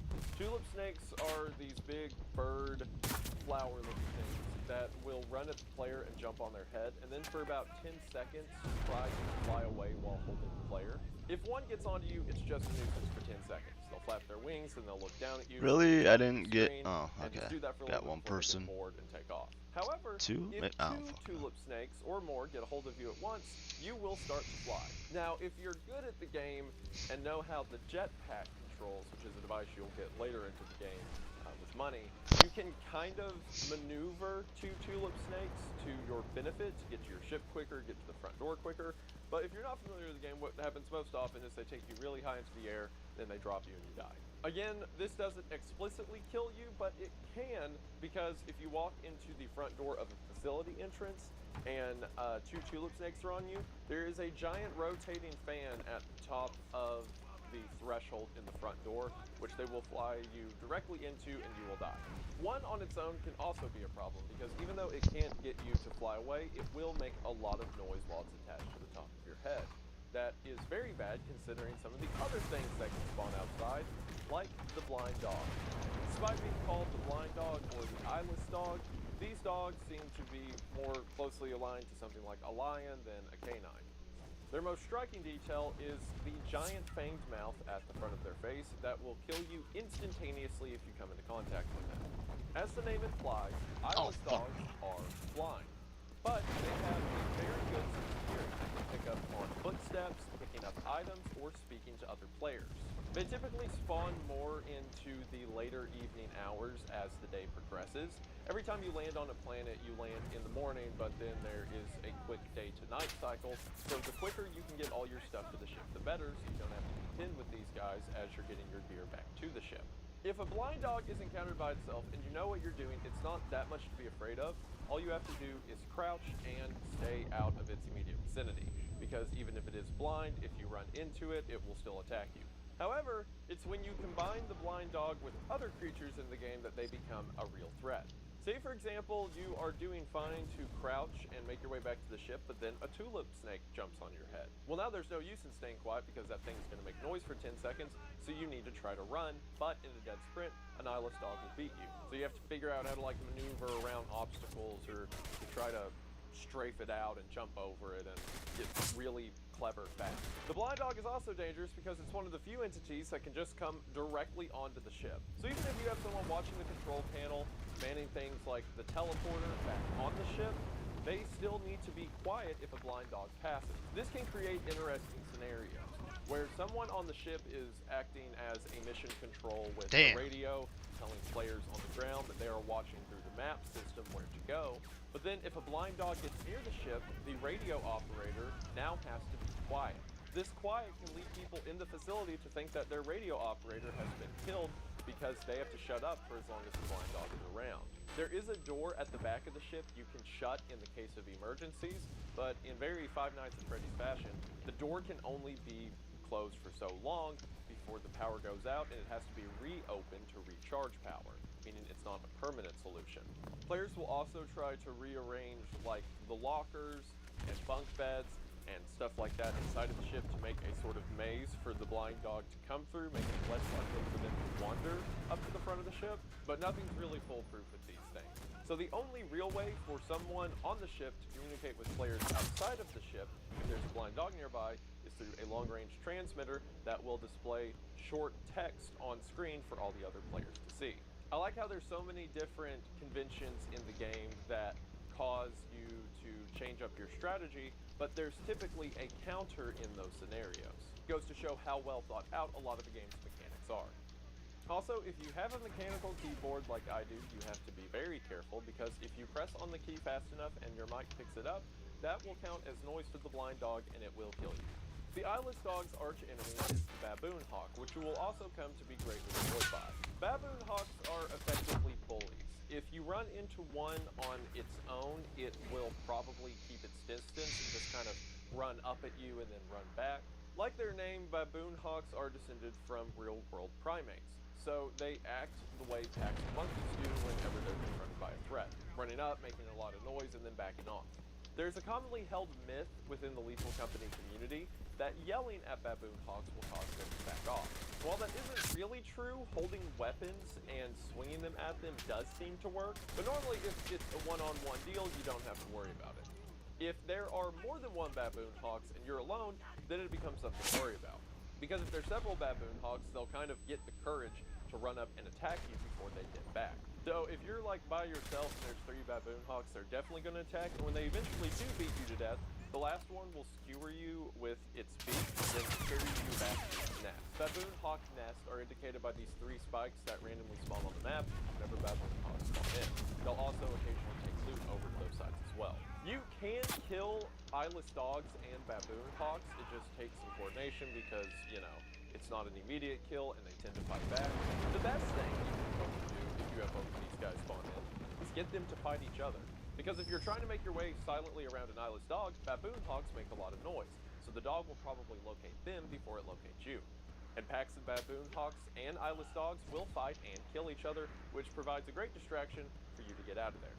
With few exception, most enemies in the game don't drop anything when you kill them, so normally it's not a game that's for fun to see how many things you can wipe out. It's just getting the loot that you found in the facility and getting out of there. However, there are some things that you will run into in game that cannot be killed, like the Earth Leviathan. The Earth Leviathan is effectively the giant sandworm from Doom. Like, it's the exact thing. A giant worm with a really big mouth that kills anything it runs into. The bestiary says they're descended from the Piscicaldae family on Earth, which is a group of things that contain animals like leeches. And the bestiary also hauntingly says that they are one of the largest invertebrates in the Thistle Nebula, implying that there are things even bigger than it. These are far and away the biggest creatures we've encountered so far.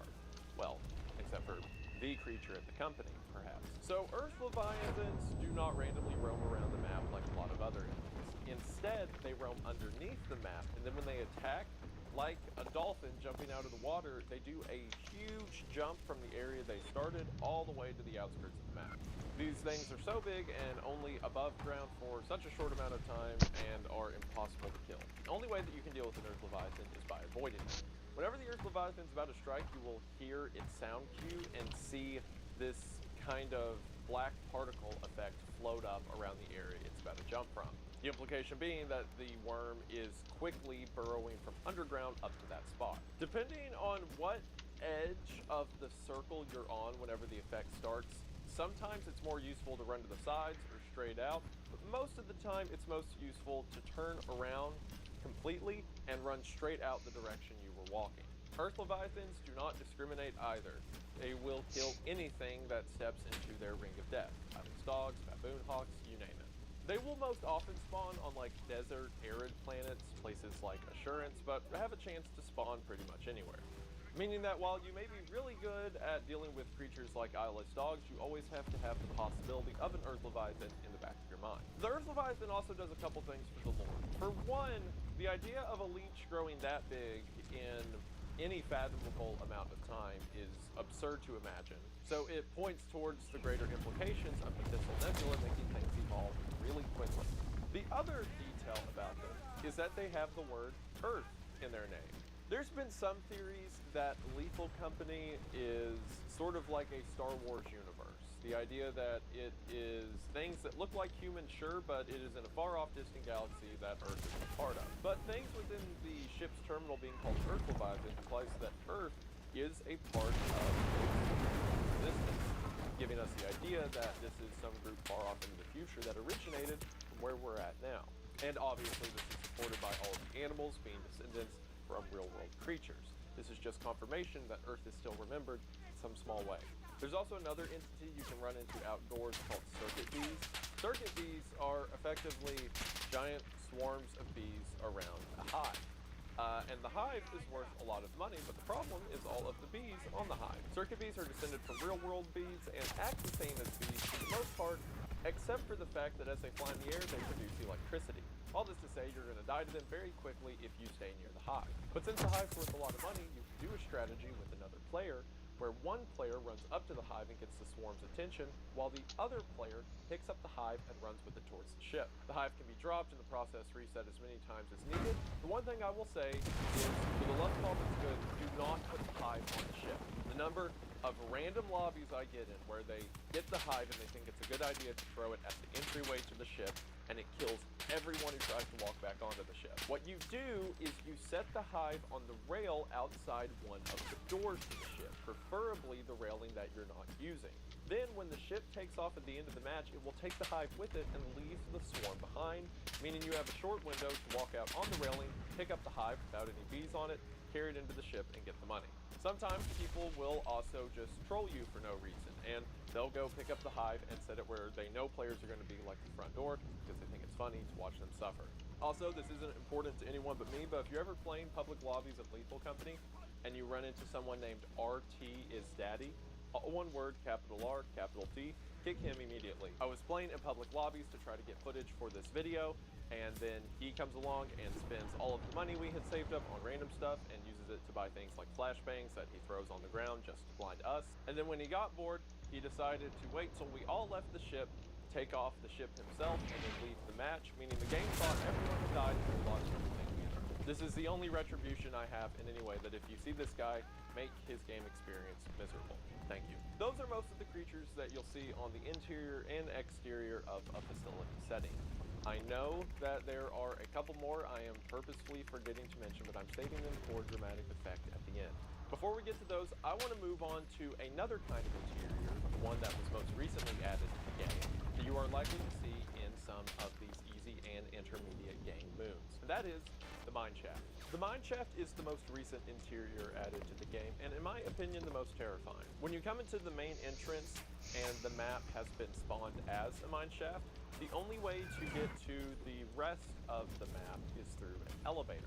This is a very small elevator that you can still manage to fit all 4 players in, and works as an easy location to leave your loot in as you are raiding the shaft. The elevator is small, but big enough to fit all 4 players, and works as an easy point to drop off your loot at as you are scavenging throughout the mine shaft. However, unlike facilities, mine shafts will typically be far more absent of light than other structures. For one, the actual mining areas that are full, again, of concrete walls and deep chasms tend to have a few lights tucked into the top corners of the room. And most of the hallways you'll come across are just long straightaways that will contain mine tracks and mine carts. But the real loot to be found in mine shafts are within the caves themselves. Cave entrances will be indicated by the standard yellow door you see throughout the mineshaft interior, will contain a blue light glowing on top of the door. And these caves always give way to a very long and deep maze that, if you don't know what you're doing, is very easy to get lost in. A lot of these will wind and cut back on themselves and lead to layers up and down that make it very easy to get confused, especially if you're trying to communicate to other players with proximity chat who may sound close but be on the other side of a cave wall, which could take a very long way to loop yourself back to. If that wasn't bad enough, a lot of these caves will have their means of progression cut off unless you travel underwater. You have to duck down underwater and go through these tight corners before coming up in another part of the cave, which for one makes backtracking more difficult, especially when you're burdened by a lot of loot. And if you stay underwater too long, you guessed it, you drown. In the early game, a lot of players will rely on flashlights to, see around dark areas. But after you've played the game for a while, you can probably get by on navigating dark areas just by using your scanner, because it kind of gives you a 3D layout of an area even if there's no light. However, mine shafts are a place where even experienced players would probably like a light of some kind, because since all of the geometry is the same and loops around itself, it is very easy to get lost. And another entity type that comes along with the mine shaft, and again, it can spawn anywhere else, but it seems most accustomed, at least according to its bestiary, to be in mine shafts, is the man-eater. So when you see the man-eater for the first time, it is very misleading. The man-eater at first is this really cute bug, grub-looking thing, that the first time it sees a player will become bonded to that player and start to follow them around. Periodically, while the man-eater is following a player, it will begin to cry, and you can get it to stop by picking it up and rocking it like a baby. At first, this is really cute, because it's like you have a little buddy in your group now that needs to be taken care of. And most players will, joke about taking care of the child, or who's holding the baby, stuff like that. It also seems that the man-eater gets stressed out if you rock it too much or if it gets scared. Seeing things like another player get killed or a player's body will cause it to get sad and cry.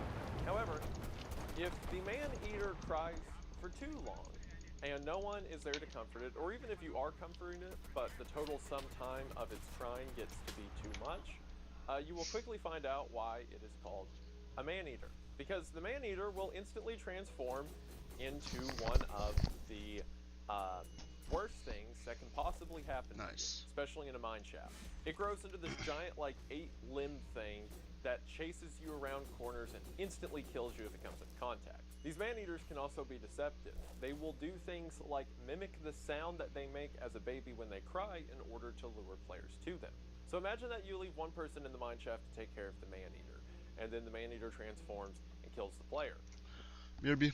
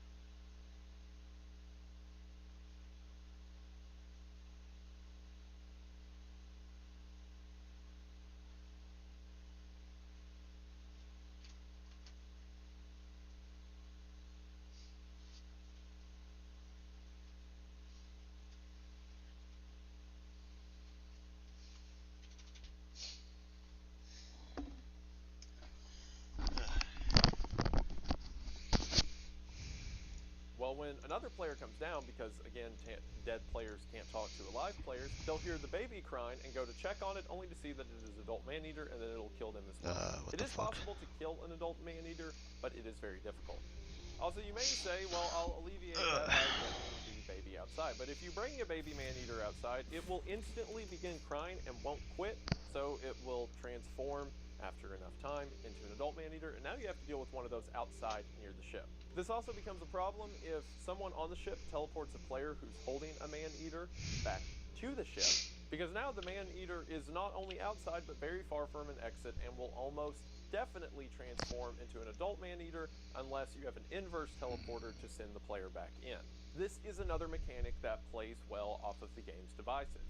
For example, whenever the person inside of the spaceship is viewing the radar, they may see a red dot or enemy type attached to a player. Typically, this would mean that maybe a snare flea fell on the player and they need to get out of the mine shaft right now. So, the person at the control panel hits the teleport button, teleports the player to the ship, and the snare flea falls off. But unless you're communicating through radio from the ship's computer, it looks like someone holding a man-eater might be someone who has a snare flea attached to them. So the person who's teleporting thinks they're doing a good thing by bringing that player to the ship through the teleporter, only to now have an adult man-eater in the ship ready to kill everyone. It turns the man-eater from just a cute little thing that can become a monster into a sort of chore, because if you see one in a mine shaft, someone has to take care of it to prevent it from becoming an adult, because if it becomes an adult, everything becomes a lot more difficult. This also changes the way other behaviors are done. The man-eater baby will cry if players are too loud or if they make too much noise around it, so you have to constantly be aware of how the baby is feeling.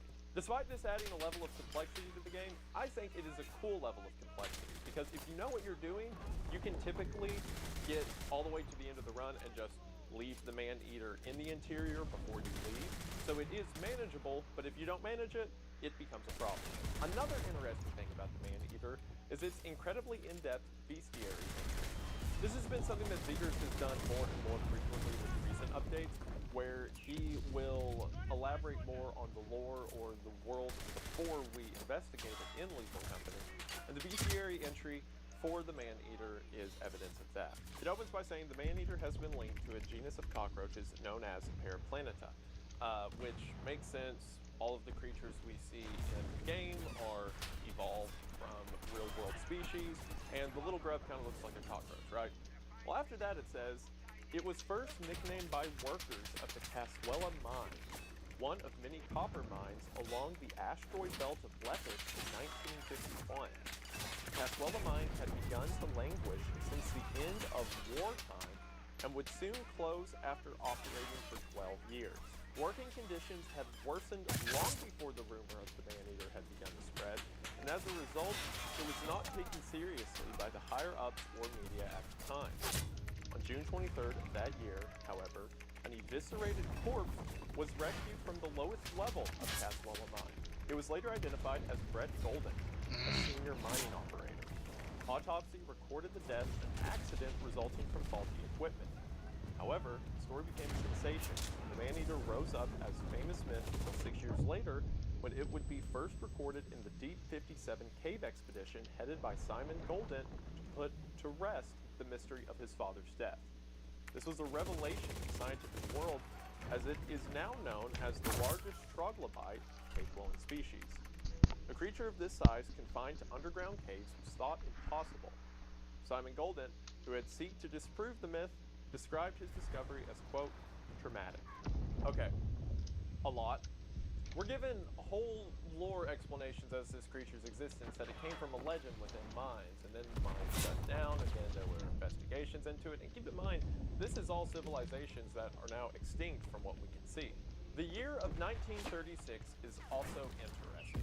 So a lot of people will try to take the world of Lethal Company, and they will talk about it as basically an alternate history of Earth, that sometime in like the 1700s or whatever, we developed space travel, which I don't really think makes a lot of sense, because again, that is way off the timeline of any technology we had then, especially considering that the world as we see it in-game is several hundred years removed from even that world, right? I think what makes the most sense to me is that it is several thousand years into the future, if not tens of thousands of years into the future, and that we simply developed a new calendar. Think about it, our definition of years is based on how long it takes the Earth to take a trip around the sun. Well, if humanity is in far-off galaxies and nebulas, then just operating off of Earth years would make a lot of sense. It seems that this 1936 is probably using some kind of intergalactic calendar. Now, that's not to say that 1 year in this intergalactic calendar can't just be based off the time that it takes for one Earth year, because if you did it that way, every planet or moon you visited would have a different year date based on that planet's revolution time. For the sake of ease, we can imagine that 1 year within Lethal Company is the same as 1 year on Earth, but that this is a new dating system far off in the future. We could even make it easy and say that perhaps year 0 was whenever humanity first left Earth and began to colonize other planets, which would make sense as several of the events that are described are several hundred years in the past, and giving us a couple thousand years makes enough of a cushion for that to happen. Now, speciation to this degree wouldn't have happened in that time, but it's also mentioned that rapid evolution occurs around things like the Thistle Nebula.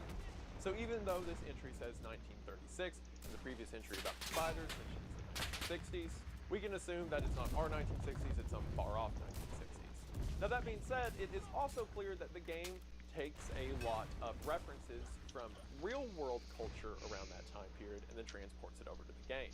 For one, a lot of the posters that can be seen in the ship certainly elicit old 1960s and 1970s like propaganda or media from the time.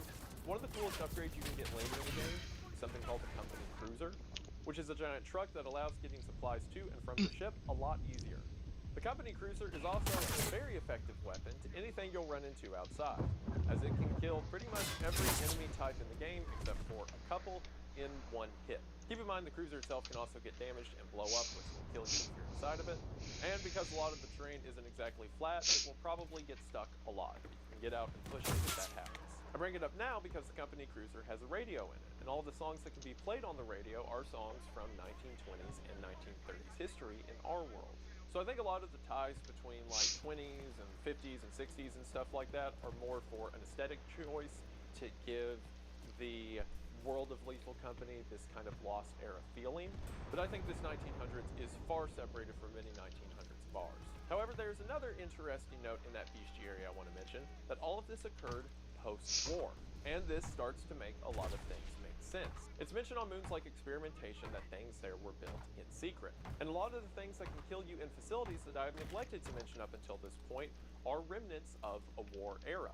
There are armed landmines and active turrets around a lot of corners in facilities, which if you step on or get in the way of, will kill you. Based on these things, it seems like a war ravaged a lot of the areas we experience in-game. That can also help explain why so many of these locations are now abandoned. Why would you want to build a mining facility in secret? Probably if you were building up weapons or supplies against an enemy. Why would these facilities that you enter into be set up with landmines and turrets around every corner? Probably if you were worried about some invading force coming into that territory. And as mentioned, all of the creatures we've seen in this game are just variations of things that already existed on Earth. And as far as we know at the moment, there isn't any kind of alien life in the stars, at least none that we've ran into. So it seems that humanity was at the point that they weren't only building different civilizations and cultures, but these civilizations were big enough to have planetary war against one another. And again, that was far enough back that the war was over, and in post-wartime efforts, people were doing things like mining moons.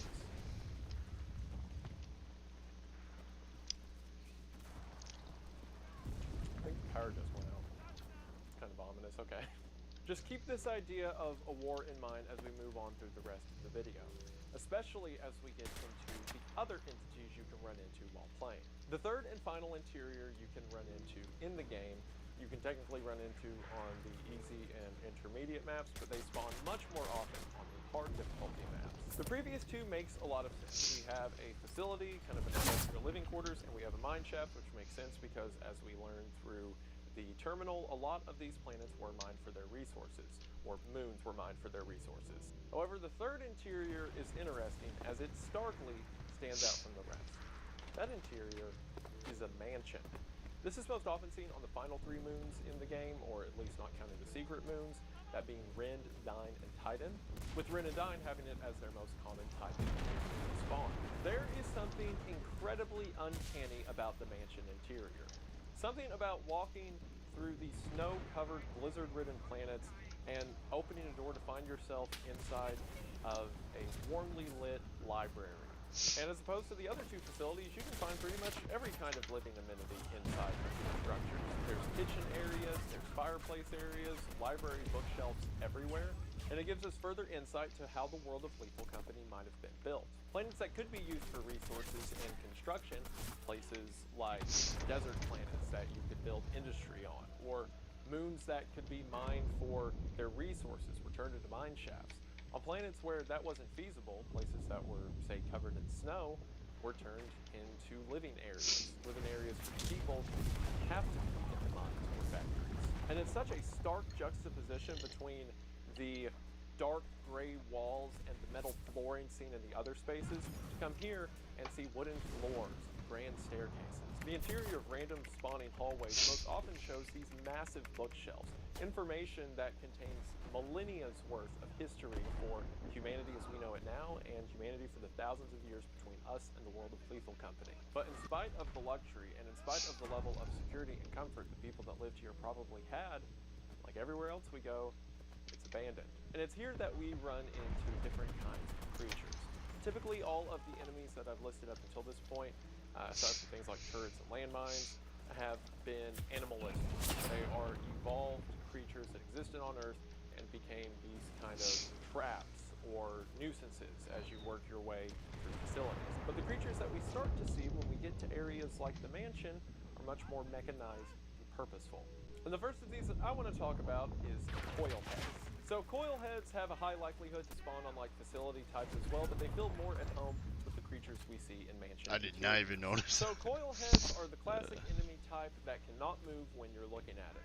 Think of these as the Weeping Angels from Doctor Who, or SCP-173. If you're not looking at it, it moves really fast towards the player, but as long as you're staring at it, it is completely still. The coil heads are also one of the few enemies in the game that cannot be killed. You can stun them temporarily with weapons like the flashbang or the stun gun, but you cannot completely stop a coil head. If a coil head catches a player, it will remove their head and replace it with a spring coil, making the player's body match the coil head's form itself. Coil heads also create a lot of complications with other entities because there's some things that you need to either run really far away from or you need to stare at very sparingly.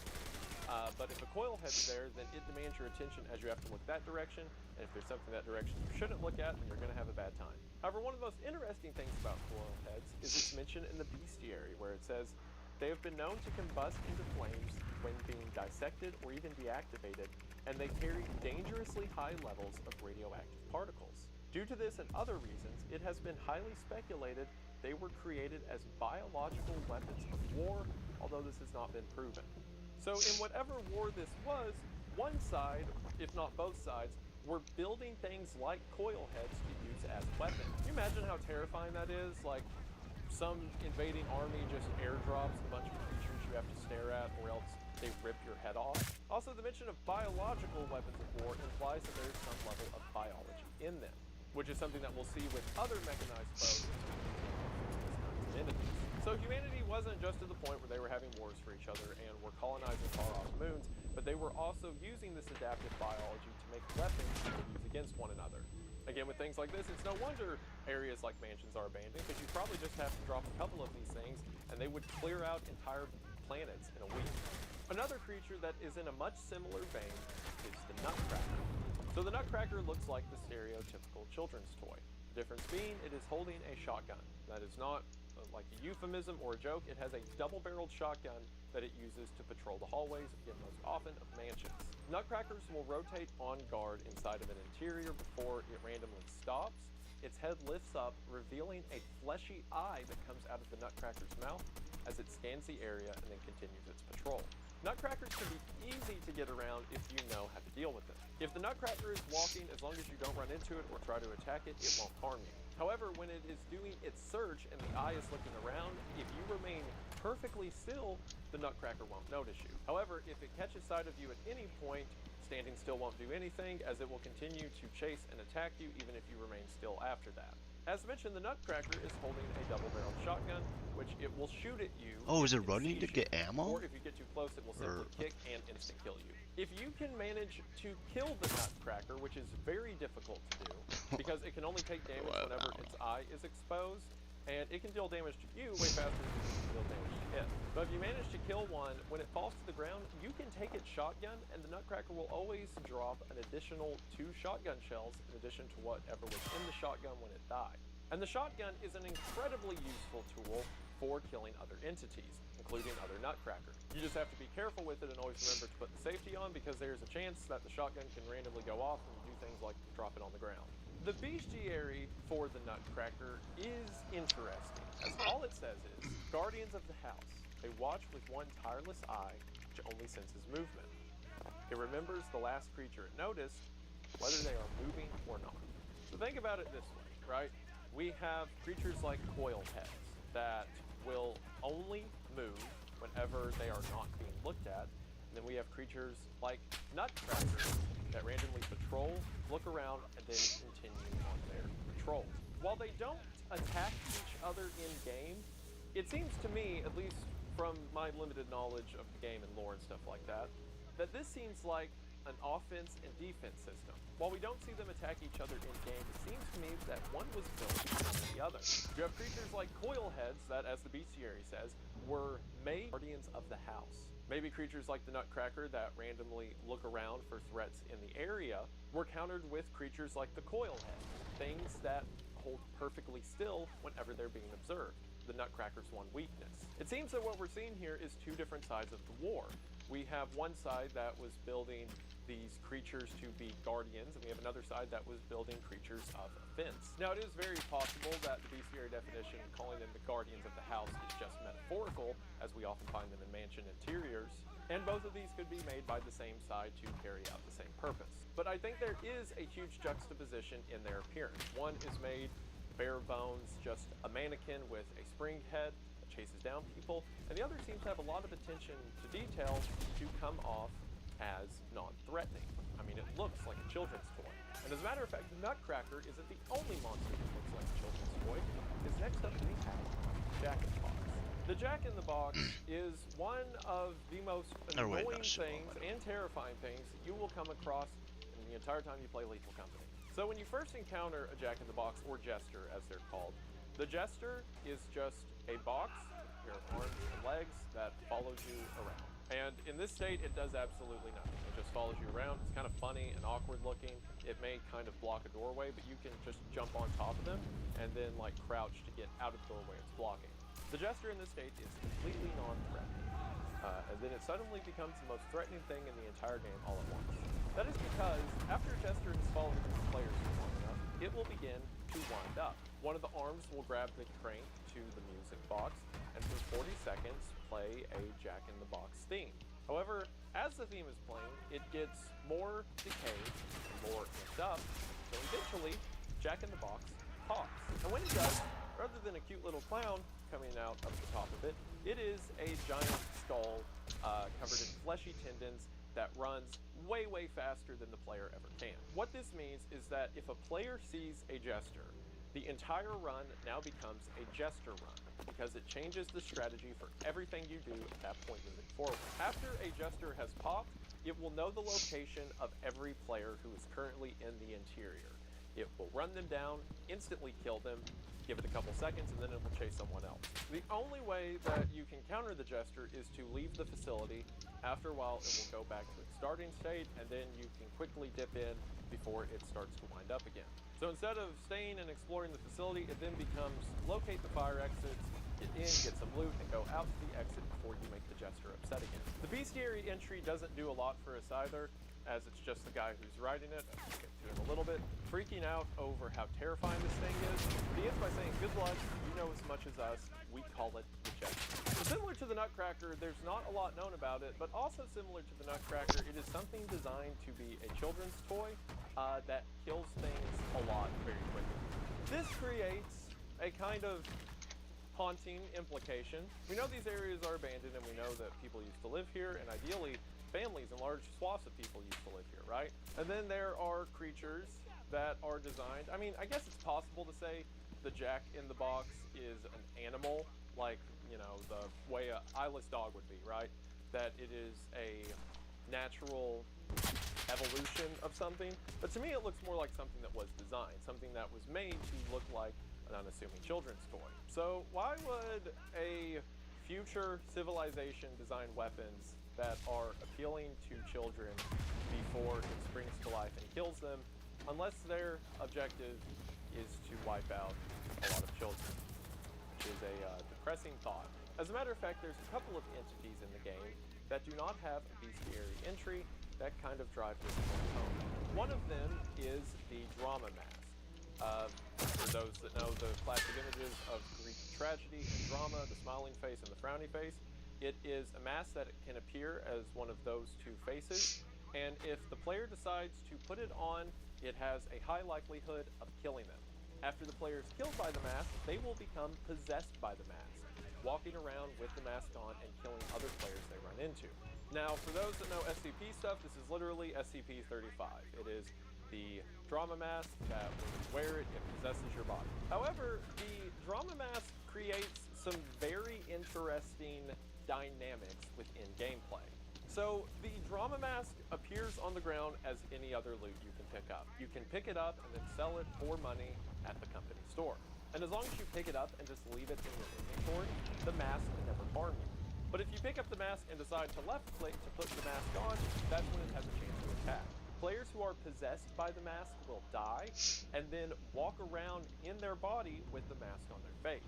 This creates a terrifying occurrence when you haven't heard from your teammate in a while and you look down the hallway and see their silhouette standing there, and every time there is a moment of doubt in your head if that's them or if that's their body possessed by the mask. Now, there are some ways to remedy this. If players have call-outs and they're making noise to each other as they constantly move through the facility, the mask can't make noises, so that rules that out. The mask players will sometimes do random movements to make it seem like they're another player, like they'll walk up to an item, or they'll sprint and then stop and then rotate, trying to be human.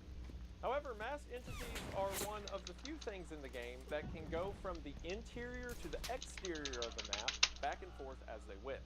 Meaning that even if you leave the facility, the mask can just leave too, and then follow you back to the ship. It is possible to kill these things, but you have to be careful because at any point they can grab you. And there's also one really evil trick that Zeekers put in the game just to mess with the community.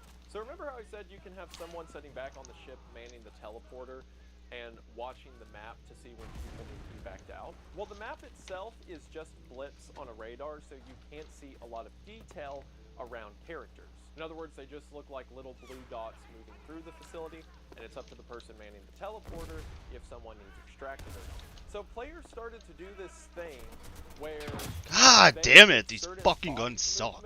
On the radar, God damn, the fucking hitfire in this game is so fucking no. To teleport them out. The most common one that people in this community started to do was to just stand still and spin in place. For anyone who's played online games, this is probably familiar. Like, in most games, if someone is standing there and they crouch and stand up over and over, that is the universal sign of, I want to befriend, I'm not trying to fight. So spinning in place was the universal sign for teleporting out. So, Zeekers programmed the mask to randomly stand still and spin in place.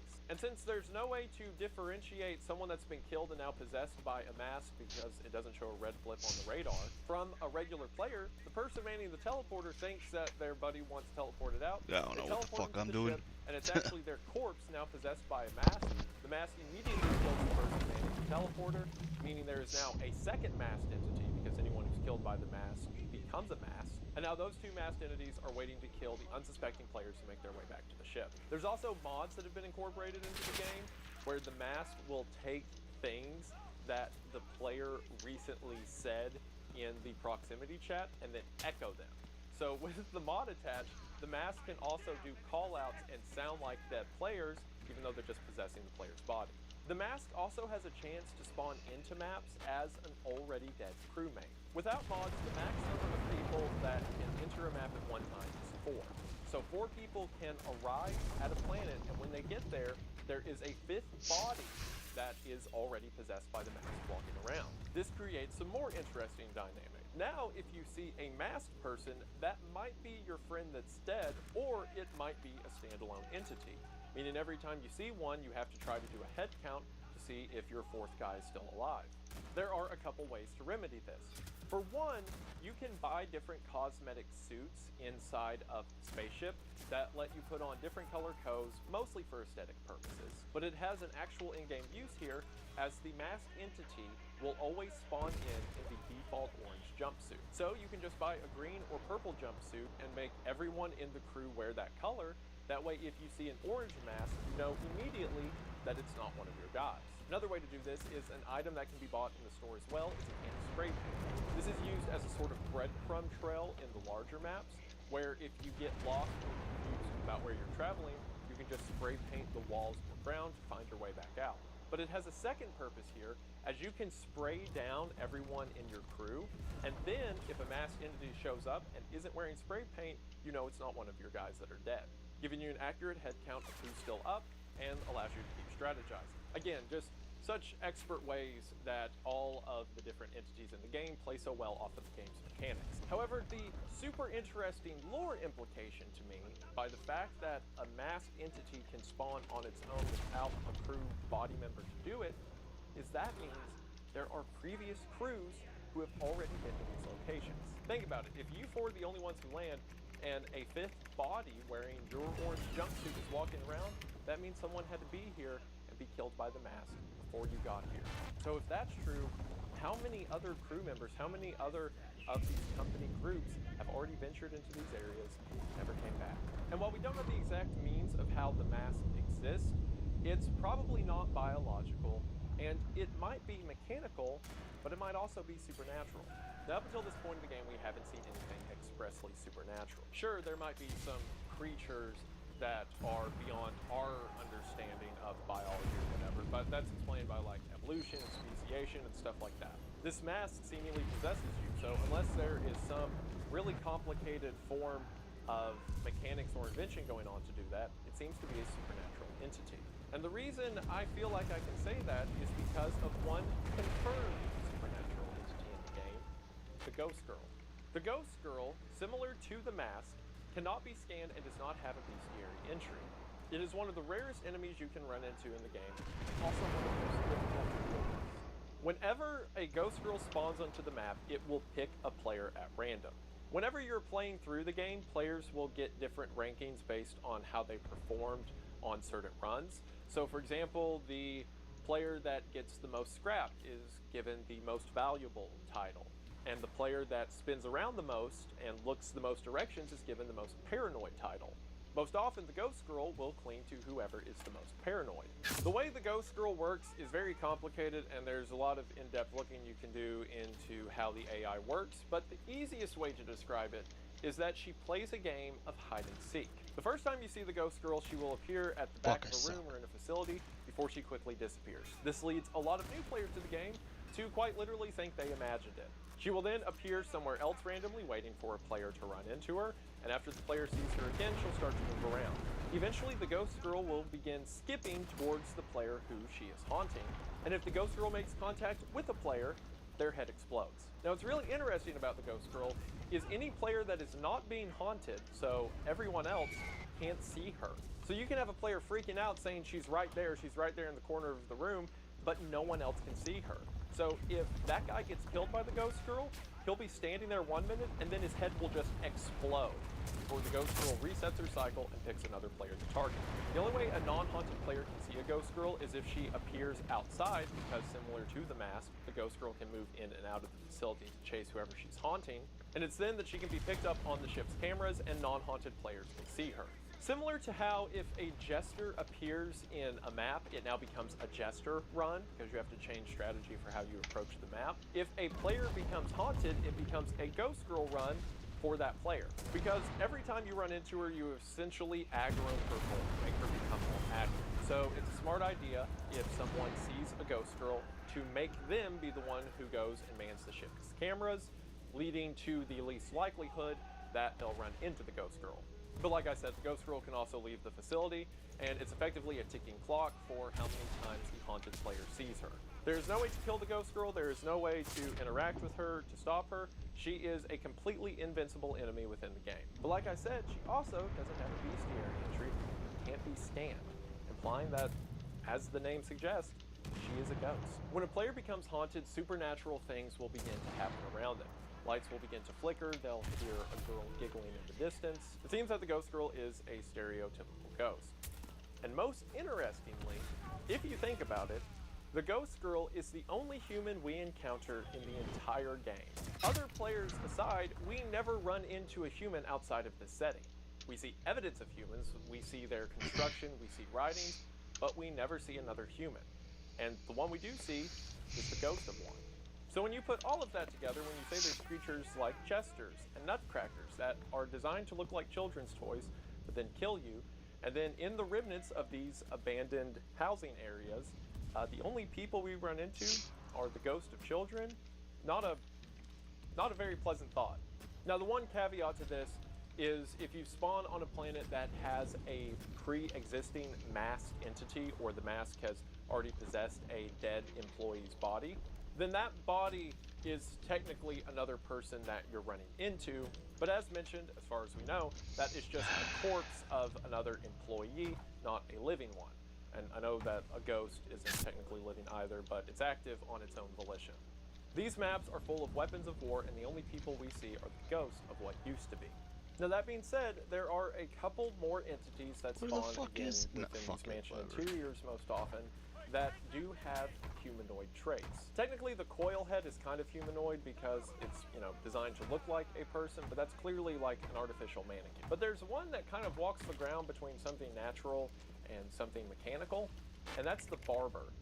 The barber, also known as the clay surgeon, is a giant purple human shape with a massive pair of scissors. The barber will quite terrifyingly teleport or jump towards you, and if it gets close enough, snap its scissors and cut players in half. These were recently added to the game, and we know next to nothing about them. They are very childish in their appearance, from their name to their design, from the fact that as they jump, there's like a snare drum hit. So in my mind, they kind of fit in with things like the Jester and the Nutcracker as being these unassuming entities until they become hyper-violent. And the bestiary entry for the barber doesn't do us a lot of favors either, as it says, "I had a dream about the barber. One day he made me a wig because his scissors were too big." Again, this poem kind of falls in line with the whole theory that it is made, again, to be an unassuming or child thing like the Nutcracker or the Jester. As a matter of fact, the kind of poetry to how it's described is very similar to the Nutcracker's bestiary entry. So in my mind, it kind of makes sense if these were designed as some sort of weapon. But again, they're newer to the game and we don't know a ton about them for me to make any definitive conclusions on that. Something that I will make more definitive conclusions on is the other kind of humanoid entity that can appear in mansions, the butler. So when you first see the butler from a distance, you can almost be mistaken that it's a person. It seems to be wearing a suit, has a face and hair, and most of the time when players encounter it, will be sweeping around the interior of a mansion. Again, I believe they can appear outside of mansions, but they're most commonly seen within mansions. However, when you get too close to the butler, that's when the ruse starts to fall apart. Its body isn't shaped right. It's like kind of draped in a cylinder, and its face looks like a pile of skin. You can certainly see how there used to be a person there, and you can see how the suit that it is wearing was probably someone's suit at some point, but that's certainly not a person anymore. When the butler sees a player, it will begin nonchalantly sweeping in the area, but subtly continue to track the player through different rooms. As long as the player isn't alone, this will never change, and the butler will just kind of hover around where the player is. But if a player that is being followed by a butler is alone for, I believe, 12 seconds, it will put away the broom, pull out a knife, and begin to chase and stab the player. And then if that player runs into an area with more players, it will pull out the broom and act like nothing ever happened. It seems that the butler is trying to murder you in secret away from prying eyes. To the degree that if it stabs a player to death, it will even clean up the blood and move away from where the body was. Where it gets really interesting is what happens if you kill the butler. Again, with any entity in the game, this is hard to do unless you stun it or use a zap gun and have another player hit it with a shovel, but if you manage to kill a butler, it will quickly swell up and pop.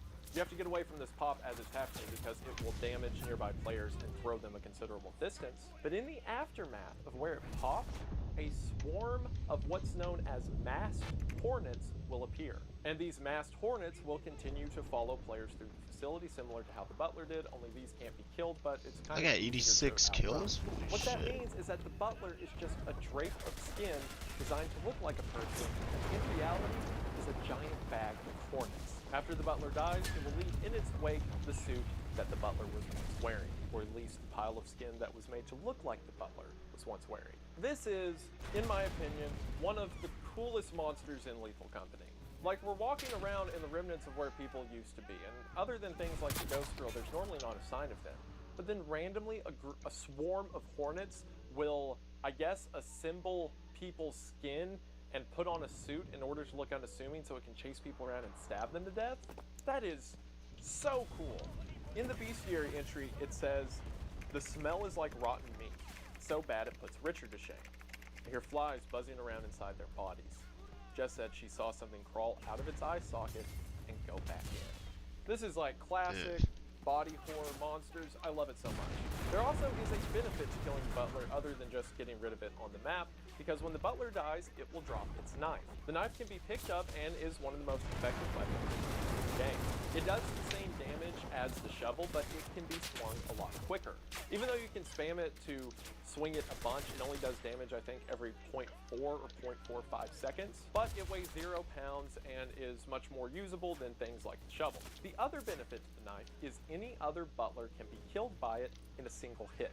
This makes sense because if the Butler is effectively a giant skin balloon full of bees, then just popping it will cause it to die. But again, this is one of the only direct mentions we get of any kind of remnants of people left through the game. You have the bodies that can be possessed by masks, we have the spirit of the Ghost Girl, and we have the skin that was left over that made the Butler. We don't know exactly what happened on these moons, but we know that it was bad.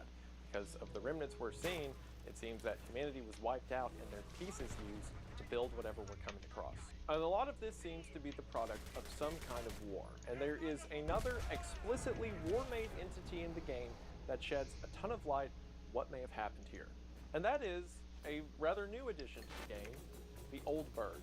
So remember how I said, like, the Jester, if it spawns in an interior, the game now becomes a Jester game. And if someone's haunted by a Ghost Girl, that player now has to play to the Ghost Girl. If an Old Bird spawns on the exterior, because thankfully it can only spawn on exteriors, if an Old Bird spawns on an exterior when you land, it now becomes an Old Bird game. When the match starts out, the Old Bird will be dormant. It will be standing like a statue in whatever area it spawns. It then has random chances throughout the rest of the day to turn on at any point. Also, remember how I mentioned facility interiors will have an apparatus that runs the power? If you pull an apparatus at any point, that forces any outdoor Old Birds to then turn on. The Old Bird is a stereotypical super mech made for war. It has a giant spotlight for a head, these loudspeakers that blare noises to terrorize people. It has rocket boosters on its feet that it will use to fly around or go up in the air and land on players.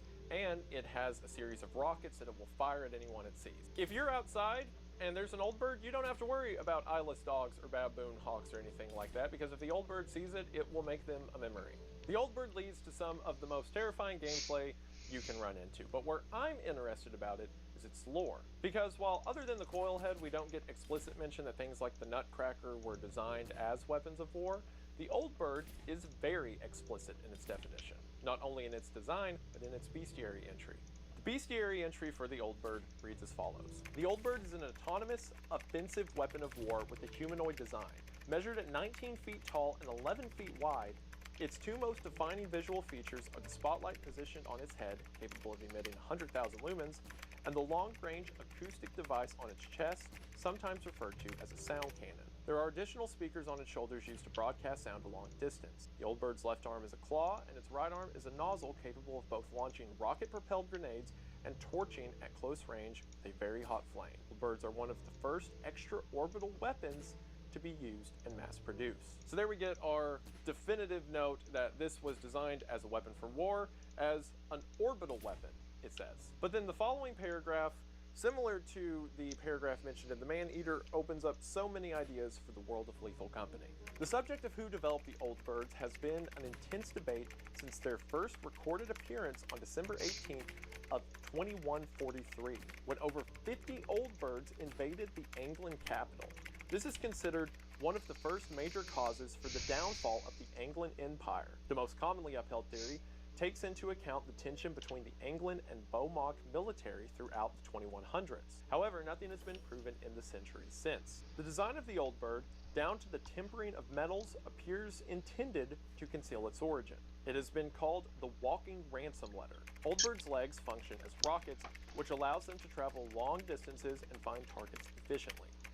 But the most likely reason this feature exists is to help them enter and land from orbit. The material and fuel Old Birds rely on is similar to those of passenger spacecraft from around 2130.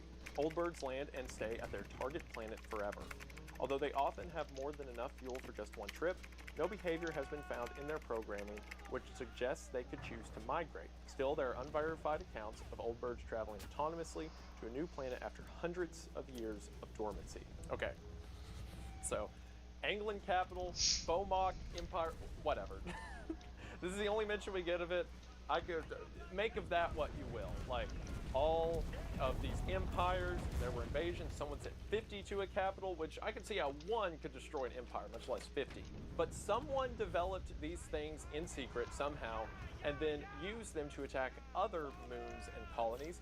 But also, they can be sent to a planet and be dormant for hundreds of years. So these things have been around for hundreds of years. It built up so many questions about the empires, about the war. Perhaps all the remnants we're seeing are the remnants of the Anglan and the Beaumont War. Perhaps one side built the coil heads and the other built the nutcrackers. Perhaps one side built both. Perhaps these conflicts are completely unrelated, and there's been a series of skirmishes across space for thousands of years. Who knows? But if one side of a conflict wanted to mass exterminate the entire population of another side, sending a bunch of Old Birds to a planet seems to be an easy way to do that. However, the Old Bird entry just gives us even more lore to dig into Lethal Company's world. As it continues, the Old Bird was historically referred to as the A1 based off the codename it was given by the English military, the A16L31. In 2384, however, the song Old Birds, released as a cult hit by the post-punk project Under Remora. Just 3 years later, in his most famous work of the same name, street artist Land Erie depicted the automatons flying and landing between planets in an arrangement similar to a flock of geese. This is generally considered one of the most iconic and influential images of modern culture and solidified the modern nickname. In 2356, 5 Embryon was classified as condemned for the purposes of travel or settlement by the boat.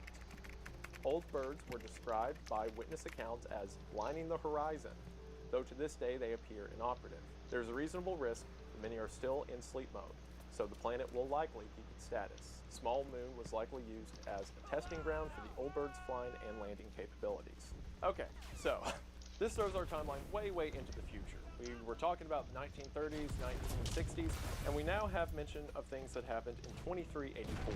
But we have so much stuff here that there is an English military, whatever that means in the far reaches of space, that gives it the designation. But then we also have a mention that there's a song Old Birds made by a post-punk project called Under Remora. So we don't just have militaries and empires, we have art, we have culture developing in space. But we don't see any of that because everything we come across is desolate.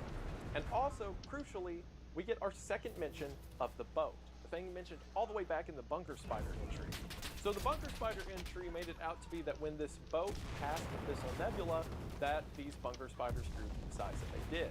But now, hundreds of years later, we see that a planet is condemned for travel or settlement by the boat.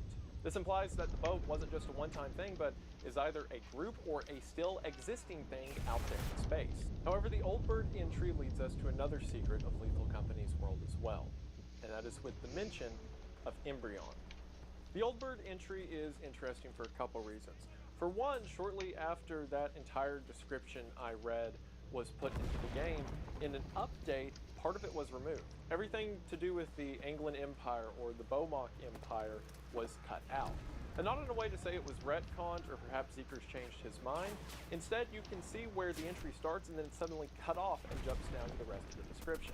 It's almost as if the company or the terminal is censoring information we weren't supposed to see. And similarly, the planet Embryon that was mentioned at the end as being condemned by the boat is now a location we can travel to. There are 2 secret moons in the game that are not listed in the ship terminal that you just have to type the name in for the ship to take you to. One of these is Embryon. Similar to the hard level moons, you have to pay to go to Embryon, but out of the paid moons, Embryon is the cheapest, only costing 150 credits to land at. And yeah, you'll never want to go there. Like, I went there one time for footage for this video, and I'm never doing it again. So when you land at Embryon, the entire surface is covered in deactivated old birds. And it is a really long trek to get from your ship to the front door and the fire exit, which is an equal distance away. The interior of Embryon is the same, random spawn chance as any other map, but it is the exterior full of old birds that make it interesting. Because as mentioned earlier, as the day goes on, it is more and more likely for old birds to be activated. Because there are so many on the surface, what effectively happens every time you try to leave the facility is it turns into a match of hell divers, only you don't have a gun and are far more vulnerable. It is chaos, it is a nightmare, it is a challenge map if there ever was one. However, in the info for this moon, we get some interesting history. It says, Embryon was discovered in just the last century. It appears to have been used as a testing ground for old birds long before it was officially discovered. As a result of this danger, its status has been marked as condemned.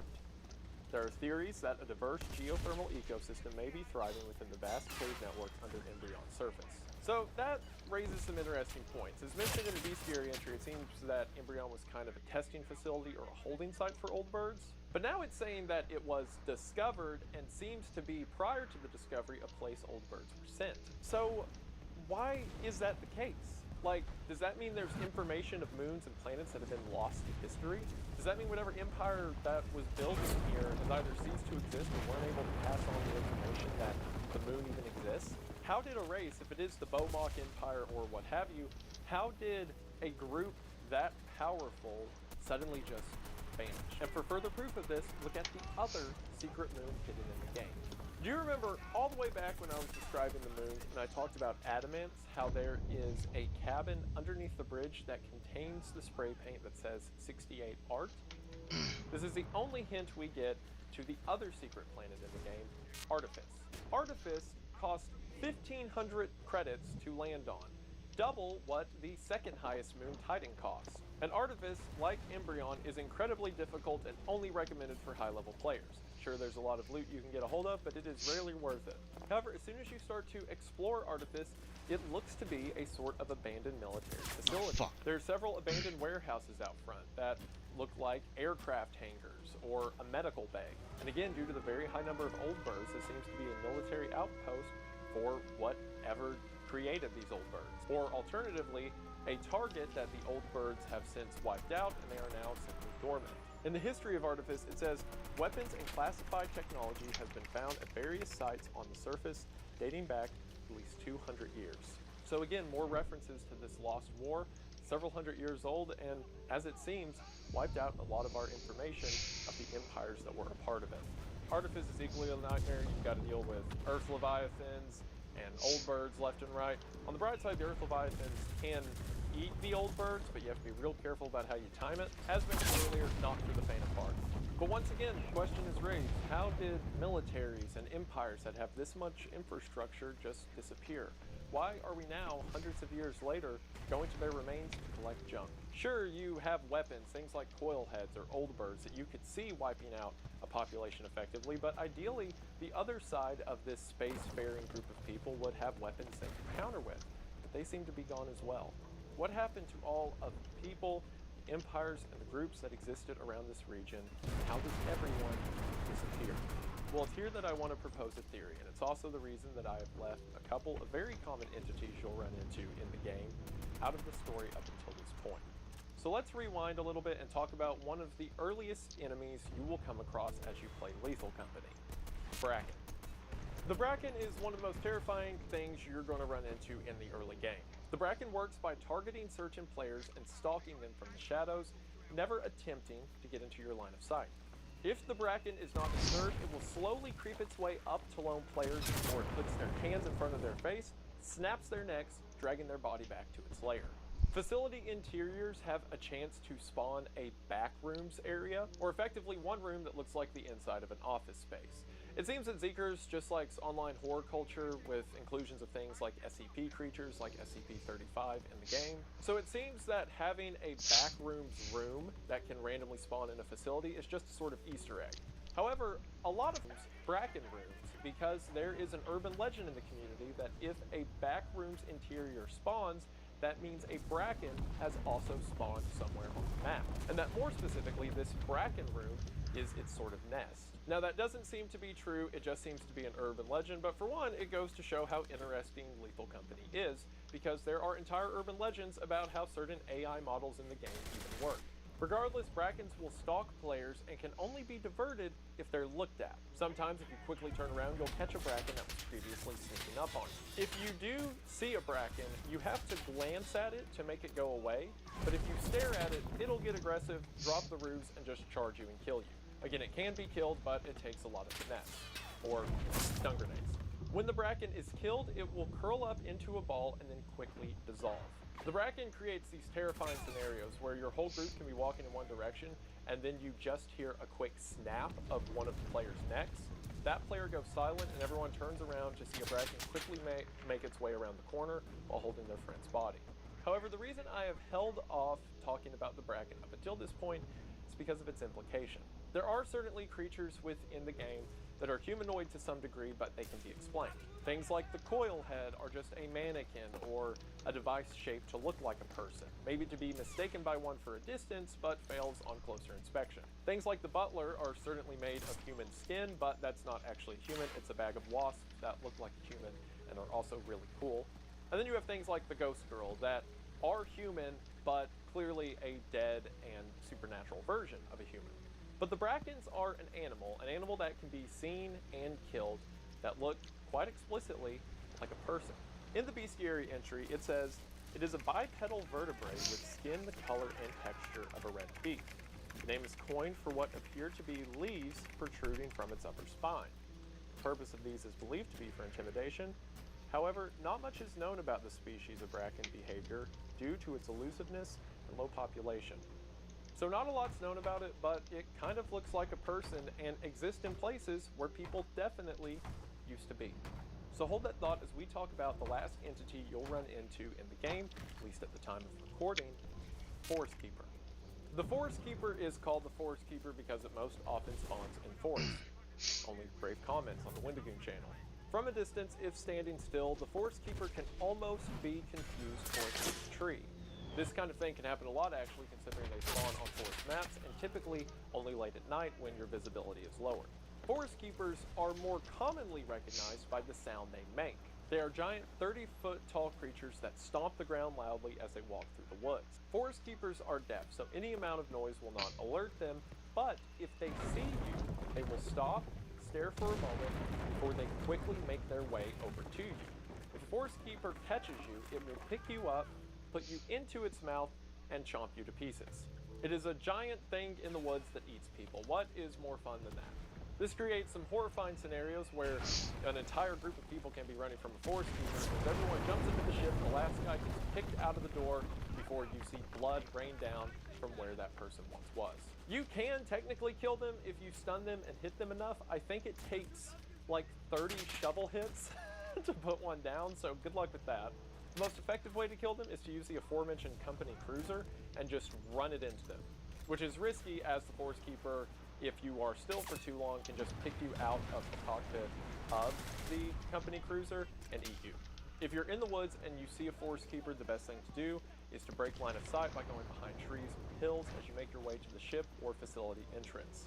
The bestiary for the Forest Keeper shares some interesting insight. For one, it says their bodies bear markings on their front and back which mimic eyes.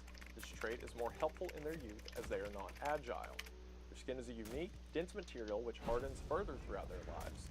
Large spikes and bumps across their bodies form as a result of aging. So effectively, you have this giant thing that has these fake eyes on its body, even though it does have a good line of sight, and its skin is effectively wood, forming off into these branches and spikes. And then after that, we get a really interesting note where it says, "It's been said forest keepers exhibit a curious behavior similar to that of a human child the age of 5 or 6. They will eat anything they find fascinating. Forest keepers don't actually need to put anything into their mouths, and it's theorized their main source of energy is a process similar to photosynthesis." For one, that almost makes them more terrifying. They don't actually need to eat, they just do it because they find it interesting. And the whole photosynthesis idea further points to the idea that they're effectively a sort of living tree. A tree, however, that looks very human. However, the most fascinating lore implication about the Forest Keeper, to me, comes at the very start of its bestiary entry, where it says, "They're believed to share a common ancestor with Rapix folium." Rapix folium is the scientific name of the bracken, as mentioned in its bestiary entry. So that makes some sense if you think about it, right? Because the bracken is described as a creature that effectively has these like brambles growing out of its back. It's very plant-like in that regard. And the Forest Keeper is effectively a giant living tree, right? However, another thing that these two have in common is that they are both the most humanoid monsters we come across in the game. Sure, there's some creatures that have some humanoid aspects, like you could say, oh, well, the Thumper has arms, but that one's already been clarified as like an evolved shark. Both the Bracken and Forest Keeper stand upright like a man and have arms and legs. And while there's certainly speciation to their environments, the Bracken grows inside of these dark, tight facilities, so it becomes accustomed to the dark and grows more like a weed. And the Forest Keeper is outside. It is with the trees, so it grows wood and branches, most like a tree. But yet they still have features of a man, and it says they share a common ancestor, so what could that mean? Now, this is all theory, none of this is confirmed by the game, so bear with me. We know that humanity has existed for, at the least, a couple thousand years among the stars, long enough to have wars and then the impacts and fallout from wars. But regardless of all of that, all of these worlds seem empty. And we already have mention with things like the bunker spider that creatures in the Thistle Nebula evolve at a very rapid rate. And with creatures like the spore lizard, we see these symbiosis arrangements where one species gets with another species and create a new thing. Just like how the spore lizard was a sort of alligator, but now the spore on its tail has turned it into a whole new creature. There was a cut creature from the game known as the kidnapper fox, which I won't get into now because it's cut content, so don't know how I feel about bringing up all of its lore stuff. But the design behind the kidnapper fox was that it growed in something called a vein shroud, and the shroud was its own unique plant, and the kidnapper fox had adapted to appear like that kind of plant, at least from a distance, and made their home inside of vein shrouds. So again, we have different kind of species kind of melding together to be one in this environment. And sure, while there's certainly enough technology and weapons of war to wipe out entire populations, that still doesn't explain why everyone's gone. Because even if one side completely wiped out the other, well, that side should be there, right? They supposedly conquested the land, they should be there to take it, but they're not. What if, just like how sharks, spiders, centipedes, leeches, everything else evolved to cataclysmic proportions over just a few thousand years, what if people did too? What if something in the air or the radiation from the area caused the people who colonized these planets to become something monstrous?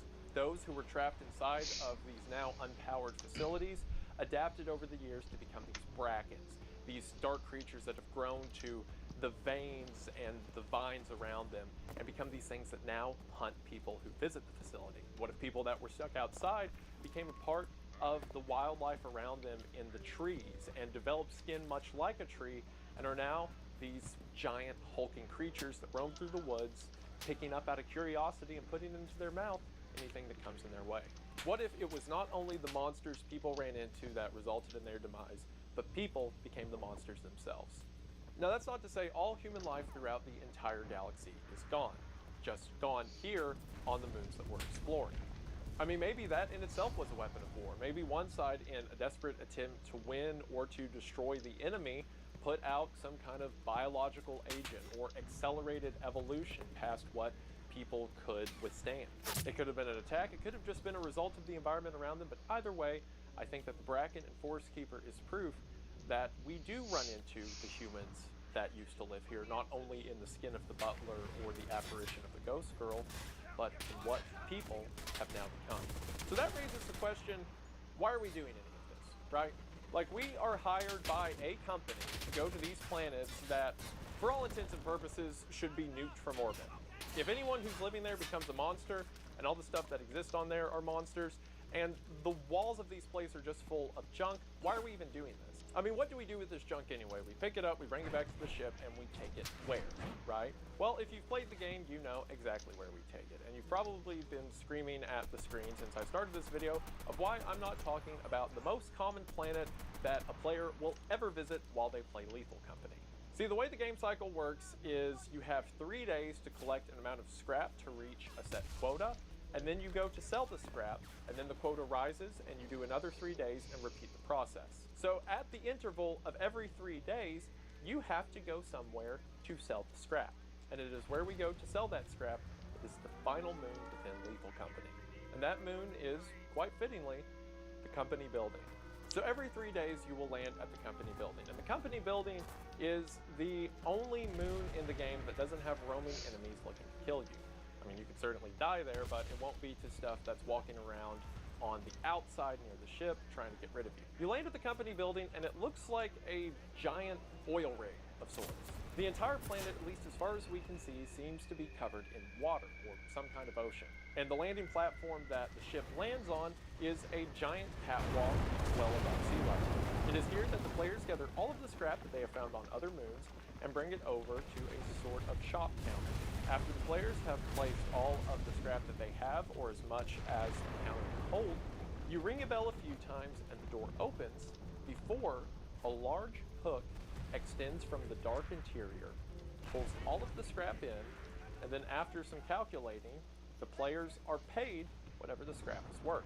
This is how the main game's economy functions. You go to moons, collect scrap, sell it here, and then you use that money to buy some of the tools and items that I've mentioned throughout the video.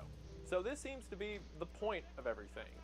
Whatever the company is has us go to these far-off abandoned moons, gather scrap, give it to them, a hook pulls in the scrap, and then gives us money. The most defining feature about the company building is how large it is. When you look up to the sky, it seems like a near infinite wall of concrete.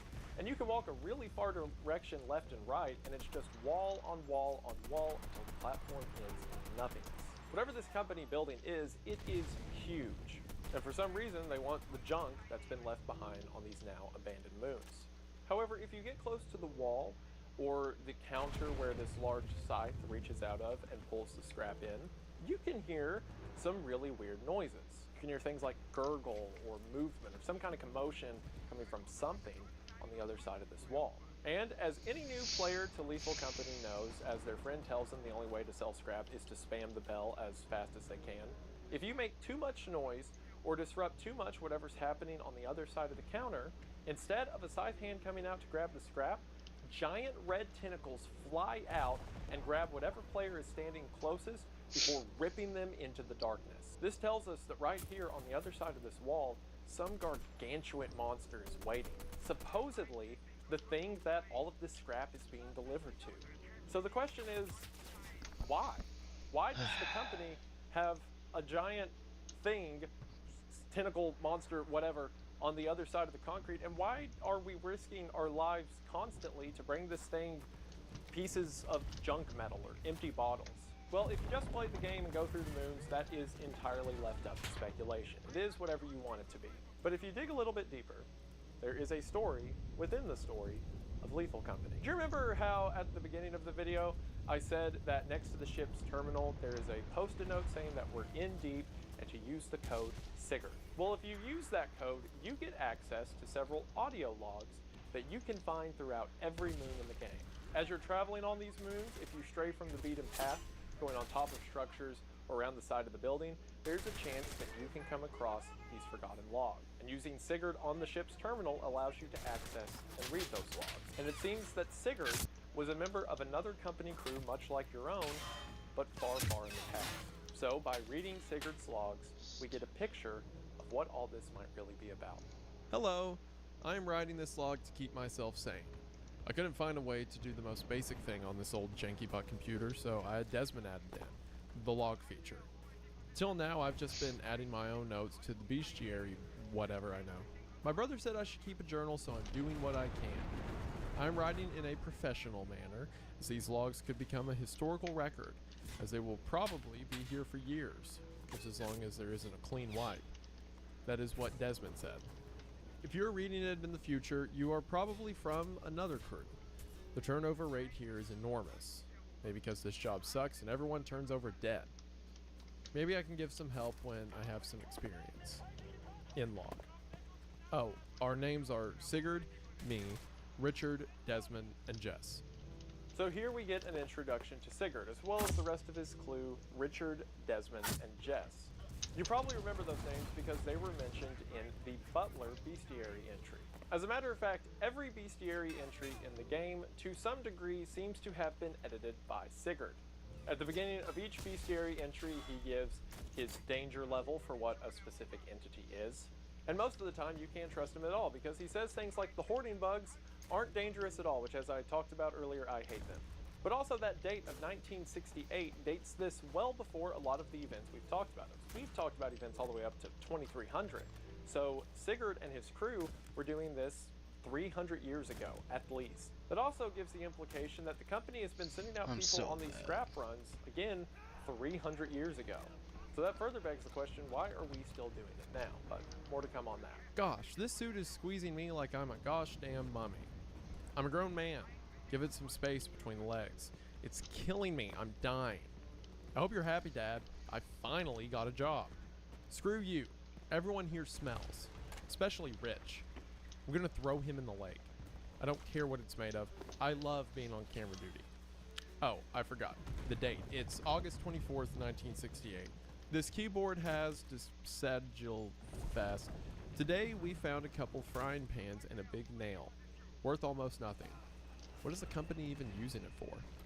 Mostly just Sigurd's complaining, but it points out that even that long ago, they were still finding the same things that we're finding now. Things like a big nail and frying pans. We got in the swing of things the past few days. That's what Rich keeps saying. He smells like a rancid tuna can. Worst summer camp I've ever been on. Date is August 27th, 1968. We make sure someone always has a shovel for bashing anything that moves, and we always put someone on camera duty so they can open those big security doors with letters and numbers. Ask Desmond the Wizard how that works. I think he just types in the code that's on the door. That's it. We sold some goods to the company today at 70% value. I got my nerves chilled listening to the psychotic sounds behind the counter. No one else gave any? Can't ignore that. My flashlight didn't even go back there. The beam just went dark. For one, this establishes Desmond as being the tech guru or the guy who knows how the equipment works, but it also points out that Sigurd started to have the same questions that we have, that there's something on the other side of the company counter. Similar to us when we try to see what's behind it, all we can see is darkness. I talked to a voice on the walkie-talkie. It was like a part of the screams. He told me the Golden Planet actually existed. It's not a legend. And he told me it didn't just hit a meteor. He said the planet was swallowed up by the beast. And they were in its body being digested. I asked what the beast is, and he said he didn't know. He said it ate the planet, and they forgot everything. I couldn't get him to stop talking. But I said he was on the other side of a big wall, and I could get him out. I said he was inside the building, and that's when he started freaking out. I couldn't make out a word. I think he said something about spitting out the rinds, so I just turned it off. What a whack. Jess says the Golden Planet is just a story. I said I know, I'm not an idiot. Well, she said I should quit, and she quits if I do. So, she's staying. Okay, a lot to unpack here. It seems from talking about the other side of the wall, Sigurd is also making this entry about being at the company building, and that this voice on the other end of the walkie-talkie sounds like it's coming from the other side of the building, that it is coming from where the screens are coming from, as Sigurd describes it.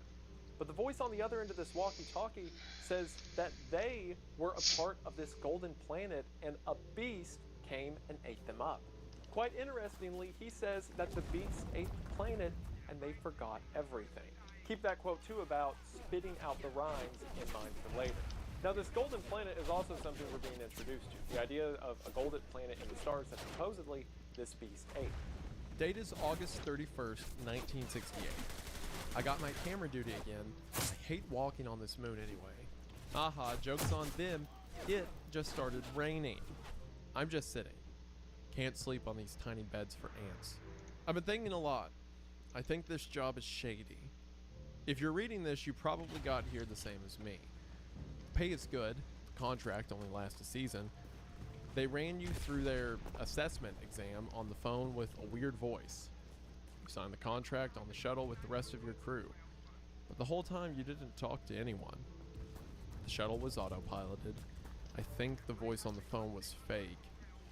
I've had the worst dreams. I think I just want to go back home. But I'm not going to crawl home crying and scratching on Dad's front door. It's not his son. That's not Sigurd. So this is also interesting. As mentioned, we never run into another person throughout the entire game unless you count the bodies and potentially evolved people, as I talked about earlier. And it seems that through the whole hiring and introduction process, that has been the same. It is an entirely autopiloted system to get people from one place to the other. It's almost like the entire company itself is some kind of automation. And we also have to mention that Sigurd himself refuses to quit the job because he can't stand to look at his father after having quit. Date, September 4th, 1968. I got woken up early this morning because we were going to the company building to sell our useless garbage. The rate was 120%, which Desmond says is rare and he didn't want to miss it. He's been watching it like the stupid stocks. It still sucks here. Rich still smells like a piece of shit. I can barely sleep. I heard the worst sound behind the wall of the company building. It sounded like crying red faces all churned up and swept away by concrete, like the pestle and bowl my mom crushes up her seeds and spices in. I still hear it. It's a nightmare. No one else heard it. They don't know what to do. Jess thinks I'm homesick. No, I'm sick of this cheap suit. This is another mention of whatever's on the other side of the wall sounding like people being churned up. If the entry mentioned earlier from the person from the Golden Planet, if he says that the beast ate them up and now he's on the other side of the wall, that would imply that whatever beast is on the other side of the company building wall, the thing that we're feeding scrap to, is the thing that eats planets, or at least the people on the planets. Now it is sitting behind this wall as people are slowly being digested and it's spitting out the rinds. And all that Sigurd's crew, and assumedly our crew, can do is keep feeding it. We left behind Rich. Just had one room to check and then we could be done for the day. I couldn't get the door open. And then I looked, and Rich wasn't there. It was the wrinkly skinned flower headman that walks on two legs. It turned his neck. I heard the crack, but he wasn't there. I wanted to find Rich even if he was dead, but they're cowards. Their faces are blank like idiots. There's nothing moving in their stupid skulls. All they wanted to do is leave. They were going to leave me too. We all hated Rich, but we didn't want this. This isn't worth it. It's just not worth it. We got a pair of scissors, a box full of stamps, and a bundle of cord to sell for nothing. It's not worth it. What does the company even want it for? The date we last saw Rich is September 7th, 1968. So it seems that here, Rich died to a bracken, again something that will be commonly seen as you play the game. But it seems that this is causing Sigurd to be distressed, and he's starting to lose his mind for what the company's making him do. Date September 13th, 1968. For some reason, I was the one who had to call the company number to report the accident. They were too scared to do it. It was the same fake voice I remember from the interview on the phone at home and the stupid training videos. But it heard what I said, I think, because it said they would contact the family and find a replacement and something else. It talked so fast. I learned you can hear the screams all the time in the walkie-talkie when you're at the wall of the company building. They didn't believe me. Well, now they do. It sounds just like when I heard it a couple weeks ago. They want to quit. I said I'm not a coward. I just got this job. So similarly to previous mentions, the voice that you talk to, the company voice, just seems to be an automation.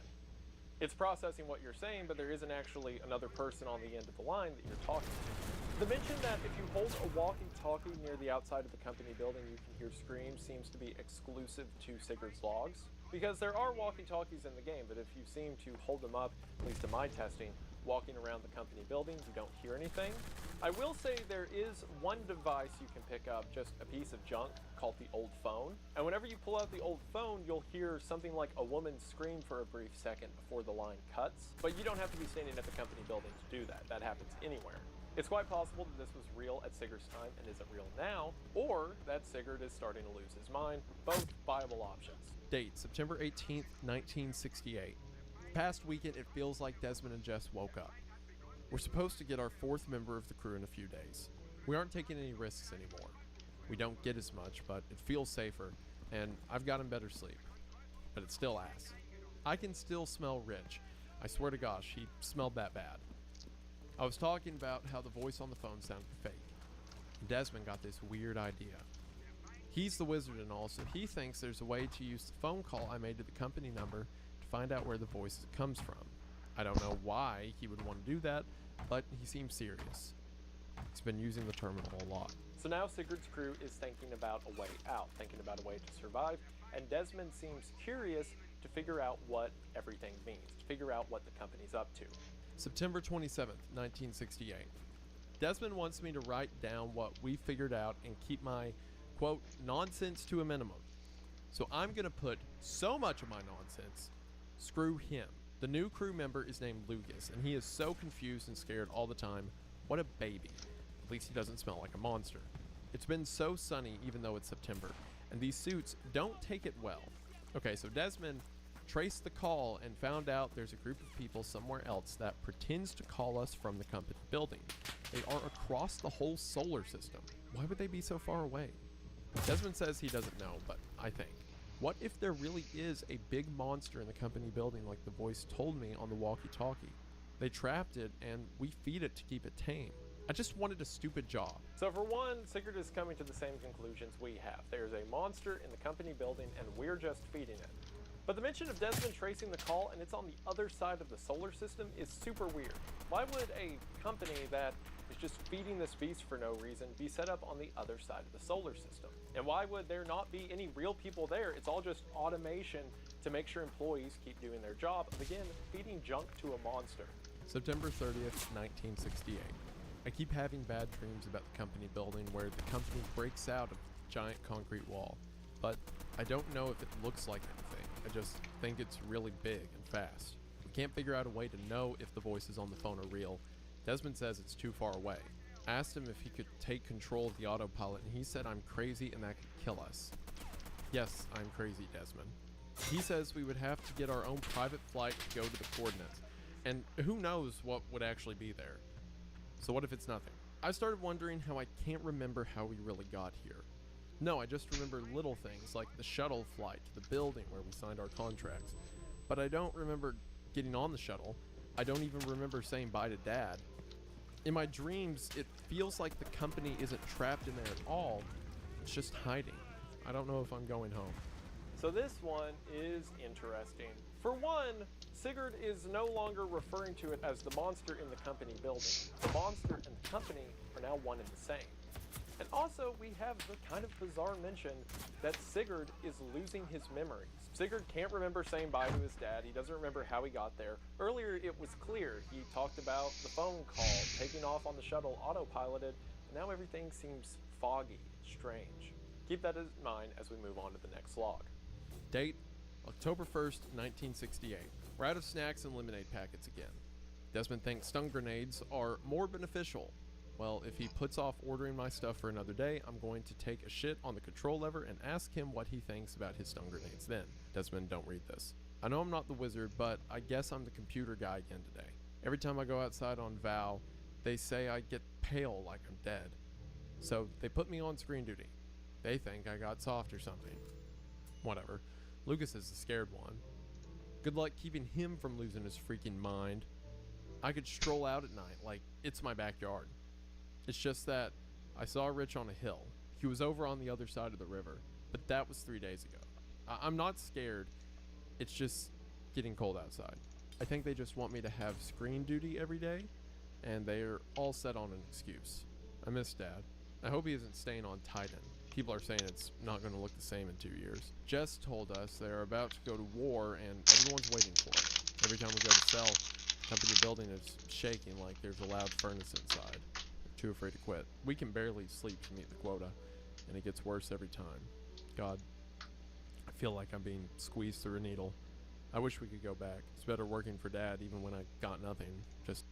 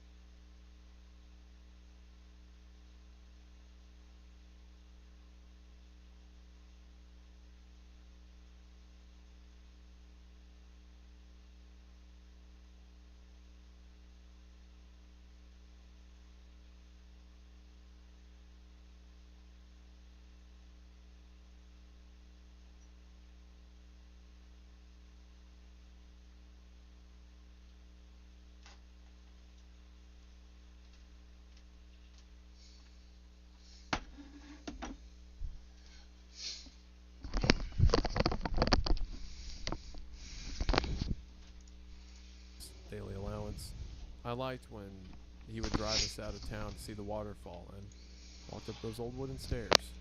Just wanted a real job. Now, we have a few interesting things here. The first one I want to mention is Rich. As we know, Rich is dead. He was killed by a bracken, right? But here, Sigurd mentions that he saw Rich. Now, this can be assumed to be paranoia or maybe even the ghost of a missing teammate. If nothing else, it's further evidence that Sigurd's mind is slipping. However, what is also interesting is the mention that Sigurd's dad lives on Titan and that things are about to get bad. And considering of what we see of Titan now, whenever we land there, that is an understatement. But at least at the time Sigurd's writing this, Titan seemed to be okay, and people were saying that a war was coming. Now, we kind of have evidence that there are a couple wars within the Lethal Company timeline. In the 1930s, when we talk about the mines with the Man-Eater, it says that these mines were developed in post-war era. And then after that, we have all the stuff that happened around 2100, I think, with the Old Birds between the Anglan and the Bomok Empire. Although that's not explicitly described as a war, it certainly is a militaristic takeover. And sure, while that might be the one that Sigurd is referring to, saying that Titan was getting prepared for whatever happened in the 2100s, that seems kind of odd. Because think about it, we had a war that existed before the 1930s. And then in 1960, Sigurd says that he's worried about his father because a war's about to happen, but it seems that a war doesn't happen for like another 150 years. And this is the last log that we get from Sigurd, because our last entry is simply this. Desmond, October 15th, 1968. I am encrypting these logs to keep them hidden, as I fear the system will be wiped if they are found. It's all guys. We're supposed to think it's all just a transaction, but our real job is keeping an incredible terror fed.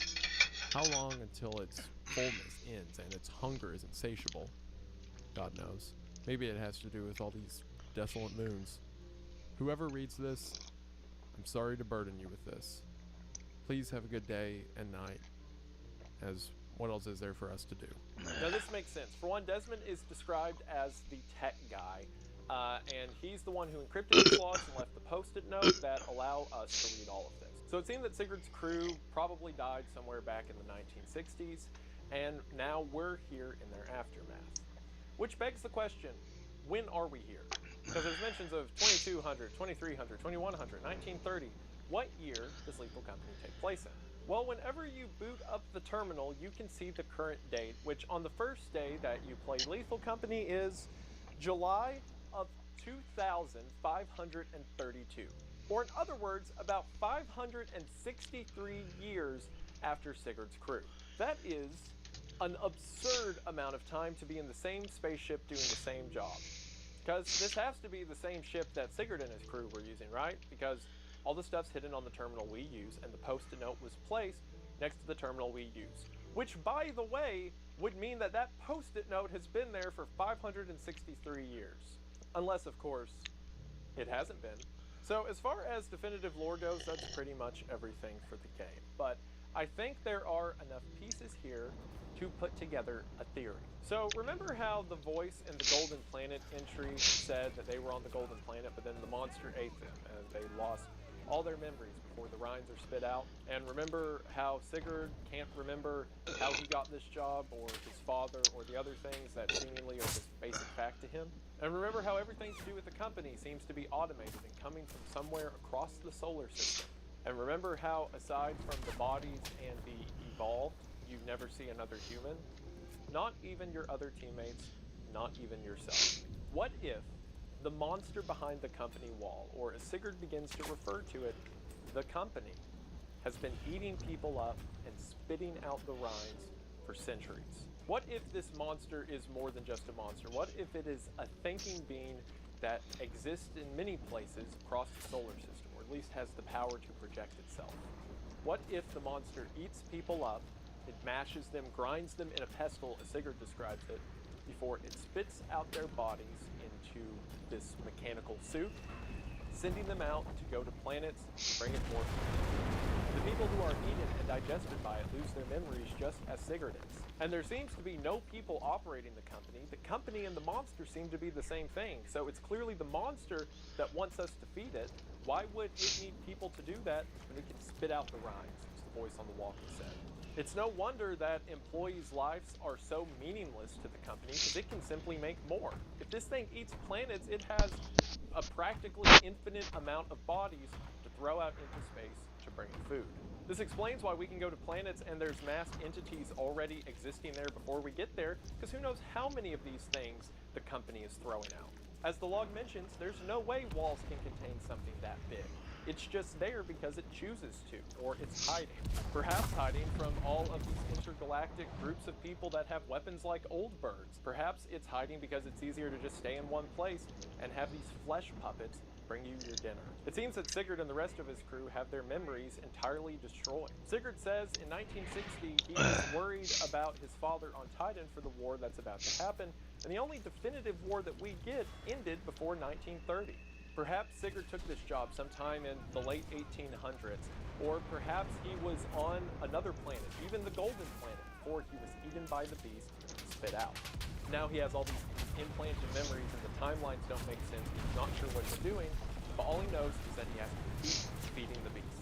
I mean, that would explain a lot of things. It would explain why you never see another member of the company without their suit on, covering every inch of their skin. It would explain why Sigurd talks about the suit being so tight and uncomfortable that he could never take it off. Because if it was taken off, it would reveal people for the bag of bones they really are. That would even explain little things like why Rich constantly stinks or smells like death, as he says. That would explain why things like Butler seem to have a healthy supply of human skin in spite of all the people being dead for hundreds of years or evolved into something without skin. As the company uses mashed up corpses to do its bidding and projects messages from the other side of the galaxy, these used to be people think that they have some agency. The memories of what used to be float in their minds, and they think that they have some say in their life and their survival. But if you've played the game for any amount of time, you know that eventually it all ends the same way. The quota keeps going up, you keep dying, and you keep spawning back in exactly where you started. Another bag of bones set to feed a creature that is full of flesh. Much like how the employees of the company go through space collecting scrap of what used to be, they themselves are scraps of what they used to be. And I think there's evidence of this within the game, or at least there was evidence of this in the game. So looking at a timeline, we know that Sigurd and his crew probably died or their ship was sometime around the 1960s. Well, when the Old Birds were added to the game, if you'll remember, the Old Birds log entry shows things from 2150 and 2380. At least 400 years after Sigurd and his crew seemingly died, or at least well beyond the life expectancy than a normal person. Well, when the Old Birds were added to the game, originally at the top of the description, it included Sigurd's danger level. If you'll remember, for every creature in the game, Sigurd adds his own opinion of how dangerous a creature is to the bestiary. And at the end of the Old Birds entry, he left a comical note talking about how dangerous they are. Shortly after this was added to the game, it was immediately cut by Zeekers. Now, I understand that there is a chance that Zeekers just got the timeline wrong, and like with every other entry, added a Sigurd opinion on the beast, and then thought, well, that doesn't make sense because this happened several hundred years later, and then deleted it. But in my opinion, Zeekers did not forget the timeline of his own game. I think that was left in there on purpose, because how could Sigurd leave a note in a computer 400 years after he dies? Unless it's just another Sigurd on another trip with the company, thinking that it's his first time around. This would also explain how Sigurd is able to leave bestiary entries for every single creature we come across. Normally, one interaction with one of these creatures is enough to kill the player, but Sigurd has seemingly ran into everything. Or at least he's ran into everything across his several lives. And since the company manipulates his mind and his memories, maybe that explains why when he goes to the terminal, he isn't surprised to see that he's already left an entry for something. Maybe it just fills in the memory in his head of, oh yeah, I already did that, not realizing it was an entire lifetime or several lifetimes ago. This could also explain things like what he meant when he saw Rich. Maybe he quite literally saw another variation of Rich out on the hillside from another crew that was also being sent to the same planet to feed the company more. The company chews up people and spits out the rinds and fills them with the memories of someone who at one point thought that they were working for the company on their own volition. So then maybe Rich gets pushed into another crew, and then Rich sees Sigurd out in the distance, a version of Sigurd that remembered a version of Rich. And if you follow this idea to its natural conclusion, then I believe when the player, you, plays Lethal Company, you are playing as Sigurd's crew. Because think about it, if this has been happening for hundreds of years, and we know, considering that Sigurd edited the Old Bird entry, that was happening at least 100 years ago, then what's to say that right now we're not just another disembodiment of Sigurd's original team? With the mention of Lucas coming in, I'm sure these people can be swapped in and out, and I'm not saying that particularly any one of us might be Sigurd, but it's the same variation of people being chewed up and spit back out time and time again. And I think the biggest evidence for that is one of the highest lore points in the game that has been talked about since the game first came out. If you are at the company building and you make your way over to the left after landing, you can find a hatch in the ground. The hatch will not only lead to one of Sigurd's audio logs, but it will also lead to a giant drill hidden underneath the platform. Now this drill looks to be in an early state of construction. It has a broken wire, it has a couple of slots that look like they would fit an apparatus, the apparatus we can find in facility interiors.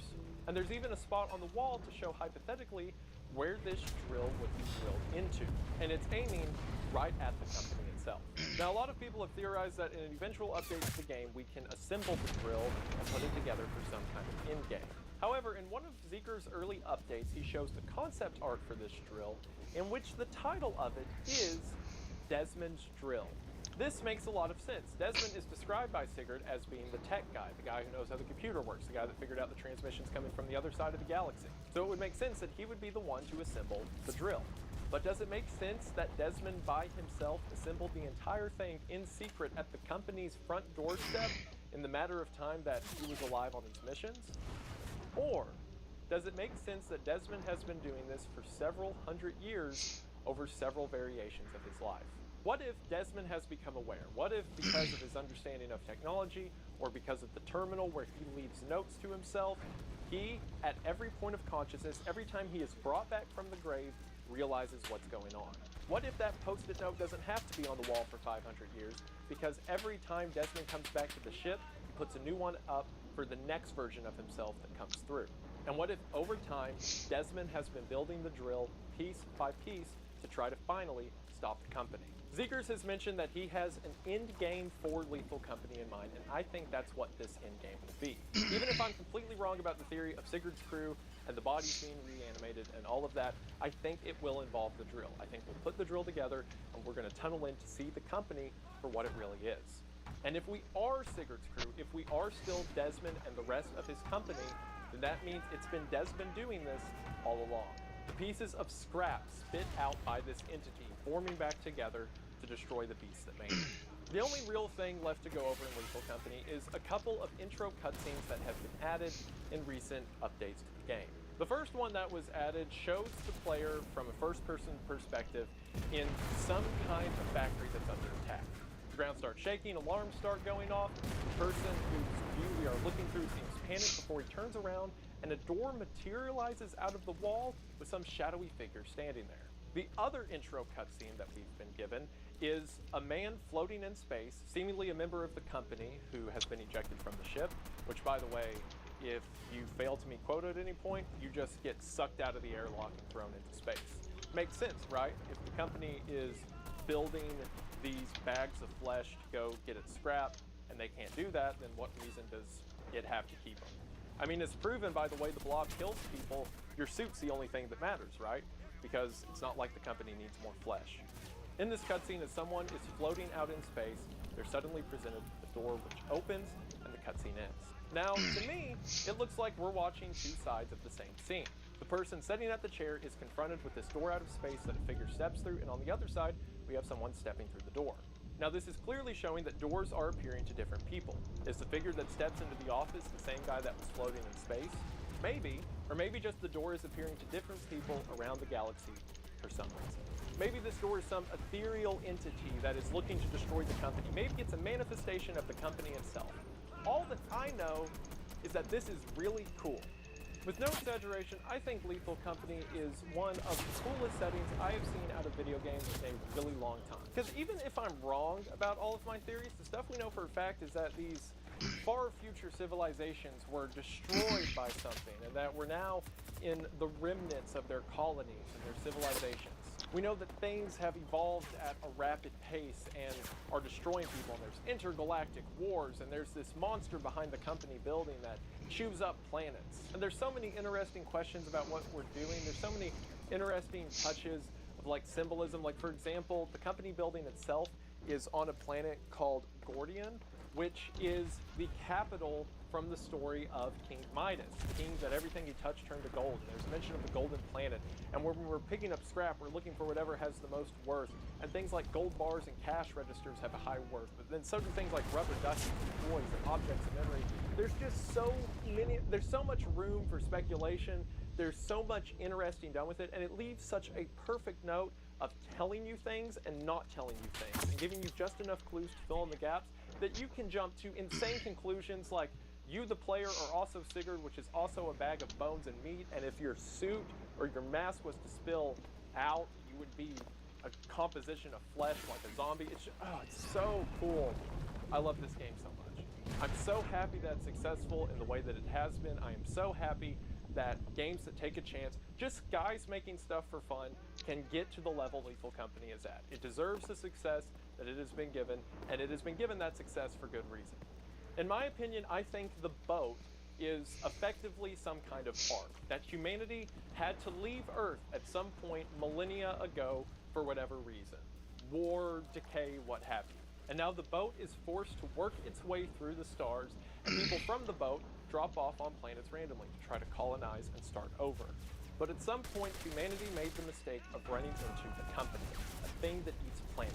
And that company is smart, and it can be many things at once. It can be on the other side of the galaxy, or it can set up things on the other side of the galaxy. It can control people's minds, it can make them lose their memories. And from there, humanity had a greater threat.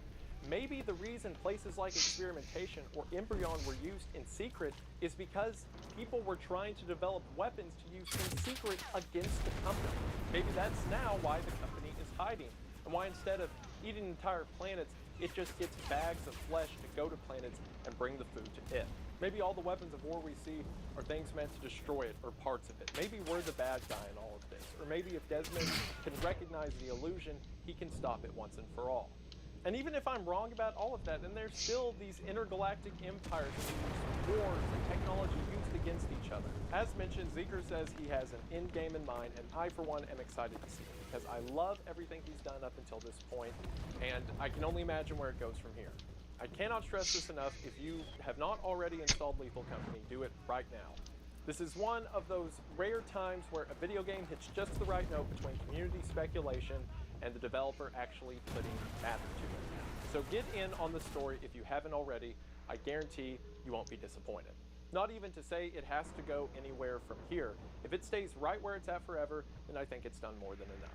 Seekers is a fantastic developer, and this is a fantastic game, and I, for one, am so excited to talk about it, and I'm so excited that you all decided to listen. And above all else, I just want to say thank you for watching. I really like Lethal Company, if you couldn't tell. Like, when the game first came out, I played it with, like, Charlie and Hunter and a bunch of my friends, and we streamed it together, and it was so fun because it's terrifying at some moments and hilarious at others. But then as you dig, there's so much lore. Everything works so well off of each other.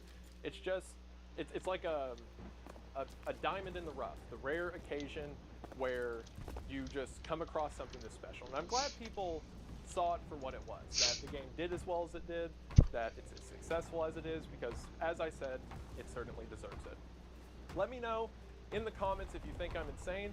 I haven't seen anyone say the theory that the company is making you, the player, it's like zombie puppet or whatever, basically, to go out and collect scrap for it. But to me, it's the only thing I can put together out of the clues we have at this point.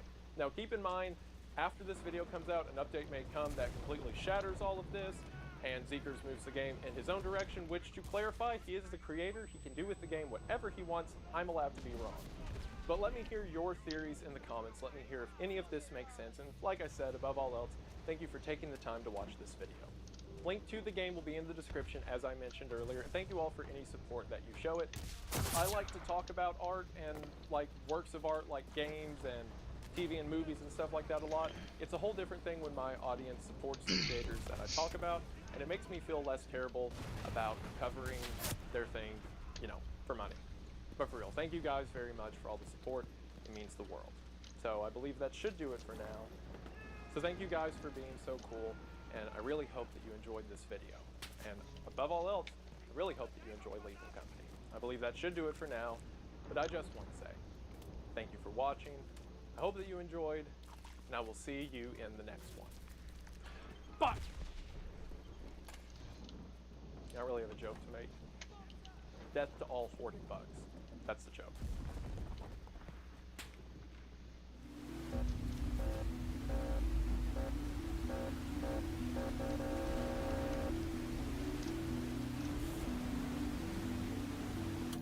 Welcome back to Creepcast.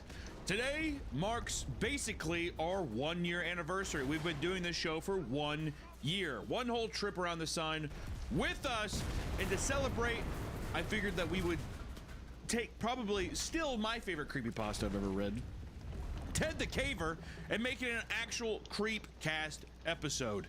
You know, this was originally a video I put on my second channel, Papa Meat, and it was just a fun video that actually sparked interest into making this a podcast. So we need to do it right, and we need to actually have it be an episode here on the show. And I think that with it being a, you know, as a 1 year anniversary, I think it's time. And also just it's been a minute since we read it, and I just love this story. I love it.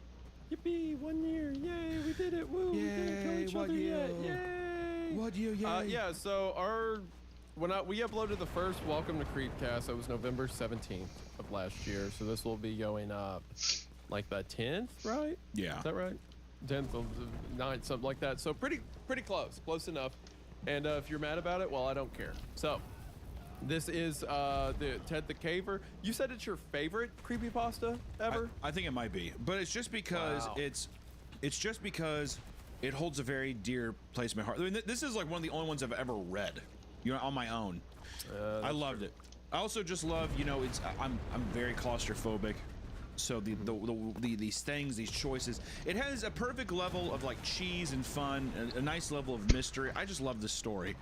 Yeah, it's a classic. As a matter of fact, depending on your definition, this is the first creepypasta because it way predates creepypasta in general.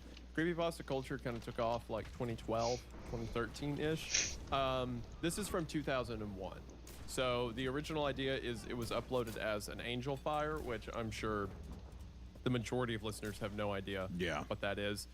Basically, it was like this early like Ring website. You could set up your own web page that would lead to other pages in tandem. So it's treated as kind of like a blog. This is like Web 1.0 era.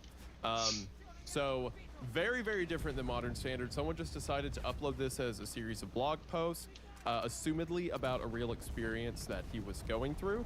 To prank his family. Then, do what? Say that again. It was to prank his family. Yes, that's right. That's right. You're right. I completely forgot about that. Yeah, You're his right, family would check in on him, and he, just as a prank, decided to start doing these blogs because they read these, I believe these cave diving blogs or some kind of blog. You know, everybody, that was a big hot craze in the late 90s and early 2000s was people blogging. And just as a joke, he was like, yeah, I'm just going to make this the most like fucking cursed thing. And then like, I don't think he talked to him for a bit. It's like to also kind of keep the joke going, but it's like the best practical joke that turned into an amazing, fun beginning to how people decide to share stories online. I mean, by definition of that too, this is, I mean, r/no sleep, it feels like this is something that predates that, you know, by a decade. It's pretty crazy to think that a guy just kind of messing around and being like, yeah, hey, I'm on the internet, I don't know, this is just what's kind of going on, for people to assume that it's real is just a really it's just really special. I fucking love this story. I love everything about it, the backstory. It's a lost time in the internet. It's like it's a classic, and it holds up very well, as we're going to see today. So what better thing for our anniversary than to do one, even if you've seen the video that's up on Papa Meat's channel where him and I go over it, we didn't actually read the story together, so we're going to do that today. Yeah. So nothing better for an anniversary, I feel. Yeah, exactly. Like we can actually sit down, read the full thing in length, because I think we broke it up. Like we broke up the story, and we were just kind of like doing certain we did like excerpts basically from it that told the story. But this is from beginning to end, reading all of it. I'm very excited. I'm very excited as well. So we're going to get into it. Thank you all so much for the support. Continue to show support, please, on the on Spotify, on Apple Podcast. Hold on, let me check the score right now. We're 29. Not bad. But this is also like whenever we upload, it goes way up, then comes back down. So it's on its way down right now at 29. But just for full discrepancy, say Hawk Tua is 74. So that's all that matters. That's all I care about. And you know, if you could do anything besides share this with your friends or just enjoy it with yourself, consider going to those audio platforms and just giving us a 5-star rating on there. It really does help. And if there's a way you want to show support, that's just a very easy way to do it. So we appreciate you so much. And Isaiah, without further ado, let's get into it. I want to say that the story prefaces with the date. So these are all kind of chronologically uploaded. He puts the date of when, when he makes his excerpts or whatever. And to see the date 3/23/01 is just crazy. Yeah. Way back. So our first post, March the 23rd, 2001. Hunter, are you ready to get into it? Oh, I'm ready to get creeped. Let's get creeped. So here we go. I want to take a quick break from the show to let you know that today's episode is sponsored by Babbel. Babbel is one of the top language learning apps in the world, and I finally started putting it to use. Fall is the perfect time to start learning a new language. The leaves are changing colors, the weather's changing, so it's time that you change yourself for the better. As mentioned in previous Babbel ads, I have used it to better learn German, and now I can teach Hunter all of the phrases he needs to learn, like Ich heiße Hunter, ein Bier bitte, cozy. I'll be gated by unique way. Now, if you click with Thank Joe experience. Due to the overwhelming number of requests I have received to tell about my discoveries and bizarre experiences in a cave not far from my home, I have created this webpage. I will outline the events that happened to me during the past few months, beginning with my journey into a familiar cave in December of 2000 and ending, well, it hasn't actually ended yet. I'll use my caving journal as the text to tell about my recent experience.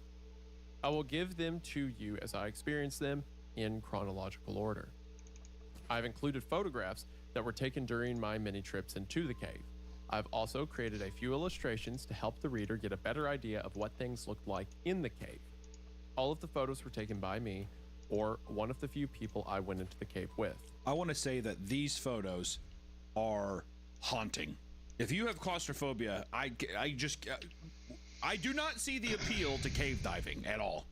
As a sport, as an activity, I just want to say that this guy actually being a cave diver for the story was able to get some very fucked photos. I just want to say I'm in hell. The pictures are great, and I think it does a really good job at getting across like the authenticity of it. Yes. Because even watching the picture, looking at the pictures, I'm like, how did you do this, right? like how in 2001 did you set up all these scenarios? It had to be a guy that was actually into spelunking. Absolutely. Who decided to add this narrative onto it. The photos being authentic of a guy who definitely probably was spelunking in a cave that he just knew, but was able to take some photos of like very weird tight spaces that he knew of. Yeah. It's just, it adds to the story so much. And as you see, we'll definitely put them up. For audio listeners, we'll try to describe them, but for people on YouTube, it's just, the photos are just awesome. They elevate the story so much. That's why I love, that's also why, not to deviate too far, but that was also why I really like Gregory 88, is just having those little bits of photos, just like little snippets of some of the visuals from the story is just a lot of fun. Also, are you familiar with the Ted's Caving Journal on YouTube? I think you watched some of that with me on stream. Yeah, it was the stream I started reading out my credit card information, remember? Yes. So he's now changed his name to Alex Archives because he started doing different stuff than just Ted's Caving Journal. But he has a series called Ted's Caving Journal that not only looks incredible, like it was actually inside of a cave, but it is paced so well that for one, at least for the first several, he uploaded them not year-wise, but date-wise, the same dates as the update from the original Angel Fire story. Just a lot of fun. I mean, like, just so, like, yeah, he uploads the March the 23rd one on March the 23rd, stuff like that. And he has paced out the video links, so when you watch the entire thing, the video progresses at about the same pace you would take reading the story. Yeah. Like, it's incredible attention to detail, and it looks amazing. I still have no idea how he did half the effects he did.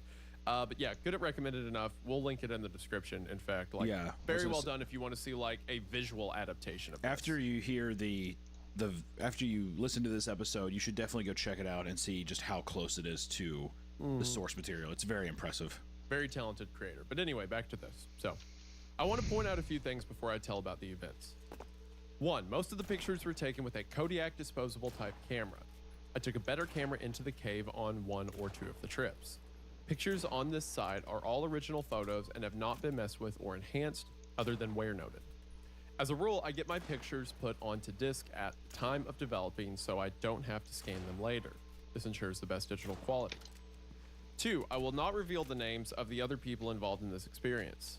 If you know me well enough, you probably know them already. 3, I will not reveal the location of the cave to anyone for any reason, so please don't ask. I refuse to be held accountable for anyone's life but my own. I'll refer to the cave as Mystery Cave. That is not its real name. If you think these events sound far-fetched, I agree. I would come to the same conclusion had I not experienced them. I'll try to finish the site as soon as possible. Check the date on the main page to see what I've made updates. To protect myself from people who might want to copy the site, I include the following.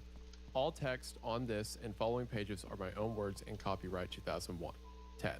So that's our introduction on March 23rd. So he basically lays out the ground rules for what is going to be the series that follows. Yeah. So we now move into the discovery portion. I will divide the text into 2 colors for the sake of clarity. Plain text is taken directly from my caving journal. The italicized text is my comment as I reflect on the experience. I will do my best to convey the thoughts and feelings I had during the entire event. I will not use the actual names of the other individuals involved. I will include the entire relevant text of my journal. Only small parts of the journal will I skip. This will only occur when the entry has nothing to do with the experience in the cave, such as eating dinner after a trip, getting fuel or snacks, irrelevant details, etc. My journal's fairly thorough. I will merely summarize what I am cutting out of the actual entry. In an effort to present this experience in as accurate light as possible, I will type my journal as I wrote it, sans grammar check. Please overlook my errors. My additional comments will help to clarify the things I wrote in my caving journal. So that's his, that's basically the breakdown. We are now getting into the journal itself.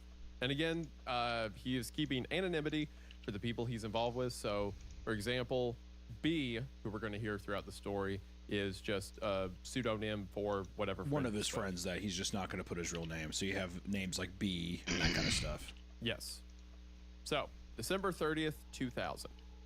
B and I decided to get in one more caving trip before the new year, so we set our sights on Mystery Cave. Not a spectacular cave, but since neither of us had been caving in a while, it would be nice to go to any cave. There's a bit of excitement to this trip. There's a small passage in the lower portion of the cave that I wanted to check out to see if it was possible to get past it. It had a small opening, but lots of air blowing out of it. Even though it is way too small to climb through, I had never even checked to see what was inside the passage. We got our gear loaded up and hit the road by 3 p.m. We got to the cave in great time since B likes to drive fast. We anchored from the usual tree and began to rappel into the cave. I went down first and got my gear together while B came down. What's the saying with caving? If it blows, it goes. Like, yeah, like if there's if like you can feel air coming. Yeah, exactly, because I think it means like, oh, there's an exit, like air is coming through a different side and exiting out here. So I think that if it blows, it goes. Or if you just want to get your cock sucked in a cave, then you can just say it blows, it goes, which would be nice too. That's true, I guess. I would be a little worried about what is doing the action. Just you and your boys, dude. The people you bring in with you. That's fine. I thought you meant if you find something in a cave. Me and B going down to the cave and having a dark suck. Yeah, I'm kind of worried for your intentions with me that every story we come across that involves 2 male characters, you always take in that direction. I'm gonna get you a Christmas shirt. It's just gonna have a giant bee on it. Oh no. Hey B. Okay. All right. Get you a shirt that says B and a flashlight. That's what I'm gonna get you for Christmas. Hey Hunter, what are we doing in the cave? Just a little suck and fuck, brother. Just a little suck and fuck. Okay, all right. My mom texted me the other day. She's like, "Oh, I started listening to Creepcast," and I'm like, "Oh no, no!" We start screaming. No, please. I will refer to B many times. We've been caving together for many months now. He was injured in a caving accident a few years ago and was told he would never walk again. Through hard work and perseverance, he not only walks, but can get around very well in caves. Trickier parts of a cave might slow him down a bit, but he can make it. Patiently works through an obstacle until he gets past it. As for the reference to the small opening in the cave, there's a saying among cavers, oh, if it blows, it goes. Okay, well, what I said, meaning if a passage has a good flow of air, it's probably worth investigating. Okay. After we explored all of the usual passages, we climbed down to check out the hole. The hole's located deep in the cave, near the lowest part of the cave. It's on the side of the cave wall, about 3 feet from the floor. To look inside the hole, I had to kneel down and dunk under an overhang of rock. My God. Something that's fun about this too, especially on the Angel Fire version, is all of the pictures are their own URL. So it says, click to see photo of original opening. I put my glove in the hole for size reference. So you're like, okay, so there's nothing on page, and you click it, and then boom, the entire screen is that image. So it creates this kind of tension where, especially later in the story, you don't know what the image is about to be, and you sort of like jump scare yourself. Yeah, it's a jump scare. I would say it's very familiar with people that what? read anything like Junji Ito work or anything like that, where it's that page turner. Yeah. You get the setup and then you page, and then you turn the page into like a very gruesome, high detailed kind of like explosive moment, and that's what these URLs feel like. I mean, with this photo right here, he's like, oh, I found a hole. Puts it. I mean, you could barely put your hand through it. I mean, you could put your hand through it, but it would be like he just put his glove up to it. It's I would say it's like the size of what, like a tennis ball, maybe. It's about the size of a balled fist, I'd say. Yeah. And it's so small. And what we find out here is that I love this mystery that immediately starts. Is we get down there, we're just kind of doing it because we wanted to get one in before the new year, and then we came across this hole, and now this is where this kind of craze begins to start, and it turns into almost a weird excavation journal. You know, like they became obsessed with just being like, what the fuck is in there? I love it. Yeah, it's like the first like breadcrumb to where we're gonna go. I used my backup mini mag light and held it inside the hole to see what I could see. I was excited by what I saw. The wall around the hole was about 3 to 5 inches thick, led into a tight passage. The passage opened up a bit just inside the hole. It continued back about 2 to 12 feet in a small crawl space. After that, it seemed to really open up, although how much we couldn't tell. This could be a virgin passage. Obviously, no one has passed through this route, but there could be a way into the passage from the other side. To even get to the crawl space, we would have to enlarge the opening. Currently, it's about the size of my fist. Once we get past the opening, we would have a tight crawl back to where it opened up. It would take some work, but we thought we could do it. We sat down for a few minutes to rest and contemplate our plan of attack. While we sat there in the darkness, we could hear the wind howling from the other side of the passage. It was a low, eerie noise. We could also hear a low rumble from time to time. No big deal though. The cave is in the vicinity of a highway that has heavy trucks drive on it. We figured the rumble was the effect of the trucks resonating through the rocks. So basically, it's like you can see through the tiny hole that there's like a crawl space area, then after that it opens back up. So the idea is no one's ever been here before, and we know that the cave goes somewhere because we can feel the breeze. It feels like that might be a passage no humans ever stepped foot in, which admittedly is an exciting concept. You can step where no one has ever stepped before. Well, yeah, think about being a spelunker or a cave diver or whatever, and then to kind of like have a new passage and like it's named after you, or it's like you get to experience it first. Like it's probably like a weird sense of pride that I would say that a lot of people have when spelunking, you know, journeying into this thing, conquering it, and coming out the other side and being like, we were the first people to ever do that is extremely enticing, I would say, if you're into that hobby. To me, I say it's dumb. I say no. I mean, yeah. But I would never go down there. But from their point of view, I get it. I can totally comprehend why they find it enticing. Yeah. We determined that our best plan would be to haul a cordless drill into the cave to drill into the rock. Then we could take a bullpen and a small sledgehammer and break up the rock. It seemed pretty straightforward. We would widen the hole big enough to squeeze in and see what was on the other side. The efforts to haul all the equipment down to the hole would be a pain, but we hoped it would be worth it. I named the passage Floyd's Tomb after Floyd Collins. It seemed to look like the tight spot where Floyd spent his last miserable days on Earth. And for those who don't know the story of Floyd Collins, that is the guy that I played in the Internet Historian video, now infamous Internet Historian video. But yeah, the guy who got trapped down there for like 3 weeks, people tried to get him out and no one could. That's who Floyd Collins is. Talk about a red herring. Yeah, what, the... Just that he's like, Floyd well, I'm going to call Collins? this Floyd Collins because this is where he spent his last miserable days on Earth. It's like a, it's kind of like it just feels like, oh, you know, he kind of named it. He's like prophesizing his own demise almost, you know. Yeah, yeah. Or like the kind of evil what that a great awaits him. idea.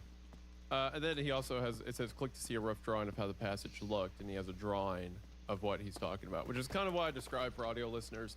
It's just a little drawing of the like small area that he can see through, and then the wider area that eventually leads to like an opening. Yeah, essentially it's broken up into a couple parts, which is the little hole, the original entrance, which is about 3 inches wide. That opens up into what he calls the wide area, which is what I'm assuming probably would be really easy to get in and get your shoulders in.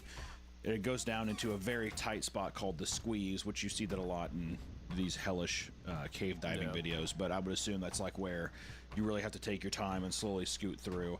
But then at the very end, this is what I was always creeped out by this when I was younger, was the unknown area, where it's like the light, they have not shined a light in there far enough to see what is in the end of that tunnel. So it's just blackness there. Yeah, the darkness eats up the light that far back. Yeah. Floyd Collins was a caver back in the early 1900s. He got stuck in a tight crawl space and was unable to free himself. It's an amazing story that's detailed in a book called Trapped, the Story of Floyd Collins. I think that was the title. I don't recall the author. Calling our passage Floyd's Tomb was not only a tribute to Floyd, but a commentary of the size of the passage. Haha, in retrospect, it's funny how simple I thought it was going to be. I figured a few hours of work and we'd be in. Had I known how long it's going to take, I doubt I would have even begun the project. Had I known what I was going to experience in that cave, never would have returned. Love it. We gathered up our gear and headed for the surface. Normally, I couldn't care less if I ever came back into this cave. There's nothing special about it. But now I was psyched about getting back and getting through.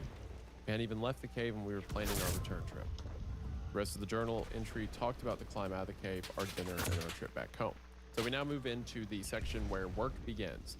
And this is dated from January 27th to 28th, 2001. About a month has passed. About a month, yeah. B and I were both excited to get back into the cave and get to work. I figured with about 4 hours of work, we could be in and see what was on the other side. We'd arranged to borrow a DeWalt cordless drill to bring with us. We also had masonry bits to drill with, sledgehammers to break up the rock, bullpins to insert into the drill holes, and a few other tools that we ended up not using. Getting the tools down to the work site proved to be a challenge.